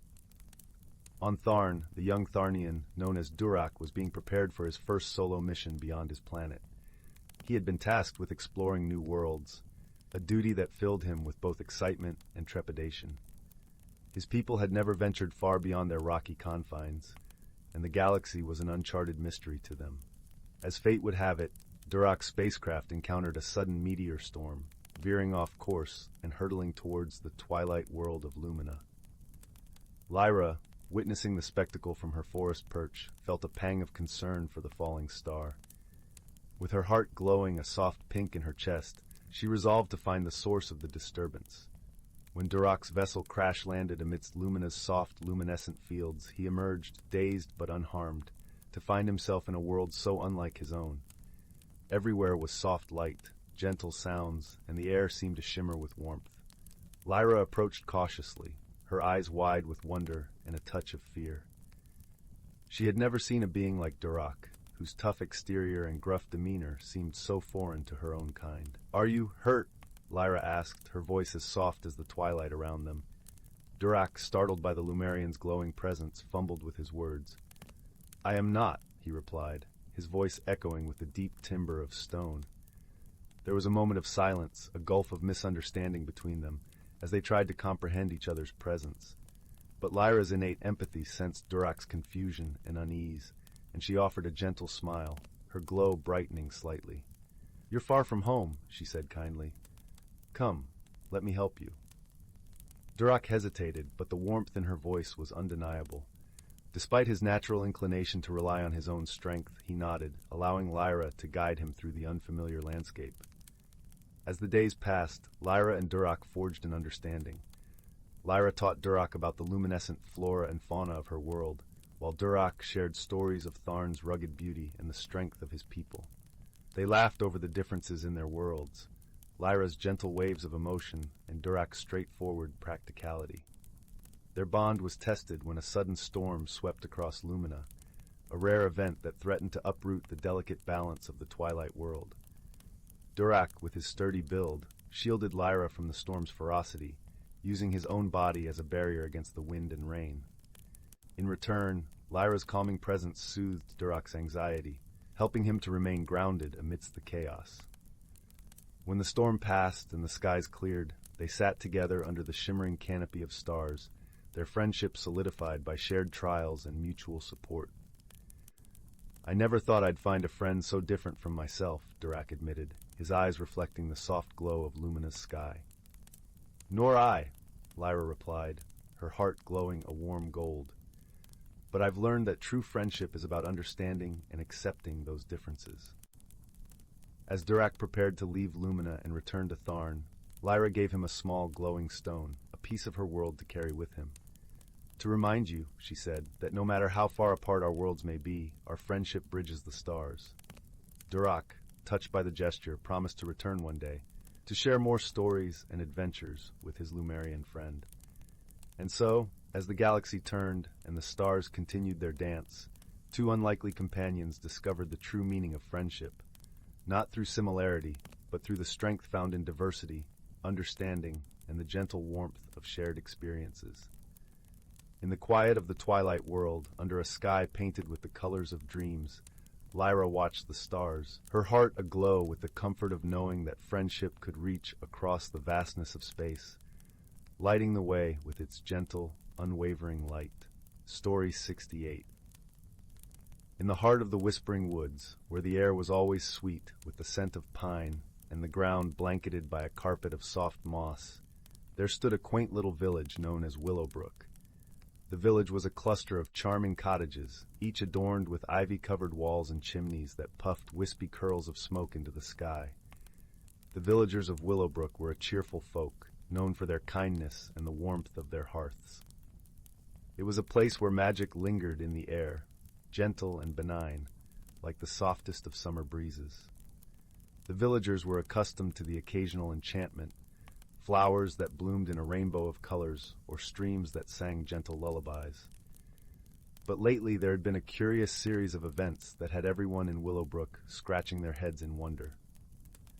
It all began one crisp autumn morning when the sun spilled golden light across the village square, and the air was filled with the earthy aroma of fallen leaves. Mrs. Hawthorne, who ran the local bakery, was the first to notice something amiss.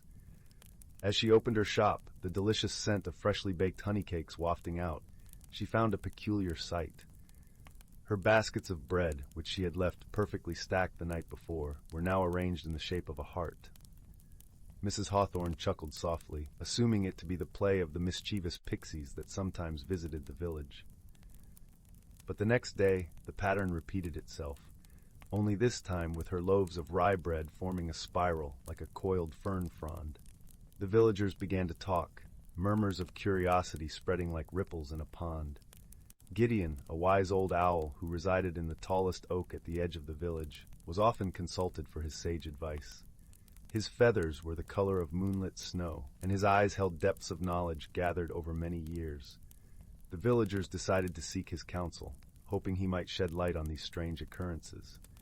Gideon listened patiently as Mrs. Hawthorne and other villagers recounted their tales of rearranged goods and peculiar patterns. He ruffled his feathers thoughtfully, then spoke in his gentle, resonant voice. "This is no mischief, dear friends, but rather a message. The patterns have meaning, and we must look to the forest for answers." Intrigued and eager to unravel the mystery, a small group of villagers, led by Mrs. Hawthorne and accompanied by Gideon, ventured into the forest. The path wound through groves of ancient trees, their branches whispering secrets in the wind. Sunlight filtered through the canopy, creating a dappled mosaic on the forest floor. As they walked, the group noticed subtle signs that seemed to guide their way. Petals of wildflowers arranged in arrows, pebbles forming lines upon the path. They followed these signs deeper into the woods until they reached a clearing bathed in soft, golden light. In the center of the clearing stood a circle of stones, each one etched with intricate runes that glimmered faintly. It was here that they met Eldwin, a gentle spirit of the forest. His form was like that of a willow tree, with branches that swayed gracefully and eyes that twinkled with kindness. Eldwin greeted them with a nod, his voice rustling like leaves in a gentle breeze. "Welcome, friends of Willowbrook. I have been waiting for you." Mrs. Hawthorne, feeling a sense of awe mixed with curiosity, stepped forward. "Eldwin, we have come to seek your wisdom. Strange things have been happening in our village, and we believe they may be connected to this place." Eldwin nodded, his branches swaying. "Indeed, the rearrangements are not by chance. They are a call for harmony, a reminder that nature and village must work together as one." Gideon hooted softly, understanding dawning in his wise eyes. "The patterns are messages, urging us to remember the balance between village life and the forest's embrace." Eldwin's form shimmered softly in agreement. The forest and the village have always been linked, and when one flourishes, so does the other. These patterns are the forest's way of reaching out, asking for understanding and unity. The villagers, touched by Eldwin's words, realized the truth of his message. They returned to Willowbrook with a newfound sense of purpose. They began to integrate the forest's wisdom into their daily lives, ensuring that their actions supported the natural world around them. And so, the mystery of the rearranged goods was resolved, not through confrontation or conflict, but through understanding and cooperation. The villagers planted trees, tended to the land, and shared their harvests with the creatures of the forest. In return, the forest gifted them with its bounty and beauty, a harmonious exchange that enriched their lives immeasurably. As the days passed, Willowbrook flourished even more than before. The villagers felt a deeper connection to the land, and their hearts were filled with gratitude for the gentle reminder from the forest. And on those quiet nights, when the moon hung like a silver lantern in the sky, the villagers would gather by the fireside, sharing stories and laughter, knowing that they were part of a greater tapestry, woven together with threads of kindness and understanding. In Willowbrook, the bond between village and forest was renewed, and the soft whispers of the woods were no longer a mystery, but a comforting lullaby that cradled them to sleep each night. Story 69, titled The Whispering Sands. In a quaint village nestled between the emerald folds of the Whispering Woods and the azure embrace of the moonlit sea, there lived a young girl named Arya.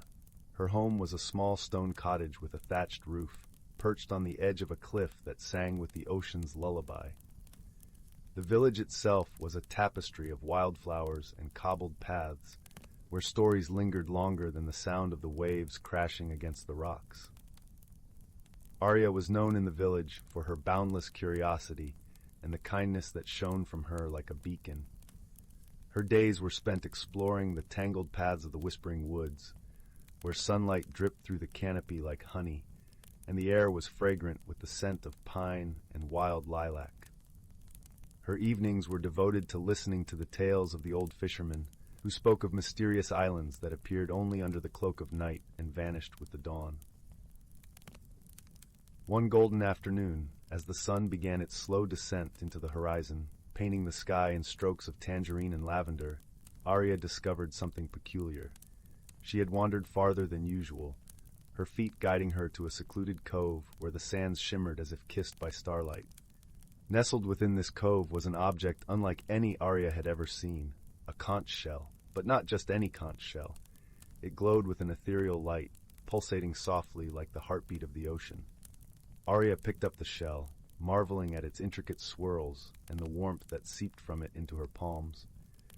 Holding it to her ear, she expected to hear the familiar rush of the sea, but instead, a gentle voice filled her mind, a voice that spoke of hidden worlds and ancient secrets, of journeys waiting to be undertaken and destinies waiting to be fulfilled.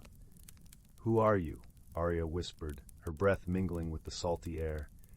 "I am the guardian of the Whispering Sands," the voice replied, soft as a breeze, yet firm as the tide. "You, Arya, are chosen to embark on a journey that will change not only your life, but the fate of the hidden world." A thrill of excitement coursed through Arya, mingled with a hint of fear. "What must I do?" she asked, her voice barely above a whisper. "Follow the path of the moon. the guardian instructed. When the moon is full, and its silver light dances upon the sea, the way shall be revealed. With her heart aglow with anticipation, Arya returned to her village, the conch shell clutched tightly in her hand. For the next few days, she was a flurry of energy, preparing for the journey that lay ahead. She packed a small bag with essentials, bread, cheese, a flask of water, and a cloak to ward off the night's chill. Finally, the night of the full moon arrived. The village lay hushed beneath the moon's soft glow, the air tinged with a sense of expectancy. Arya stood on the cliff's edge, the conch shell held close to her heart. As the moon reached its zenith, a silvery path appeared upon the ocean's surface, shimmering like a ribbon of light leading into the unknown. Taking a deep breath, Arya stepped forward. Her feet touched the path, and she felt a surge of warmth envelop her, as if the moon itself had wrapped her in its embrace. With each step, she felt lighter, her fears melting away like mist beneath the morning sun. The path led her to an island that seemed to emerge from the depths of the sea, its shores whispering with secrets and promises. Here, the air was thick with magic, and the trees sang with a melody only the heart could hear. Arya sensed she had entered a world woven from dreams and starlight, a world hidden from the eyes of those who did not dare to seek it. In the heart of this island stood a grove of ancient trees, their bark etched with runes that glowed with a soft, pulsating light. As Arya approached, the runes began to shimmer and shift, forming words that danced before her eyes. Welcome, area of the whispering woods, the trees intoned, their voices a harmonious blend of wind and time. You have been chosen to restore the balance between our world and yours.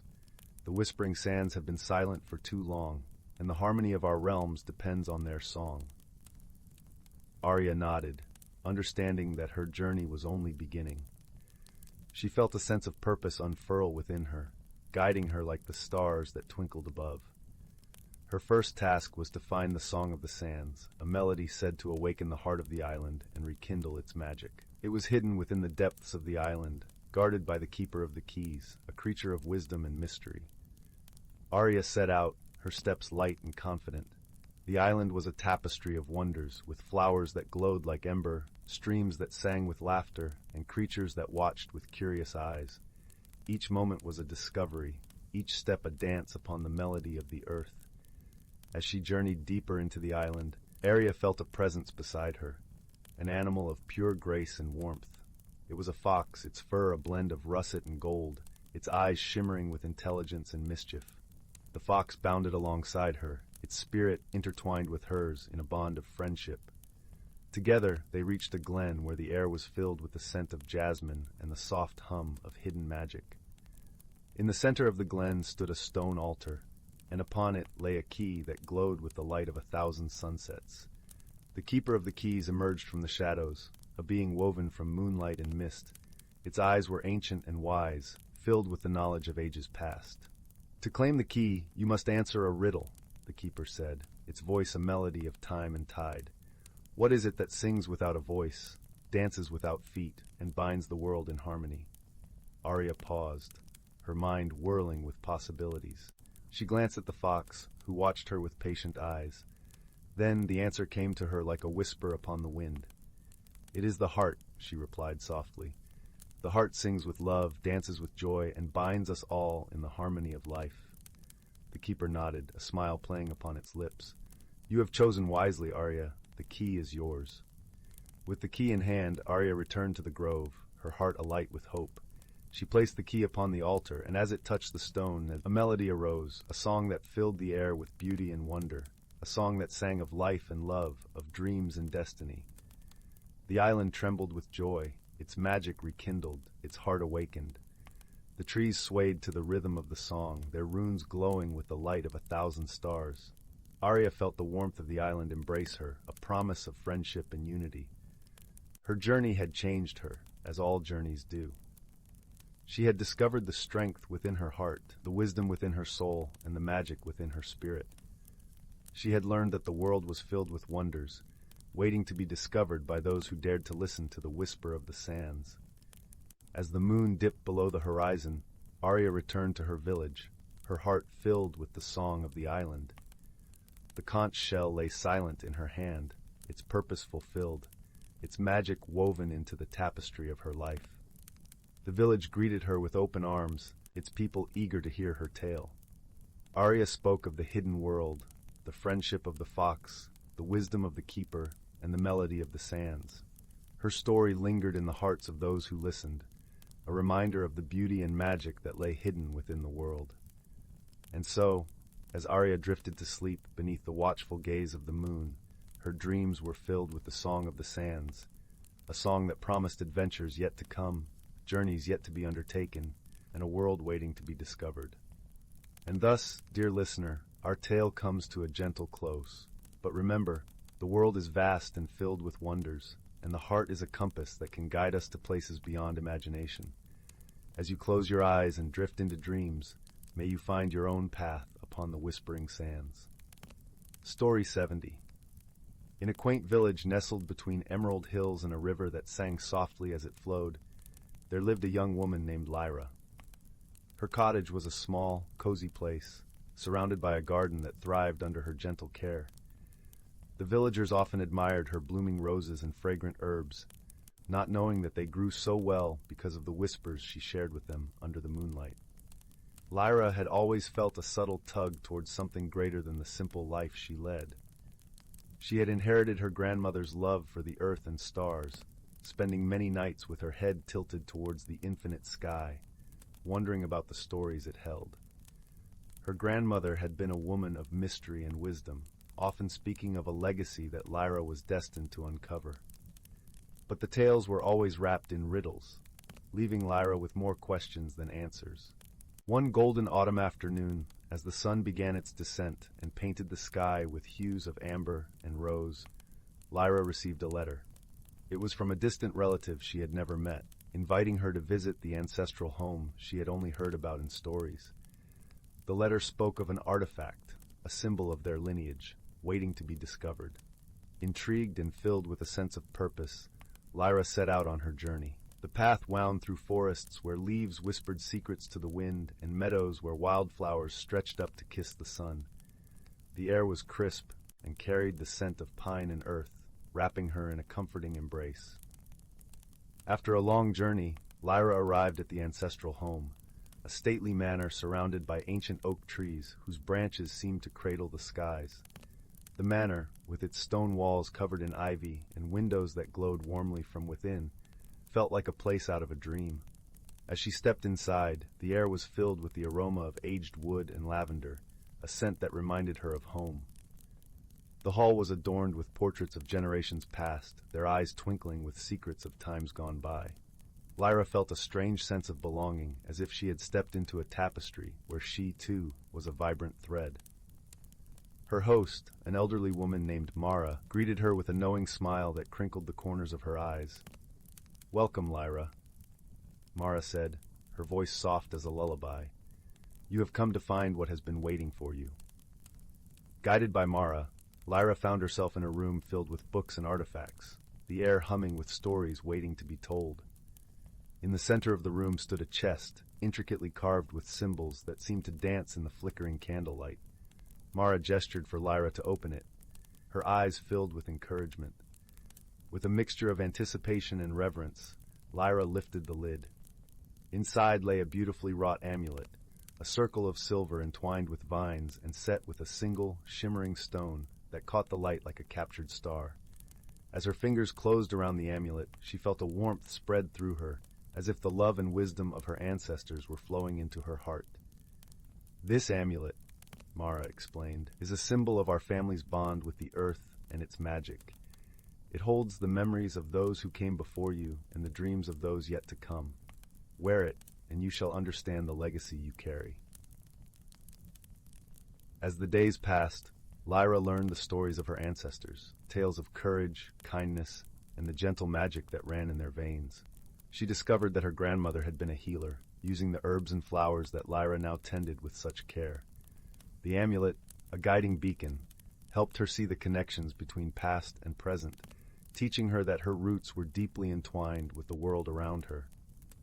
One evening, as she sat beneath the ancient oaks, the amulet resting against her heart, Lyra felt a profound peace. The lessons of her heritage resonated within her, a reminder that she was never truly alone. Her ancestors' wisdom whispered through the leaves, and the stars overhead winked in approval, as if acknowledging the newfound harmony she had embraced. As Lyra prepared to return to her village, she carried with her not just the amulet, but a sense of belonging and understanding that filled her with quiet strength. The journey had taught her that her roots ran deep, nourished by the love and guidance of those who had come before. With each step, she felt the earth's gentle pulse beneath her feet, a reminder of the legacy she now cherished. And so, Lyra returned to her cottage by the river, where the roses bloomed brighter and the herbs sang her grandmother's lullabies. She was home, her heart a tapestry of past and present, woven together with threads of the earth's magic and her ancestors' dreams. In the gentle glow of twilight, she whispered her gratitude to the stars, knowing that she was part of a story that would continue to shine through the ages. Story 71. In a forest older than time itself, where the trees whispered the secrets of the earth and the air shimmered with a light that seemed borrowed from a dream, lived a community of creatures whose lives intertwined like the roots beneath their feet. This forest, known only to those who listened to the songs of the wind, was a sanctuary of harmony, where every being knew its place in the grand tapestry of life. The heart of this enchanted woodland was the elder oak, a towering giant with limbs that reached the sky and leaves that fluttered like emerald butterflies in the gentle breeze. Its bark was a patchwork of stories, etched with the wisdom of countless seasons. Beneath its boughs, a wise old badger named Thistle held counsel with creatures great and small. With fur as silver as moonlight and eyes like pools of wisdom, Thistle was revered as a guardian of the forest's ancient knowledge. As the first light of dawn painted the sky in hues of rose and gold, a soft rustling began to stir the forest floor. The creatures awoke, each greeting the new day with a sense of purpose and belonging. Among them was a young squirrel named Nettle, whose fur was the color of autumn leaves, and whose spirit was as bright as a sunbeam breaking through the canopy. Nettle was known for her curiosity, which often led her to the edges of the woodland, where the whisper of the unknown beckoned. On this particular morning, as the dew sparkled like diamonds on the ferns, Nettle felt a tug at her heart, a call to venture beyond the familiar paths. She scampered up the elder oak, seeking Thistle's guidance. "Good morning, Thistle," she chirped, her eyes gleaming with anticipation. "The forest feels different today. The air seems to hum with a new song. What does it mean?" Thistle, who had been observing the changes with a thoughtful gaze, nodded slowly. "Ah, Nettle, you are perceptive, indeed. The forest is entering a time of transition. It is the turning of the seasons, when magic weaves its strongest threads through our world. This is the time when balance must be maintained, lest chaos unfurl." Nettle's ears perked with interest. "How do we keep the balance, Thistle?" "Through understanding and harmony, dear one," Thistle replied, his voice as soothing as a lullaby. "Every creature, every leaf, and every drop of rain plays a role in this delicate dance. We must cherish and protect each other, for in unity lies our strength." With Thistle's words echoing in her mind, Nettle decided to explore the forest's hidden corners, seeking to understand her place in the balance of life. She leapt from branch to branch, guided by the soft murmur of the brook that wound its way through the forest like a silver ribbon. As she paused to drink from the brook, she noticed a family of otters playing in the shallows, their sleek bodies gliding effortlessly through the water. They greeted Nettle with joyful splashes, their laughter ringing like chimes in the crisp morning air. "Join us, Nettle," called the youngest otter, a playful creature named Ripple. "The water is as clear as the sky today, and the fish are plentiful." Nettle hesitated, but then she remembered Thistle's words. She plunged into the water, feeling the cool embrace of the brook, and together they swam and played, their movements a dance of joy and freedom. As the sun climbed higher, Nettle bid farewell to the otters and continued her journey, her fur drying swiftly in the gentle breeze. She ventured deeper into the forest, where the air was thick with the scent of pine, and the songs of birds created a symphony overhead. In a small clearing bathed in dappled sunlight, Nettle encountered a wise tortoise named Moss, whose shell was a tapestry of greens and browns, mirroring the forest floor. Moss was known for his vast knowledge of herbs and plants, which he used to heal and nourish the creatures of the forest. "Good day, Nettle." Moss greeted her with a slow, deliberate nod. "What brings you to this quiet corner of the world?" "I seek to understand the balance of the forest," Nettle replied, eager to learn. "Thistle says it is a time of change, and I wish to help keep the harmony." Moss regarded her with kind eyes. "To understand balance, one must first understand oneself and the connections we share with all living things. Every plant and creature has a role, a purpose in this grand mosaic. Take this, for example," he said, nudging a cluster of lavender with his nose. "Its fragrance soothes the troubled mind, while its nectar feeds the bees, who in turn pollinate the flowers that blanket our forest." Nettle sniffed the lavender, its sweet aroma wrapping around her like a comforting hug. "I see," she said thoughtfully. "Everything is connected." "Indeed," Moss agreed. "And when you honor these connections, you contribute to the harmony of our world." With a newfound understanding, Nettle thanked Moss and continued her exploration.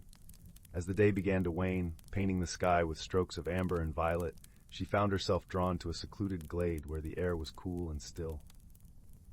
In the center stood a magnificent willow tree, its branches trailing gracefully like a cascade of green silk. Beneath the willow, a gentle deer named Willow herself stood, her eyes soft and serene. She was known for her gentle nature and her ability to listen to the whispers of the wind. "Welcome, Nettle," Willow said, her voice as gentle as a summer breeze.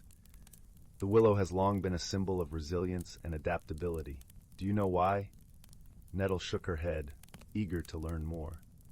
"The willow bends with the wind," Willow explained, "and in doing so it does not break. It teaches us the importance of flexibility and strength through adversity. When we remain open to change and embrace it, we find our true path."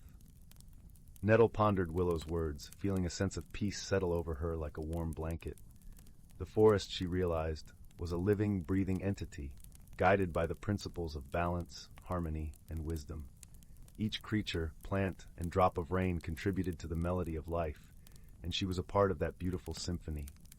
As the stars began to twinkle in the twilight sky, Nettle made her way back to the elder oak, her heart full of gratitude and understanding.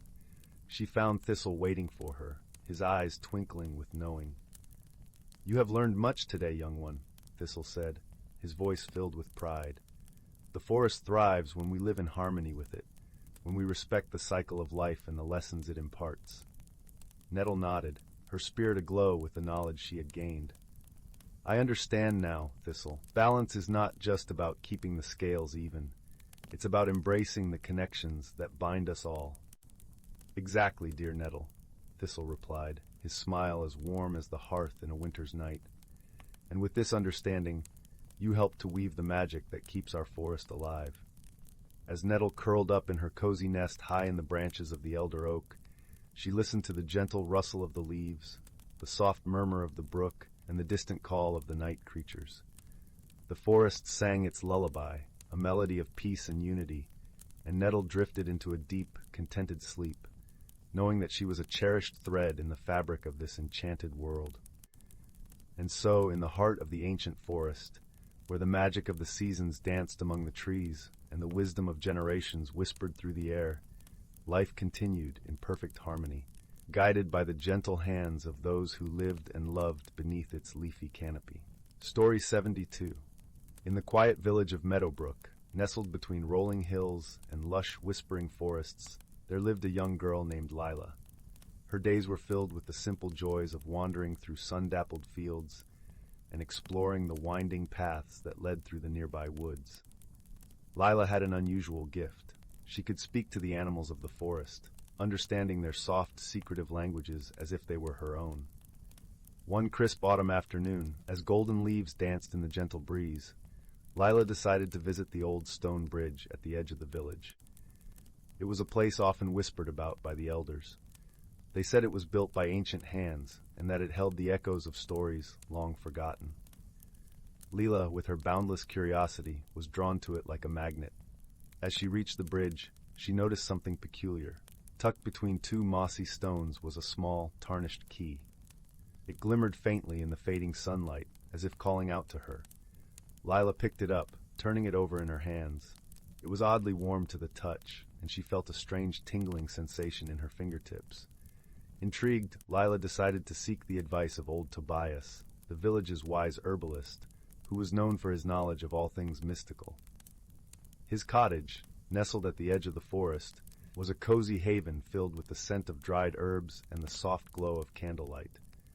When Lyla arrived, Tobias was seated by the hearth, his spectacles perched on the end of his nose as he pored over a dusty tome. He welcomed her with a warm smile, his eyes twinkling with curiosity as she showed him the key. "Ah, Lyla," he said, examining the key closely. "This is no ordinary key. It is said to unlock the hidden wonders of the world, but only for those with a pure heart and a thirst for discovery." Lyla's eyes widened with wonder. "What does it unlock, Tobias?" The old man chuckled softly. "That, my dear, is for you to discover. The key will guide you. Trust your heart, and remember that the journey is as important as the destination." With these words, Lyla set out on a journey that would take her beyond the familiar paths of her village. Her first stop was the enchanted forest of Elderglen, a place where the trees whispered secrets and the streams sang sweet melodies. As she ventured deeper into the forest, Lyla came across a clearing where sunlight trickled through the canopy, creating a mosaic of light on the forest floor. There she met a peculiar group of helpers, a wise old owl named Oswin, a gentle deer named Marigold, and a mischievous squirrel named Pip. Oswin, perched high in the branches, offered guidance with his deep, soothing voice. "Your journey will test your patience and your wisdom, young one, but remember, you are never alone." Marigold, with her soft, soulful eyes, provided comfort and companionship. "We are here to help you, Lyla. Together, we will find what your heart seeks." Pip, with his playful antics and quick wit, brought laughter and lightness to their travels. "Let's see where this key takes us. Adventure awaits." Together, they embarked on a journey filled with wonder and challenges. They crossed babbling brooks and navigated through fields of wildflowers that swayed in the gentle breeze. Each step brought them closer to the heart of the forest, where the air was thick with magic and mystery. Their journey was not without its challenges. At one point, they came across a wide, rushing river with no apparent way across. Lyla, remembering Tobias's words, sat by the riverbank, listening to its song. As she closed her eyes and focused, she realized that the river's melody was a riddle, a puzzle to be solved with patience and understanding. With Oswin's wisdom, Marigold's encouragement, and Pip's playful insights, Lyla slowly pieced together the answer. She realized that the river would part for those who truly listened. As the realization dawned, the waters began to calm and separate, revealing a path of smooth stepping stones. Their journey continued until they reached a hidden glade, untouched by time. In the center stood an ancient tree, its branches reaching up to the sky like open arms. At its base was a small, intricately carved door, just the right size for Lyla's key. With a deep breath, Lyla inserted the key into the lock. It turned smoothly, and the door swung open to reveal a hidden world of shimmering lights and vibrant colors. Inside, she found a garden unlike any other, where flowers sang gentle lullabies and the air was alive with magic. In the heart of this garden was a mirror pool, its surface as smooth as glass. Lyla approached it, her reflection dancing with the light of 1,000 stars. As she gazed into the water, she saw not just her own face, but the faces of her friends, her family, and all the people of Meadowbrook. She realized then that the key had unlocked not just a secret place, but a deeper understanding of herself and her connection to the world around her. The journey had taught her that true magic lies in the bonds of friendship, the wisdom of nature, and the courage to seek out the unknown. With her heart full of gratitude and wonder, Lyla returned to Meadowbrook, her friends by her side. She carried with her the lessons of her journey, ready to share the magic of discovery with all who cared to listen. And so, in the heart of the village, as the sun dipped below the horizon and the stars began to twinkle in the night sky, Lyla sat by the old stone bridge, the key safe in her pocket, knowing that the world was full of wonders waiting to be discovered, and that she would always have the courage to find them. As the night deepened, the village of Meadowbrook lay in peaceful slumber, cradled by the gentle embrace of the forest and the soft whisper of the wind. And in the quiet of the night, Lyla's heart glowed with the warmth of friendship and the magic of the journey that had changed her forever. Story 73. In a quaint village nestled between the whispering woods and the murmuring sea, there was a tale often told by the elders, a story about a magical lantern said to illuminate more than just the darkness. This lantern, made of the finest glass and adorned with intricate carvings of mythical creatures, was rumored to reveal the hidden truths of the heart and guide lost souls home. Many had searched for it, but none had succeeded, until a curious young girl named Anwen decided to embark on her own quest. Anwen had always been drawn to stories of magic and mystery, her imagination fueled by the tales spun by her grandmother by the fireside. On a particularly chilly autumn evening, as the wind howled outside their cozy cottage, her grandmother recounted the legend of the lantern once more. Anwen listened intently, her eyes wide with wonder, as the fire cast flickering shadows across the room. "How do you know it's real, grandmother?" Anwen asked, her voice a soft whisper barely audible over the crackling fire. Her grandmother smiled, her eyes twinkling with a secret only she seemed to know. "I've seen it with my own eyes, my dear. It's said to be hidden in the heart of the woods, beyond the old willow that weeps by the brook." Determined to find the lantern and uncover its mysteries, Anwen set off the next morning, the sky painted in hues of dawn and the air crisp with the promise of an adventure. She wore her warmest cloak, its woolen fabric wrapped snugly around her small frame, and carried a small satchel filled with provisions, a loaf of bread, a wedge of cheese, and a flask of sweet apple cider. As she ventured deeper into the forest, the trees whispered secrets to each other, their leaves rustling gently in the breeze.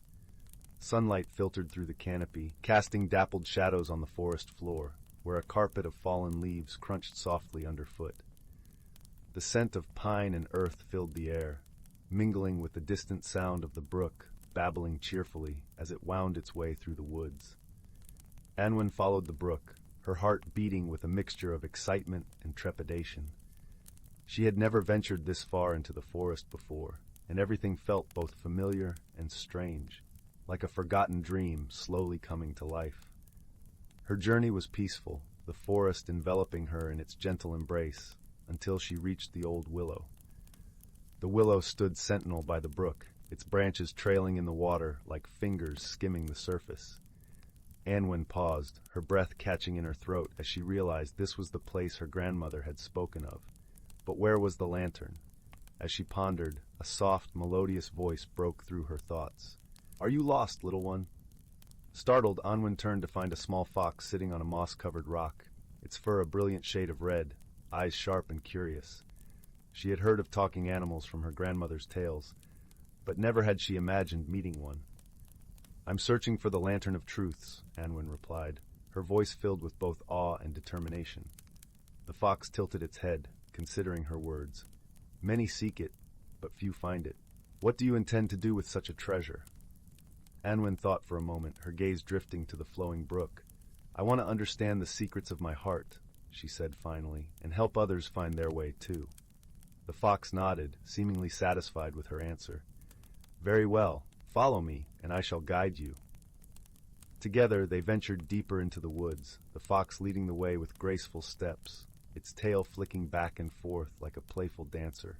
They passed through groves of ancient oaks, their gnarled branches arching overhead like the ribs of a cathedral, and crossed fields of wildflowers that swayed gently in the breeze, their vibrant colors a feast for the eyes. The forest grew denser, the light dimming as the trees closed ranks around them. Anwen could feel the air changing, charged with a subtle energy that tingled along her skin. It was as if the forest itself knew of her quest and was watching, waiting to see what she would do.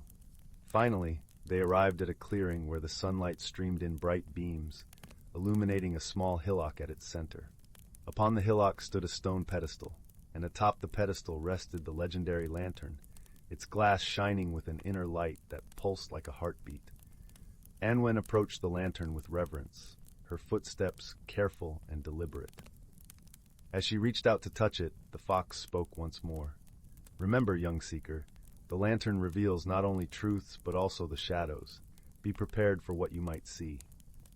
With a deep breath, Anwen placed her hands on the lantern, Its surface was cool and smooth, and as her fingers traced the carvings, the light within flared brightly, enveloping her in a warm, golden glow.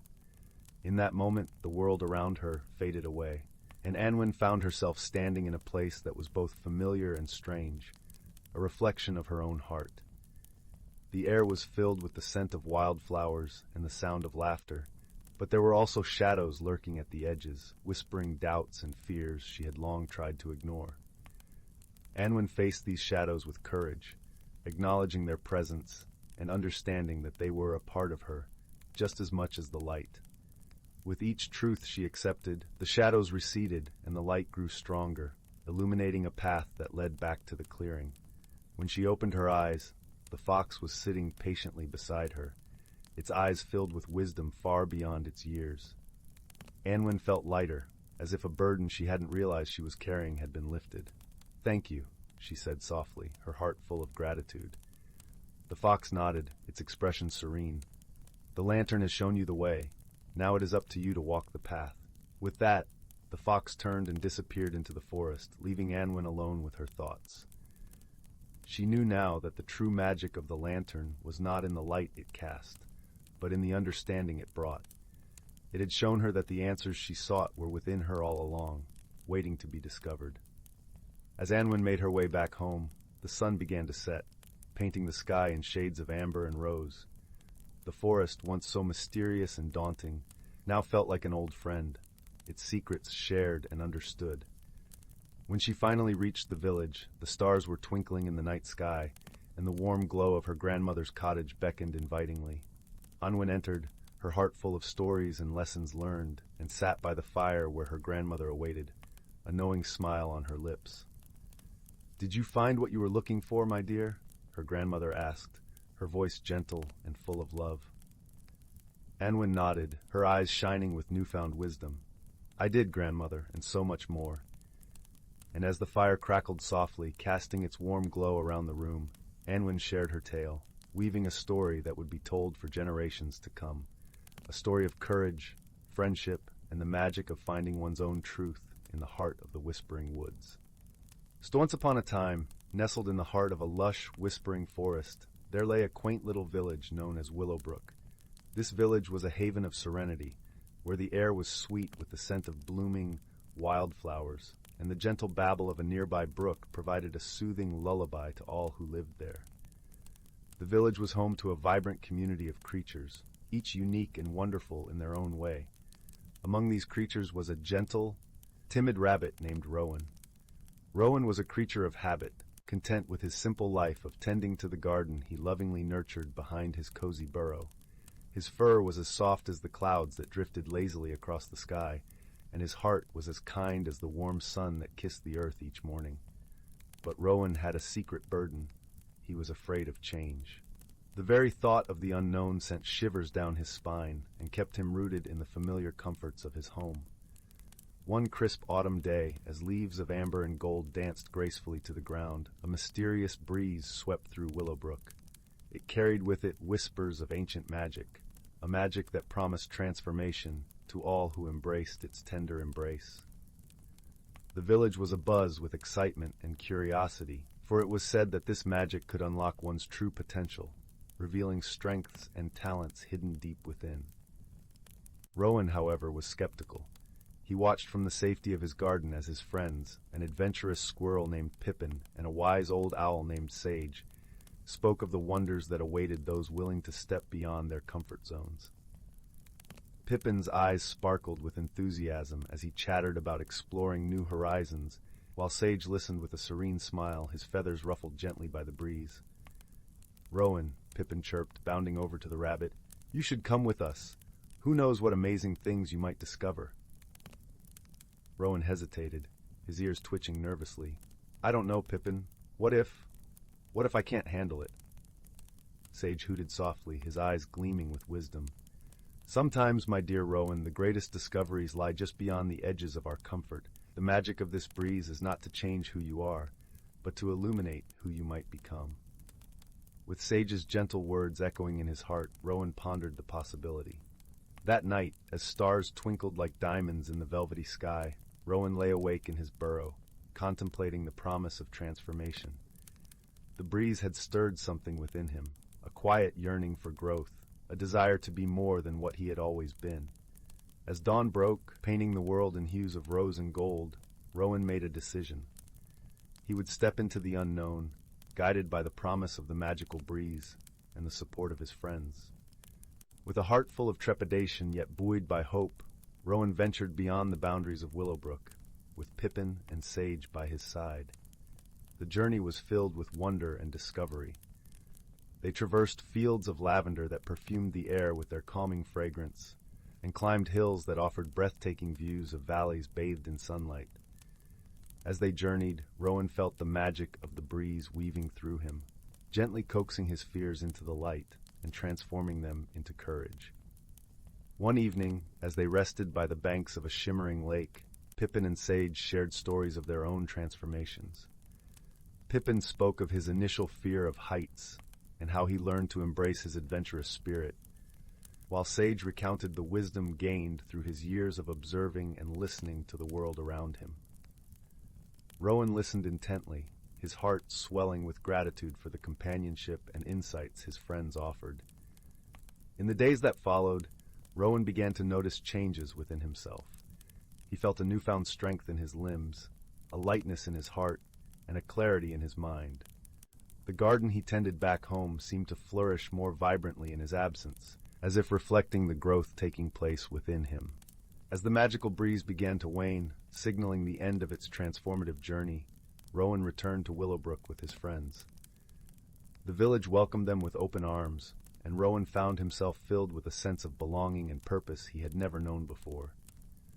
Rowan's garden, once a place of routine and safety, now became a canvas for his newfound creativity and courage. He planted seeds of different varieties, experimenting with colors and textures, and watched as they blossomed into a tapestry of breathtaking beauty.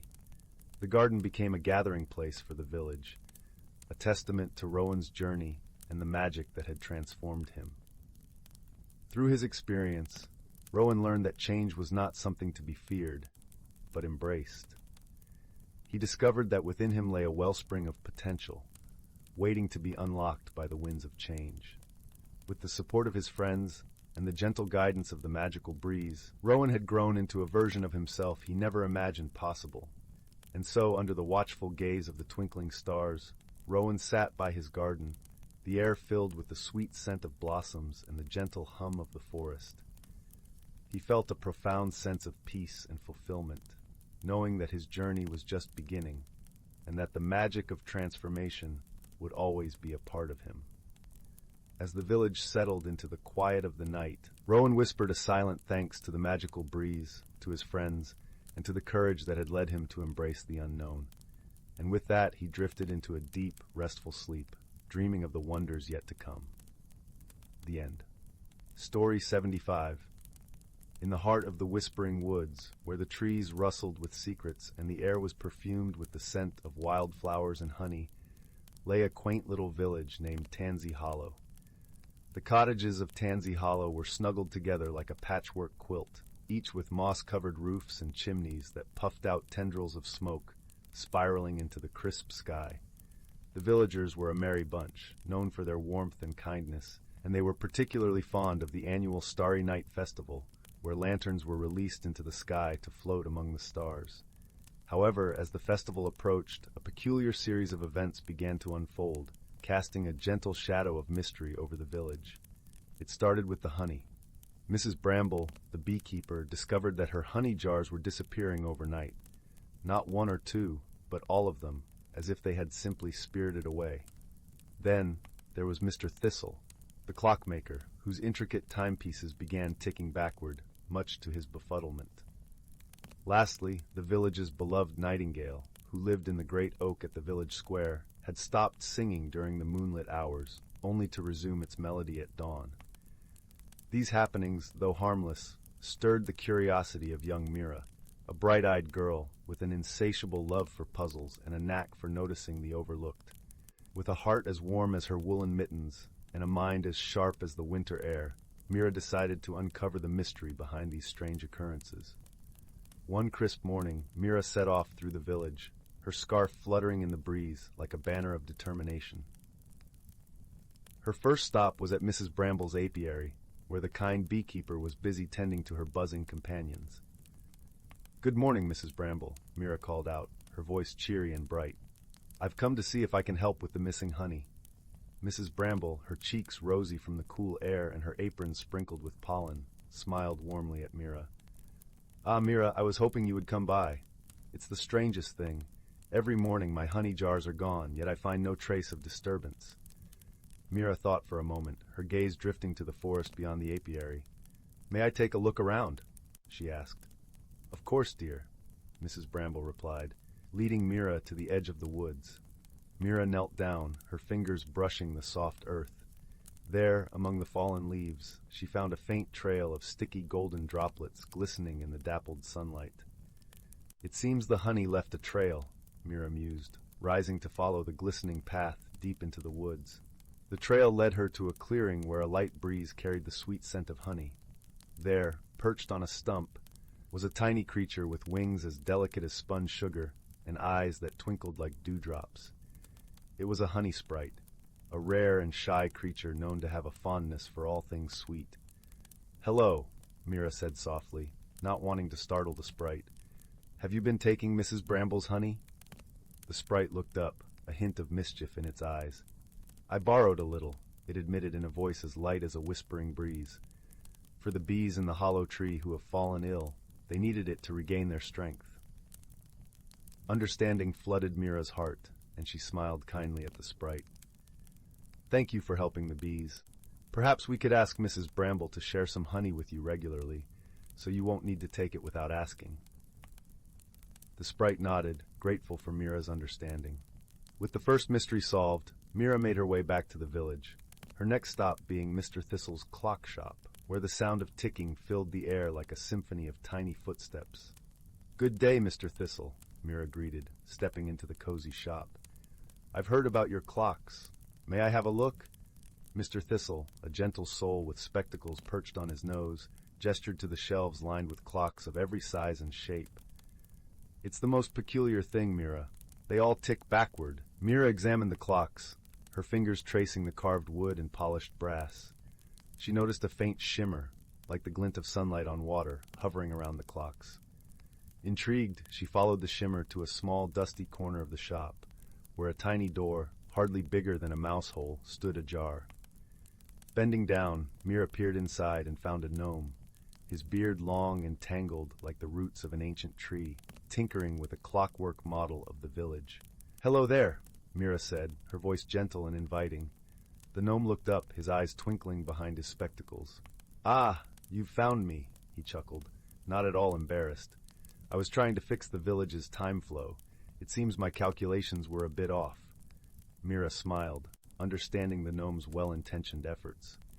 "Perhaps we could work together to set things right," she suggested, offering her help. With Meera's keen observation and the gnome's knowledge of time, they adjusted the village's time flow, setting the clocks back to their proper rhythm. The gnome thanked Meera with a small handmade clock, a token of his gratitude and friendship. With 2 mysteries solved, Meera felt a sense of fulfillment, but knew there was still one more puzzle to unravel. As evening descended upon Tansy Hollow, Meera made her way to the great oak in the village square, where the nightingale had fallen silent. Beneath the boughs of the ancient tree, Meera found a wise old owl perched on a branch, its feathers as soft as moonlight. The owl, known to the villagers as Sage, was a guardian of wisdom and knowledge.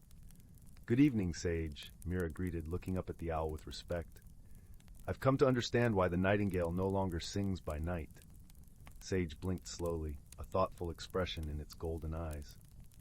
"Ah, young Meera," the owl hooted softly. "The nightingale sings to the stars, but recently the stars have been hidden behind clouds. Without their twinkle, the nightingale's heart feels heavy." Meera considered this and realized what needed to be done. "Perhaps we can create our own stars," she suggested, recalling the lanterns of the Starry Night Festival. With Sage's guidance, Meera gathered the villagers, and together they crafted hundreds of paper lanterns. As the first lanterns were lit and released into the night sky, they drifted upward, casting a warm glow that danced among the clouds. The nightingale, seeing the makeshift stars, began to sing once more, its melody filling the night air with a song of joy and gratitude. The village was enveloped in a sense of peace, their hearts warmed by the glow of the lanterns and the harmony of the nightingale's song. As the Starry Night Festival unfolded under the twinkling lights, Meera stood among her friends and neighbors, her heart full of joy and contentment. The mysteries had been solved, not through confrontation, but through understanding, kindness, and collaboration. And so, under the watchful gaze of the stars, both real and imagined, the village of Tansy Hollow rested, cradled in the gentle embrace of the whispering woods, where mysteries were welcomed and resolved with wisdom and friendship. As the last lantern flickered out, Meera knew that the warmth of the village, like a comforting blanket, would always be there to welcome her home. And with that thought, she drifted into a peaceful slumber, her dreams filled with the enchanting melodies of the nightingale and the twinkling glow of the lantern-lit sky. Story 76. Once upon a starry night, a young girl named Willow found herself lost in the deep forest, her anxiety swelling like a rising tide within her heart. She had always feared change, clinging tightly to the familiar, but this unexpected adventure forced her to confront her deepest fears. As she wandered through the shadowy trees, a gentle glimmer caught her eye.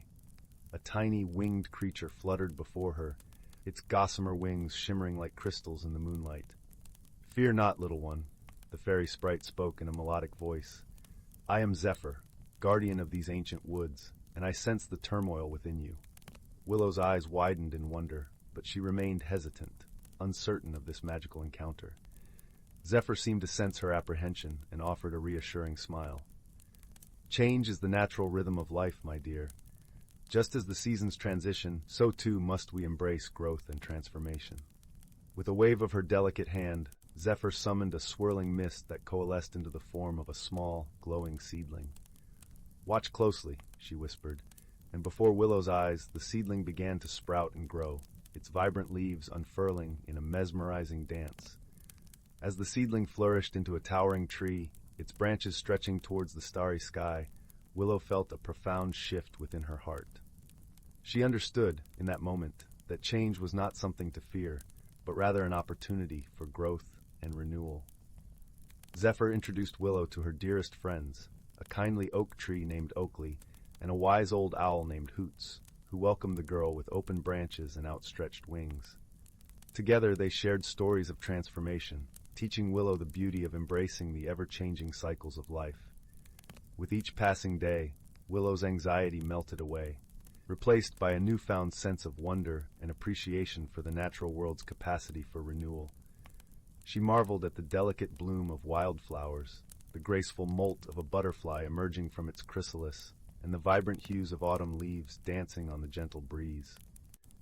Oakley regaled her with tales of his own growth, from a tiny acorn to a mighty oak, weathering storms and basking in the warmth of countless summers. Hoots shared her wisdom, teaching Willow to embrace the present moment and find joy in the simple pleasures of life. As the seasons changed and the forest welcomed the crisp chill of winter, Willow found herself transformed. No longer did she fear change, but instead she embraced it with open arms, understanding that growth and transformation were essential parts of life's journey.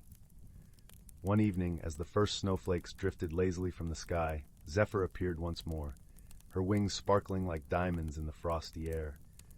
"You have learned well, my dear Willow," she said with a proud smile. "Now it is time for you to embark on your own path, carrying the lessons of the forest within your heart." With a grateful embrace, Willow bid farewell to her enchanting friends, her heart overflowing with love and gratitude for the magical experiences that had forever changed her perspective on life's ever-shifting tides. As she emerged from the forest, Willow felt a profound sense of peace and acceptance. She knew that while change was inevitable, it was also a beautiful opportunity for growth and self-discovery.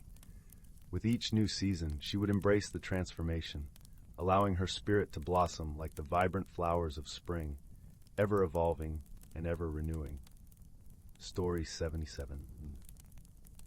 In the gentle embrace of an early twilight, where the sky blushed with hues of lavender and rose, A small village nestled at the edge of the alderwood forest began to settle for the night. The village, quaint and timeless, was a place where cobblestone paths wound between cozy cottages, and the air was perfumed with the scent of freshly baked bread, mingling with the earthy aroma of the forest.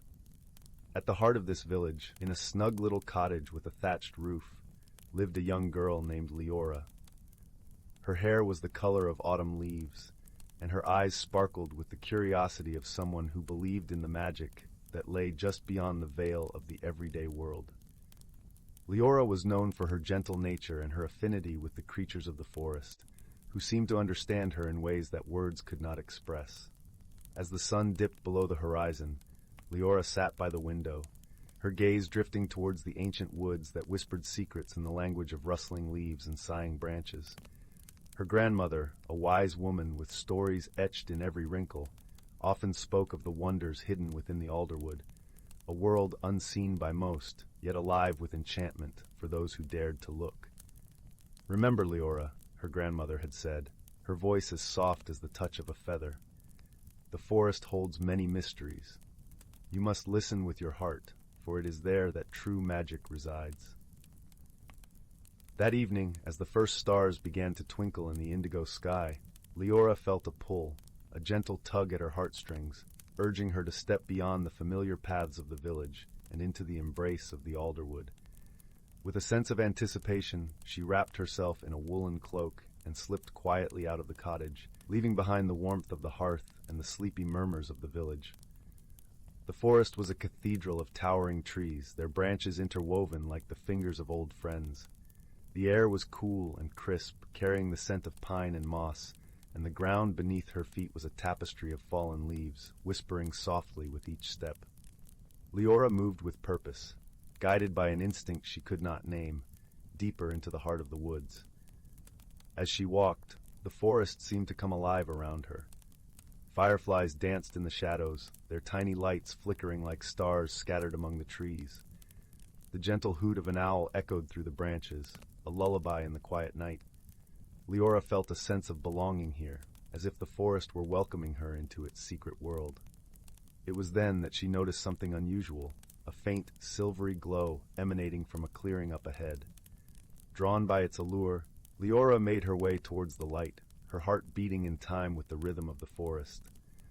As she stepped into the clearing, she found herself standing before an ancient, gnarled tree, its bark shimmering with a light that seemed to pulse from within.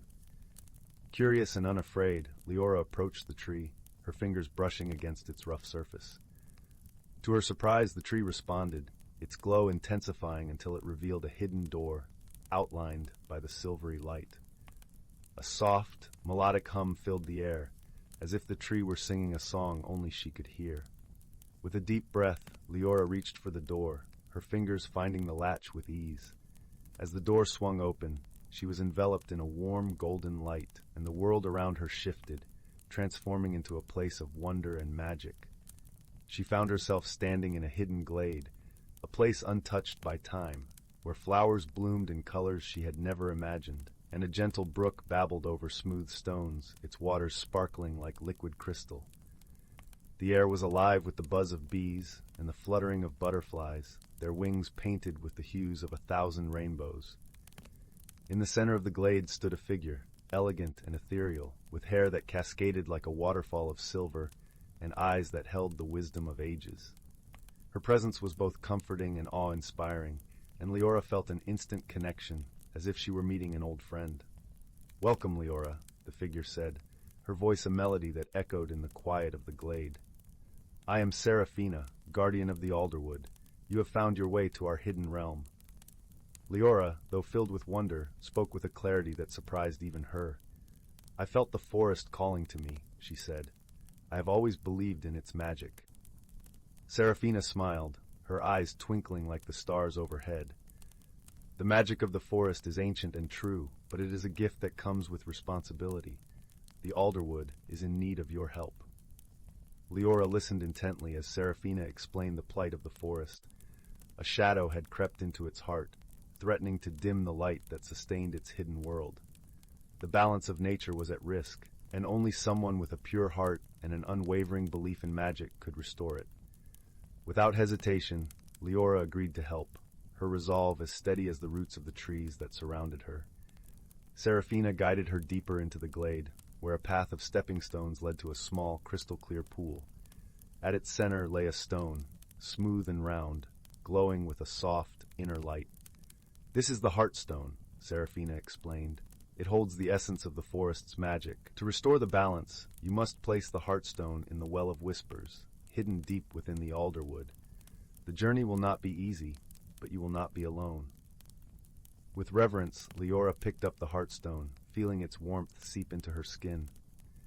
As she turned to face the path ahead, she noticed a small, doe-eyed fawn watching her from the edge of the glade.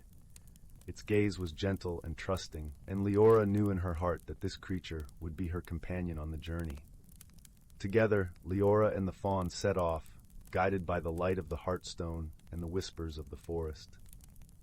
The path wound through groves of ancient trees and fields of wildflowers, each step taking them deeper into the mystery of the alderwood. As they traveled, Leora discovered that the forest was alive with voices, each plant and creature offering guidance and encouragement. The wind carried messages in its sighs, and the brook sang songs of hope and renewal. The forest, once a place of mystery, had become a friend, its heart beating in time with her own. The journey was not without its challenges. Dark shadows lurked at the edges of the path, whispering doubts and fears. But Leora, with the fawn by her side and the Heartstone in her hand, found strength in the knowledge that she was not alone. The forest itself seemed to rally around her, its magic a protective cloak against the encroaching darkness. Finally, after what felt like both an eternity and a single heartbeat, they arrived at the Well of Whispers. It was a place of serene beauty, nestled in a grove of willow trees that swayed gently in the breeze. The well was ancient, its stones covered in soft green moss, and the air around it was filled with a gentle hum, as if the very earth were singing a lullaby. With great care, Leora approached the well, the Heartstone glowing brightly in her hands. She could feel the forest holding its breath, waiting for the moment of reunion. With a prayer of gratitude on her lips and love in her heart, she placed the Heartstone into the well. As the Heartstone touched the water, a radiant light burst forth, illuminating the grove and all within it. The shadows that had haunted the forest dissolved into nothingness, and a sense of peace and renewal swept through the alderwood. The trees stood taller, their leaves shimmering with newfound vitality, and the air was filled with the joyous song of birds returning to their nests. Seraphina appeared once more, her presence a beacon of light and warmth. "You have restored the balance, Leora," she said, her voice filled with gratitude. "The forest will flourish once more, thanks to your courage and belief in its magic." Leora felt a wave of joy and contentment wash over her, knowing that she had played a part in healing the world she loved. As she stood there, surrounded by the beauty of the forest, she understood the true meaning of her grandmother's words, that the magic of the world was not something to be seen, but something to be felt within the heart. With the Heartstone returned and the forest thriving, it was time for Leora to return to her village, her heart full of the wisdom and wonder she had found in the alderwood. As she made her way back through the forest, the fawn trotted beside her, a constant reminder of the journey they had shared. The village was just as she had left it, nestled in the embrace of the now glowing alderwood. Her grandmother was waiting by the cottage door, a knowing smile on her face as she welcomed Leora home. "You've found the magic, haven't you?" her grandmother asked, her eyes twinkling with pride. Leora nodded, her heart swelling with the truth of her experience. "Yes, and I will never forget it." As the stars began to dance in the night sky, Leora and her grandmother sat by the fire, the warmth of the flames a comforting glow in the cozy cottage. The village was quiet, the only sound the gentle rustling of the trees as they whispered their ancient secrets to the night. And so, in the heart of the alderwood, a young girl learned the true nature of magic, not as a force to be wielded, but as a gift to be cherished and shared. It was a lesson she would carry with her always, a reminder that the greatest magic of all was the love and belief that bound the world together in harmony. As she drifted into a peaceful sleep, Leora knew that the alderwood would always be waiting for her, ready to share its wonders with those who listened with their hearts. And in that knowledge, she found a sense of comfort and joy, wrapped in the gentle embrace of the forest's enduring magic. Story 78. Once upon a dreamy eve, as the forest stirred with the gentle whispers of dusk, a young rabbit found herself drawn to the mesmerizing dance of fireflies. Their golden flickers wove through the velvet shadows, guiding her deeper into the ancient woods.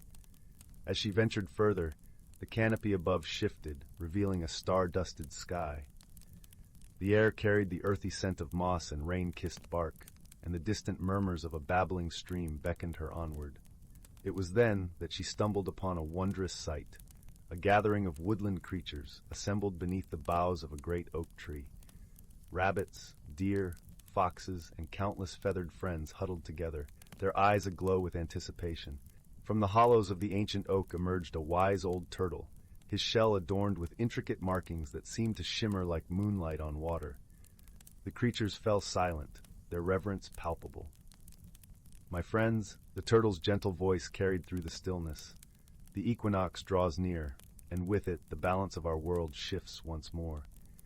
He gestured towards the dew-kissed ferns, where delicate tendrils unfurled, revealing clusters of luminescent mushrooms. Their soft azure glow pulsed in sync with the rhythm of the forest's heartbeat.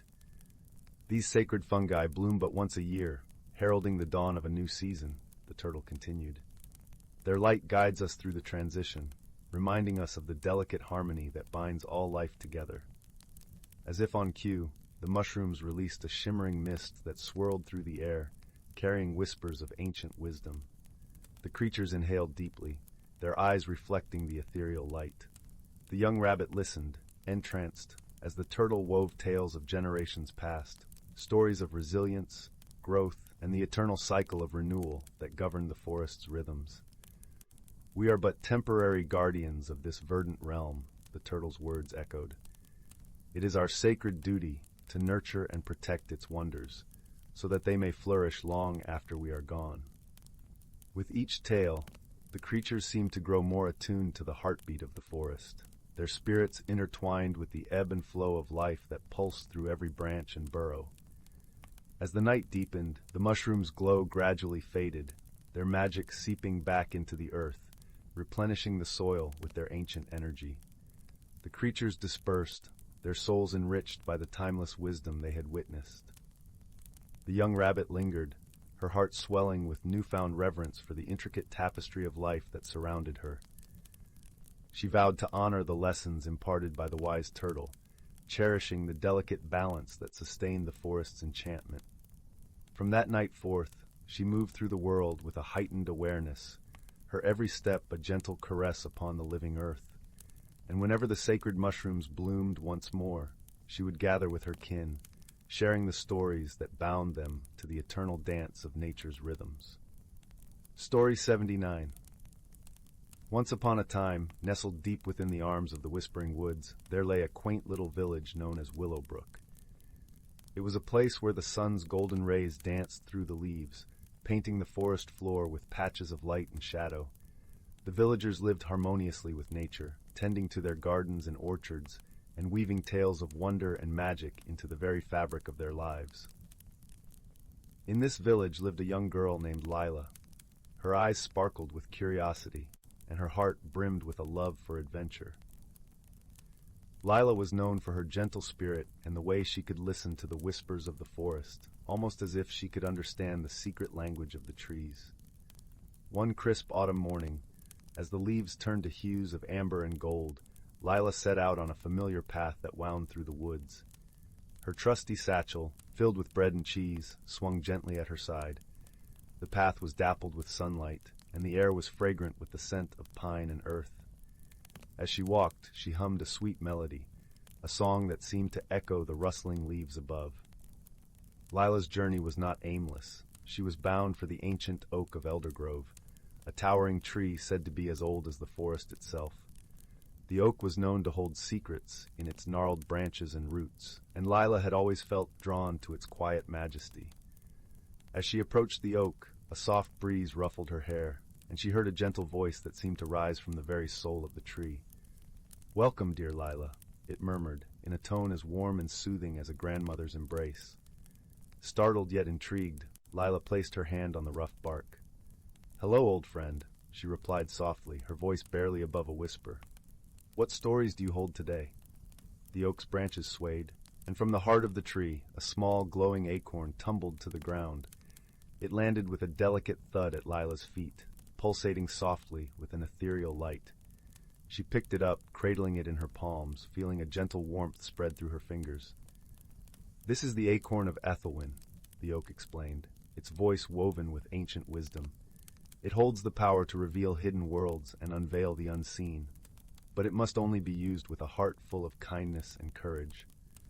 Lyla gazed at the acorn, her mind awash with possibilities. She felt a thrill of excitement mingled with a sense of responsibility. "Thank you," she said earnestly, tucking the acorn safely into her satchel. "I promise to use it wisely." With the acorn in her possession, Lila's thoughts turned to her friend Rowan, a gentle boy with a quick smile and a love for stories. Rowan was unlike anyone else in Willowbrook, for he walked with the help of a finely crafted wooden cane, a gift from the village woodcarver. Despite his challenges, Rowan's spirit was as bright and lively as the sunlit forest. Lyla hurried back through the woods, eager to share her discovery. As she approached Rowan's cottage, she found him sitting on the porch, his eyes lost in the pages of a worn book. A soft breeze ruffled his chestnut hair, and a flock of sparrows chirped merrily in the branches above. "Rowan!" Lyla called, waving the satchel excitedly. "You'll never guess what I've found." Rowan looked up, his eyes twinkling with curiosity. "What is it, Lyla?" he asked, setting aside his book. Lyla clambered up the steps and sat beside him, her voice a whisper of excitement. "I went to the Oak of Eldergrove, and it gave me this." She opened her satchel to reveal the acorn, its glow casting a soft light between them. Rowan's eyes widened in wonder. "The acorn of Ethelwyn," he breathed, reaching out to touch it reverently. "I've only read about it in tales. It's said to reveal hidden worlds." "That's what the oak told me," Lyla replied, her voice filled with awe. "I thought we could explore together, maybe discover a world where your stories come alive." Rowan's face lit up with a smile, the kind that warmed Lila's heart. "I'd love that," he said, his voice brimming with anticipation. "Let's see where it takes us." The two friends decided to set out at dawn the next day, when the world was still draped in the soft hues of morning light. Lyla spent the evening packing a small basket with provisions, fresh bread, apples from the orchard, and a flask of sweet honeyed tea. She felt a flutter of excitement in her chest, wondering what secrets the acorn might reveal. As the first blush of dawn crept over the horizon, Lyla and Rowan met at the edge of the village. The morning air was crisp, carrying the scent of dew-laden grass and distant wildflowers. The forest stood before them, a tapestry of colors and shadows. "Are you ready?" Lyla asked, her voice a blend of excitement and nervousness. Rowan nodded, his cane tapping gently against the earth. "Ready as ever," he replied with a determined glint in his eyes. Together, they stepped into the woods, their path winding deeper and deeper into the heart of the forest. Sunlight spilled through the canopy, creating a mosaic of light and shadow that danced at their feet. The forest was alive with the sounds of rustling leaves, chirping birds, and the distant babble of a hidden stream. As they walked, Lyla and Rowan shared stories and dreams. Rowan spoke of lands filled with mythical creatures and enchanted groves, while Lyla imagined worlds where the trees themselves whispered tales of old. After some time they reached a clearing where the sunlight poured down like liquid gold, bathing everything in a warm glow. Lyla felt the acorn pulse gently in her satchel, a reminder of its hidden potential. "This feels like the right place," Rowan said, his eyes scanning the clearing with a sense of wonder. Lyla nodded, her heart racing with anticipation. She carefully retrieved the acorn from her satchel, its glow intensifying in the morning light. Together they held it between them, feeling its gentle warmth. With a deep breath, Lyla whispered, "Reveal your secrets, acorn of Ethelwyn." As if in response, the acorn began to shimmer and spin, casting a radiant light that enveloped the clearing. The air hummed with magic, and the world around them seemed to shift and blur. When the light faded, Lyla and Rowan found themselves standing at the edge of a lush, hidden valley. The landscape was a tapestry of vibrant colors, emerald fields dotted with wildflowers, sapphire streams that wound through the land like shimmering ribbons, and towering trees with leaves that glistened like precious gems. In the distance, they could see a quaint village nestled against the foothills of a majestic mountain range. The village was unlike any they had seen before, with cottages that seemed to be sculpted from the very earth, their rooftops covered in blooms of every hue. "Wow," Rowan breathed, his eyes wide with awe. "It's like stepping into one of our stories." Lyla nodded, her heart singing with joy. "It's beautiful," she whispered, taking in the sight. "I can't believe this world was hidden away, waiting to be discovered." The two friends ventured into the valley, their senses alive with wonder. They passed through fields where butterflies danced in the air, their wings brushing against the flowers in a delicate ballet. The air was sweet with the scent of blossoms, and the gentle murmur of the streams was a soothing melody that filled the valley. As they made their way toward the village, they noticed the villagers going about their daily tasks. They were a kind-hearted folk, their faces warm and welcoming. Some tended to their gardens, while others crafted intricate sculptures from wood and stone. Laughter and song drifted on the breeze, a testament to the joy that filled this hidden world. A group of children ran past, their laughter ringing like bells. They paused to greet Lyla and Rowan, their eyes wide with curiosity and friendliness. "Welcome to Eldergrove," one of the children said, a boy with a crown of daisies in his hair. "Are you here to see the Festival of Stars?" "The Festival of Stars?" Lyla repeated, intrigued. "What's that?" The children exchanged excited glances. "It's a celebration of the night sky when the stars are said to grant wishes," a girl with bright red braids explained. "There's music, dancing, and stories by the fire. It's the most magical night of the year." Rowan's eyes sparkled with interest. "That sounds incredible," he said, glancing at Lyla. "Shall we stay and see it?" Lyla nodded eagerly.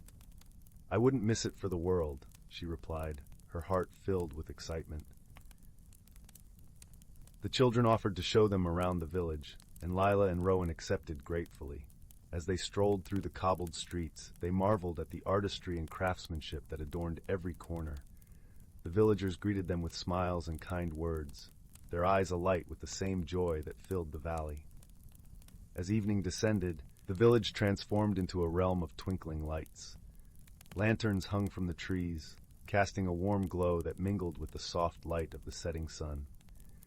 The air was filled with the sweet scent of baked treats and the sound of music that beckoned them to join in the festivities. Lyla and Rowan found themselves drawn to the village square, where a large bonfire crackled merrily. Around it, villagers gathered, their faces illuminated by the flickering flames. Musicians played lively tunes, and dancers twirled in graceful arcs, their movements a reflection of the joy that filled the air. As the stars began to appear one by one, the villagers settled around the bonfire, eager to share stories and dreams. An elder with a voice as deep and resonant as the forest itself began to speak, weaving tales of the stars and their ancient magic. Rowan listened intently, his heart full of wonder. Lyla watched him, her heart swelling with happiness at the sight of her friends so captivated by the magic of the moment. She reached for the acorn, feeling its warmth in her hand, and whispered a silent wish, a wish for Rowan to find the strength and courage he needed to chase his dreams. As the night unfolded, the villagers took turns making wishes upon the stars. When it was Rowan's turn, he hesitated for a moment, his eyes fixed on the shimmering sky. Then, with a deep breath, he spoke his wish aloud, a wish for a world where stories could come alive, where imagination knew no bounds, and where friendship could overcome any challenge. The stars seemed to twinkle in response, their light dancing across the night sky. Lyla felt a sense of peace settle over her, as if the universe itself had acknowledged their wishes, promising possibilities beyond their wildest dreams. As the festival drew to a close, Lyla and Rowan found themselves lying on the soft grass, gazing up at the stars. The air was cool and gentle, carrying the fragrance of night-blooming flowers. "This has been the most magical day," Rowan murmured, his voice filled with contentment. Lyla nodded, her heart full of gratitude. "I'm so glad we found this place," she whispered. "It's like a dream come true." In the quiet of the night, the two friends lay side by side, their hearts connected by the magic of the hidden world they had discovered. The fire crackled softly in the background, and the stars continued to twinkle, their light a reminder of the infinite possibilities that lay ahead. As the dawn began to paint the sky with the first hues of morning, Lyla and Rowan realized it was time to return to their own world.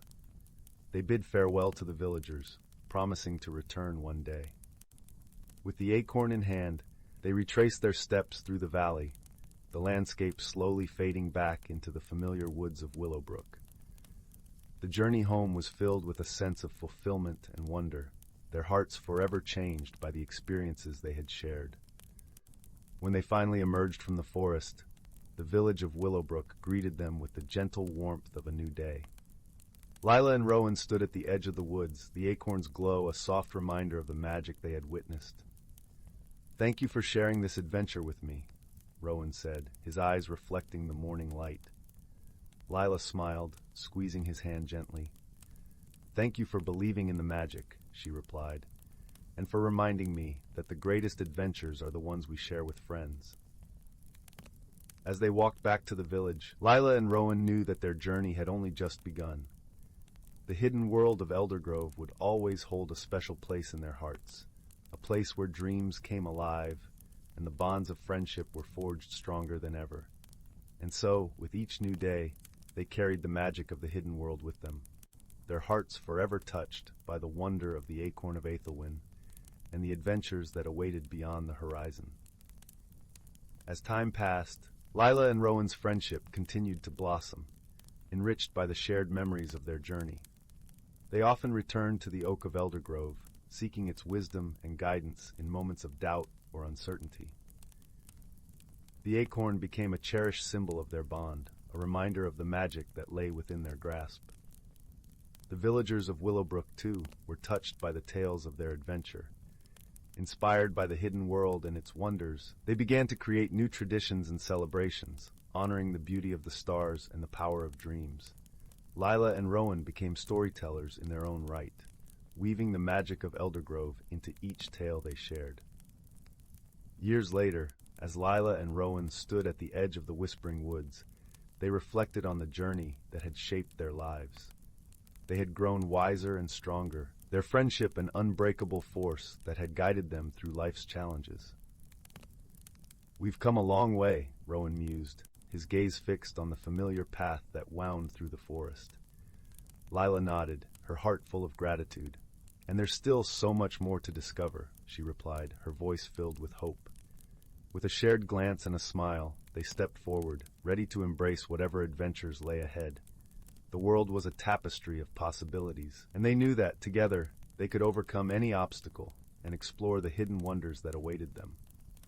As the sun set on Willowbrook, painting the sky with hues of gold and crimson, Lyla and Rowan walked hand in hand, their hearts forever bound by the magic of friendship and the promise of new beginnings.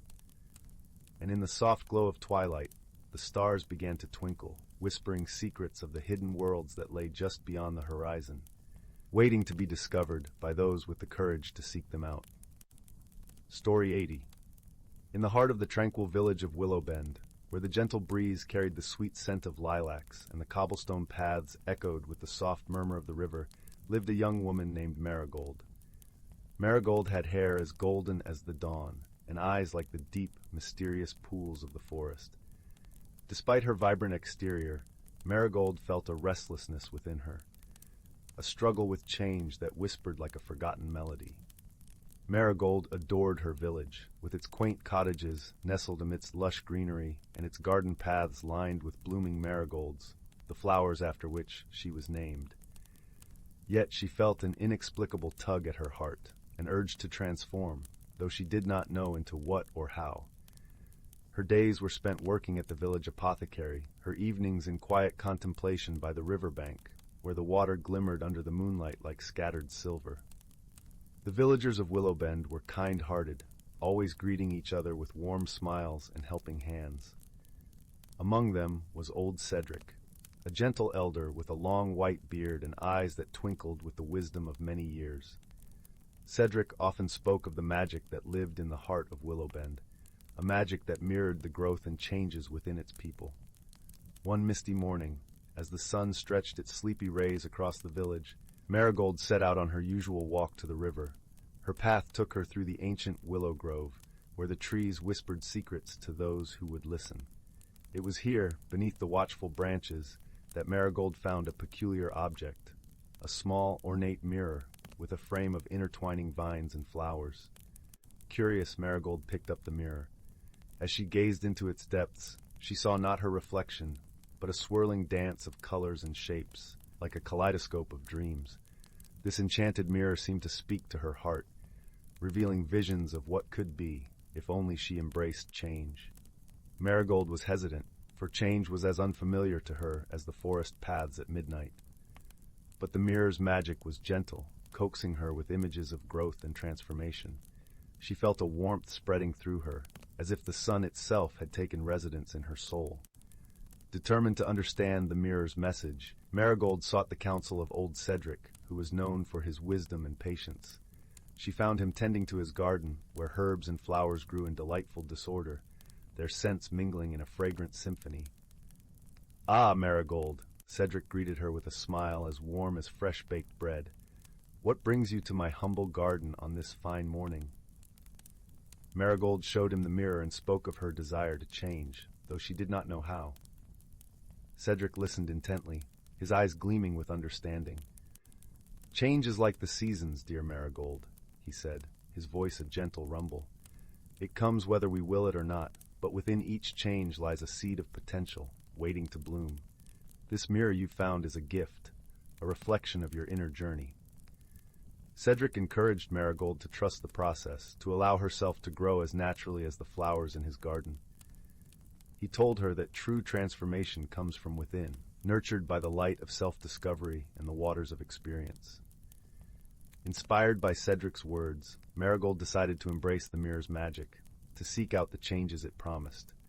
She spent her days learning new skills at the apothecary, experimenting with herbs and potions, guided by the whispers of the mirror. Each evening, she returned to the riverbank, her heart open to the lessons of the day.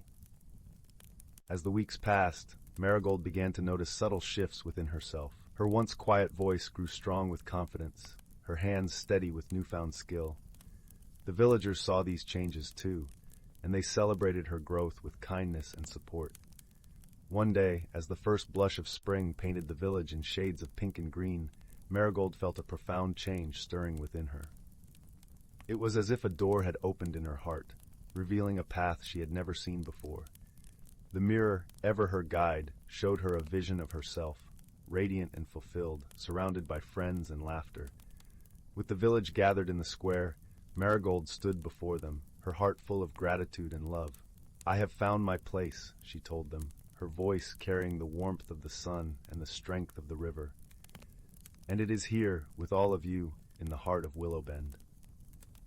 The villagers cheered, their voices blending with the song of the river and the rustle of the willow trees. They embraced her, their warmth wrapping around her like a comforting quilt. Marigold had discovered the beauty of transformation, not through grand gestures or distant journeys, but through the gentle unfolding of her own heart. The mirror had shown her the way, but it was her own courage and the support of her friends that had brought her to this moment. As the sun set over Willowbend, casting a golden glow over the village, Marigold knew she had found her true self. The magic of the mirror had mirrored the magic within her, reflecting her journey of personal growth and the beauty of change embraced with love. And so, in the heart of the village, where the river sang and the willows whispered, Marigold's story became a tale of transformation, a gentle reminder that within each of us lies the power to grow and change, guided by the magic of friendship and the wisdom of experience. The village of Willowbend, with its gentle breezes and fragrant gardens, continued to thrive, a testament to the harmony that blooms when hearts are open to the beauty of change. And Marigold, forever transformed, found joy in each new day, her heart a mirror of the magic that surrounded her. Story 81. In a serene valley nestled among whispering pines and a gentle winding brook, there lay the quaint village of Willowbrook. The village was known for its ever-blooming gardens, where petals shimmered like stars beneath the moonlight, and its cobblestone paths that echoed with the soft footfalls of villagers going about their day. Amidst this picturesque setting lived a gentle soul named Leora. Leora was a thoughtful young woman with a heart as open as the sky, yet she often felt like a lone leaf trembling on the edge of change. She longed for growth, but was hesitant, fearing the unknown path it might take her down. Leora spent her days tending to the community's gardens, her hands deftly nurturing the blossoms that smiled up at her. Yet deep within her, she harbored a yearning for something more, a deeper connection with herself and the world around her. One crisp morning, as the sun cast a golden spell over the dew-kissed earth, Leora wandered to the edge of the village, where the brook meandered lazily through the forest. Here, the air was filled with the symphony of nature, a gentle lullaby of rustling leaves and the brook's soft murmur. As she sat by the water's edge, her fingers tracing patterns in the cool flowing stream, a peculiar sight caught her attention. There, nestled between the roots of an ancient oak, was a small, crystalline flower unlike any she had seen. Its petals shimmered with hues of azure and silver, as if capturing the essence of the dawn sky. Curiosity piqued, Leora gently cupped the bloom in her hands. As she did, a warm, tingling sensation spread through her fingertips, and she could have sworn she heard a faint, musical whisper. It was as though the flower was speaking, its voice an echo of the brook's melodic murmur. Intrigued, Leora returned to the village. The mysterious flower clutched close. She sought the wisdom of Elder Thalia, the village's sage, known for her knowledge of the ancient and mystical. Elder Thalia, her eyes twinkling like the night sky, examined the flower with reverence. "Ah, Leora," she said, her voice as gentle as the rustle of leaves. "This is a rare and magical bloom, known as the Aether Blossom. It is said to be a mirror of one's inner self, revealing truths and guiding those who seek growth." The elder's words resonated with Leora, sparking a flicker of hope within her heart. Encouraged by the elder's gentle wisdom, she decided to embrace the flower's magic, embarking on a journey of discovery. That night, as the moon cast its silvery glow over Willowbrook, Leora placed the ether blossom on her bedside table. As she drifted into sleep, she was enveloped by a dreamscape both familiar and wondrous. In her dream, Leora found herself in a lush, enchanted forest, where every leaf glistened with dewdrops of light, and the air was filled with the sweet scent of jasmine. As she walked, she noticed that the forest responded to her presence. The trees bowed slightly, and the flowers turned their faces towards her, as if acknowledging her arrival. Guided by a luminous path that wound through the trees, Leora soon came upon a tranquil clearing. At its center stood a majestic tree, its branches stretching towards the heavens, laden with blossoms that glowed softly in the moonlight.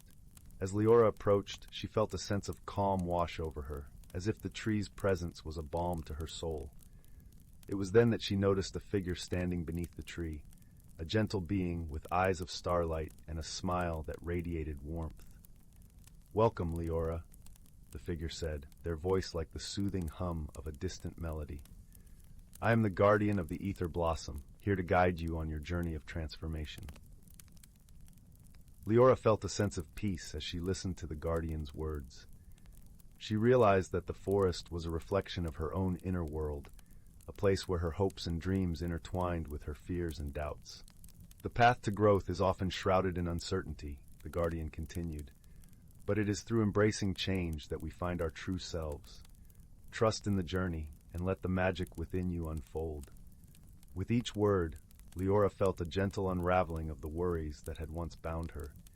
She understood now that change was not something to fear, but a natural part of the journey towards becoming who she was meant to be.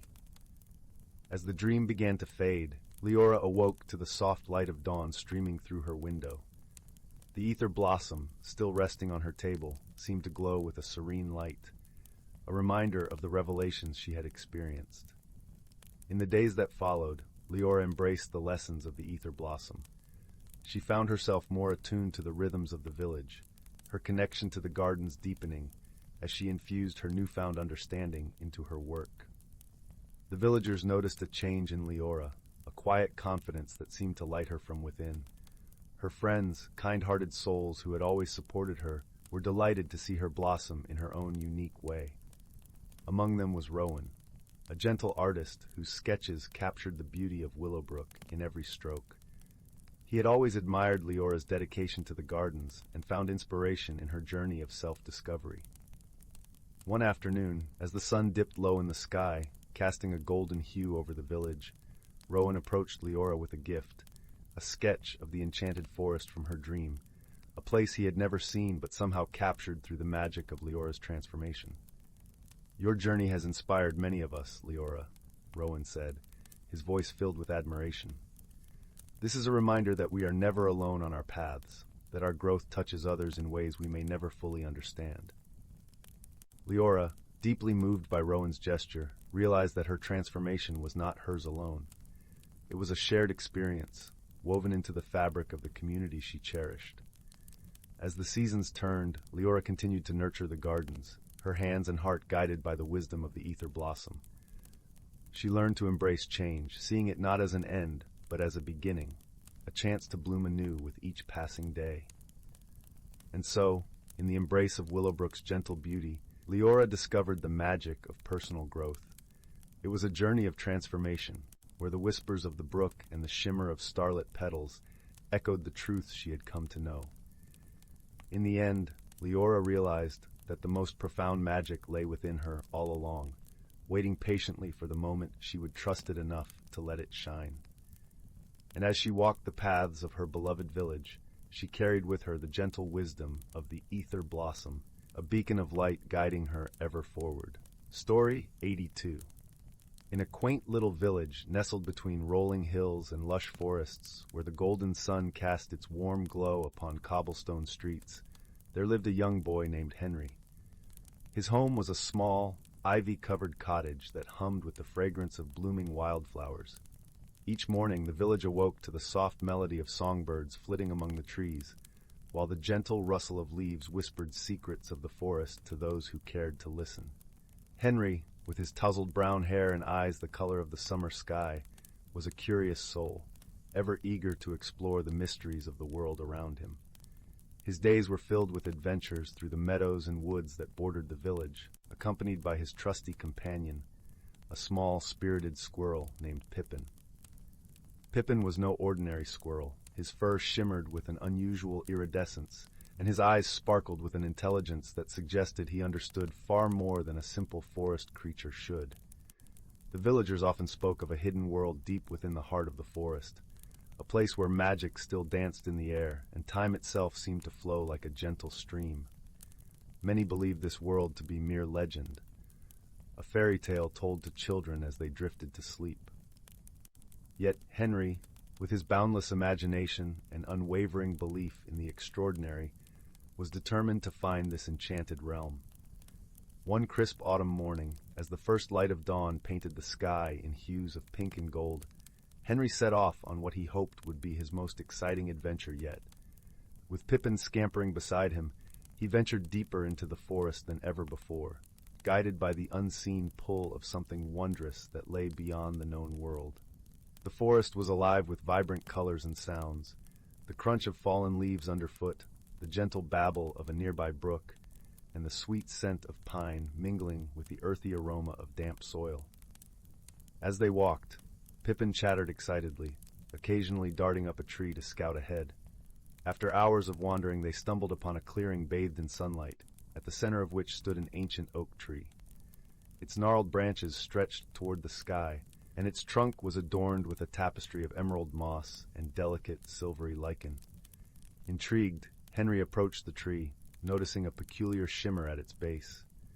Upon closer inspection, he discovered a small, intricately carved door hidden among the roots. The door was adorned with symbols that seemed to dance and shift in the dappled light, and at its center was a gleaming, silver keyhole. Without hesitation, Henry reached into his pocket and retrieved an old, tarnished key, a keepsake from his grandmother, who had passed down tales of magic and wonder. With a sense of anticipation tingling in his fingertips, Henry fitted the key into the lock and turned it. The door swung open with a soft creak, revealing a narrow passageway that seemed to descend into the very heart of the earth. Taking a deep breath and exchanging a reassuring glance with Pippin, Henry stepped through the doorway, feeling a gentle breeze as the magic of the hidden world enveloped him. The passageway led to a cavern that glowed with an ethereal light, its walls adorned with glistening crystals that refracted the glow into a kaleidoscope of colors. At the center of the cavern stood a pool of water as clear as glass, its surface shimmering like liquid silver. As Henry knelt beside the pool, he noticed something remarkable. A small, wooden boat, perfectly crafted and waiting for him to climb aboard. Without a moment's hesitation, Henry and Pippin settled into the boat, which began to glide smoothly across the water's surface, propelled by an unseen force. As they drifted deeper into the cavern, the light grew softer, wrapping them in a cocoon of warmth and serenity. Eventually, the boat emerged into a hidden valley, where the air was filled with the sweet fragrance of blooming flowers and the gentle hum of bees flitting from blossom to blossom. It was a world untouched by time, where vibrant gardens stretched as far as the eye could see, and the sky was a deep, endless blue. In this enchanted place, they encountered a myriad of wondrous creatures, gentle deer with antlers adorned in blossoms, colorful birds that sang the sweetest melodies, and even a family of foxes whose fur glimmered with an otherworldly sheen. But it was not just the beauty of the valley that captured Henry's heart. It was the feeling of peace and belonging that enveloped him, as if he had finally found a place where he truly belonged. As they explored the valley, Henry and Pippin came across a wise old turtle named Eldon, whose shell was etched with tales of ages past. Eldon, with a voice as gentle as the rustling leaves, shared the story of the valley and its magic, a magic sustained by friendship, kindness, and harmony with nature. Eldon spoke of a time when the valley had been threatened by darkness, a shadow that sought to extinguish its light. It was the courage and unity of the valley's inhabitants that had kept the darkness at bay, their bonds of friendship weaving a protective shield that no evil could penetrate. Inspired by Eldon's tale, Henry realized that the true magic of the valley lay not in its beauty, but in the strength and wisdom that came from working together for the greater good. It was a lesson that resonated deeply within him, a reminder of the power of friendship and the importance of nurturing the connections that bind us all. As the sun began to set, casting a warm golden glow over the valley, Henry and Pippin knew it was time to return home. With a heart full of gratitude and a newfound sense of purpose, Henry bid farewell to the valley and its inhabitants, promising to carry the lessons he had learned back to his own world. The journey home was filled with quiet reflection, as Henry pondered the wonders he had witnessed and the friendships he had forged. Upon emerging from the passageway, he found himself standing once more before the ancient oak, the forest alive with the soft glow of twilight.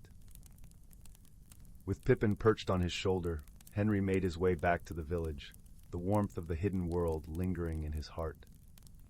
He knew that while the valley might remain hidden from the eyes of most, its magic would forever be a part of him, guiding him in times of doubt and reminding him of the boundless possibilities that lay beyond the known. As Henry curled up in his cozy bed that night, the soft glow of the moon casting gentle shadows on the walls, he felt a deep sense of peace and contentment. The world was full of wonder, and he was ready to embrace whatever adventures lay ahead, knowing that with friendship and wisdom, even the greatest challenges could be overcome. And so, with dreams of shimmering valleys and magical creatures dancing in his mind, Henry drifted into a restful sleep, the gentle lullaby of the forest lulling him into a world of dreams and possibilities. Story 83. In a quaint little village nestled between rolling emerald hills and a shimmering sapphire blue lake, there was a place unlike any other. It was known as Whimsy Hollow. This village was home to the most peculiar collection of endearing characters you could ever imagine. There was Pippin, the pint-sized pixie with wings that sparkled like sunshine on a dewdrop. Pippin had a penchant for collecting forgotten giggles, which he stored in tiny jars around his cozy home. Then there was Marigold, the cheerful garden gnome, whose hat was always adorned with fresh blossoms. She had the extraordinary ability to make flowers bloom with a simple hum of her favorite tunes. And let's not forget Tilly, the wise old tortoise who loved to tell stories of times when the stars were born from the laughter of the moon. In Whimsy Hollow, Magic was as common as the rustle of leaves in the gentle breeze, and each day was filled with the promise of delightful surprises. One bright morning, as the sun painted the sky in strokes of pink and gold, an unexpected event stirred the village into a gentle flurry of excitement. The village's beloved fountain, known as the Fountain of Jolly, had mysteriously stopped flowing.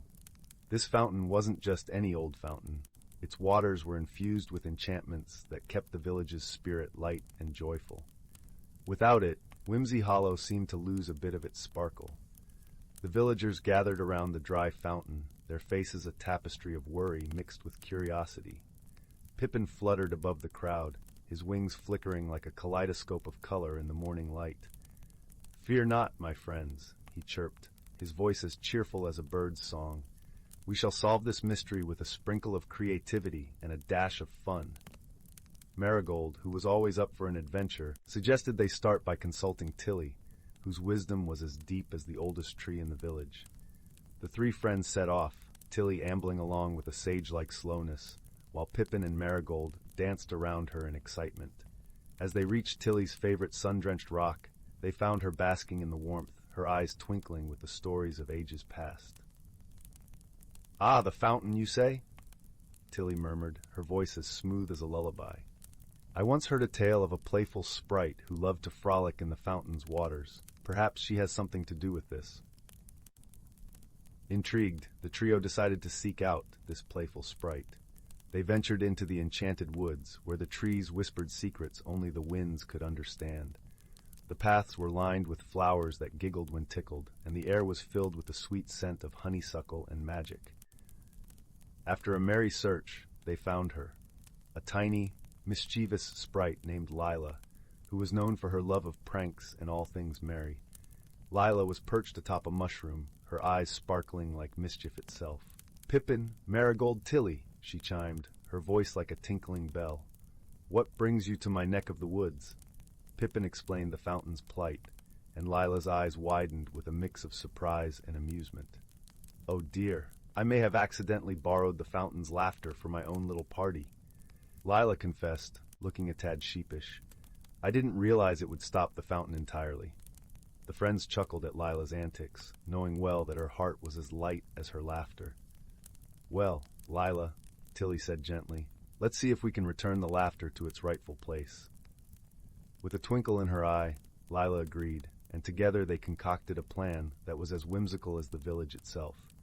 They decided to host a grand festival, inviting all the creatures of the forest and village to share in the joy and laughter.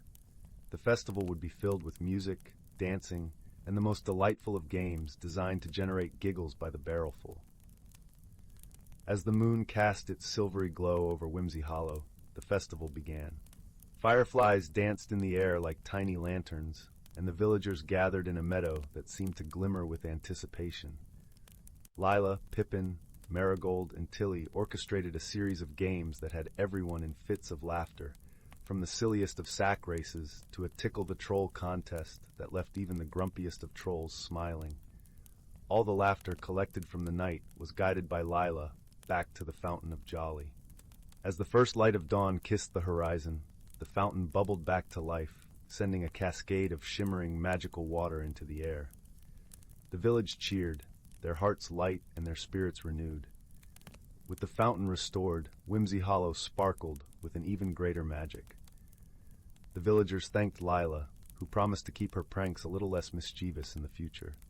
As the festival drew to a close, Pippin, Marigold, Tilly, and Lyla sat by the fountain, the air filled with the soft melody of contentment. And so, in the heart of Whimsy Hollow, where magic was woven into the very fabric of life, the friends learned that sometimes the greatest of problems can be solved with laughter, friendship, and a little sprinkle of whimsy. As they drifted into slumber, the village whispered secrets of joy to the stars, ensuring that dreams were filled with wonder and the promise of another day of delight. Story 84. In a quaint little village nestled between rolling hills and lush emerald forests, there stood a cobblestone cottage with an ivy-clad roof and windows that twinkled like morning dew. This was the home of young Leora, a thoughtful and inquisitive girl with eyes the color of the summer sky and hair as wild as the autumn wind. Leora lived with her grandmother, a gentle soul who always seemed to have a story ready and a pot of stew simmering on the hearth. One soft, misty morning, as the village was awakening under a blanket of delicate fog, Leora found herself wandering the narrow, winding paths that led through the woods. The air was crisp, carrying the earthy scent of pine and damp leaves, and the ground was soft beneath her feet. As she walked, she hummed a tune her grandmother often sang, feeling the melody weave through the trees like a gentle breeze. Suddenly, something caught Leora's eye, a glint of light reflecting off an object nestled among the roots of an ancient oak tree. Curiosity piqued, she knelt down and brushed away the fallen leaves to uncover a small, ornate box. It was carved from a deep, rich wood and adorned with intricate patterns of swirling vines and tiny blossoms. The box was surprisingly warm to the touch, and Leora felt a tingle of excitement as she carefully opened the lid. Inside, she found a curious little bell, its surface etched with delicate runes that seemed to shimmer faintly, even in the dim light. As she held it, a gentle warmth spread through her fingers and up her arm, as though the bell was whispering secrets meant only for her. Intrigued and a little bewildered, Leora carefully placed the bell back in the box and decided to return home, her mind buzzing with questions. When she arrived back at the cottage, her grandmother was sitting by the fire, knitting a scarf of deep forest green. Leora hurried to her side, eager to share her discovery. "Look what I found," she said, placing the box on the small wooden table. Her grandmother peered at it over her spectacles, a smile playing on her lips. "Ah, the Bell of Whispers," she murmured, her voice soft as the rustling leaves. "It's said to hold the power to reveal the unseen, to guide those who listen with open hearts." Leora's eyes widened with wonder. "How does it work?" she asked. Her grandmother chuckled, a sound like the gentle chime of distant bells. "In time, my dear. The bell will sing its song when you are ready." Over the following days, Leora carried the little bell with her, tucking it safely into her pocket. She often found herself in the company of her dearest friends, Goryn, a cheerful boy with a quick smile and a talent for finding hidden paths, and Kala, a thoughtful girl who loved painting pictures of the world around her. Together, they spent their afternoons exploring the forests and fields, always with the bell nestled close to Leora's heart. One day, as they wandered through a sun-dappled meadow, Goryn suggested they visit the Whispering Glade, a secluded grove said to be enchanted. The children had heard tales of its beauty, a place where the trees were said to hum with an ancient melody, and where flowers bloomed in colors unimaginable. When they arrived, the glade was indeed as magical as the stories claimed. Sunlight filtered through the canopy, creating patterns of golden lace on the forest floor, and the air was filled with the sweet fragrance of honeysuckle and lilacs. As Leora took in the beauty around her, she felt a gentle tug at her heart, a feeling that there was something just beyond her reach, waiting to be discovered. It was then that the bell began to hum, a soft, melodious sound that seemed to resonate with the very soul of the glade. Leora held it in her hands, and as the sound grew, she felt a gentle pull towards the heart of the glade, where an ancient stone altar lay hidden beneath a canopy of vines. With her friends by her side, Leora approached the altar, her heart beating in time with the bell's song. There, she saw a riddle etched into the stone, its words glowing softly in the dappled light. "In silence lies the key to see, where truth and heart in harmony be. Speak not with voice, but with the soul, and find the path that makes you whole." The challenge was clear, yet none of them knew how to proceed. They sat together, contemplating the words, each lost in thought. It was Goryn who broke the silence, his voice as gentle as the whispering leaves. "What if we listen, truly listen, to the world around us?" he suggested. "Maybe the answer isn't in words, but in understanding." Kala nodded, a thoughtful look in her eyes. "Yes, perhaps we need to feel, to be present with the glade, not just hear it." Leora smiled, feeling a warmth spread through her chest. She closed her eyes, letting the sounds of the forest wash over her, the rustling leaves, the distant song of birds, the soft murmur of a nearby brook. As she listened, she felt a deep sense of peace, a connection to the earth beneath her feet and the sky above. In that moment of stillness, the bell chimed softly, and the riddle's words shimmered and danced, revealing a hidden path that wound its way through the glade. The children rose, understanding that their journey was not just one of discovery, but of connection and trust. As they followed the path, they found themselves led to a clearing where an old willow tree stood, its branches swaying gently in the breeze. Beneath its shade, they discovered a hidden garden, vibrant with flowers of every hue and a small pond reflecting the sky's endless blue. The garden was a place of pure magic, where time seemed to pause and worries melted away. They spent the afternoon exploring its wonders, each finding something that spoke to their heart. Orin marveled at the hidden paths among the flowers. Kala sketched the vivid colors onto her canvas, and Leora felt a profound sense of fulfillment, as if she had found a piece of herself she hadn't known was missing. As the sun began to set, painting the sky in shades of pink and gold, the children returned to the village, their hearts full and spirits lifted. Leora carried the bell back to her grandmother, her eyes shining with gratitude.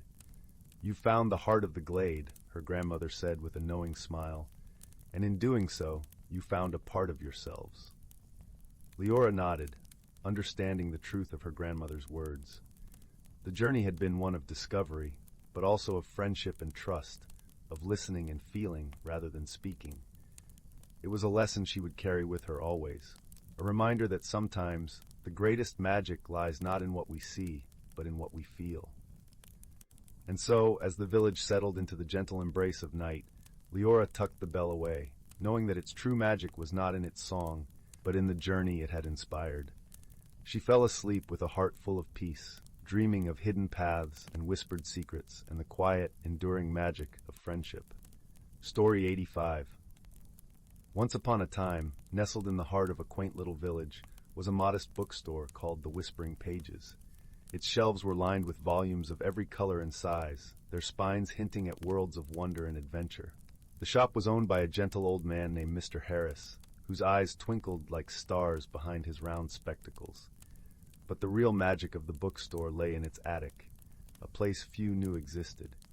One crisp autumn morning, as golden leaves danced in the breeze outside, a young girl named Lily visited Mr. Harris.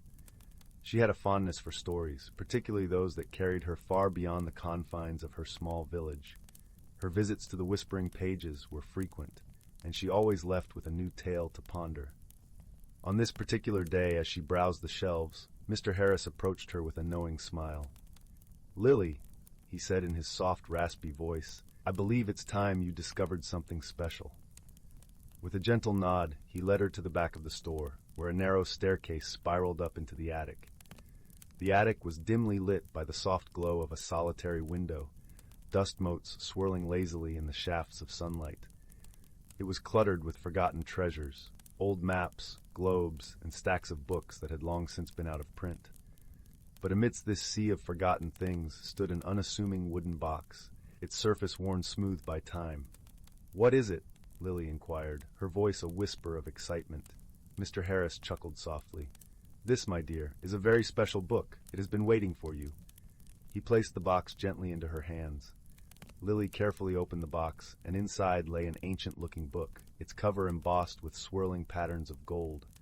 As she touched the book, a warm sensation spread through her fingertips, and a faint hum filled the air. "It's called The Book of Whispers," Mr. Harris explained. "Within its pages lie stories that are alive, waiting to be told. It chooses its reader, and it seems you are the one it has chosen." Lily's eyes widened with awe and curiosity. "What do I do?" "Simply listen," Mr. Harris replied, "and let it guide you." With that, Lily carried the book to a cozy corner of the attic, where she settled into an old armchair. The moment she opened the book, the pages fluttered like the wings of a butterfly before settling on a story. The words glowed softly as if lit from within, and a gentle voice began to speak. The story was of a faraway kingdom, where the stars themselves sang in the night sky. It spoke of a young prince who had lost his way and the friends he made on his journey to find himself. As Lily listened, she felt as though she were walking alongside the prince, experiencing his joys and challenges. As the tale unfolded, she met a cast of delightful characters: a wise owl with feathers like silver moonlight, a playful fox whose laughter was like the tinkling of bells, and a gentle deer whose eyes held the wisdom of the ages. Each character had their own story, their own lessons to impart.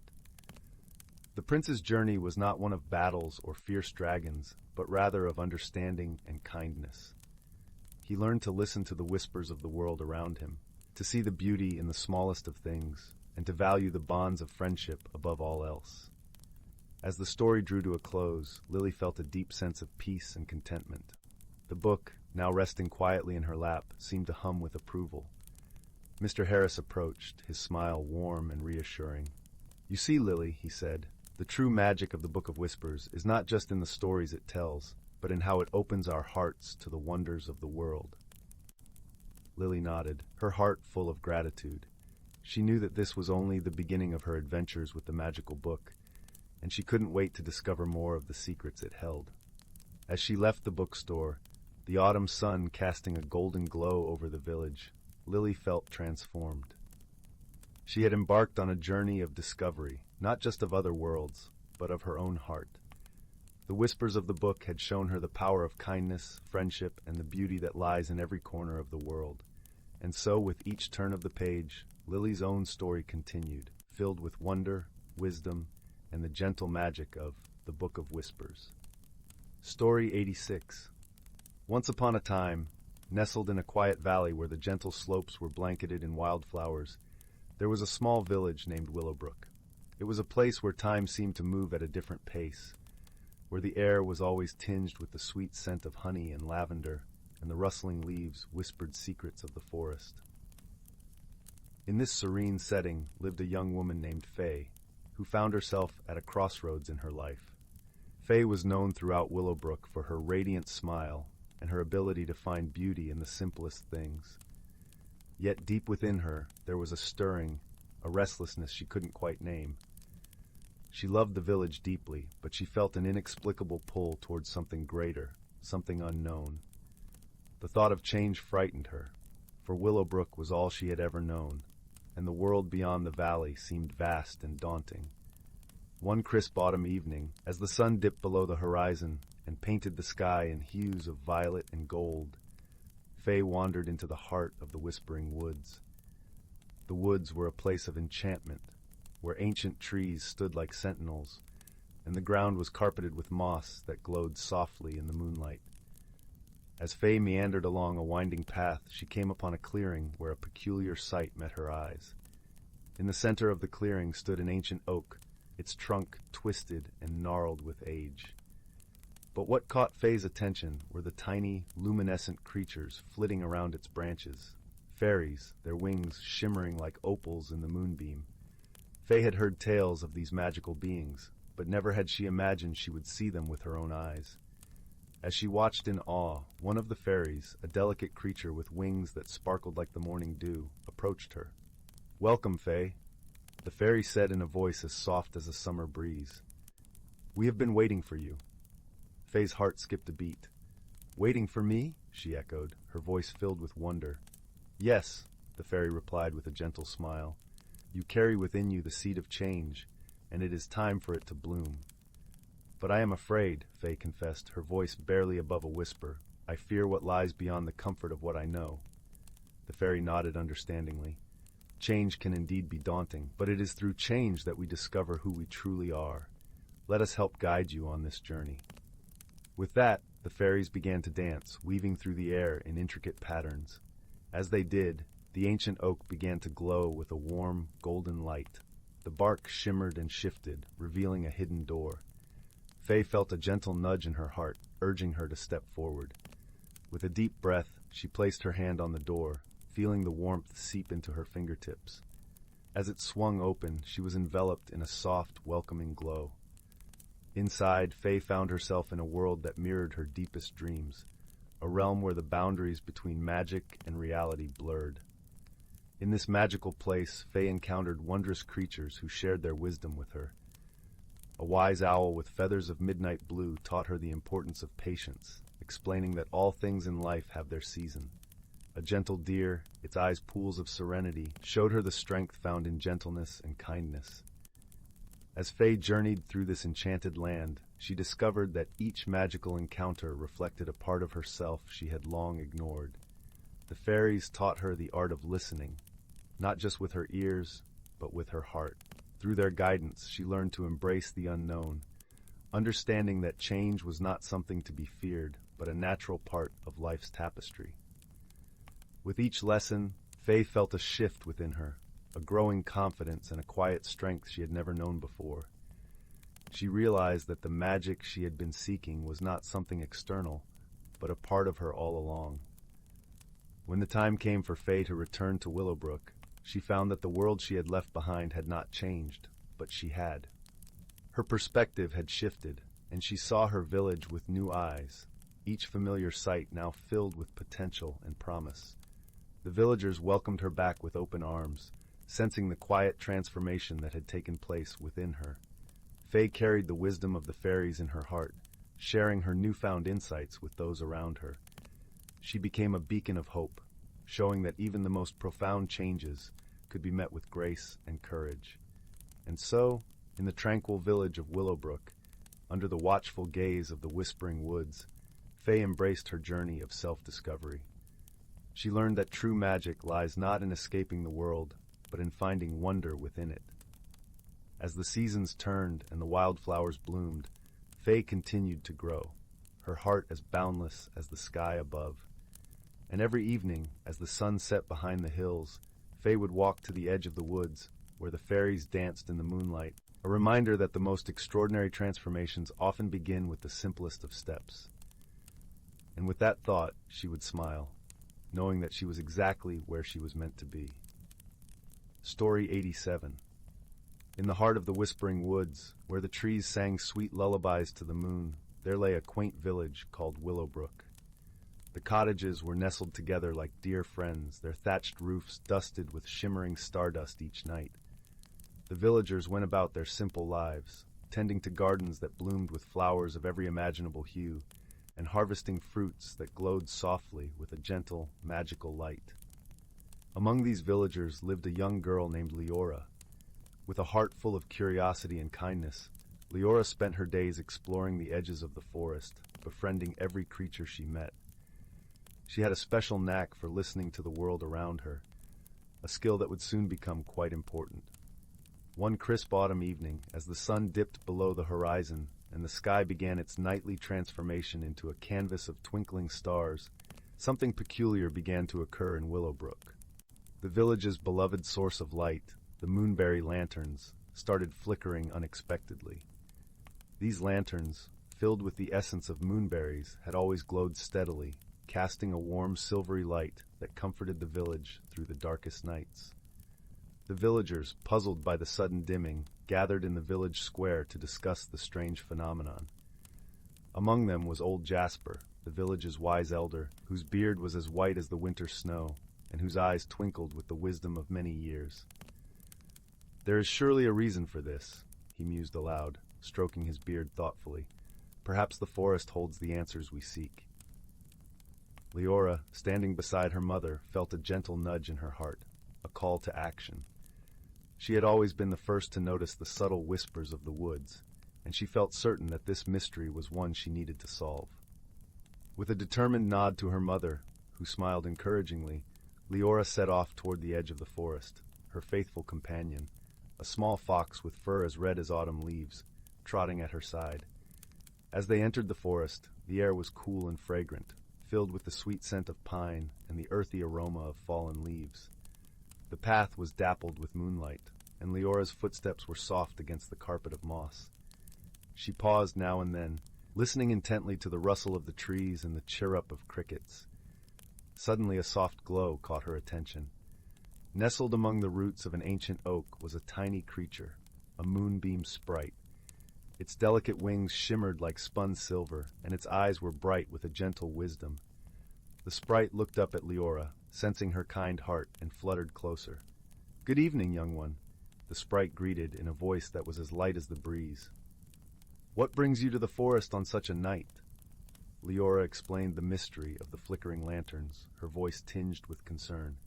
The sprite listened intently, nodding thoughtfully. "Ah, I believe I understand," it said, a soft glow of understanding lighting its eyes. "The moonberries are sensitive to the balance of light and dark. Something must be disturbing this balance." Leora pondered this, her brow furrowed in concentration. The sprite watched her with a knowing smile. "There is a place, deeper within the woods, where the light and shadow dance together," it continued. "Perhaps there you will find the cause of this disturbance." With gratitude in her heart, Leora thanked the moonbeam sprite and continued her journey deeper into the forest. Her fox companion stayed close, offering warmth and companionship. As they ventured further, the forest thickened, and the path became a tapestry of shadows and light. The rustling leaves seemed to whisper secrets, guiding Leora toward the heart of the woods. Eventually, they arrived at a small clearing. In the center stood a stone circle, ancient and mysterious, bathed in a soft, ethereal light. Leora approached cautiously, her eyes drawn to the center of the circle where a curious sight awaited her. A small, translucent orb, pulsating gently with a soft light like a heartbeat. The orb seemed to be both absorbing and emitting light, and it was clear to Leora that this was the heart of the disturbance. As she knelt beside it, pondering what to do, a soft rustling announced the arrival of another visitor. Out from the shadows stepped an owl with feathers as dark as midnight and eyes as bright as stars. "Greetings, young seeker," the owl hooted softly, settling on a low branch. "I see you have found the source of your village's troubles." Leora nodded, grateful for the owl's presence. "What is this orb, and how can I help restore the balance?" The owl blinked slowly, its gaze wise and calm.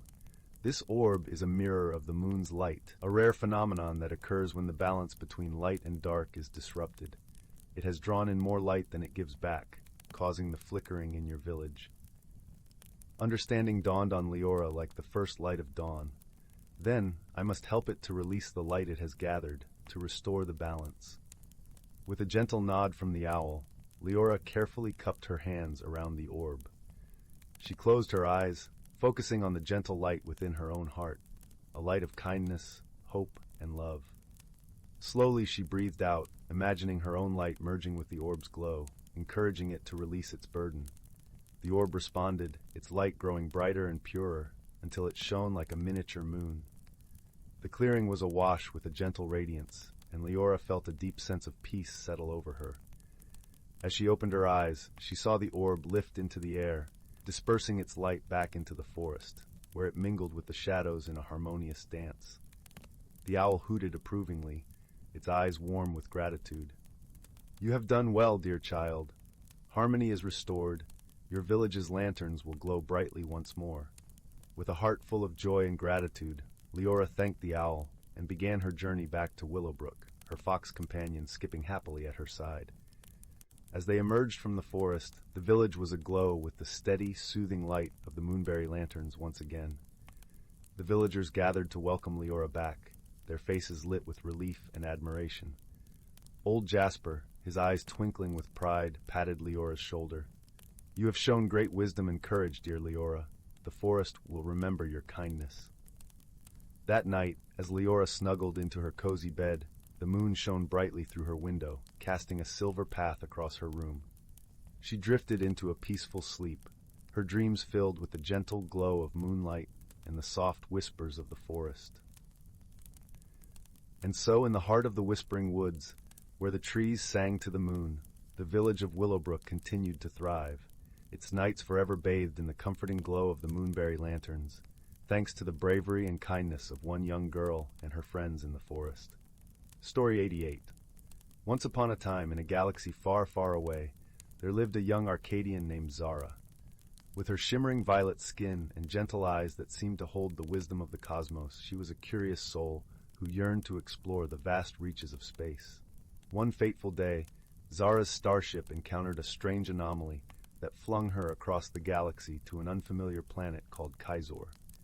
As her ship crash-landed on the rocky surface, she found herself face-to-face with a gruff and burly creature known as a Gorback. Krav, the Gorback, was a hardened warrior with a heart as tough as the scales that covered his body. Initially, he regarded Xara with suspicion, for their species had been sworn enemies for countless cycles. "What business do you have on Kazor, Arcadian?" Krav growled, his massive claws gleaming in the alien sunlight. Xara, taken aback by his hostility, tried to explain her predicament. "Please, there's been a terrible misunderstanding. I'm lost and in need of assistance. I mean you no harm." Krav, however, was not one to trust easily.